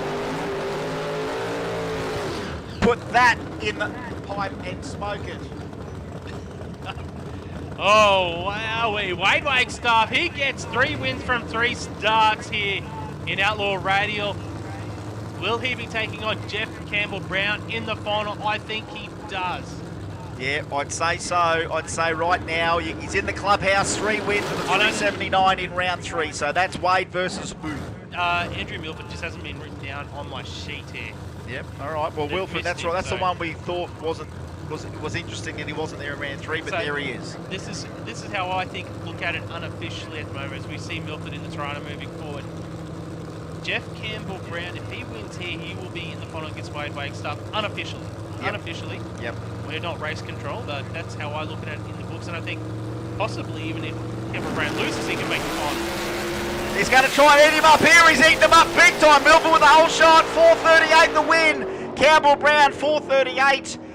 Reaction time was huge disadvantage at 7.11. He just got it off the line, didn't make any mistakes. Milford went 1.15 in the 60. In fact, a 4.91's the best for him for the day, and he has arrived. 4.38 for Campbell-Brown shows that he is definitely going to be someone not to be underestimated in any form of the sport, because that's only going to get quicker, that Chevelle. Oh, look at this for a race now too. Yeah, I think it'll be Wade Wagstaff, Jeff Campbell-Brown. All right, Wade Wagstaff, Jeff Campbell-Brown. Now, Outlaw 275. That was Race Parts Melbourne Outlaw Radial. Thank you, Johnny Rickon. Thank you so much. And that was for you, that one, Johnny. Let me tell you, that was for you, mate. And you would have loved to have been in there. All righty. Perry Bullifford sent me a video of some description there, and it's what we're dealing with here is a complete. That's a little bit out of Smokey and the Bandit. All right, Timmy Cross, Andrew Coles, they're both got 2 from 2. So someone here is going to go 3 from 3. Someone's going to go 2 from 3, but they might have enough by the look of it to meet each other again in the final, because the other pairing, Mick Arnold and Ryan Holtz, are both down a loss either. Yeah. So they're only going to get 1 from 3 anyway. So it's going to be these 2 guys in the final again. But right now they want to try and go for a clean sweep here. Andrew Coles, Timmy Cross, Outlaw 275. Crossy starting to find his mark. Timmy brings it in, bumps it in, reaction time. Oh, whole shot for Timmy Cross. He brings the pound down. Oh, he sinks the tyres twice. Dings the tyres twice and still gets it. 67 beats a 61. 4.67. He zinged the tyres. He had to get on it again. It was a little bit softer at 1.23 in the 60 to a 1.17 for Andrew Coles, but a 61 Old Faithful. Not enough against Timmy by the margin of victory. 13 thousandths of a second. Is that right? A 10th. No, 1300s rather. 1300s. 4.67 for Timmy, 4.61 for Colesy. Timmy with the whole shot. All in the whole shot there for Timmy Cross getting the win. That was a driver's win there, pedaling the car there at the finish line. Next up, we've got Michael Arnold and Ryan Holtz. One of these drivers is going to go away today with 0 wins. Renegade to the lanes, final call. Renegades A and B to the lanes. Renegade A and B to the lanes. Rumble, can you tow up? Can you tow up as well? Rumble, can you turn up and just hold back, let the Renegades through? But Rumble, start getting to the lanes for round 3. Rumble as well. Renegade, please. A and B to the lanes, please. All right, but this is still going to be a hell of a race anyway. Oh, brings on the bottom bowl.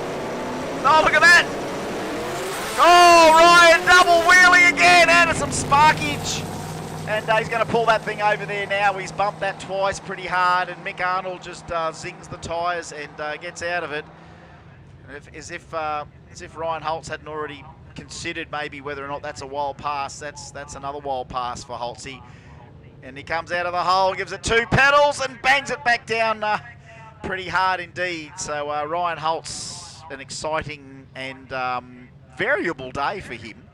Mick Arnold getting Spectacular. yeah, day. very that was spectacular. A bit of a wild ride. That And one. you know what? With only 4 in Outlaw 275, boy, bang for buck for that class. It's been pretty classy as it is. There's probably enough prizes just in that class alone. They all get something. Oh, they could all get something. Well, they could all get a bit of something Yeah, there. speedy diffs there for Outlaw 275. Unofficially, I think it'll be Andrew Coles, Timothy Cross in the final for that class. Yeah, it's got to be Timmy and Colsey again, you would assume. Yeah. Hello on the big screen there. All right, the Nugget is back. It is it's Scotty Hoffman, and he is up against Juan. This is 2:35 time, thanks to Heltec. So Juan Goodnick has got 2 wins from 2 starts. Scotty Hoffman has got 2 wins as well from 2 starts. Yeah, now Hoff's done sort of his on a semi-default. Juan's actually had to battle every round so far, so... He's done the tough way, Juan. Yeah. Well, the easy run with 2 solos. All right, so we're just holding Hoff up there. Don't know why we're holding Hoff up there. We've got... Oh, that's why. No, there we go. Sorry. That's the small delay. Small delay in the stream. I'm watching Hoff get held up, and then it's like, hang on a sec. No, there he is. Stage, Chris. Oh, my God. Stop watching the live stream. First time? Yeah, first time. First time, Eddie. I've got to stop watching it. Stop watching TV. Keep your eyes off the telly. Now, this has got massive ramifications for a finals berth. 4-cylinder versus V8. 1 turbo against multiple power adders.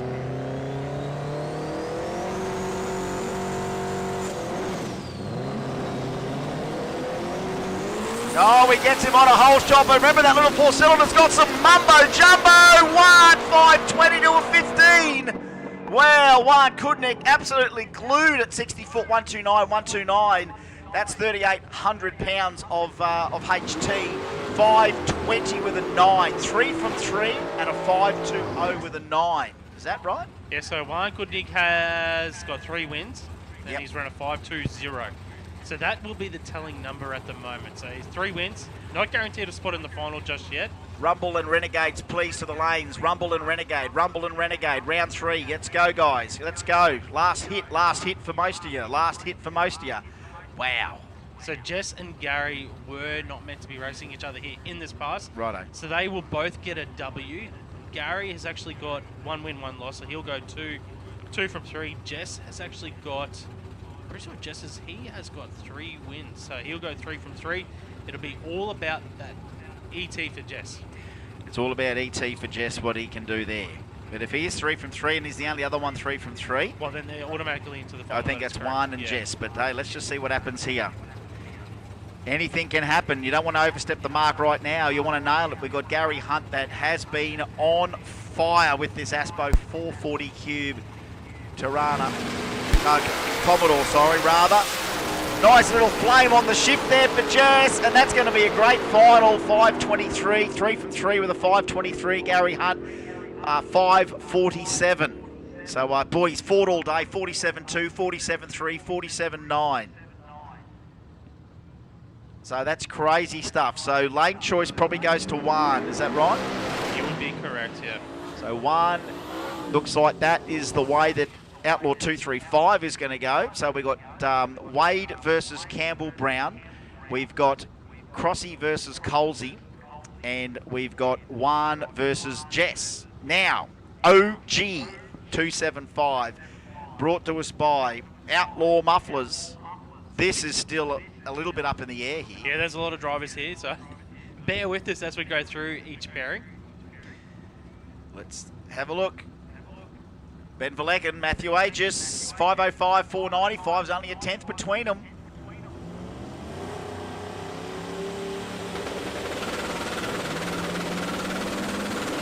Bringing it in. Oh, hole shot there for Aegis. He just took that little bit of time to bring it in, and it came undone for Benny. 493 the win for Aegis. Benny goes 491. So that's a very, very quick run for both guys. But yeah, Aegis, just that little bit of time to get it in. And again, whether or not you can keep your ears on your opponent's car, because you did hear Ben go in, and whether Aegis heard that, Aegis probably tried to engage his car to stage as well. It just might take a little bit longer, and that's what happened. Benny dropped the revs just for that second, and that was the difference between getting a win or not. So how does that end up with Benny? That's loss, win, loss. Yeah. Loss, loss, win. So they both ended up with 1 from 3. So they may not be in the mix here. Mitchell Bean, Billy Shelton. Billy's definitely in the mix. Yeah, both these drivers Wow, got 2 wins. okay, watch out. Both these guys with 2 wins apiece. They've both found their mojo. They just got to stage these things properly. That can be the difference right now. OG 275's brought out some great racing tonight. Billy Shelton trying to flick that BB. Oh, Billy, bottom bowl, Billy. Gone bottom bowl. Oh, it flicked too many times. It flicked too many times. Mitchell Bean goes 3 from 3 and a 5.17 in round 3. Bottom bowl Billy, we'll call him now. Yeah, too many flickers there. You can wait for so long, and then you've kind of got to you've got to pull the Band-Aid off. And we had to pull the Band-Aid off. And tell you what, you've got to hand it to Billy Shelton for giving it a crack. He's ended up with 2 from 3. Yeah, Mitchell And Bean. Mitchell, 5.17, 3 from 3. That's one hand on a finals berth right there. But we've got a few more pairings to go. But how exciting was that one? Just that bottom bowl flicker. Didn't want to come back, What did about it? Mitchell Bean, story of the day, doesn't get the car down in any of the qualifiers, now finds himself 3 from 3 and potentially in a final here. He was the bottom qualifier in Outlaw Muffler's OG 275 as well. Yeah, that's crazy, isn't it? That is crazy. All right, so look, we have Tanya versus Bakes. So Tanya has got 2 from 2. Chris. Shane Baker has lost against Carlsberg in the previous run, but there's no Carlsberg by the look of it, because Carlsberg was supposed to race Tanya. Bakes was supposed to race Danaher, who lost the hood. Yeah, that's right. Danaher did lose the hood, so he's going to get an automatic win here. So Tanya Thompson's going to go 3 from 3.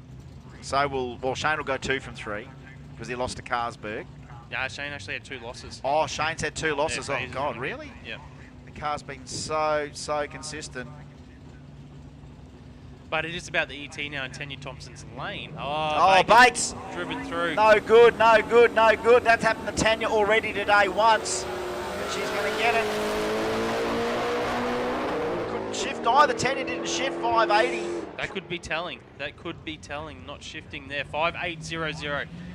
Now in OG Outlaw Mufflers 275, we've got 2 competitors with 3 wins. Mitchell Bean has gone 517. Tanya Thompson's gone 5800. So to knock one of those drivers now out of the final pairing, or the final, being in the final, you need 3 wins and to run quicker than a 580 by Tanya Thompson to get into the final. And what have we got? We've got a lot of pairings to go. Yeah, and what have we got left here? So Paul Mary. Now Paul Mary. And Brett Armstrong. So Paul Mary has got win. Do we have a pair? No, so Paul Mary can't. He's gone a win-loss. And Armstrong has gone loss. So this one's not going to feature. Tanya might just be scraping in by the fingernails here just yet. Little light mop there for Paul Mary in front. PSI Prem, and beside him there, Brett Armstrong. Just love to get one more in to get it into the 4s here. So I'm calling it early because we're down a few. Mind you, Matthew Edwards has had a loss as well, so he's had 2 losses. He did go 564 with a 9, and in the second round he went 563 with a 2. So he's looking for that quickest Aspo Carby award. We weren't aware of it, but now we are. All right. It is a bit of a dead rubber, but they're playing for pride here. They both love to crack a 4-second run out here in OG 275 thanks to Outlaw. No power at all out the line. Oh, Paul Mary! 3 wheel stands on the launch. 687 the win. Under Mary's car. Might have fractured a little oil or something there, you would think. He's pulling the car up now, and we're running out to check it all. But a launch there. Both guys just no real urgency to get off the line, and then Mary's car went for 3 shots at the wheel stand. And if we were looking for a wild pass, that can be up there. But at what expense, at what cost? But that's a wild one there for Paul Mary. But again, does not feature in what will be our finals, and it's kind of looking that way. We've still got a Matty Edwards, which can't feature in the final. No, so he'll just get 1 win. I think unofficially it will be Tanya Thompson and Mitchell Bean from Well, last that's kind of what it's looking like. So Yeah. OG 275, boy, he's had some good racing over the last few rounds, and they've all started to sort of find a sweet spot and get in there. And all of a sudden, when you're thinking 530, 540 might be good, it's getting into 5.1s, 5.0s, 4.90s now within the one day. Our OGs are tightening up. So we do have the fire and rescue down there now. It might have triggered a little bit of something down there on Paul Merry's car that ideally when the car's going down the track on all four wheels shouldn't present as a problem. But when you bottom that suspension out, bottom the car out like that with a couple of wheelies, you can break all sorts of stuff off. And if it's a fitting, you can break an oil fitting off. You can do all sorts of things. They're right there on the scene. The flashing lights are now off, and hopefully a little inspection of the track will reveal that we're not in trouble there at all, and that we can resume. So we need another call, Renegade and Rumble to the lanes, please, because we've got OG 275 finishing fast, and into Renegade 3 and Rumble 3. So we've got a bunch of folks heading off there. You had a good day. Have we had enough? We've had plenty. Been plenty to see. Plenty of action for those that are heading off. It is Saturday night. I'm not up for anything after this. I'm just up for the rest of this. So I'm not needing to go anywhere. We're enjoying it. And can't wait to write the big checks and try and give out 20-odd grand in prize money when we've still got to dot the I's and cross the T's on a few different awards here. A few more are appearing there to us, but we've still got a few there. And you know what? We'll ask just for the next 5 minutes while we're just contemplating what's happening down the end there. Anyone on the live stream that's still watching, all 440 of you, for what you guys have watched today, what do you think? Which cars do you reckon deserve awards? Now, remember, we're talking about looking for an outstanding Outlaw Radial car. Jeez, it's hard to go past the Grinch again. Mind you, the Chevelle has come on in leaps and bounds. I'm a big fan of Campbell Brown's car. Outstanding Outlaw 275 car, 4 cars there. And if you look at the 2 for the final, that's kind of got to be one of those 2 in the final. And again, they've both already kind of claimed prizes like that before. Outstanding Outlaw 235. Well, again, we can pluck them out of the finalists. The Hard Luck Award, I've got one there already, which I think is probably worth considering. Again, thanks to Kyle and Peter from Six Boost. Warwick Panel and Paint, Best Appearing. I've got one there, which I think, again, it's so hard to choose after 102, but I do think this one, because they're a panel and paint mob, they do like good paint. I think that's got some good paint on it. Mood Motorsports Announcer's Choice. Oh, my God. Don't. I have no idea on that one at the moment. I think I've got one there that might go in there, because it's done all sorts of things today, and it's definitely competitive on the tyre. Outstanding Radial Renegade car, I've got a little idea there, but we could change that yet. Outstanding Rumble car, oh God, that's tough again too. Best Engineered, outstanding OG 275. Best reaction time so far, John Payne, 014. Performance Wholesale, most consistent, that's up to our competitors. Wildest Pass, 60-foot ink, well, Paul Mary's got to be right up there now after that. STS Speed Shop, well, we've got Outstanding Outlaw Aspo and Boosted Bikes, and I'm sure they'll help us there at presentations. Ray JE Fuel Systems, Ray, quickest Aspo radial carby car at the moment, according to Ray Edwards, that's watching on the stream, is Lucas Jackson, 563. I can't argue with that. And EFI Parts Australia, the after party. So, yeah, put your suggestions through on the live stream here and let us know what you think. And I like this one. Yeah, Sickest is honestly, it is. That's probably one of my favourite cars today as well. The Sickest. Yeah, it's pretty impressive car, isn't it? And the paint on it is immaculate. Yeah, no, well, that could be very much that one there, thanks to Melbourne Access. So that's got to be something there. Best Engineered, well, we still got to decide some finals here, and again, I can't quite put Best Engineered back on it. I really can't, because they're all pretty well engineered. One or two come to mind that are more engineered than others.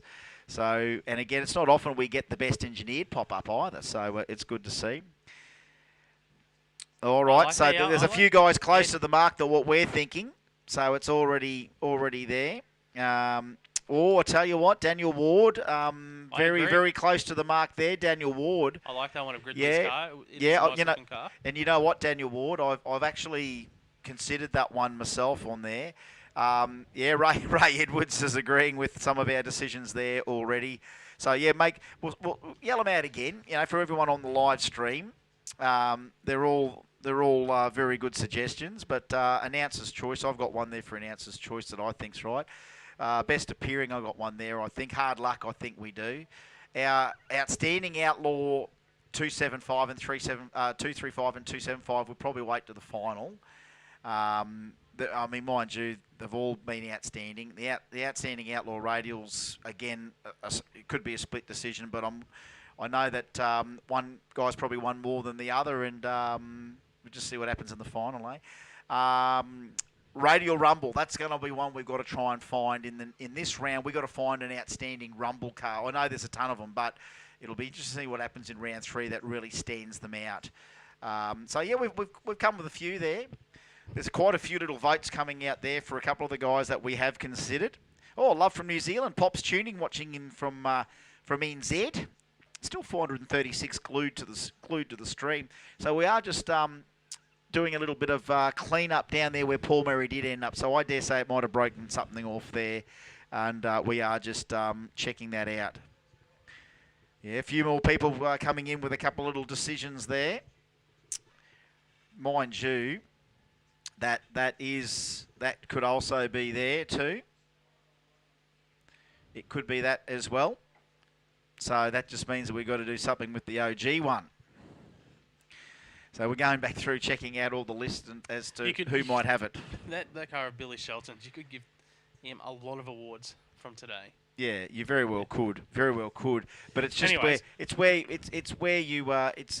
where we put it, and again you got to define out. You know, if we're going to break down what they're asking for, that's outstanding. So we're normally thinking about not so much sure it is presentation and preparation and the way it's been raced, but it's also got to be in a performance sort of thing, and that's where I think it definitely stood out. I think it might be Michael Arnold that hasn't got a win, but he's been quick in every pass. So he's been competitive, just hasn't got the wins. You know, look, he went 480, 470, didn't get a win in round 3 like that. You know, that's pretty outstanding. You know, he kept them honest each pass. Like he has kept them honest, but then we've also got to look at who's also been quite dominating in those Andrew 3 rounds Coles. too. And Coles, it's hard to. Impressive. I mean, he's had a couple in the past, Colesy, and who knows what happens in the final here. I was just using that as an example anyway of things that we can look at, like for the announcers award. Like there could be someone who hasn't got a win but has been competitive in every round of racing. There we go. There we go. Good luck, Danny Malone.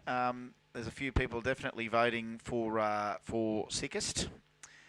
And give it to Ford. Someone's saying give it to a Ford guy. Yeah, well, we could give it to a Ford guy. I've already. Sean Helson's been. Sean Helson has been pretty good. He might end up as the most consistent as yet. So we are doing pretty well. Someone else is loving that Tirana Ute. This guy's a bit of a Ute person, so he's a bit biased. And someone else saying, "Do a dance, Diggles." No, I'm not a dancer. I'm a talker, not a dancer. When I used to go to nightclubs, I used to go there to talk. I didn't go there to dance. And honestly, if I went there to dance, I would have even had worse luck, I reckon, than what I did. You are a talker, Diggles. You are a talker. And stopped going after a while anyway, because couldn't afford the cover charge too tight. There they are, the overtaking lane guys. Good on all the camera guys doing it today. I am not doing a dance. We're just looking at all the live stream here at 410 on there now, and a few people just making sure that they get their little suggestions through on the comments. And hope you had a great time wherever you've watched from. We've still got all of our, we already know a few of our finals. We've just got to get to the pointy end of round 3 for the rest of them. So we should have all of our Renegades ready to lock and load, our Rumbles ready to lock and load, and our bikes ready for round 3 as well. So happening very, very soon. So we're just in that last little bit of the clean up down the end. So it must have busted something off there, you would imagine. And we will get that sorted. So at the moment, yeah, look, reaction times, we haven't had a massive... It's not like we've had to decide from about 20 different reaction times there. That is a good delay in the stream there for us. But Johnny Payne at the moment, 014. Now, right now, he is half got the hand on that, but we know what can happen in the next 30 minutes because we've still got all of Rumble and Renegade, and someone can peel something off here. The bikes could peel something off. Well, the finalists could peel something off. So Payne 014, very good, but will it stand? I'll say this, Chris. If you are a racer in the staging lanes listening to us right now, and you're looking at your time card, you've got 2 losses for the evening, you know, mate, have a shot. Have a chop at the tree in round 3. You've literally got nothing to lose. If you can't make a final, go for it. Have a chop, you know. See if you can get that It's $500. I know. It's only going to be an 014. Like, that's... it's good, Do you notice that Mark actually referred to the guys that, you know, you've lost a few runs tonight, so just go for it. Thank God he didn't say, look, boys, I know you're a couple of runs. You could be in the final. Don't risk a red light. I notice you're not saying that either. Here comes race control. So we've got Arnold Palmer just coming in from race control just to let us know. And here we go. Outlaw Radial is Jeff Campbell-Brown and Wade Wagstaff. And you would hazard a guess it's lane choice to Wade. Outlaw 275 is the Andrew Coles Timmy Cross rerun of round 3. And I'd say... yeah, that's what we had as it's got to be lane choice to Timmy over the amount of wins.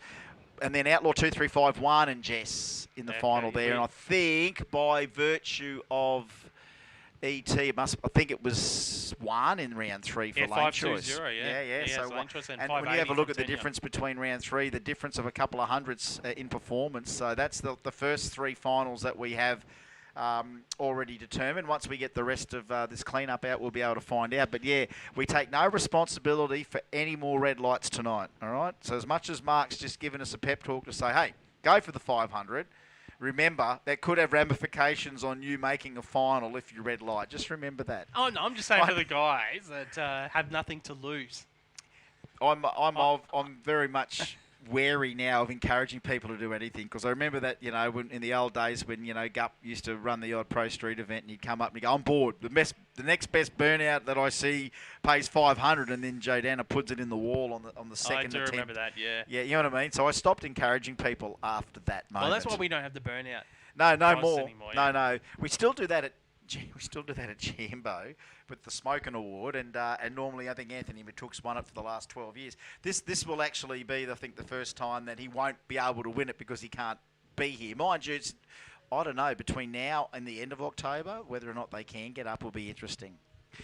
It'll be very interesting to see how it all goes down there. So right at this moment, with a little bit more of a track rub there, so Paul Merry gave that a big triple wheelie and whatever's banged down's broken something, and I just don't know exactly what might have been on that car that's busted and given us the leak. But right now we've done the cleanup. We're doing the application of the rubber. It looks like, judging by the way the tractor's coming back this way, we're done with the rubbing. We're just doing a little bit. Well, I don't even know whether we spray down there. You could probably spray and make it sticky. It's better to be sticky than slippery, wouldn't it? You know what I mean? Like, because that's not part of our racing surface, we're probably less prone to spray it, but in order to make it... They don't usually spray the braking area. Well, I mean, just where they are technically is our braking area, but it looks like we're done with the tractor rub anyway. We've just obviously got to apply whatever we do over the top in a normal situation would probably be a light touch on it. Rub down and should be right to go, mate.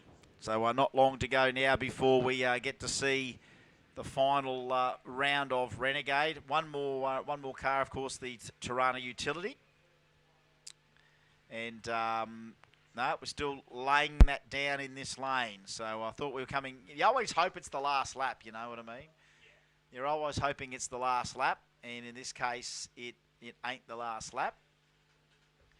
But we've got plenty of action to come. So just give us a moment while we check out all the ramifications and be back soon.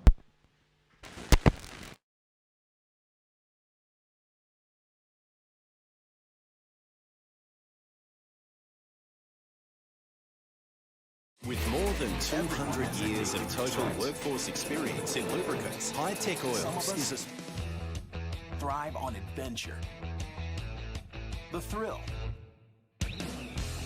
even just a little family time.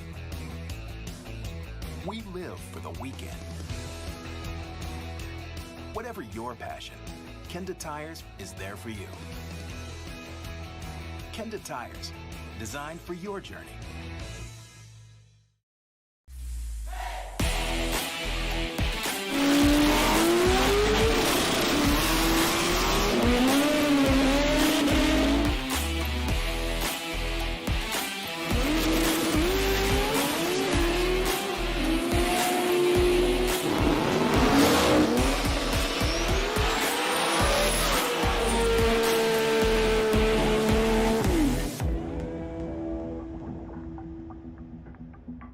Australian made and owned, Hi-Tech Oils is one of the largest oil blenders in Australia with a truly national profile, supplying an extensive range of oils, coolant, grease, batteries and much more for all businesses and consumer needs. Choose Hi-Tech Oils for peace of mind.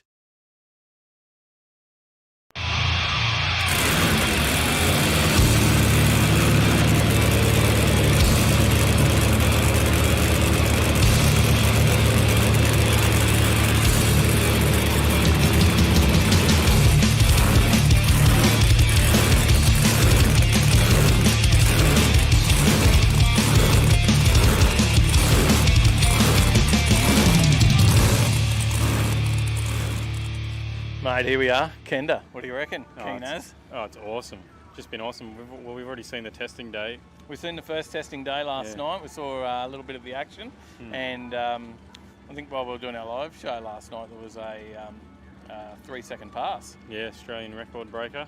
Yeah. 394, I think it was. Yeah, how good was that? We completely missed it. Like, we were doing our live show, we actually saw it and it didn't click, what we just seen. So until afterwards, and we're watching like, oh man, that was a 3-second pass. Yeah. So there should be heaps more action. We've got the grudge racing tonight. So this is the first day of racing with the grudge racing, right? We've got testing on now. From 6 o'clock, the grudge racing starts. So. Yeah, so we'll bring you a bit of the action, and let's go and have a chat to some people out there and see what's going on at Kenda. Yeah, let's do it.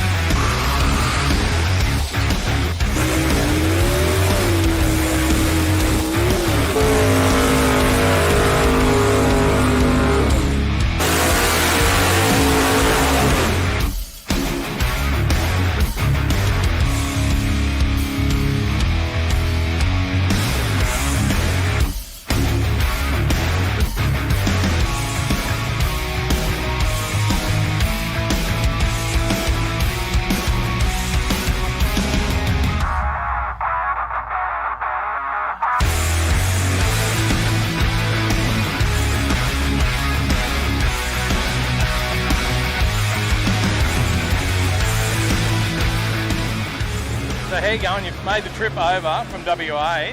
You've got 2 cars over here for the team? Yep, we've got the black GTO and now we've got this one. This one was maybe 6 weeks ago we decided to put this bad boy together. And so we've pushed it and we've made it happen. Everyone's just busted themselves, but everyone's put in the effort and we finally got here. We did all the rear end work. Eddie and Tony and everyone from Actives Automotives, they sorted out all the engine, gearbox, all that sort of thing. So we got all the chassis sorted, got it back to them. They put it all back together and then it was just a final push. Yeah, right. And did you have a test last night? So we managed to do one run that wasn't, it's that thing in drag racing, isn't it? Where if one thing falls, we've been trying to change a lot of things throughout the car just to make sure that we're from the start onto it. Yep. And in doing so, it's caused other things to unfold, but that's why you've got the couple of test days. We managed to do one in Perth, got a few little gremlins sorted, but we'll get there. And the black one, how did it run?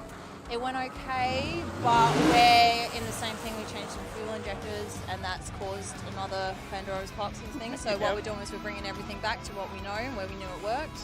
And from there, we're going to try and keep cruising on, but we've got flex plate issues at the moment. So we'll get this down the track and try and juggle between them. And then go from there. Yeah. No worries. All right, well, we'll keep an eye on you all weekend. Lovely. Maybe touch base and see how you're going later in the weekend. Too easy. Thank you.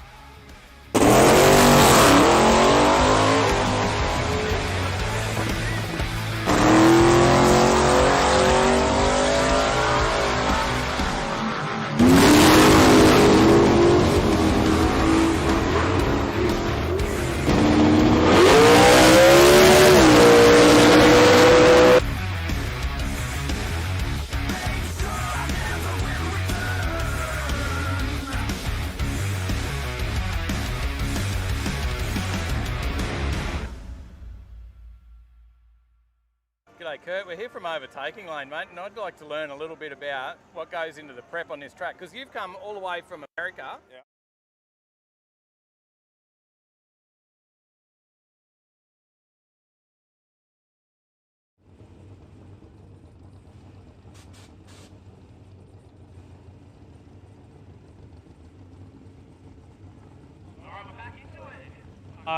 For the OG 275 class, brought to us by Outlaw Mufflers, it will be Matthew Edwards in the Tirana Ute.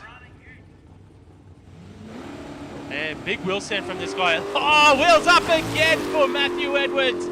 This Tirana is spectacular. Runs a 613, 117 miles an hour, gets a win here in round 3 of OG 275 Outlaw Mufflers. 6130. There for Matthew Edwards. Wheels up as well. He's putting a case forward for the wildest pass of the day again. He's done a couple of those. His name will definitely be in the ring for that wildest pass, brought to us by the guys over at 60 Foot Inc. Check them out. 60 Foot Inc. Putting up the cash for wildest pass, and we've got a few names written down already, you know. It's going to be a tough one to choose. All right, that brings it close to OG 275 Outlaw Mufflers. And in my mind, it'll be Mitchell Bean and Ted Thompson in the final there, unofficially, until we get word from race control. Next up, SDS Speed Shop, Outlaw Radial Bikes, Jack Roberts and Chris Collin. Chris Collin has got 2 wins from 2 starts. Jack Roberts has got 2 wins as well from 2 starts.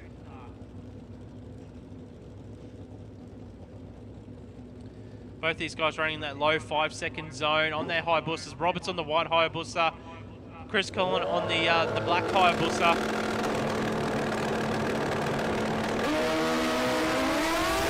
The whole shot was to Jack Roberts, but it's Chris Collin with the power. He goes 5.06 for the win.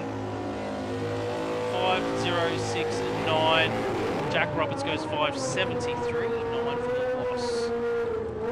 So Chris Collin will go 3 wins from 3 starts with a 5.06. Stephen Day and Carl Pacey.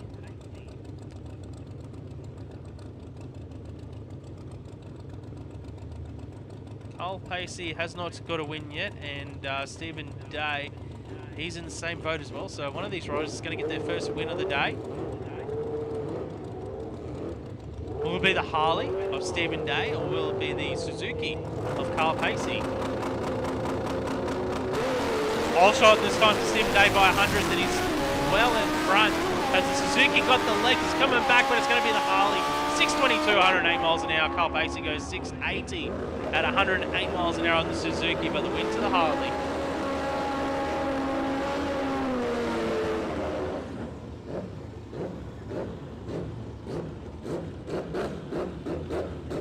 This is a big race here. Phil Webster has got 1 win, 1 loss. Matt Wilson has got 2 wins from 2 starts. So Wilson's 2, Webster's win-loss. If Webster gets the win here, he'll be 2 from 3. Wilson will stay at 2 from 3. Jack Roberts has got 2 wins. But if Wilson wins, he will go 3 from 3. This is SDS Speed Shop, Outlaw Radial Bikes.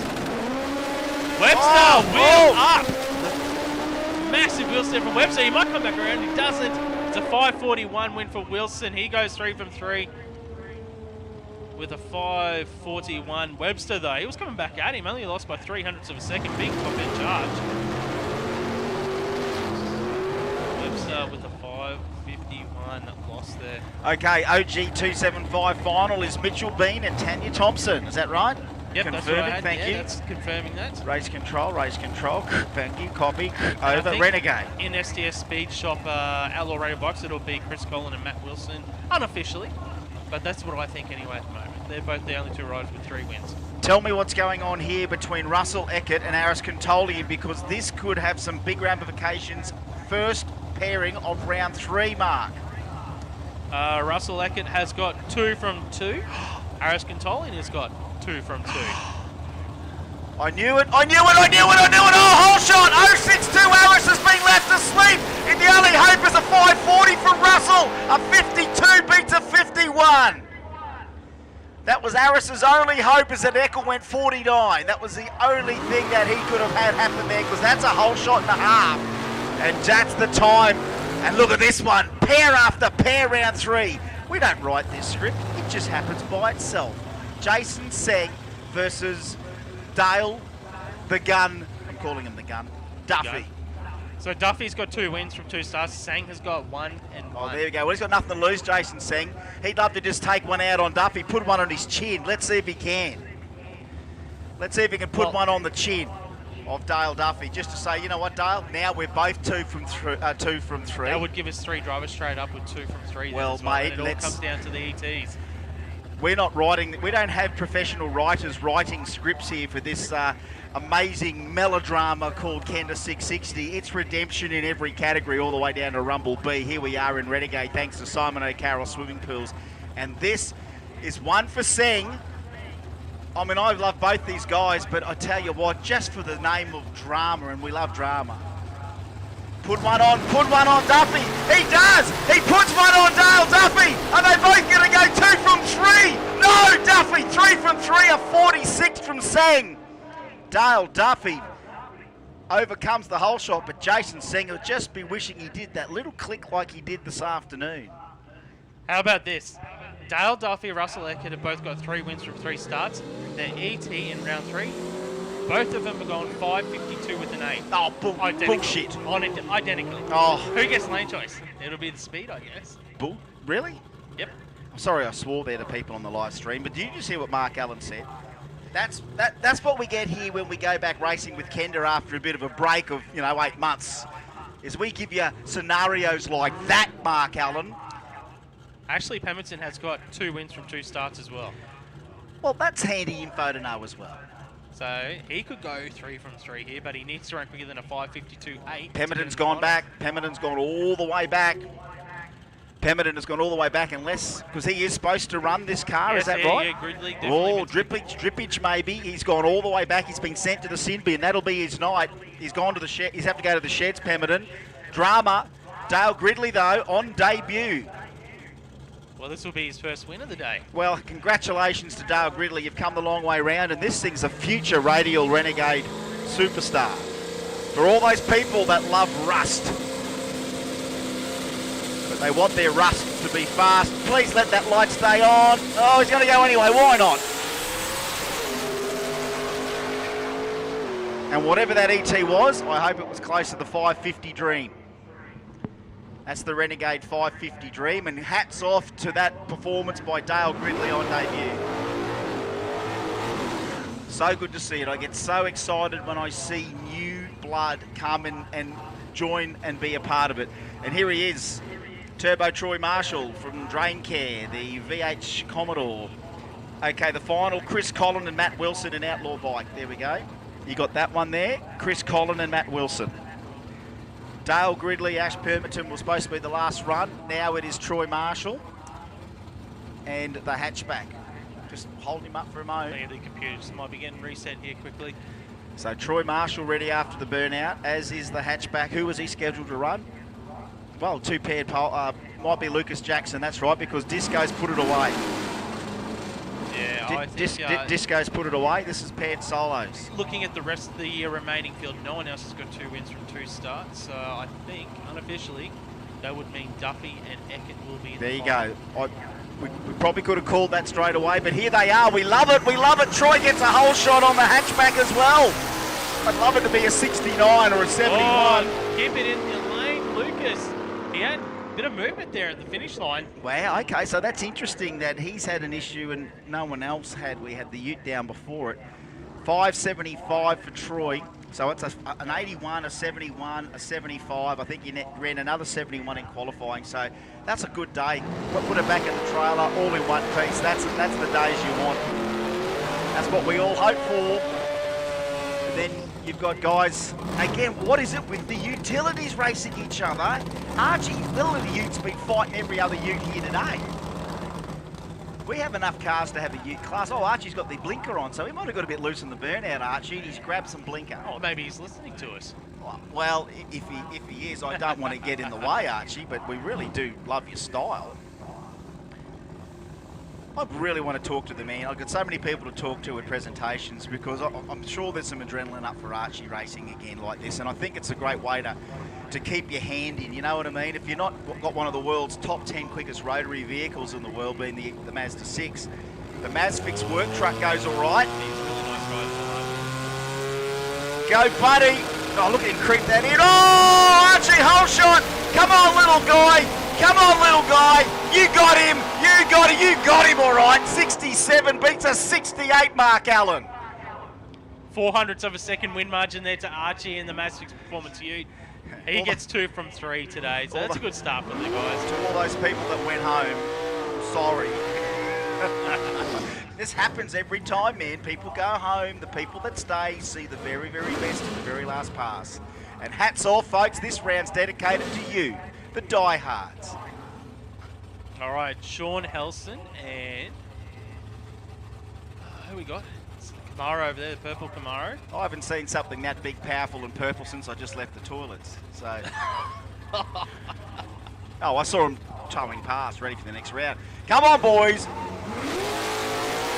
He really revved it that time. This will be a 70-something for Helson. Oh, 82 again. Oh, listen to it. You hear the lungs then? The lungs. Love that. I love the phenomenon of a power band. Like where the engine is its most efficient as far as engine RPM and cylinder head flow and intake and power and compression and output. I love the lungs. Okay, here we go. The ute again. It's Hilly this time. Come on, Hilly. You know what? Can we do a grudge race, you and Archie? Oh, could you just come back around and do a little one, you and Archie together? Two little utes going at each other. Like a flyweight or a strawweight UFC for 5 seconds. All right, Shane Pearce goes in. Hilly's going to get a win. Hilly gets his first win. Legging it too. Loving it. 6:07 though. 6:07. Might have blown the cooler pipe off again. Pup reckons I can't say that. I don't know what I said that he said he can't say it.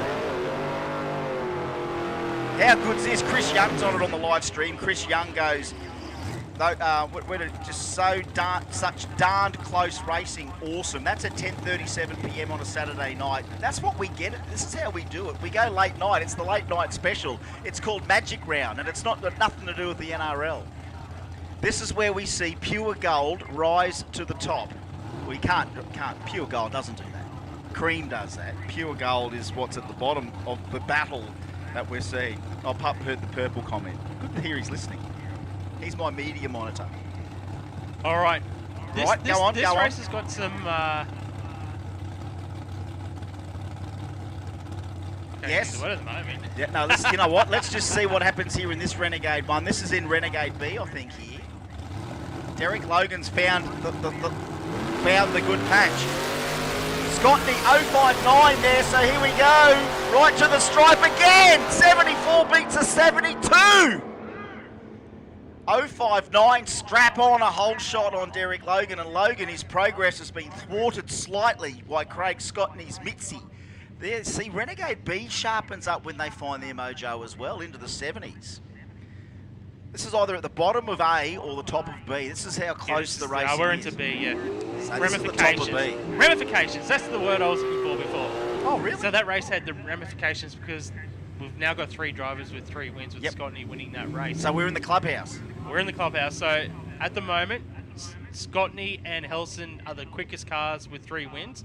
Unfortunately, Luke Cullen also had 3 wins, but only went a 6:05. So at the moment, Helson and Craig Scotney are the 2 quickest with 3 wins, with a 5:74 and 5:82. Next up. Someone's asking here, old 671 on the stream, who's in the OG 275 final? I think it was Tanya and Mitchell. OG 275? Yeah. It was... This is a big race here too. Yeah, you're correct. Yeah, Mitchell Bean and Tanya Thompson. Mitchell Bean in the Camaro, Tanya Thompson in the VH Commodore. That's the final of OG. Thank you for that. Well done, Craig Scotney from Benaraby. Are they handing out sleeping tablets in the pits? No, they don't need to. It's called adrenaline. Let me tell you, if you were here right now, Pat M, you won't need a sleeping tablet. Moving into Rumble now, all over group. Rumble, Radial A. This is big too. Rumble A right away. Look at this run. Go, boys! There we go. Right to the stripe again. First hit, 48-45. The win to 45. Who got the win? Russell Tonkin. He goes 3 from 3. 6:45. Harper 6:48. He'll go 2 from 1 from 3 actually.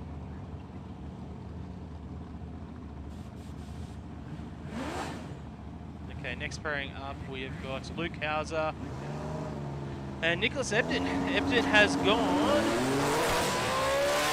Ebden's going to get the win here. Something's happened to the V6 Corolla of Lukey Hauser. He's off to the side. Nick Ebden goes 45, 6:45.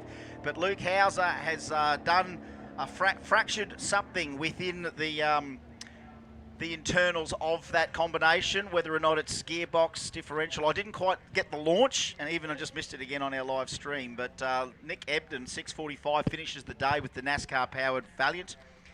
Aris Contolian says, hi, Chris. Should I put my car in the trailer? And I said, pack her up, you legend. I should have actually said, maybe just drive it home to celebrate. No, Aris, there's 3 guys already 3 from 3, as Mark had found the word. It was called ramifications. 3 from 3 in the clubhouse. And we're cranking out the slide rule. Let's have a look at that number again while we push Big Lukey's car back. Now, that Corolla's only, a certain amount of weight in there. Lukey's the rest, the big boy. But that has fractured something in the combo. I know he's got another car in the build, which is a little bit top secret. We're not going to talk about it yet, but it will be all Luke Hauser, let me tell you. So let's have a look at all over group Rumble A. And we've still got many runs to go, but just the first few off the hit. I'm still reeling from what we've still got in Renegade back on the page before, but let's not look at that. Aris got 2 from 3, and that tonight, Aris, that's not enough because it's tied up the top there, whether or not it's going down to the wire.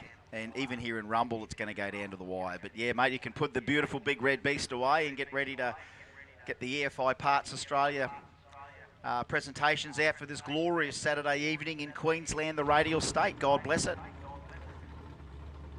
May we continue to race on the name of Kenda Jesus.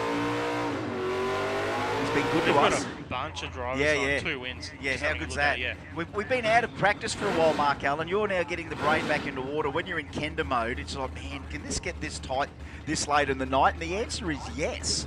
I just love the ramifications. Wayne Blinko, what can he do? What can he do? This will give him 3 from 3. All So right. it's all about the ET for Wayne Blinko. It's got to be a good ET then. Don't roll through. Making that car look like a racing car. He's got the suspension working. Yeah, here we go.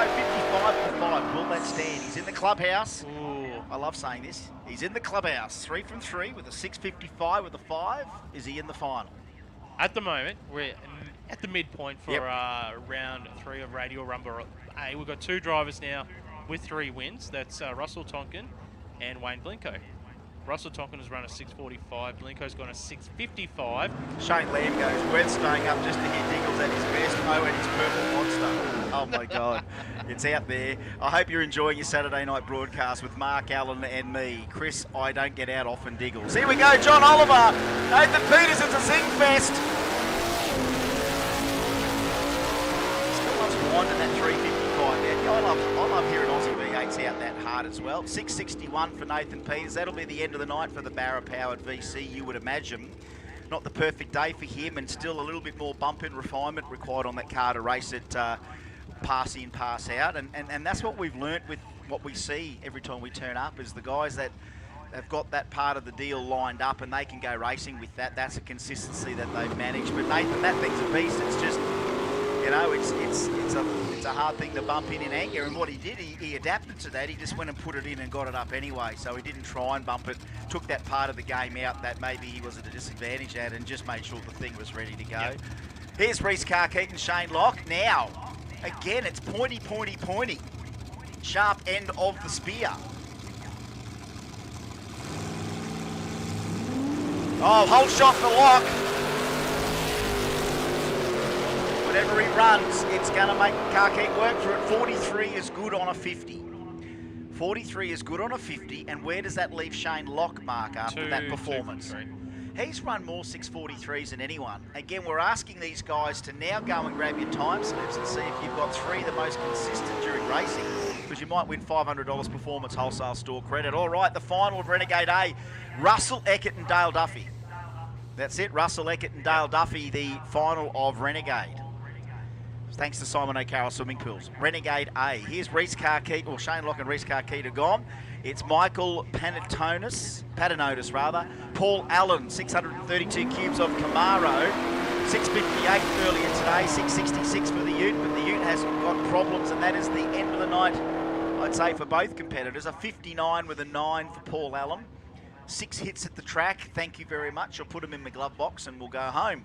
We'll get a sausage, hear a yarn, get on the Coronas, and yell out hip hip hooray. Here's we're still pumping the Kendas out here in 2021. So going by my notes here, that leaves us with another 2 competitors with 2 wins. Damien Morris will have a solo pass, so he will go 3 from 3. The thing with Damien Morris, it's about the ET for him, so he needs to run quicker than a 6:55 to get potentially a spot in the final. The other driver that's on 2 wins is John Nason, and in the same vote, depending on who comes out first between Nason and Morris and what they do and whether they can bump out Russell Tonkin or Wayne Blake, who are currently. Well, he's going to get a win here, Damien Morris, anyway. Yep. So there's no hot rod. So how Well, ironic we're is going to that? find out here. They're both here now. So Paired solos. It is a paired solo. It is all about the ET for these 2 guys. So if they want to make the final, they need to go quicker than a 6:55. 6:55 with the 5.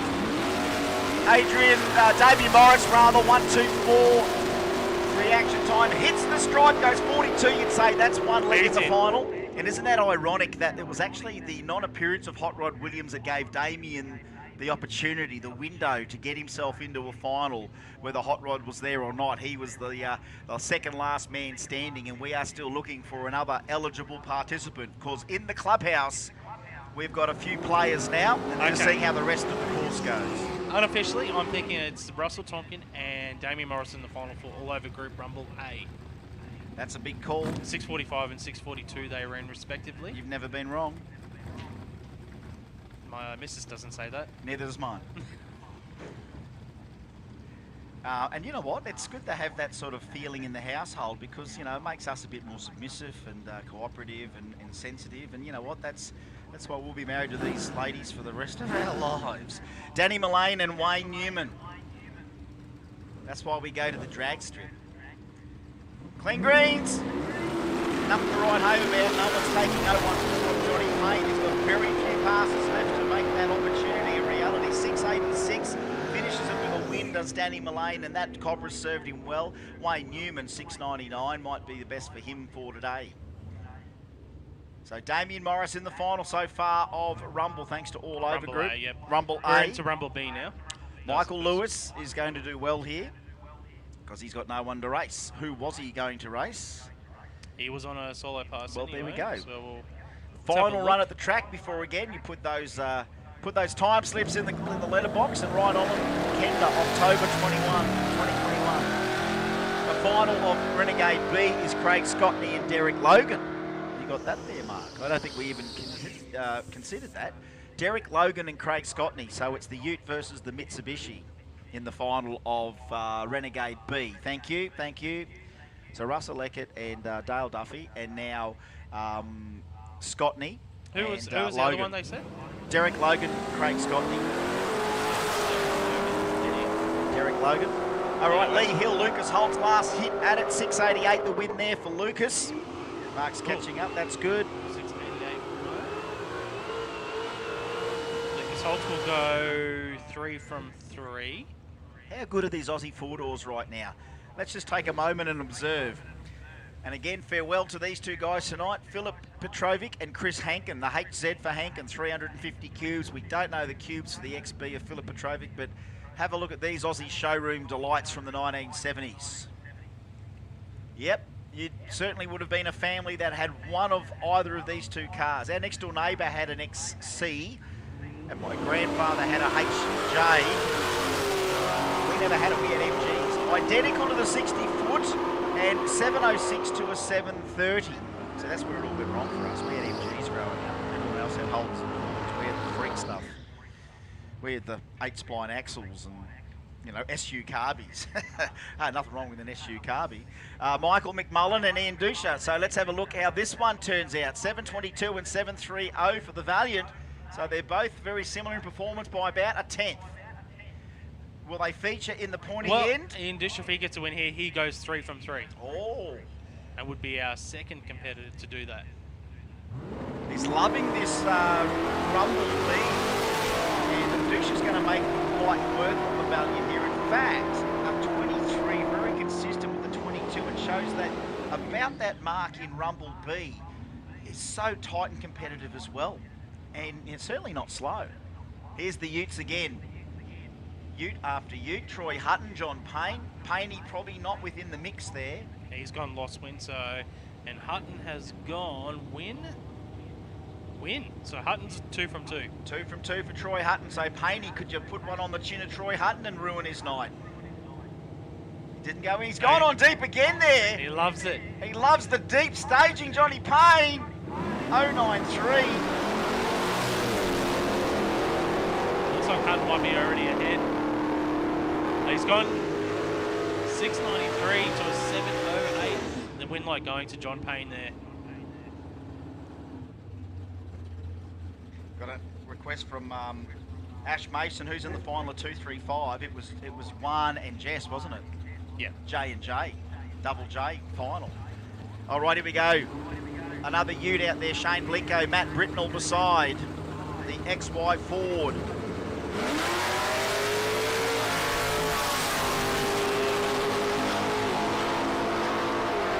Win there to Britnell, 683 to a 746. That's the end of the night for the XY and the XC. So many good Fords represent, so many Valiants represent, plenty of Holdens. Throw in the odd Toyota, the odd Datto. So that's the end of Rumble B, which means the finalists are all being determined. And we are at that pointy end of the night, folks. Derek Logan, it is a green Mitsubishi Scorpion. Is that what Derek Logan's looking for? Derek Logan's just put the shout out going, what is Craig's got in his car? And I said, look for the green Mitsubishi. And the owner of the green Mitsubishi Scorpion, keep an eye out for the white WB utility. And for that triple charged HT Holden, look out for that nitrous LC, green LC Tirana. And with the lady in the grey VH Commodore, please seek out and pursue the white Camaro. So that's what we've got in the 57 Chevy up against the big Chevelle. Mark Allen's going to crunch the numbers. He's got that little look on his face that I've seen before, and that's a man that is overwhelmed with the sheer gravity of what's in front of him as far as who could be in the final of what we've just seen. Because as we said, in Renegade we've had matchups in A and B already lined up. As we said, was Russell Eckert and Dale Duffy. And then I think we said Derek Logan and Craig Scotney. So that's the Renegade A and B. We've already got the 235 final, as we know, as Juan Kudnick and Jess Beckham. The OG 275 should be Mitchell Bean and Tanya Thompson. Outlaw 275 final should be Timmy Cross and Andrew Coles. Outlaw Radial final should be Wade Wagstaff and Jeff Campbell-Brown. Just sorting out, we know it's Damien Morris in Rumble A, but we're just looking at who might be his opponent in the final of that, and then we reckons it could be Russell Tonkin. So we're just checking that out. And as far as Rumble B is concerned, Ian Dusha is in there, but we are still checking that out. So, yep, for all those diehards that are out here, what are we down to? 8, 9, 10, 11, 12, 13 of yous. 13 of yous. Congratulations on being 2021 Kenda diehards, and part of the award is you get to see the rest of it, because it's going to be good. We've still got 343 watching on the live stream. Big shout out to everyone that's watching from the WA West Coast. One in Germany. Now, we've just got a question here from Lonnie Self about some of our categories like Renegade and Rumble. It's saying, is it a street class? Is it a fuel class? Do you have to run a certain fuel? And the answer there is literally we're just going off what the ET is in the cars. And yeah, some of them would run pump gas. Some of them might run E85. Some of them might run a racing gasoline. It literally is based on, in those classes, based on an ET performance cutoff, and just run what you've run and run a radial on it. Whether or not you run anything on it, as those two classes, Renegade and Rumble, we don't stipulate a radial tyre size. The only time we stipulate radial tyre sizes is in the Outlaw classes and the OG class. Mark Allen is coming back with a smile on his dial. 337 people watching right around the world and 9 in the grandstands. But you know what? Who is here matters in regards to the history books, because we haven't been racing for a long time this year. We had that nice test hit a few weeks ago for those people that wanted to still get out and do a little bit of a radial test hit and refine the combos they've got. Rumble A is Damien Morris and Russell Tonkin. That's right. Craig Scotney, Derek Logan. That's right. They're confirming here with Race Control. It's so good to see we haven't gotten out to do these things in regards to jaw-dropping running, racing, tightest racing. I did one mistake. What was the mistake, Mark? I was just checking. I had Derek Logan as a loss in round 1. It might have been a I've solo. written them around the wrong way. It does happen. It always gets us. One of those always just gets us. Yeah. That's all right. That goes to prove that the system's pretty well fail-safe, and then you do a bit of cross-reference. And, you know, we'll write it on our piece of paper and Dale writes it on his piece of paper, and normally they're supposed to match each other.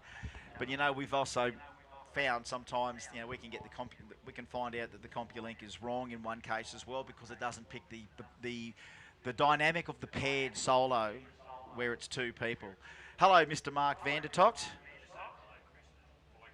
Oh, all finalists to the lanes, please. So are we still just sorting Rumble B, aren't we? All finalists to the lanes, please. Can't wait to say that. G'day, Mark. Hello, Mark. Goodbye, Mark. All finalists to the lanes, please. Ladies and gentlemen, the main event. It's finals time. And already, let's have a look at, can we still fine-tune the outstanding cars? Let's go through it one more time. Put it in your head. And we won't put these into the final, but I reckon the final's going to determine what's outstanding. Outlaw Radial, Outlaw 275, Outlaw 235. So what is the most outstanding car in each of those categories? And I've still got drawing blanks here right to the end. 6 Boost Hard Luck. I've got an idea. I'll talk to Scott and Justin about it and see what we can do. Best appearing, thanks to Warwick Panel and Paint. I've got 2 names written there. One name we don't know too much of, one name we do. Mood Motorsports Announcer's Choice. I've got written a little word down here, and I'll show it to you shortly, because it's not bad on semi-debut. Yeah, I agree. I like that one as I might even and again, I'm not gonna split anything. Right? Not going to split anything. Finance next, Outlaw, outstanding Radial Renegade car. And I've already written 2 names there above it, so maybe that's just cancelled itself out. Outstanding Radial Rumble car, though. Everyone has their daily routines. Some of us thrive on adventure, the thrill, even just a little family time. We live for the weekend. Whatever your passion, Kenda Tires is there for you. Kenda Tires, designed for your journey.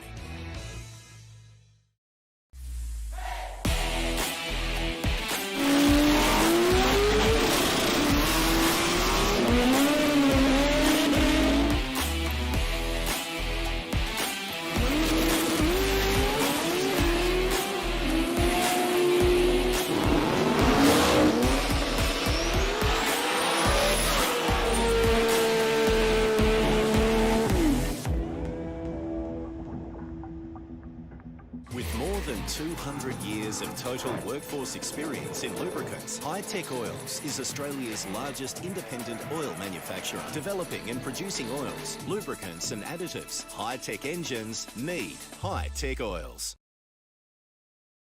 2 for the bikes. No one's. Oh yeah, they already told us the final of the bikes there, didn't they? Yeah, that was. They've got it there. He's going to bring it all in and compare it with us. It looks like he's bringing the race log already, by the look of it. So Walder's Pass, thanks to 60-foot ink, we've got a decision there which can go 3 ways. We've got 3 contenders 3 contenders for the 60-foot Inc. Wildest Pass. Performance Wholesale, most consistent $500 store credit. That's up to the racers to give us that info. Should be giving it to us now, but they can probably bring it to us at when we do the presentations. Of course, after all the finals, we're down there at the Kenda tent. It's going to take a bit of time. We'll have the sausages on the cook. We'll have the eskies on. We'll be writing checks, taking names, writing checks. All finalists to the lanes, please. All finalists to the lanes, please. And we have the finalists for Rumble B. It'll be Lucas Holtz and Ian Deutscher. There you go, Ian Deutscher and Lucas Holtz. What a great final for those guys too, because they've been always around in the periphery of normal racing in Super Street, especially 2 Super Street guys right there. And here they are in Rumble B in a great heads-up final. It's good that those guys have finally, well, they've probably raced each other before, but heads up, baby, who's going to have it? So get down to that after party.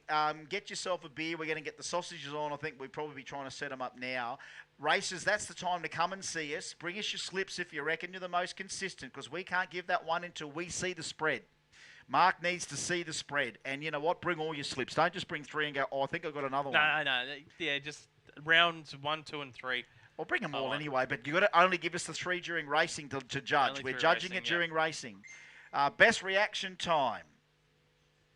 Best reaction time, RC Metalcraft. I still have it. You still have it. 014, John Payne, so far. 014, that is the reaction time to beat. No one strapped anything on anyone since John Payne. I saw 100 in qualifying. Oh, yes, yep. But in racing, racing, old Top Light Painey. So Top Light Painey's in there at 014, but that can change in the next 6 passes. Best reaction time. So again, Melbourne Access Outstanding OG 275. I've written something there as being outstanding in OG 275. I put another name under there because I shuffled the name there up to another name. Race Bolt's Best Engineered. I've got a name in mind there too. I haven't written anything there because I think, you know, when you talk about engineering. Anyway, Outstanding Radial Rumble, Bolt King. we still haven't come up with one for Outstanding Rumble. That's the one we got to that we stalled on. We're looking for the dominating performance, and we do have a pretty much dominating performance in there, but I still think it's somewhere within the finals of those 2 categories. I think so as well. All right. Yeah. All right. That to us, that's going to be the finals clincher because without that's saying too much. And that's full respect to Rumble. That is full respect to Rumble that we can't go, oh yeah, well it's this guy. We've looked at that field and it's like, well, the best have risen to the top. Let's judge the 4 of them in there and see who is the most outstanding. So that's what we'll go with for that.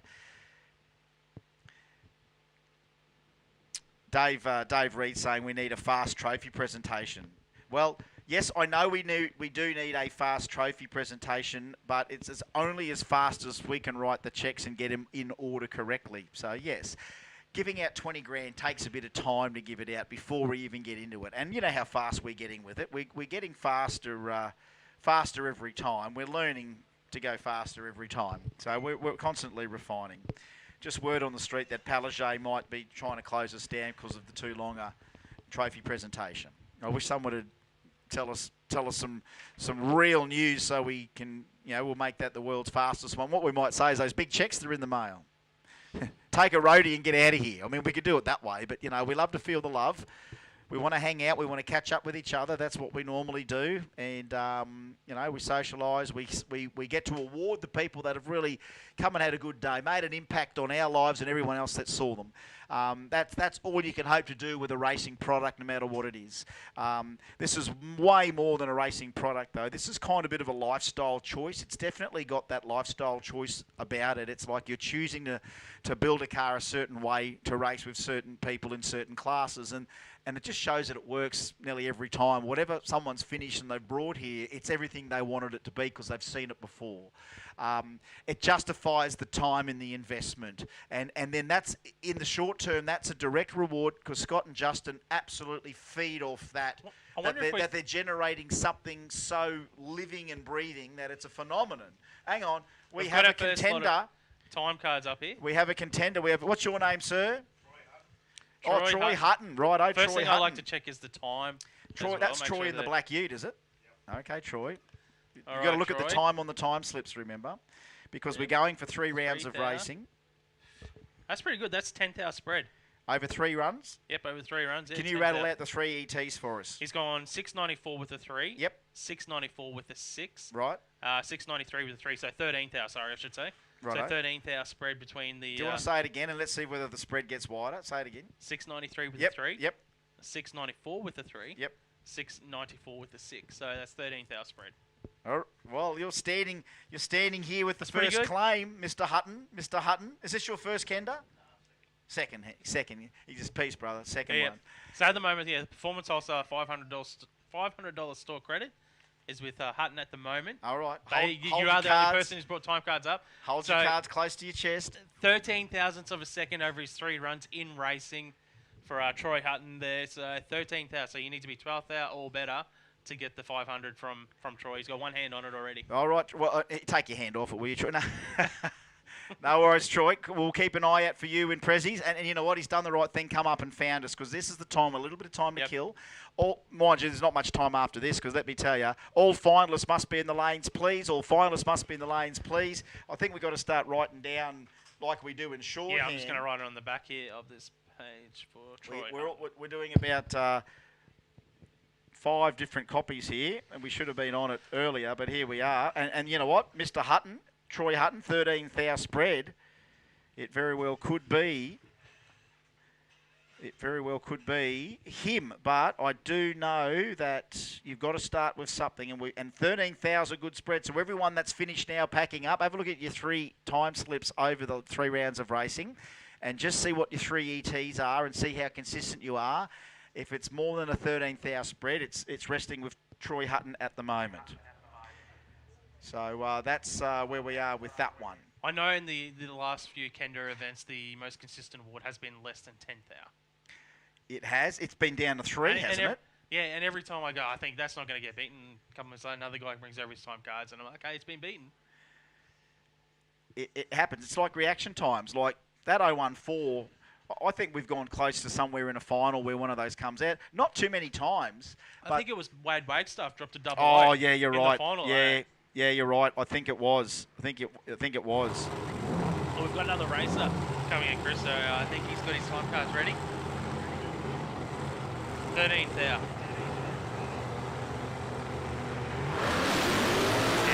400 straight up. That was all. Sorry, What was mate. your name? There you go, Hey? mate. Who? Chris who? Ah, there we go. Yep. Thank you, Chris Hagan. Thank you. All good, bro. Cheers, mate. Smile on the dial, though. Smile on the dial. That's all Justin and Scott want. They want their races to smiles on the dials. All right, it is final time for Race Parts Melbourne Outlaw Radial. Mr. 379 in round 3 of racing. Wade Wagstaff taking on Jeff Campbell-Brown in the 71 Chevelle. I'm loving the car of Jeff Campbell-Brown's. I've got a soft spot for it for the Chevelle. Yes. It is. It's coming of age, Mark. It's coming of age. Wade is looking strong in racing so far in rounds 1, 2, and 3. Ran that great 379 in round 3. Luke Marston turning the screws for this car and Wade Wagstaff. What have they got here for the final? Jeff Campbell-Brown has gone 430s in racing today. Time to go into the final round. Turbo versus Blower, baby. Wade Wagstaff all the way to the fence. 379 to a 442. Ladies and gentlemen, the winner of Outlaw Radial tonight, a dominating performance indeed. It is Wade Wagstaff, a 379 with a 3 at 201 mile an hour. And look, congratulations, Jeff Campbell-Brown, 442 in the final, into the 440s and 430s today. And Wade Wagstaff, though, just goes to show that how serious he is about radial racing in Australia. You're in Queensland, the radial state, and it's a Queensland car that's still the man in front to beat once we unlock all the borders and bring all the rest of our Kenda family in. And Outlaw Radial is going to be all the more better for it. But Our Queensland brothers are battling each other out tonight in an Outlaw 275, one of our Sydney brothers bringing us the sponsorship. Speedy Diffs, big shout out to Jimmy Grillis and the hard-working team at Speedy Diffs, believing in the 275 dream, and here it is. They fought each other in round 3. Here they are back in the final. Timmy Cross took out Colsey, put one on Colsey's chin in the last round and said, guess what, on 3-zip you ain't, and Colsey goes, but there's a final, Timmy, you better put something on me. The flagship has not been quicker than a 4.6000. Andrew Coles, the spot-on performance, LS-powered VL. Timmy Cross, though, this is a bit of a phenomenon. It's the quickest radial Cortina in the world over the 8th mile distance. All small block forward in a Cortina against LS-powered VL Commodore. Speedy Dips, 275. Oh, ziggy for Timmy, and it's going to be Colsey, and he goes a 63. Old Faithful, the flagship, 463. Tim goes 088 on an 052 there for Colsey, and the zing for Tim. Just trying to find, remember how soft the 60's been on the car, but it still had the grunt out the back. He went for a little bit more, he asked for a bit more there, and it just wasn't be able to plant that power down, and Colsey gets the win in Speedy Diffs Outlaw 275 tonight. He lived in that 460 zone, Andrew Coles. Yeah, well, tell you what. 460s, the slowest pass he did was that 463 in the final. Yeah, and an 052 to an 088 final. Andrew Coles, impressive performances there in Outlaw 275. Now moving into Haltech. Oh, we've never had it. Outlaw 235. Well, when you think about it, it's weird. We've got guys like Jess Beckham and Juan Kudnik and Joey Bridge. It's like it's a J class. It's like all the J's racing in the one class. Guess what? It's not even a J. We can get another Jamie in there. We could put a Jamie in there in 2-3. I've got every J name in there. Jess Beckham, Juan Kudnik. Jamie Farmer. Jamie Farmer was in there today. So we had Jamie, Juan, Joey, and Jess. What are the odds in Haltech? Jess Beckham, nitrous, small block, LS1, Kudnik. Well, it's got everything you want. It's got a turbo, it's got a centrifugal blower, it's got nitrous up the belly of it. As we said, it's leaf spring, 3,800 pounds on pump gas. But here we are on a 235 tyre, the smallest of the heads-up Outlaw categories. And it's Haltech Outlaw 235. Both ran 520s in the third round. All Holden final here tonight in Outlaw 235.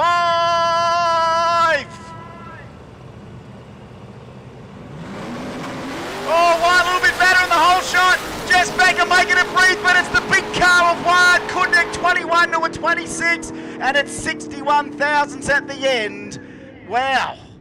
Tight race in 235 final, but that car's been on a string. That's been a dominating performance with the 235 field, and congratulations. The man never probably thought he was going to get one, but there he was, the man himself, Juan Kudnik, the winner.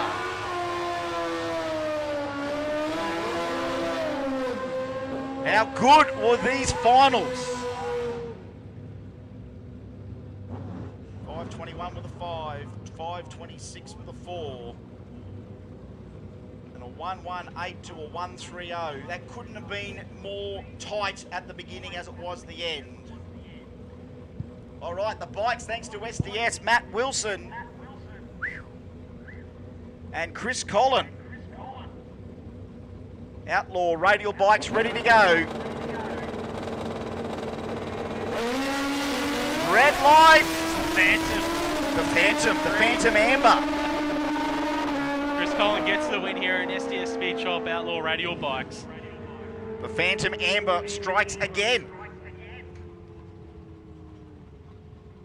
OG 275 brought to us by Outlaw Mufflers. That's right.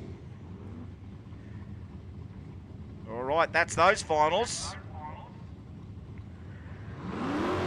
Let's get ourselves into a little bit of Renegade A, or no, this is maybe a Rumble one sneaking up in here. This is Russell Tonkin and Damien Morris, Rumble A.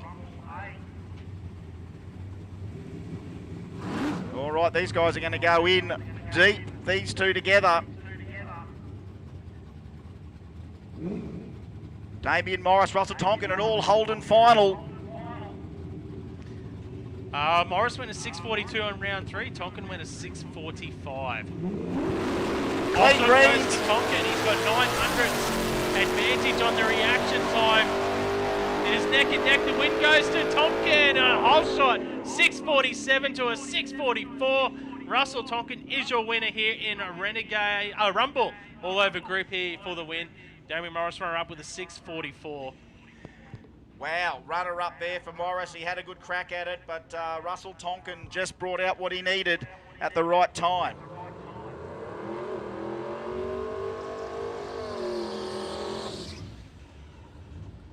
And now we're going into OG 275.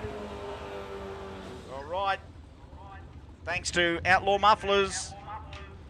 Mitchell Bean and Tanya Thompson. What about Mitchell Bean? Coming from the heavens, bottom qualifier. We won't go unnoticed, let me tell you. It won't go unnoticed. To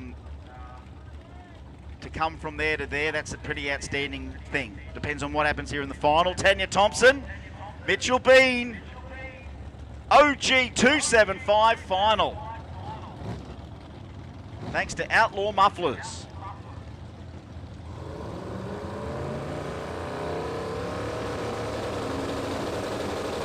Flicker, flicker, baby. Oh, Tanya goes the move on Mitch. Tanya goes the move on Mitch. And it's going to be all Tanya Thompson today.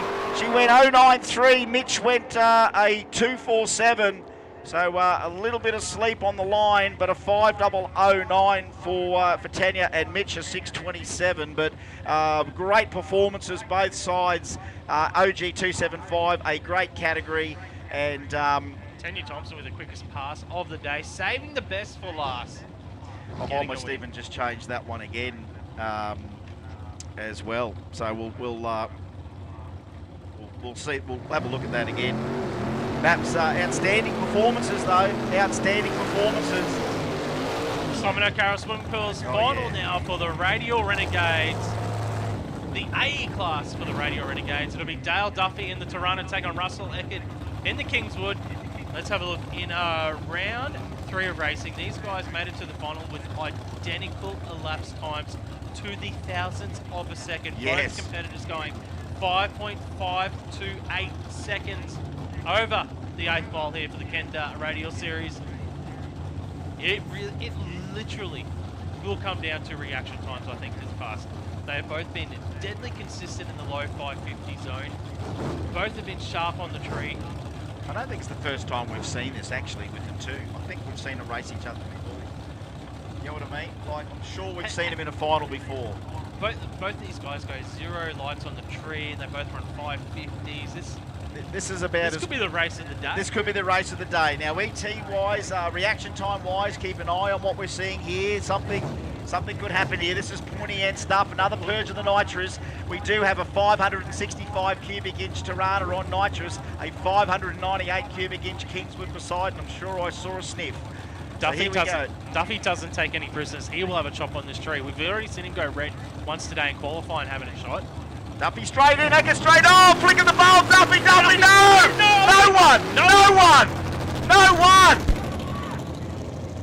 No one! Tell Eckert to stop and back up. No one. All it took was Russell to back up. We could have had something. We could have something to say about it. Let's have a go again. Let's have a go again. If we had in-car radios, we'd be saying to Russell, "Oi, come on back, come on back." I'm sure if both of you guys talk to each other, you'd probably say, "We'll run that." And you know what? If he hot laps it back, they probably could. Depends on what they want to do, because we did see Duffy did launch through. He did. I want to do it again. He did. He did. Race again. He did. Technically, he did exactly that. He did exactly that. Yeah. We didn't see Russell put any bulbs on. We actually got the luxury of a little bit of a delayed telecast here, so we're going to have to look now. This is surreal. We're looking at the Overtaking Lane live stream on a slight delay. So we're seeing the final of OG 275 right now on our live stream with Tanya and Mitch. Right, don't fast forward. Let's just watch this race again here. So Tanya bumps in. Mitch bumps straight in and they leave. And yeah, it's a big hole shot for Tanya. And Tanya gets that win. It's when we get into the next race here between Dale and Russell. And here we go. We're tapping forward. This is a bit surreal that we're seeing this, but here we are. Here comes our little replay. I wish we could put this up. Look, wish we could cast. You know what? We're better to get a big screen and cast to it, I think. So there's the purge of nitrous. So yes, Russell is indeed running nitrous. Duffy, another purge. So we're just looking at the replay here. We're watching the replay. This is the video ref's box. It is the video. This is the bunker. This is the bunker. I knew we'd have the bunker. There we go. It looks like they're both attempting to stage, and let's watch. No lights are on, so no one is moving forward. They're now both moving, trying to find the beams. Who takes the bulb first? We're looking now at the replay. We're looking at the replay right now, and they are both rolling towards the stage. Who finds the beams first, Mark Allen? Who finds the beam? Oh, Tonkin finds the top bulb. Dale goes double bulb here. Dale actually goes double bulb, takes the finger off the button. Yeah, so Dale's in full stage and then jumps through. Puts the finger on the button, and then that jumps through. So we're having another look at that. Here we go. Top bulb straight on was Russell. Top bulb was straight on Russell. And Dale, he goes straight in and then first or worse. Back, so Simo's saying first or worse on the rule. First or worse on the rule. And in this case, the infringement might be the forward roll. You think, is that the first or worse in this situation? Yeah, well, he's. You can see that Duffy had both lights on and then has. He's not moving, and to me, this is an admission of wanting another go at this by not doing anything other than. Well, this is Kenda, so that they can do what they want, 100%. And whatever they decide, I've got the full support of that because I just say run them again. I say run them again. I say run them again, but again, Dale left first. There we go. First or worse, Dale left first. So that's what we're saying. And we look there. We have all bulbs on. He flickered the bottom bulb. He went forward, and then Tonkin, then Eckert went. Sorry. So that looks like it was the first decision was the right decision. Again, had Russell jumped on the picks right here, and just backed up, we might have just done it. You know what I mean? There we go. Dale's just doing a bit of a purge. Going to have a little send of it. He's going to put it in for a number anyway.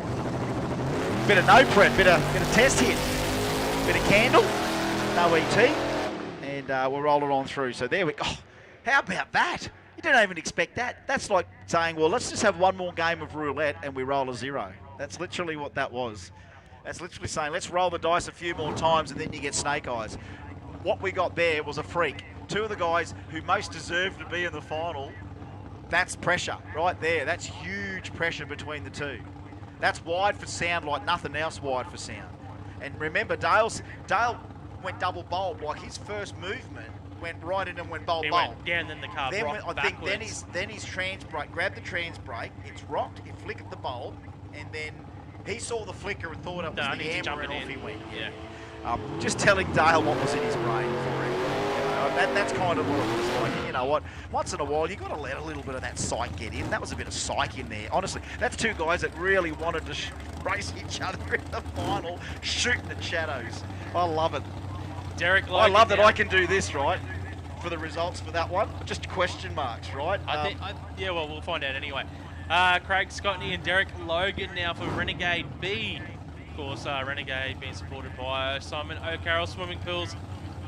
Derek Logan and I haven't written down what he ran in round 3. He's in the final though. Craig Scotney ran a great 5.74 in round 3. Logan had been running in the 5.70 zone as well. So worthy final here. They've sharpened up their pencils over this afternoon. Scotney and Logan, they found their way to the final, and on the line, it's a better reaction time than Derek Logan. Right now, the Scorpion trying to get him back, but it's all utility from here. It's Logan 74 beats a 71. How about that one? So a 5.71 in the final and a 5.74 the win. 5.71.4, 5.74.8, and just that 1.51 light there. Shot, a little bit better than the 2.28 from Scotney. Now one more final, Lucas Holtz and Ian Deutscher, and that'll be us. That'll be us. And we're going to then have to go through the rest of this list real quick and see you all down at the EFI Parts Australia presentation and after party, because we've had a hell of a day's radial racing, and I think Overtaking Lane might take us there for the prezzies. I don't know, because we've still got a lot of the results we can't decide on until we write the check. A few guys on the live stream here saying do over, do it again. That's, and then there's a lot of discussion there in regards to what happened. All right, he rocked backwards and forwards, Ian Deutscher. Lucas Holtz 2.22. It was like a bit of a fake. It's almost like a fake hold shot from Ian. 7.29, but the win there to Lucas Holtz.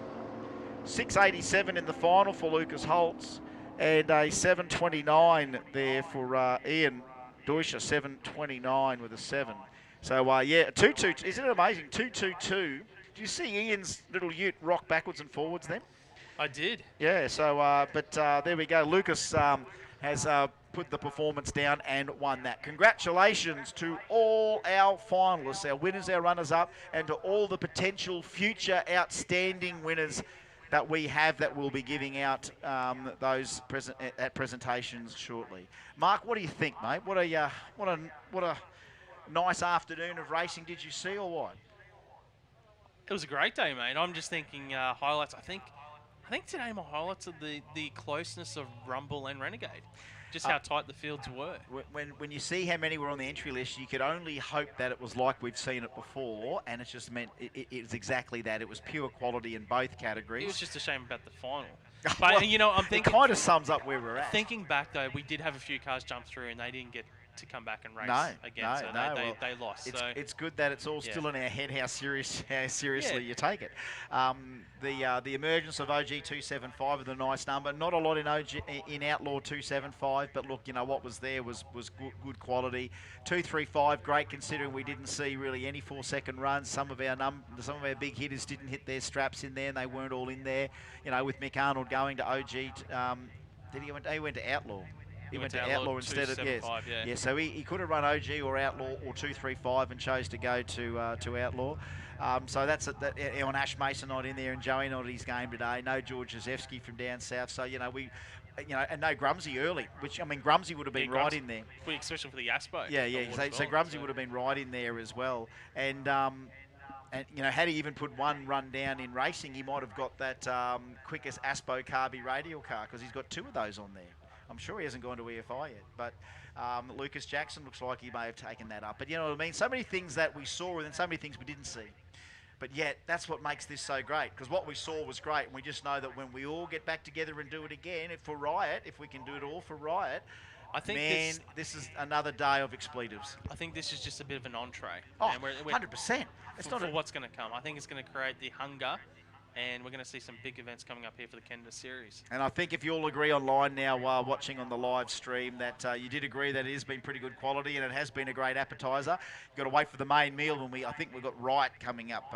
Keep your eye out on the Kenda 660 pages for that, and lock the date in. So we'll be notifying everyone of that one, of the date. And that will be the, I think we are going for Riot. We'll make sure we just get the date in. I'm just going to see if we can confirm that for our live stream before we log off and go down and get all the results. I've got all my results written here, like you've written all your results there. Our outstanding. All right, you and I will make a little decision off the mic here just by sign language, so no one can see us, our sign language. We've got pretty good names for nearly all of these here. There's nothing that I disagree with anything written down. No, I will just sharpen. And at the moment, I think Johnny Payne at 014 is our reaction time. It hasn't been Rumble, Bolt King, Rumble, the 500 for Rumble. That was the one we were going to, state. And, I don't know. One more look for that one. Outstanding Renegade. I've got that narrowed down. Announcer's choice, I reckon I've got something there. Best appearing, we'll spread that around. And our outstanding radial cars, I think we've got them all sorted there. So that's it. We'll get the date for you in Riot. I think it is in a good few weeks' time. I know it's not like it's 2 weeks away. You got to take a bit of a breather before the next one. But let me tell you, folks, our next Kenda, as Marky said, that's the appetizer. The main meal is going to come between now and Christmas. So don't ask Santa for anything, because you're already going to get the best present you can have and more of the racing we saw today. So on behalf of myself, Mark, thanks very much. Again, it's good that we get in on the we get in ahead of the pack and be able to let people know that we were here to demolish the microphone today. That's why we needed the demolition gear, and we've demolished another great event. And thanks to all the people for Power Cruise Promotions and Overtaking Lane for the live stream. I hope all you guys enjoyed that one as well. we've got our trophies down. So we've got to start writing down all of our details and passing this information on so we can get the presentations all sorted. So for those people still on the stream, all 236 of you, thanks very much for sticking with us. We're now going to other commitments within the event, being our presentations and the awarding of $20,000 worth of prize money to all the great winners and worthy recipients of these awards. Keep smiling, keep an eye out on the Kenda 660 Facebook page, and you know what, if you haven't been to a Kenda, make sure you get to the next one. Good night and bye-bye for now. We'll see you at the trophy presentations. Thanks for everyone on the stream. Adios and out.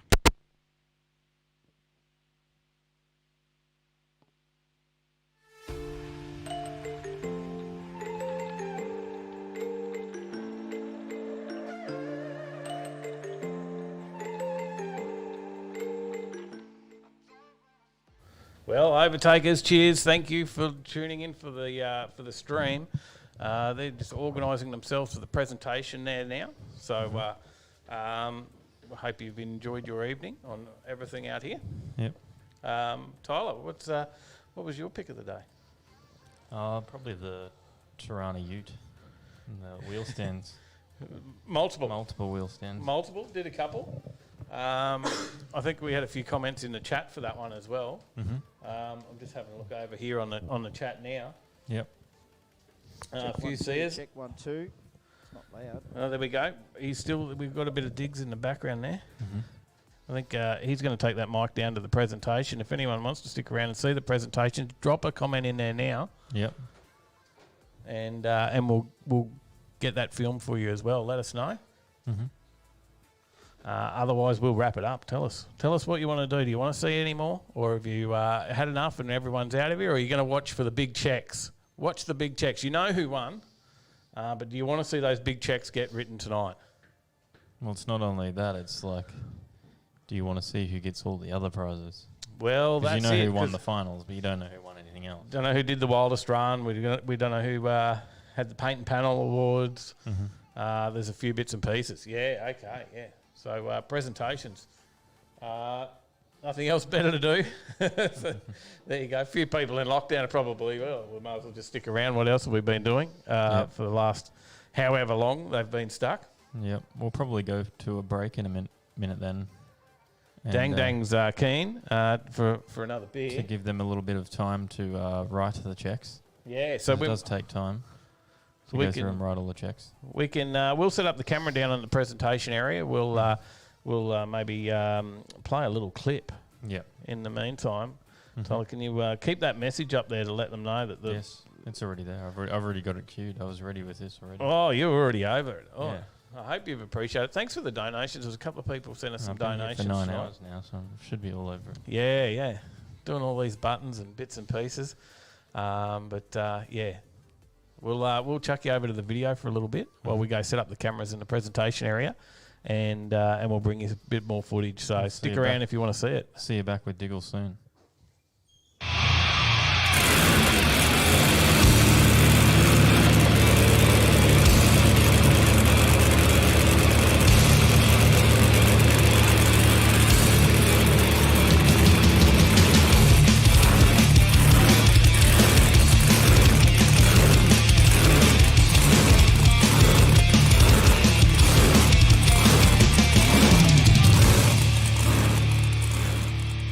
Mate, here we are. Kenda, what do you reckon? Keen as? Oh, it's awesome.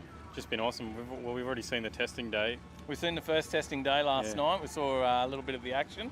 And I think while we were doing our live show last night, there was a 3-second pass. Yeah, Australian record breaker. Yeah. 394, I think it was. Yeah, how good was that? We completely missed it. Like, we were doing our live show, we actually saw it and then it didn't click, what we just seen. So until afterwards, and we're watching like, oh man, that was a 3-second pass. Yeah.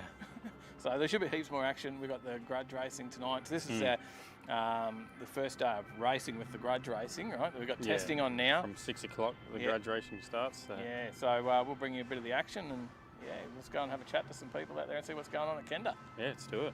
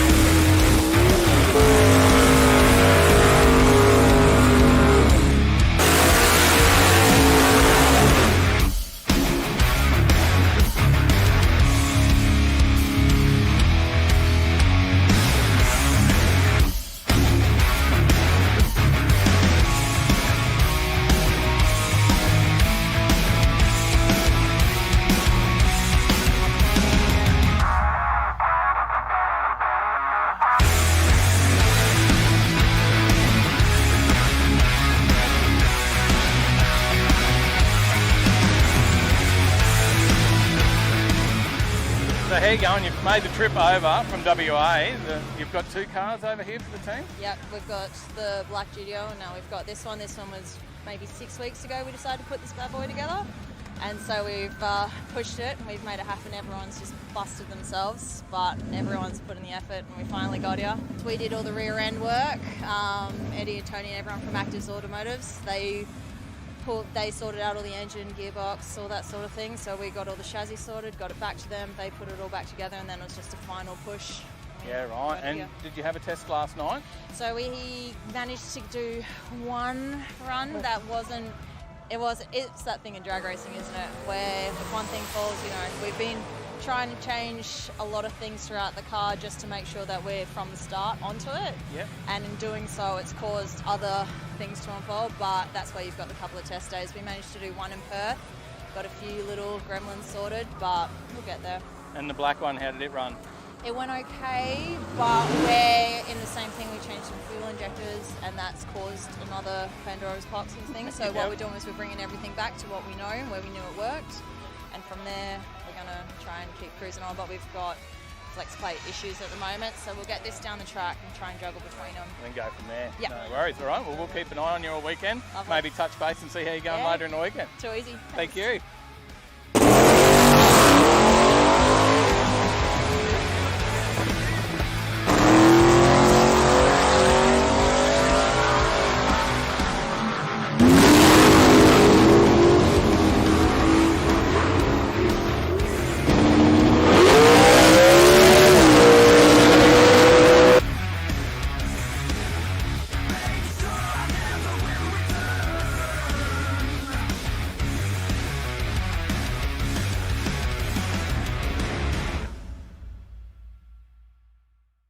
G'day Kurt, we're here from Overtaking Lane, mate, and I'd like to learn a little bit about what goes into the prep on this track, because you've come all the way from America. Yeah.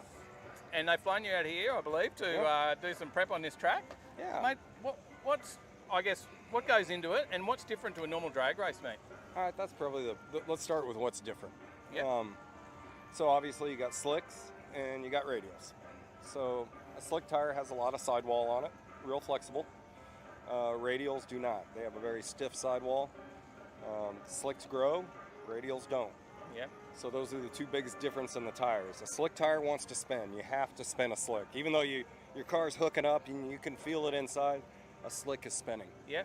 And you control that with wheelie bar, torque converter, clutch, timing, how much your spin is and how fast your spin goes to a full hookup. With radials, there is no spin. If a radial tire spins, it spins. There's very little saving it. Right.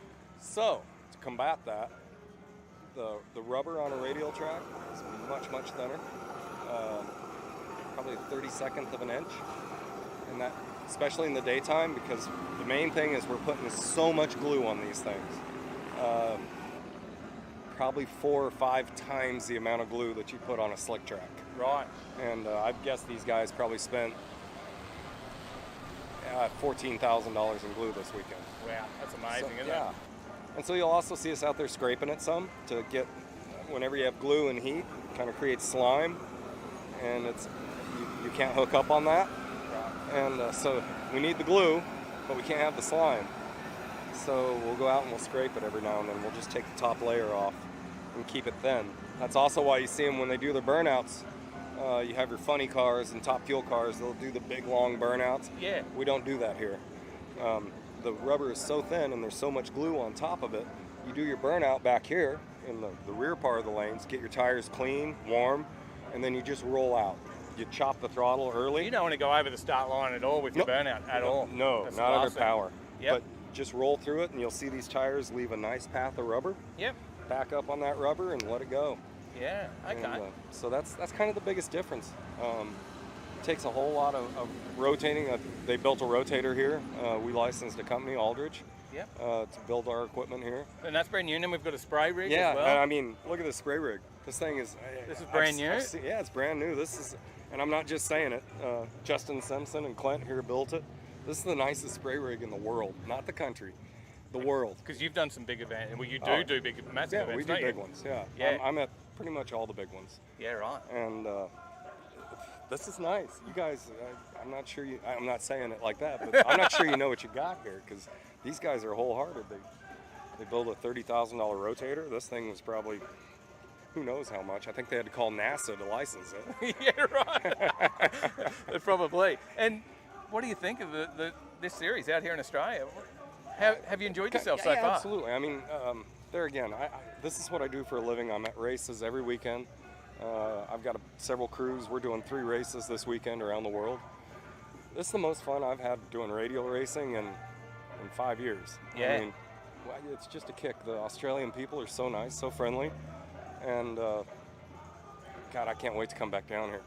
And what do you say to anyone thinking about getting out there and having a bit of a go on the track? Do they get out and have a crack at a radial? Absolutely. I mean, radial racing to me is just kind of where it's at. It becomes a tuner's race. It's not just throw it at it and go. You got to finesse. Yeah. And so you got to use this up here more than that. Yeah. And you know, there's a lot of keyboard tuning, and it's just it's a chess game, and it's so fun. You'll see them out here today. There's guys that are going to struggle because we're warm. Radials and heat are very difficult. Right. Where a slick tire, it's no big deal to run in 150-degree track temperature. They like it. You know, you get that controlled spin. Out here, you can't do that. You got to tiptoe. Completely different game. Yeah, like during the day, you probably won't see those. You know, we had quite a few 3-second runs last night. You're probably not going to see that during the day because they're going to have to go point A, point B, take it real nice and easy, get it down to the track, and get a wind light. Yeah. And if you spin the tires, you're not going to get a wind light. So they're going to play smart. As we go into the evening, watch out. When we cool down, it's we're all going to go fast. That's excellent. Yeah. And just one last thing, I guess. We talk about the prep on the track. There was a massive amount of prep on the track before we had anyone out here, wasn't there? Sure. You've scraped all the rubber off, yes. right? Took it all off. We put it back on, and that helps it adhere to the concrete better. It's fresh, live rubber. They call this, I'm not being a smartass, they call this track prep for a reason, because it's preparation. Yeah. You come out, you totally remove the track, put a new racetrack in. You do that almost every day. Wow. And so it takes a lot of preparation. It's not just come out and spray the track and go.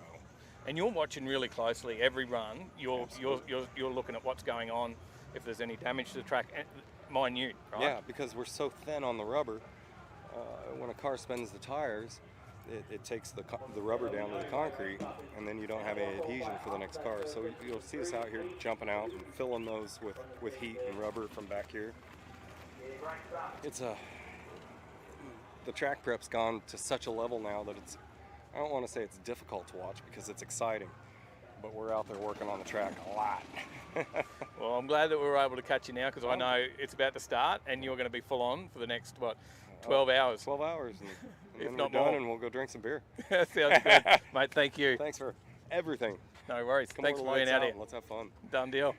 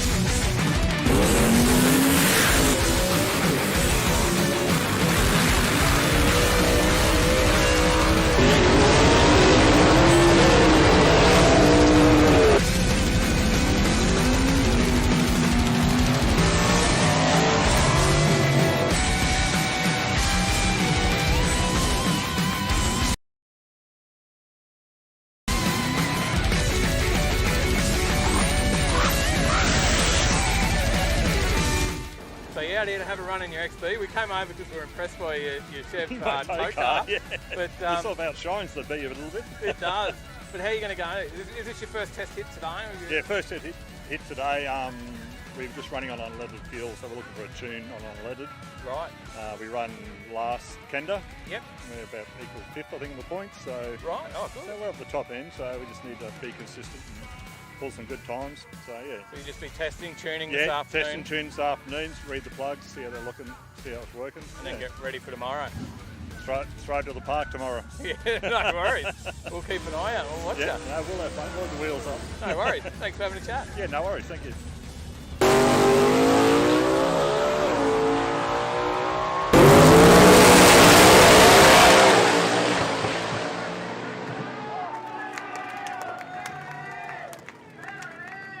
Mate, twin turbo Hemi in this ute. Yeah, mate. It's pretty thick. Got a bit of steam, yeah. Yeah, but you've had a few problems. So. Had a few issues. Broke the diff on Thursday, fixed it last night, put the diff back in the car this morning. Made one hit, didn't leave the start line, but we're here now. We're going to run what we've rung and see what we can do. You're still in with a chance for $5 grand, That's it, mate. Yeah, 100%. What do you think of this Kenda event? I love the Kenda event. It's really good. Like radial racing is just taken off here in Australia. It's a really exciting form of racing. It's the type of racing that everyone can come and do. Yep. The thing I like about it is they still look like a car. You know, you get your funny cars, you get all that sort of stuff. You know, they just don't look like a car. You've got a lot of street-looking cars here, so it's a good time. It's a pretty cool event. Yeah. And, late night, after last night.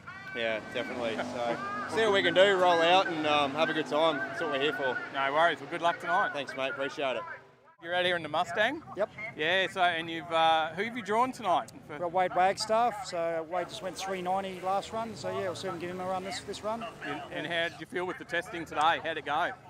Still a new combo, only 7-8 passes in, so we're still learning a few things and making adjustments on the run, and we backed around from the last run within 30 minutes, so we haven't had a chance to change too much, but a few little adjustments, so hopefully we can stick it and give him a bit of a run. So. And what do you think of this event, this awesome, racing? Mate. Awesome, yeah. Used to really enjoy the lights out stuff that we used to run here. Hasn't been on for a while, so it's the first one back like this, so really enjoy it. I enjoy it more when my car's working better. So. Yeah, fair enough. Well, good luck, mate. Thank you. Thanks for talking to us. Thanks, boys. Cheers.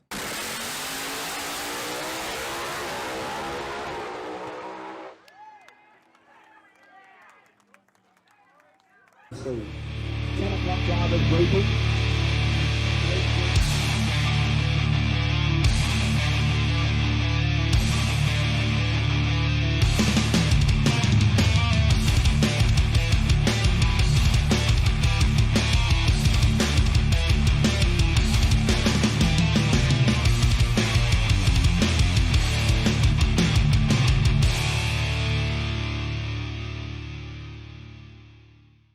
All the eyes are on you this weekend so far. Apparently. No pressure. No. See how we go. Can only try. And look, this is a great car. Look, just having a look at this thing. When you sort of see it from the stands and you have a look, like you look at the paint work that's been done on it, and it just looks like a normal old 57 Chev running out there with a bit of changes, but it's all airbrushed on. There's a bit of work going into it, eh? Yeah, no, it works well, and I mean, we've had it on 10.5 tyre, big tyre, and now the Radial, and yeah, it seems to be a pretty happy car all around, so... Yeah, right. And that's good. You did a stint in the States with it as well a little while ago? Yeah, so it's pretty much identical as we raced it over there, just obviously power management a bit different. So yeah, we went 379 over there. Yeah, hopefully the track comes around here and we can try and match it. All right, good luck. Thank you.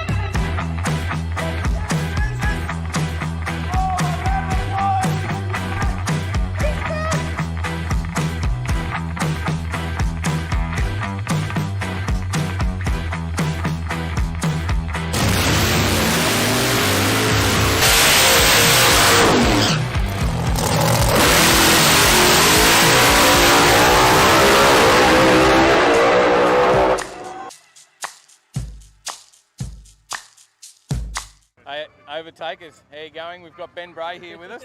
He's having a ball out here. What do you reckon? Yeah, so far so good. What have we got? 3 runs left, so the 200 still available. Still got to try and catch Wagstaff's 82, which I don't think's possible. Yeah. But hey, I'm still here. I'm enjoying it, and I'm smiling.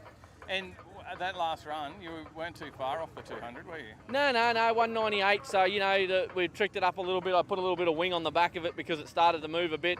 I'm going to go for it, I won't lie, but if it's there, it's there. If it's not, it's not. So there's like 20 cars here that can do it. So one of us is going to get it tonight, I can guarantee you that. Yeah. And I'd probably say this blue thing in the background, Sean Hale, he's probably got the best bet right now. Yeah, righto. There you go. He's There's only the tip. 5 mile an hour off. There's the tip. So, what do you reckon, Kenda again next year? We're going to bring another door? Probably bring 2 of them out. Bring 2. Dad reckons that he wants to have a crack. He was a bit nervous at the start, but he says that I've sort of sorted the car out enough that he feels comfortable to come and do it. So why not?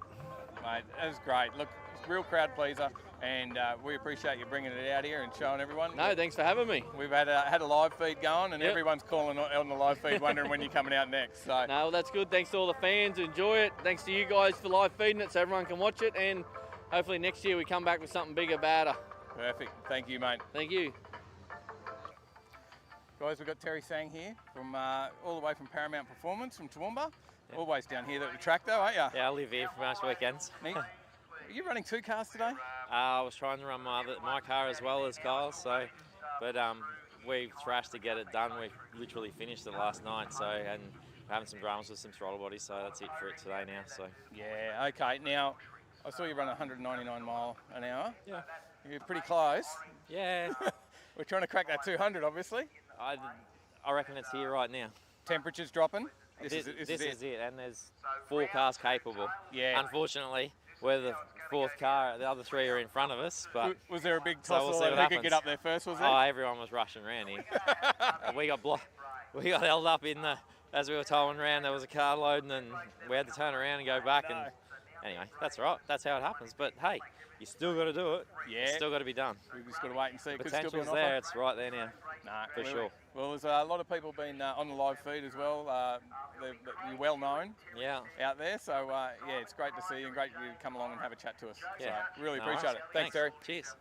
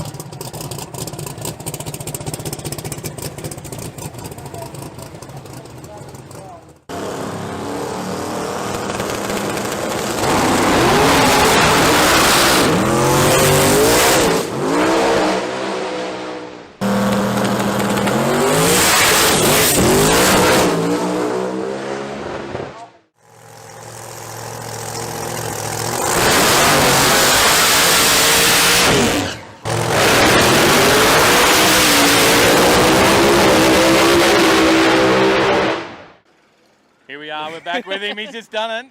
You know, Cracked it. I'm sorry I lied. I did say Hale was going to do it, and I really wish he did. Them guys have worked very hard to do it. All these guys here have. But the credit to them all. They were all in the braking area. They all hugged me. They celebrated with me. It was really joyful. Mum and Dad are here. Everyone's crying. The kids, the wife, everyone's having a good time. And don't know if you can see it, but that's the time card there. Check it out. So 396, 201. That's the first 200. And I tell you now, Grubby gave me a pretty good drag race. He left me for dead on the start line, and I had to drive around him. So what can I say? The Kenda, Justin, and Scott for the event they've put on, man, it's ecstatic. All my sponsors have been a dream, and here we are having a good time. Good on you, mate. Congratulations. Thank you, guys. Enjoy it. Talk to you soon.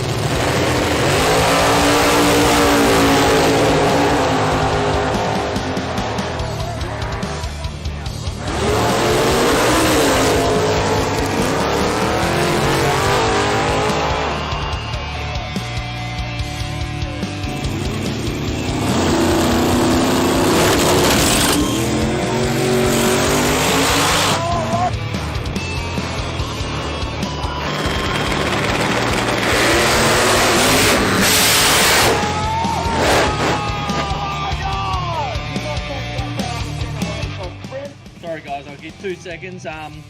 Thanks to Justin and Scott. Awesome event. Everybody involved in it. It's great. Thanks a lot for having me. I've had just an awesome weekend. Everybody that's helped me, it's been amazing. It's been great fun. My family, Dad for letting me cut the car up and have some fun in it. Outside of that, Willowbank, everyone, the girls for standing around all day, the wife for putting up with me, and hopefully next time I can make the final and do a bit better. Love you, Benny Brown.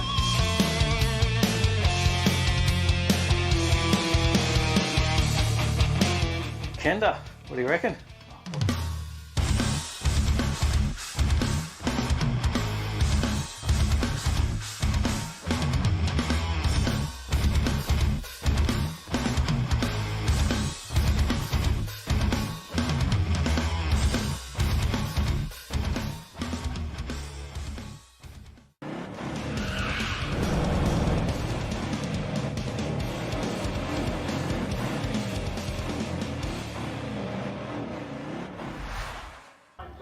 Hey guys, welcome back to Overtaking Lane. Here we are this week, mate, back into drag racing action. What do you reckon? Oh, super excited. How good is this? Mate, this is amazing. We're having a ball. We're at Kenda. It is a test and tune event for the Kenda Expression session, COVID edition. No spectators. We're live streaming as well. We're going to try and do a video at the same time, but we hope you've already been on and enjoyed the live stream and you're a new subscriber. If you've just found us, what do you got to do? Well, you got to hit subscribe, hit like, and then keep watching. Check out Facebook, Instagram. How are you, brother? You're better now? It's time for the big checks. I think we're doing it here. I think we're sort of here, in front of here.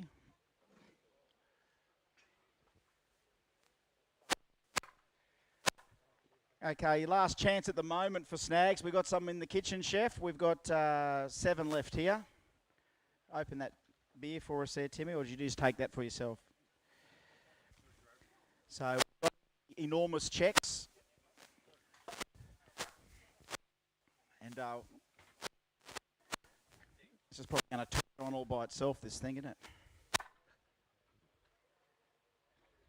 It's going to go all by itself and just twitch away.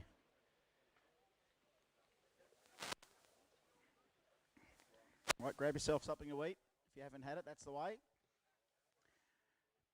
That's all right, mate. You go for it. Little packs of chips here if you want a little pack of chips. 2 cookies left, by the way. There's 2 cookies there. No, not quite my type of cookies there. No. I can't eat the triple choc. You right with the check, Scott? Do you need a hand? Butter. What are you, a doctor or something? That's a little bit too much detailed information there. It's neither have I. Someone did tell me a good recipe last night, actually.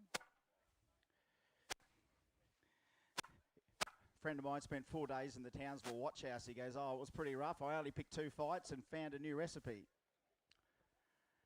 All right, gentlemen, ladies and gentlemen. Well, that's the spirit. Tell us where we're going to start, boys, and we'll get into it.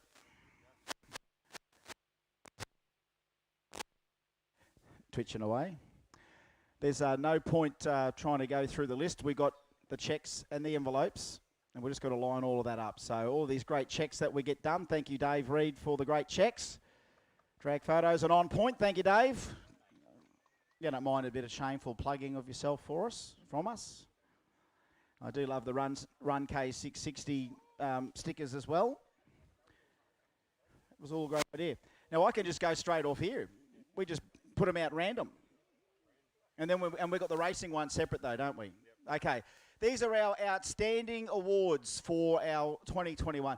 First of all, before we start, do we have a bloody good day going back Kenda racing or what? Come on, wake up. No one.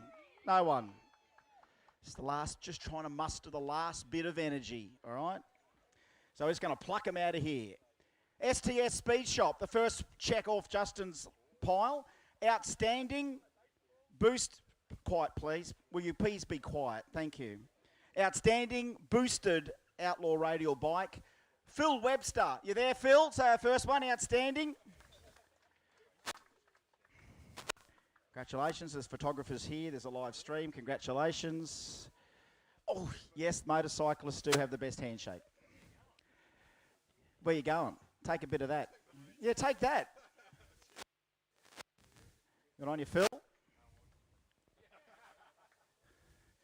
They're real smiles too, ladies and gentlemen. Real smiles. Oh, another one. It's lovely. I love it. It's like Christmas. Okay, let's bring this one out. STS Speed Shop, outstanding aspirated Outlaw Radial bike winner. Thanks for our bike guys, and I know that we can get huge fields when we get them all together and then all lot working and half of them are doing whatever, but the ones that turned up today, we want to really encourage. And our outstanding Aspo bike, and he was a bit of an underdog, but he had a good go at it. Carl Pacey is the winner of the Aspo Radial bike. He's gone home.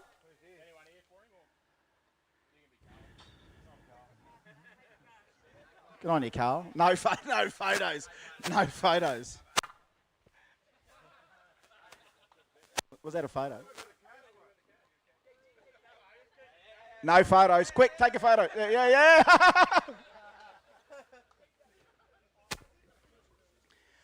Okay, thank you, Performance Wholesale again. It's a store credit, $500 store credit. Most consistent radial vehicle today with a spread of 5 thousandths of a second. John Nason, you win $500 in store at Performance Wholesale. That was definitely worth accosting me on the way down here. Guy just starts throwing time slips at me. 5,000 spread. So what were the 3 runs you did? But don't worry about if you can't remember them. Don't worry, that's all right. We believe you. I just wanted to hear.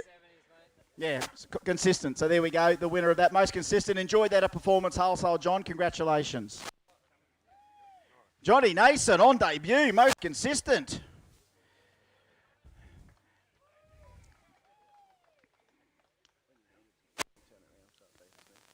Turn it around. Oh, when I hand it to him. All right. Well, I'll tell. Oh, okay. Like that. You know, it's a good idea. Double-sided bloody checks. There we go. And I think they exist. Yeah, they do. I've seen a lot at Jamboree. Advanced Drive Group. Standing Outlaw 235 winner of this. And again, we've got to look at performances with that. Well, who's had a real crack? And this one goes to the NA boy, Gary Hunt. Outstanding Outlaw 235. You there, Gaz? Turn the check around and give that thing a fair flogging today on the small tyre. Is that the same size you put on when you went up and raced in Mackay? Yeah, there you go. Congratulations, Gary. You got right onto that, and that's a very spectacular and exciting car. We thought it was pretty outstanding in 235. Good on you, Gary Hunt. Congratulations. Take that too. Mood Motorsports, announcer's choice, and Mark and I, we write a few names down. This impressed me. And impressed Mark as well. He said, I've got no arguments with that one. We picked today, our announcer's choice, Scott Hoffman in the little KE10. Scotty Hoffman on the 235. Might have packed it. Oh, Hoff would be here somewhere, surely. He's gone? Oh, well, we'll give it to the Hoff. At least he knows we cared. Because you certainly got the most out of that thing. It was doing wheelies. It was running nearly 4s and 235. Very impressive. Thank you again, Mood Motorsport, for that $500. Thank you, Darren, and all the guys. Warwick Paint and Panel, and we thank, of course, the Benz family, Brett and Rach and the team up there, giving us $500 all the time for best appearing. And again, we could have split this 102 ways, to be honest. We really could. This is what all these, just be mindful, all of these awards we could really split. That's the spirit. Now you're just being funny. Best appearing winner, and we had a lot of feedback from people on the live stream. It's Billy Shelton in the sickest VL fully sick turbo Commodore we've seen here today. And certainly caught on to how your race heads up as well today, Billy. You could have been in a couple of awards today.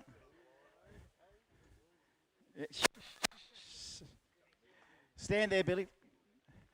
You're a radial racer now, mate. That means you'll be the biggest star ever.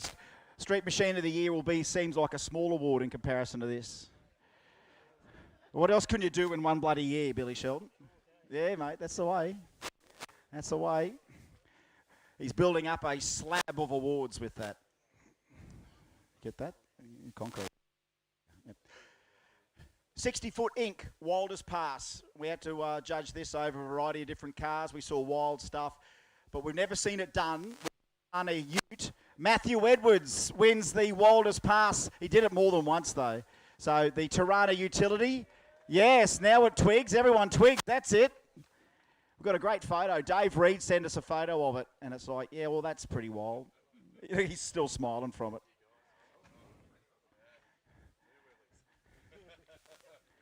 Two wheelies. Yeah, that's right, he did. Just to make sure it wasn't a fluke, he did it again. RC Metalcraft gives us 500 for best reaction time, and again, that's open to everyone. Doesn't matter what you got. It's just how hard you can push the tree. And on a pro tree, this guy did it. He did it on a double bulb and it seems to work for him. And it's so good to say this name because this guy's a legend in my eyes in the sport. And it's good that he's found Kenda to keep racing. John Payne, 014, best reaction of the day. You there, Painey? He's probably got a million time slips. Wouldn't think that one's worth 500, but it is. That's a $500 one right there, 014.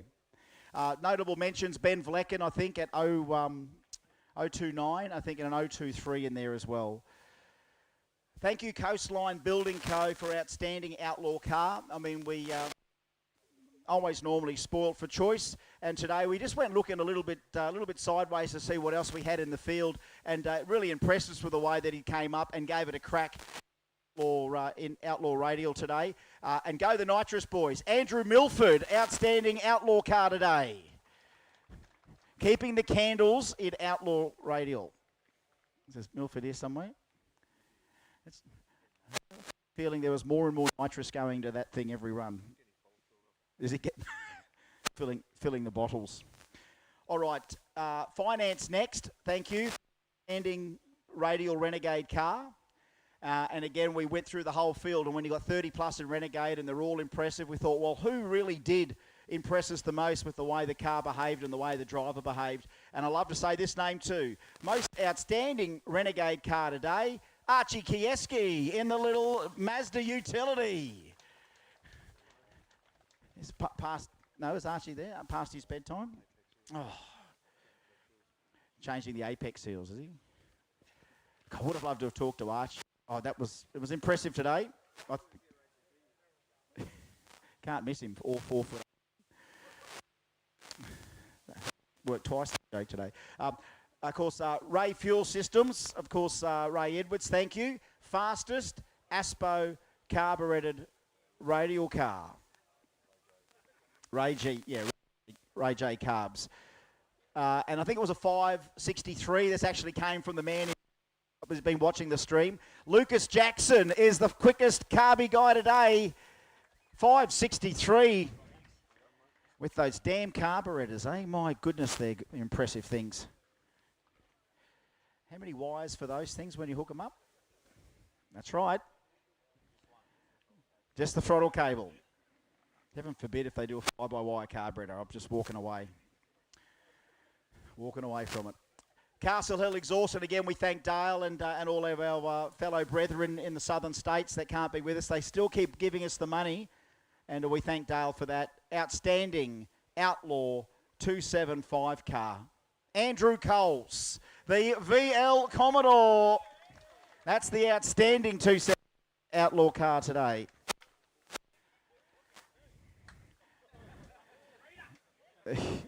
Street car, yes.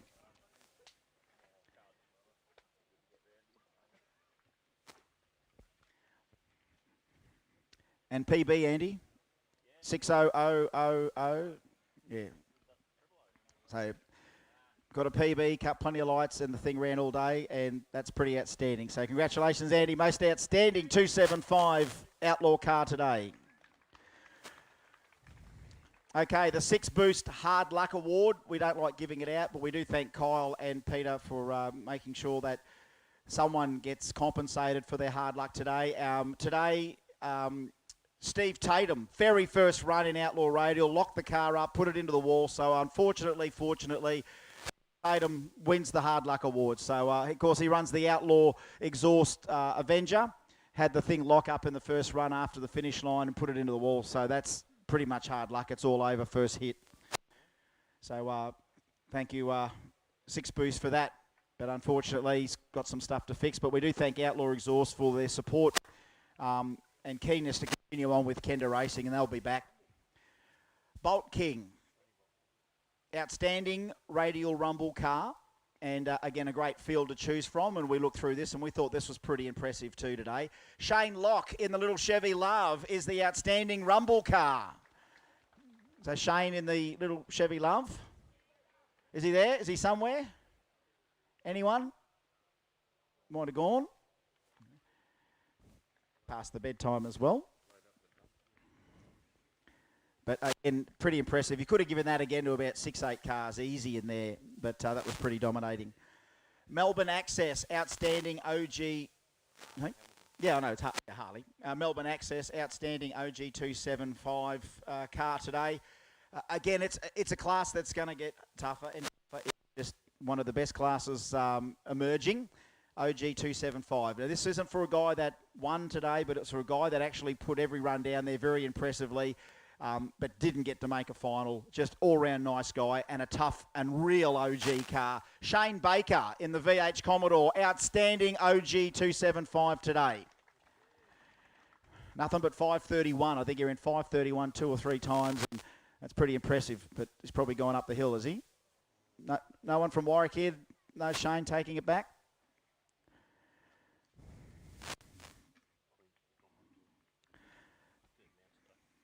All right, we'll give this one out. He's gone home, has he? All right.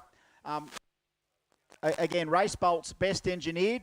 We can almost split it 102 ways, but again, we're looking around at what guys have built and what they've got, and this is a pretty impressive piece too. Clint Hepburn in Casper in the Gemini twin turbo big block, beautiful car. You won't see another one like that anywhere in the world.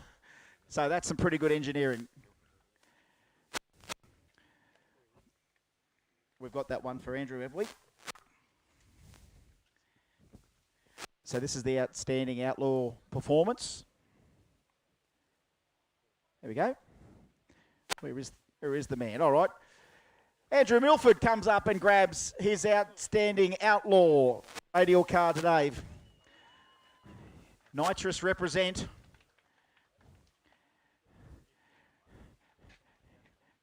That'll help you fill the bottles up again, Andrew. Anyway, that'll help with it. There we go. All right, so here are our race checks. As you can see, they won't stand up, but they certainly won't bounce. Right. Pile of money. You're right down there, boy. Oh my God, it's just not a good look, really, is it? Someone's dropped a sausage. It's very unprofessional. Sorry about that. Bloke's left his snag on the ground. All right.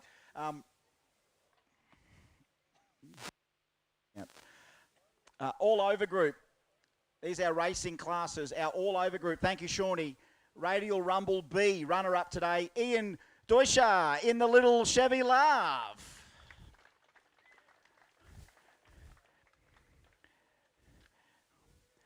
I either just know whether it's Deutsch or Deutsch. Deutsch or Dutch. He's Deutsch. I think I just said it wrong again myself. Good run, Ian. Congratulations. Get in the middle there. One of our only radial races sponsored by Hairdressing Salon.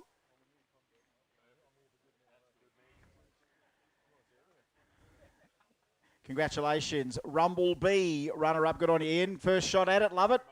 Heads up stuff, mate. That's the way. Now, that's it. Great one for Ian. But in the final, this was a very good battle between these two guys. But he did come through in the end. All over group, and I think, is this his first crack at Radial racing too? Second crack. Oh, well, not so special. No, that's okay. That's pretty good. The winner of Rumble B for $1,000, Lucas Holtz. Here he is. Good on you, Lucas. This Radial stuff pays good with the street cars, doesn't it? Have you raced Ian in Super Street before? You're normally Super Street competitors. Never raced him at all. There we go. A couple of Super Street guys in there in Rumble now.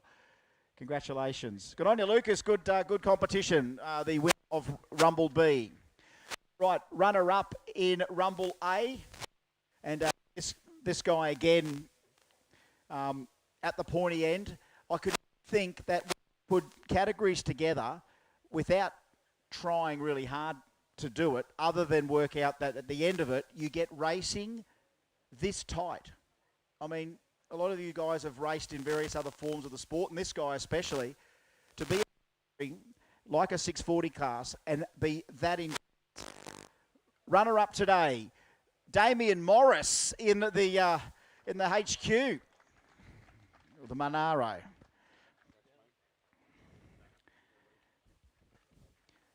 Just crazy how close everyone is in that class. And on your Damo. He was already making it perfectly clear he came here to take out Hot Rod Williams, but Hot Rod took himself out. But just by virtue of that, they were scheduled to race each other in round 3, Damien and Hot Rod tonight. It was going to be a big battle, but Hot Rod's thing failed, and Damien got through. Could have had him in then, but yep, that's what happens. And here's the winner, Radial Rumble A, thanks to All Over Group, and again a tight final, so tight. Russell Tonkin takes home $1,000 too. Thank you to All Over Group.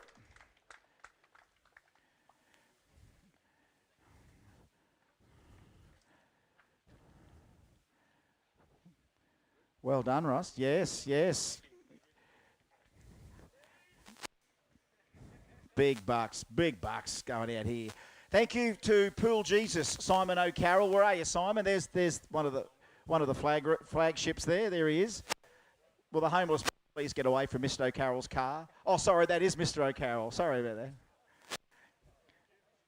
that. Not urinate. Yeah, Jim's long roof hire. Radial Renegade B, runner-up today, tight category. Craig Scottney, the runner-up, 500 in the Mitzi. Yeah, in the Scorpion. It's not often Mitsubishi Scorpions remain competitive in motorsport, but here it is.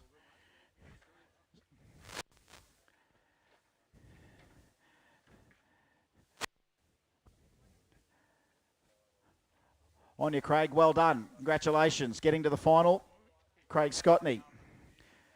And the winner of Simon O'Carroll Swimming Pools Radial Renegade B class, it's $1,000. Derek Logan.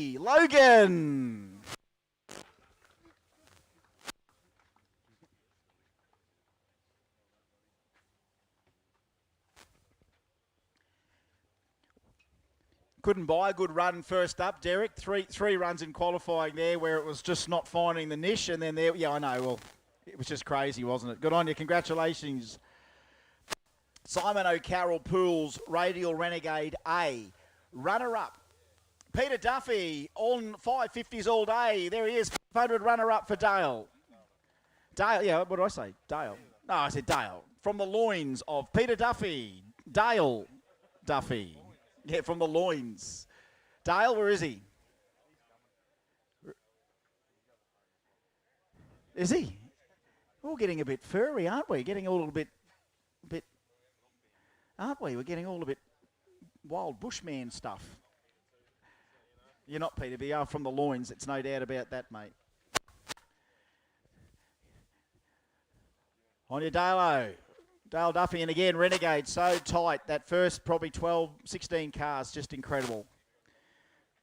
Simon O'Carroll Pools, Renegade A winner. In the Kingswood, not the Kingswood, Russell Eckert, $1,000. Russell Eckert. Russell, here's Russell. On your Russell.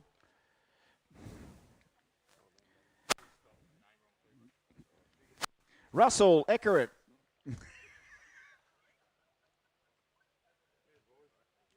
On your Russell.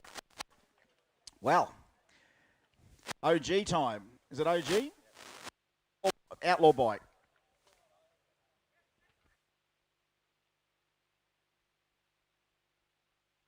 As usual, the 2 AAs we had for this year are nearly running out. STS Speed Shop, no, it'll be right.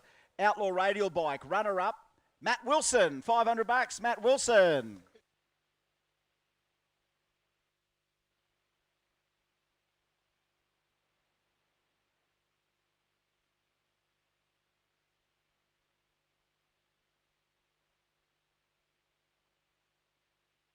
Thank you, STS Speed Shop, for Outlaw Radial bike.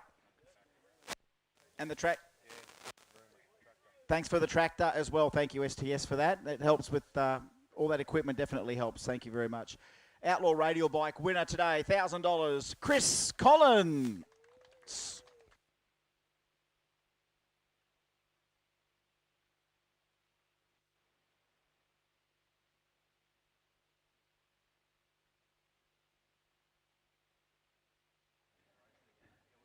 Congratulations, Chris O. All right, Outlaw Mufflers. Again, thank you for your support, Outlaw. OG 275. This is the class that we're very excited about because it just shows how tough the street cars are in this part of the world and all over the country. We can't wait to get them all together. Runner-up today, $500. He came the long way around and he nearly got there. Mitch Bean, $500, runner-up.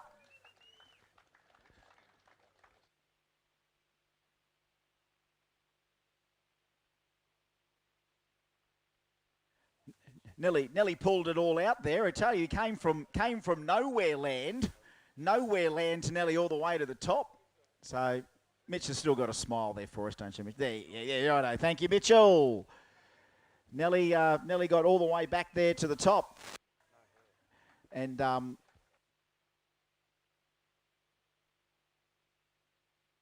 big effort to do that. All right, Outlaw Mufflers, OG 275 winner. She's almost our first lady of radial racing. Tanya Thompson takes $1,000 home.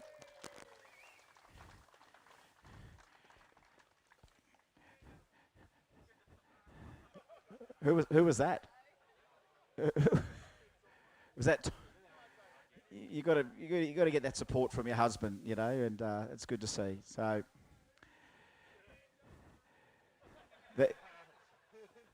Congratulations, Tanya, the OG lady to be not to be messed with. And thank you, of course, Tanya, and to a lesser extent, Craig, for EFI Parts Australia's after party. Thank you, guys, again. Big round of applause for EFI Parts Australia. Thanks, Tomos. I've got a few more Coronas to do yet. Heltec, thank you, Heltec. Great Aussie success story. Outlaw 235. What a great category. And we know that every time we serve this up, it's going to be interesting. And running the Heltec. Runner-up today, Jess Beckham in the Tirana. Good one, Jess. Absolute beast all day.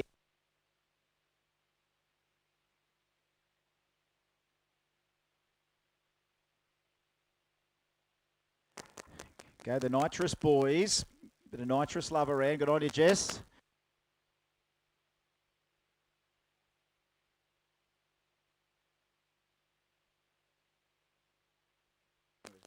And Haltech, Outlaw 235 winner, and boy, hasn't he pushed the envelope with this thing. It's an impressive weapon. One, Kutnik wins 235 tonight. And a Haltech, so how about that? We better get that into Greg Lycian. Haltech 1, 2 and 235 tonight. Well done.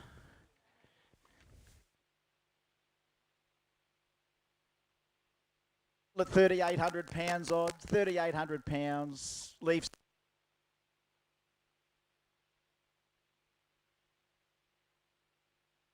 Pretty impressive. Good on you, Juan. Very impressive. Congratulations.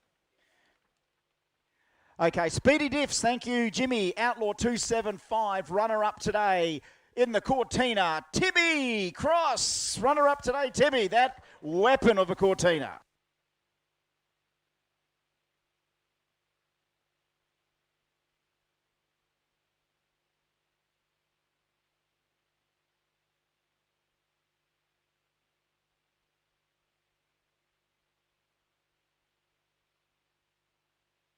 Well said, Timmy, well said. Great final coming up there, and was going to be a barnstormer. But, hey, the Cortina is back. Timmy's back. Watch out, 275. Back into those 30s and 20s in no time soon.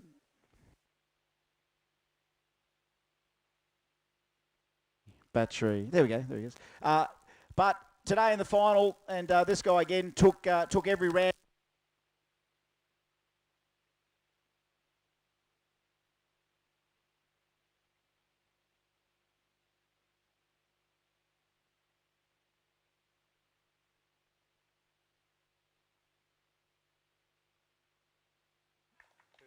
Batteries.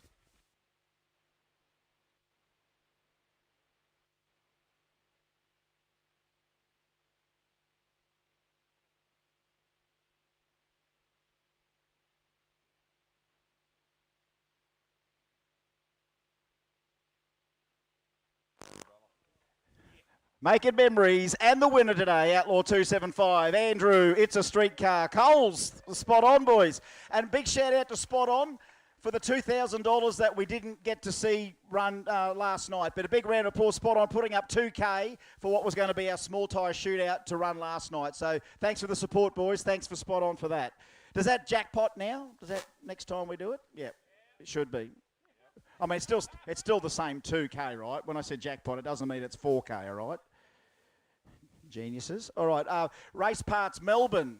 Thank you, Johnny Ricker. Thank you again. And when we get him here again, it's going to be fantastic. But the local Outlaw Radial field, you can hold your heads up high because it was still some very good racing. Runner-up today, and so good to see the Chevelle coming on strong. Jeff Campbell-Brown, the runner-up.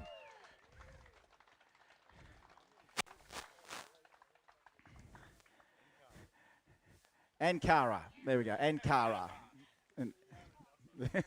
There you go.